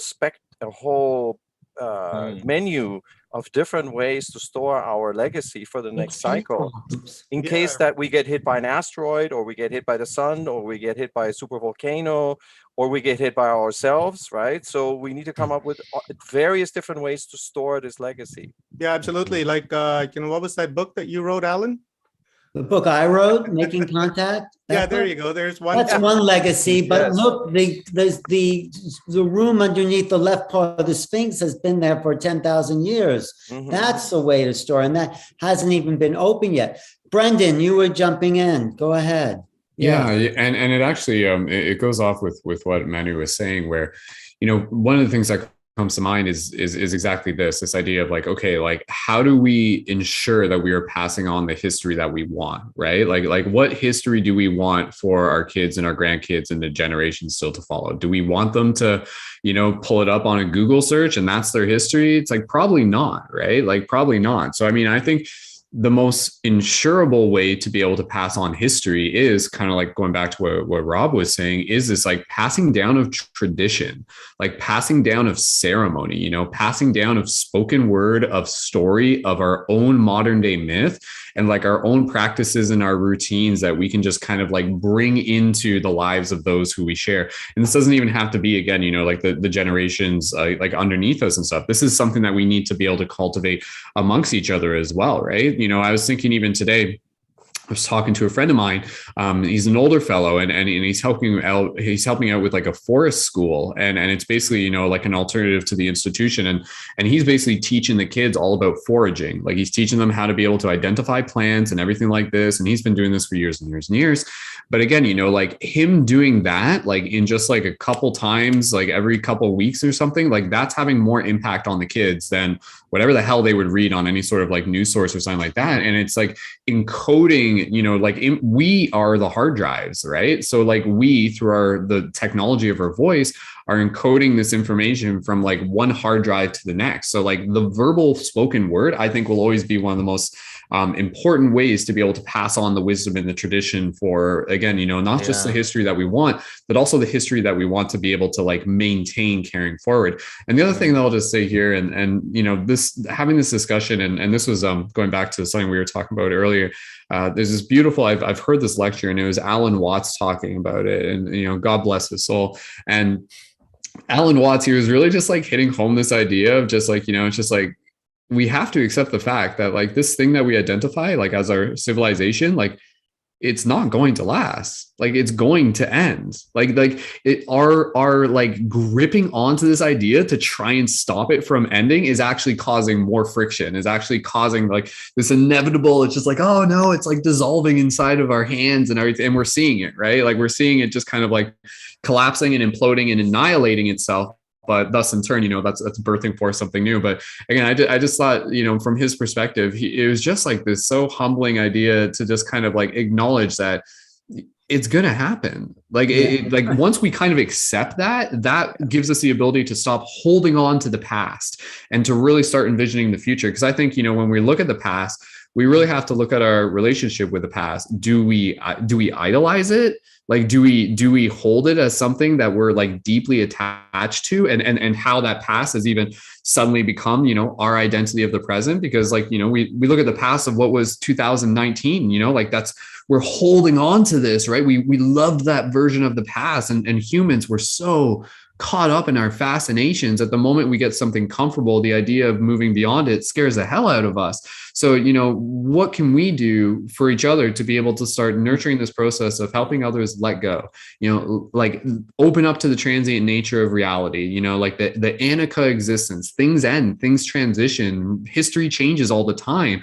So I think the best way for us to be able to focus on creating the new future is to be able to kind of, going back to what I said, you know, like focus on the insurable ways that we can pass on this wisdom and this knowledge. You know, like let's like basically, like, just as a scenario, it's like, let's assume the internet's not going to be around in 3 or 4 years from now. If that's the case, like, what are we doing today? How are we building those connections? How are we creating those ceremonies, traditions within our small circles, within our small communities, and beginning to pass that wisdom on, you know, through the people we know, the good old fashioned way. And hey, if we want to, like, you know, like inscribe something into a stone rock somewhere, sure, might as well, right? But yeah, that and time capsules, I guess. So anyways, that's what I wanted to share. Brendan, I always enjoy your insights. Neil has another show. He's going to be on Saturday Night Live and just like soon. So you should wrap up. But now, Paul, I enjoy your perspective and want to hear more about your history at some time, but give us a little final words here.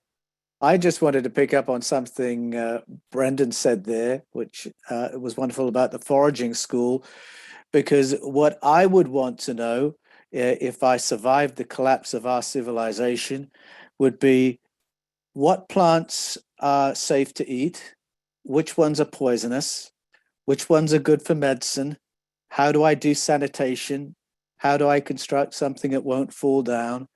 And the cultures that have maintained that kind of knowledge have done it exactly as Brendan was saying, through oral tradition, through ceremony.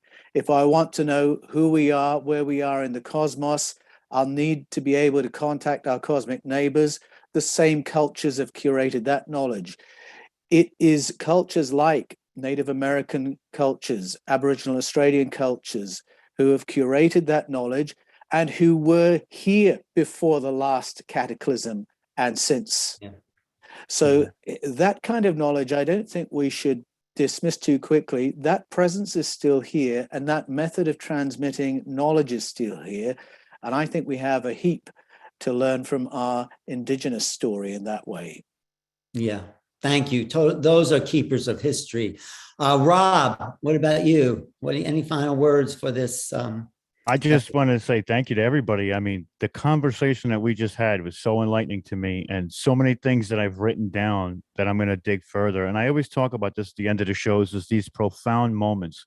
When I first started listening to these events, they were, you know, I get 2, 3. Now it's every speaker that speaks. I have 4, 5, 6 profound moments that make me want to just keep going and dig deeper. And all of you give me the motivation to just keep pressing on and figuring out ways to connect, communicate, and internalize, and really get to figure out who and what we are and I am.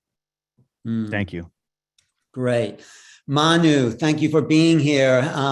Give us a little wrap up on your end, and also tell us how to find your new book and where you're going to be speaking. So, well, I think Under the Sphinx deals with many of these themes that we touched on today. I think the main message is that the archive was breached a long time ago, and I think it jump-started the Egyptian civilization. There was some information in that archive that was extremely important in organizing this civilization. And, you know, this is what I'm explaining in the book, and it had to do with exactly the kind of knowledge, part of the kind of knowledge that we were just talking about. In this case, it has to do with astronomy, the view of the world that these people were living in, and how do they understand the sky.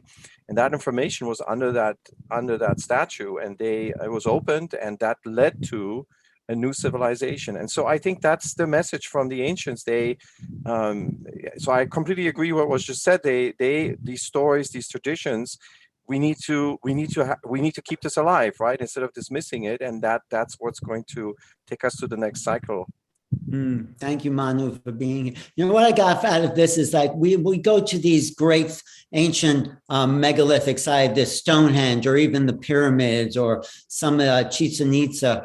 This is a legacy in stone that still remains, and what we have in our civilization is digital, and that is so ephemeral. It will dissolve like bitcoins like it never existed. So is our legacy digital, which is dust or hardly even, or is it but the legacy is who we are as human beings and what we can pass on. I think that's the true legacy. I think the advantage of a digital way is, Alan, what you wrote about, is if we can beam that knowledge into space and to other civilizations. I think that's the value of it, of our technology. But if the Earth is destroyed before we can do that, then it's all lost. Well, hopefully it's not all lost. Someone will be seeing this on some planet. Omar, did I get to you? Final words, or because then Neil will wrap it up here. Yeah, for sure. I just want to say thank you to all the panelists and everyone that's participated today. It was a wonderful, wonderful day, and learned a lot and a lot of aha moments, and really enjoyed all the speakers, especially what Adam had to say earlier this afternoon. Really resonated with Adam, and Kiyoshi was just just totally owned the house, and I really enjoyed that. That to me, was brilliant event planning from Neil. I was mentioning that to my wife Amy. I was like, you see how brilliant this guy is at creating events. He's had us at a high level, right from the beginning of the day right into the afternoon, where he just gave us like all this information, and then he realizes that you can't really stuff people full of information. So he brought on some conscious music and helped change the energy and the vibration of us all, and then and then carried on with the last 4 or 5 hours of just solid information again. So I just want to say huge kudos to Neil, and just thank you very much. I really enjoy being part of these conferences and part of the panels, and just learning everything from everyone. Just wanted to really briefly pick up on what Brandon was saying about the oral traditions, and that's something that Paul really specializes in. His books are based on oral stories that have been told through our ancestors throughout the generations, and that's the good old technology I think that we're going to need in the future. And I think even now today, even if we have AI and all these phones and kind of what have you, still word of mouth is the key thing to go. And we really shouldn't really call our phones all that smart, because when we're looking for information that that we don't understand, we say, hey, I'm going to call Neil, or I'm going to call Paul. That guy's really smart, and he may have the answer for me. So when you call your phone smart, what you're stating is that your phone is smarter than you are, right? So it's just a tool. It's just simply a phone, and just see it as that, and see the intelligence within you and the intellect within you, and appreciate that, and just forward this message through orally to your friends and family. Great way to wrap it up. We have 2 more days of this kind of information, word of mouth. So everyone watching, stay tuned. Neil, go ahead, take us away. All right. That was so great. Just like hanging out with you guys and learning so much. I really, really appreciate like all of you so much, and just like having the ability just to have a conversation with you. So, okay, everybody. So today, this is the end of day 2. We're closing up here. I'm just going to make a few announcements. I want to share the schedule for tomorrow. I want to show a website, and I want to show you where the after party's at if you want to go. And I'm going to be performing in 20 minutes at the after party, which has another 400, 500 people in the Zoom room. It's a whole other room that they do this every single week. Been doing it for a year. It's called Saturday Night Alive. And if you want to see myself and many other luminaries, you can go over there, and you can actually go to our Facebook, which I'll show you in a second, facebook.com/portal to ascension. If you're on New Realities YouTube, or you know about it, you can go to Alan Steinfeld's New Realities YouTube, and it's going to be streamed there as well. So firstly, let me go ahead. So I'm going to close out with the 2 poems that are actually ancient history oriented. One's called Time Travel. So technically we're traveling in what time? And then the other one's called The Sixth Sun. So firstly, here is the schedule for tomorrow. Brendan himself, who is here with us right now, is going to be starting out the day at 10 a.m. Pacific. followed by Michael Tellinger giving us updates on stone circle structures and other discoveries in South Africa, excuse me. Kimora Jones, next level artist, check it out. Yeah, brilliant. This is light language in action. Yeah. She'll be with us doing an amazing presentation. And she was on almost all day today too. So she's really into this whole thing and is really excited to share with you all. Radha Nelia, we're going to be talking about star seeds. And then William Henry is coming on tomorrow to do a presentation. Then we have a sound experience from Ben Carroll, Crystal Singing Bowls.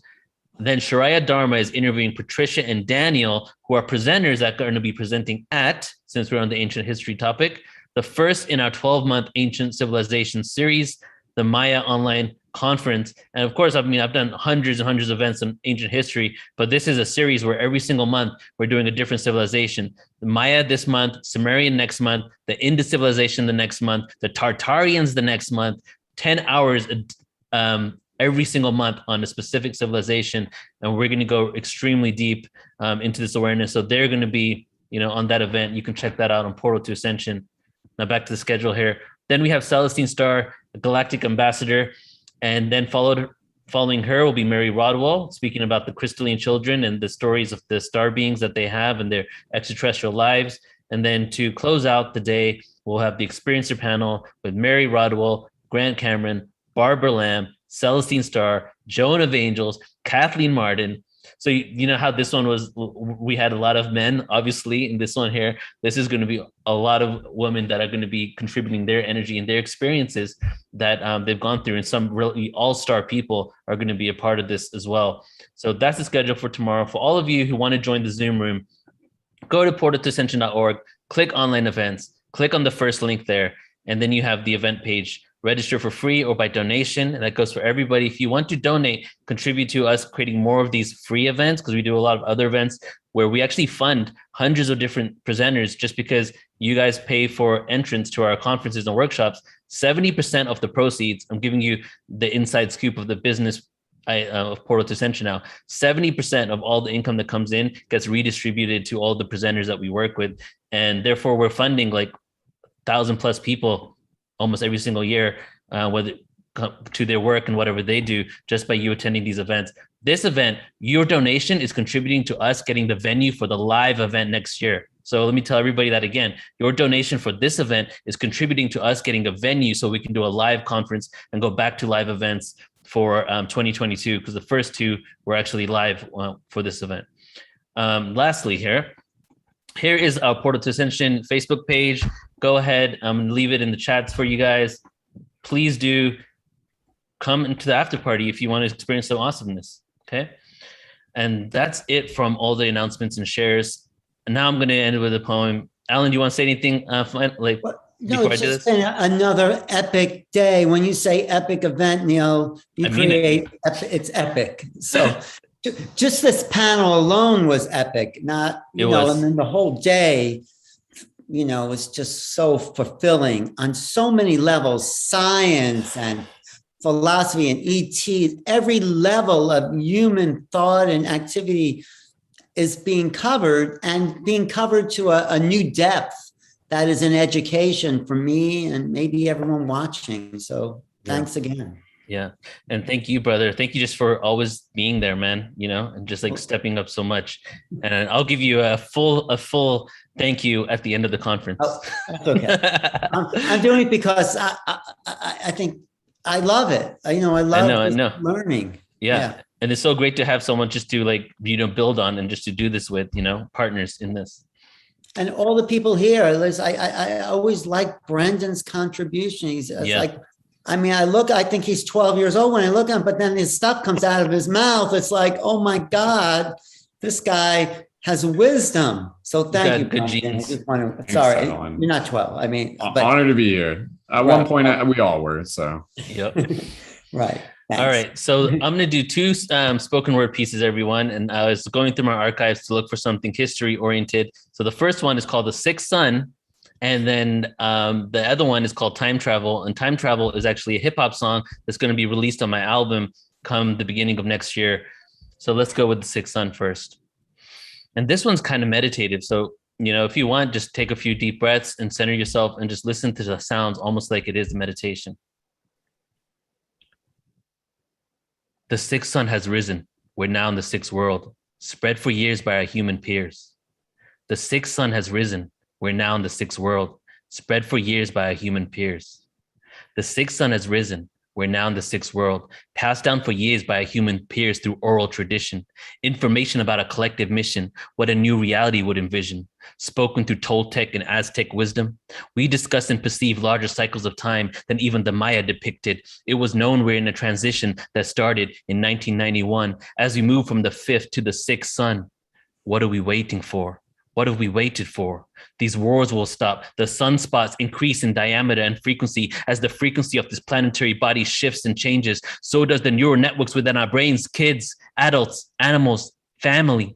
We've been blinded, you see, to the vibratory energy that our universe breathes. In the last of the 9 hells, exiting the solar plexus, humans unable to think for themselves, we're at a nexus point. A decision shall anoint. The sun god I point out is the Son of God that resurrects and reflects over water, including the second ocean known as space, where the cosmic rays during this transitory phase will encase and wash over the solar system. And in the skies, we may see both stars become one as we enter the sixth sun. The sixth sun has risen. We're now in the sixth world, spread for years by our human peers. The sixth sun has risen. We're now in the sixth world. Time travel. You see, everybody, time has slowed down. Or is that our perception of the now, creating ripples, overcoming obstacles, abundance flows, the end is close, which only means there's a new beginning, spinning like a black hole's event horizon as my chakra points awaken and widen, a solar flare that inspires all men and women to inhale the ether into each of the pores inside of the physical, cells that rely on oxygen and a natural amount of rest. I will forever rhyme until I take my last breath. Time travel with vision. The mission was given, shatter the prison, unlock the chains. Remember the days that came before this eon, this age, when the starships transported our ancestors to this earthly place, when we, like the sage, pay homage to the ways in which we came. Time travel with vision. The mission was given, shatter the prison, unlock the chains. Remember the days that came before this eon, this age, when the starships transported our ancestors to this earthly place, when we, like the sage, pay homage to the ways in which we came. You see, time has slowed down. Or is that perception of how we exist in a matrix of disavowed humans searching for the next cash cow? I'm the sacred cow, worshipped at the top of the mound, spinning around, milk and honey to those who hear the sound. As your chakra points awaken and your soul is found, sun gaze to receive praise from this maze that we find ourselves in, to the collective cellular membrane, ancestry passed down to your kin, DNA strands unwind and bend and dissipate upon death. I will forever rhyme until I take my last breath. Time travel with vision. The mission was given. Shatter the prison. Unlock those chains. Remember the days that came before this eon, this age, when the starships transported our ancestors to this earthly place, when we, like the sage, pay homage to the ways in which we came. Pay homage to the ways in which we came. Thank you all so much. Thank you, Neil. That's your real legacy, your wordsmithing. Thank you, Neil. That was great. Thank you. Yeah. Love you all. Have a beautiful evening, everybody. Jump over to New Realities YouTube or Portal to Ascension Facebook, facebook.com/Portal to Ascension. It's actually going live now. So in about 15 minutes, I'm going to be on there and we'll continue the celebration. And see you tomorrow. See you tomorrow, everybody. Thank you. Bye-bye.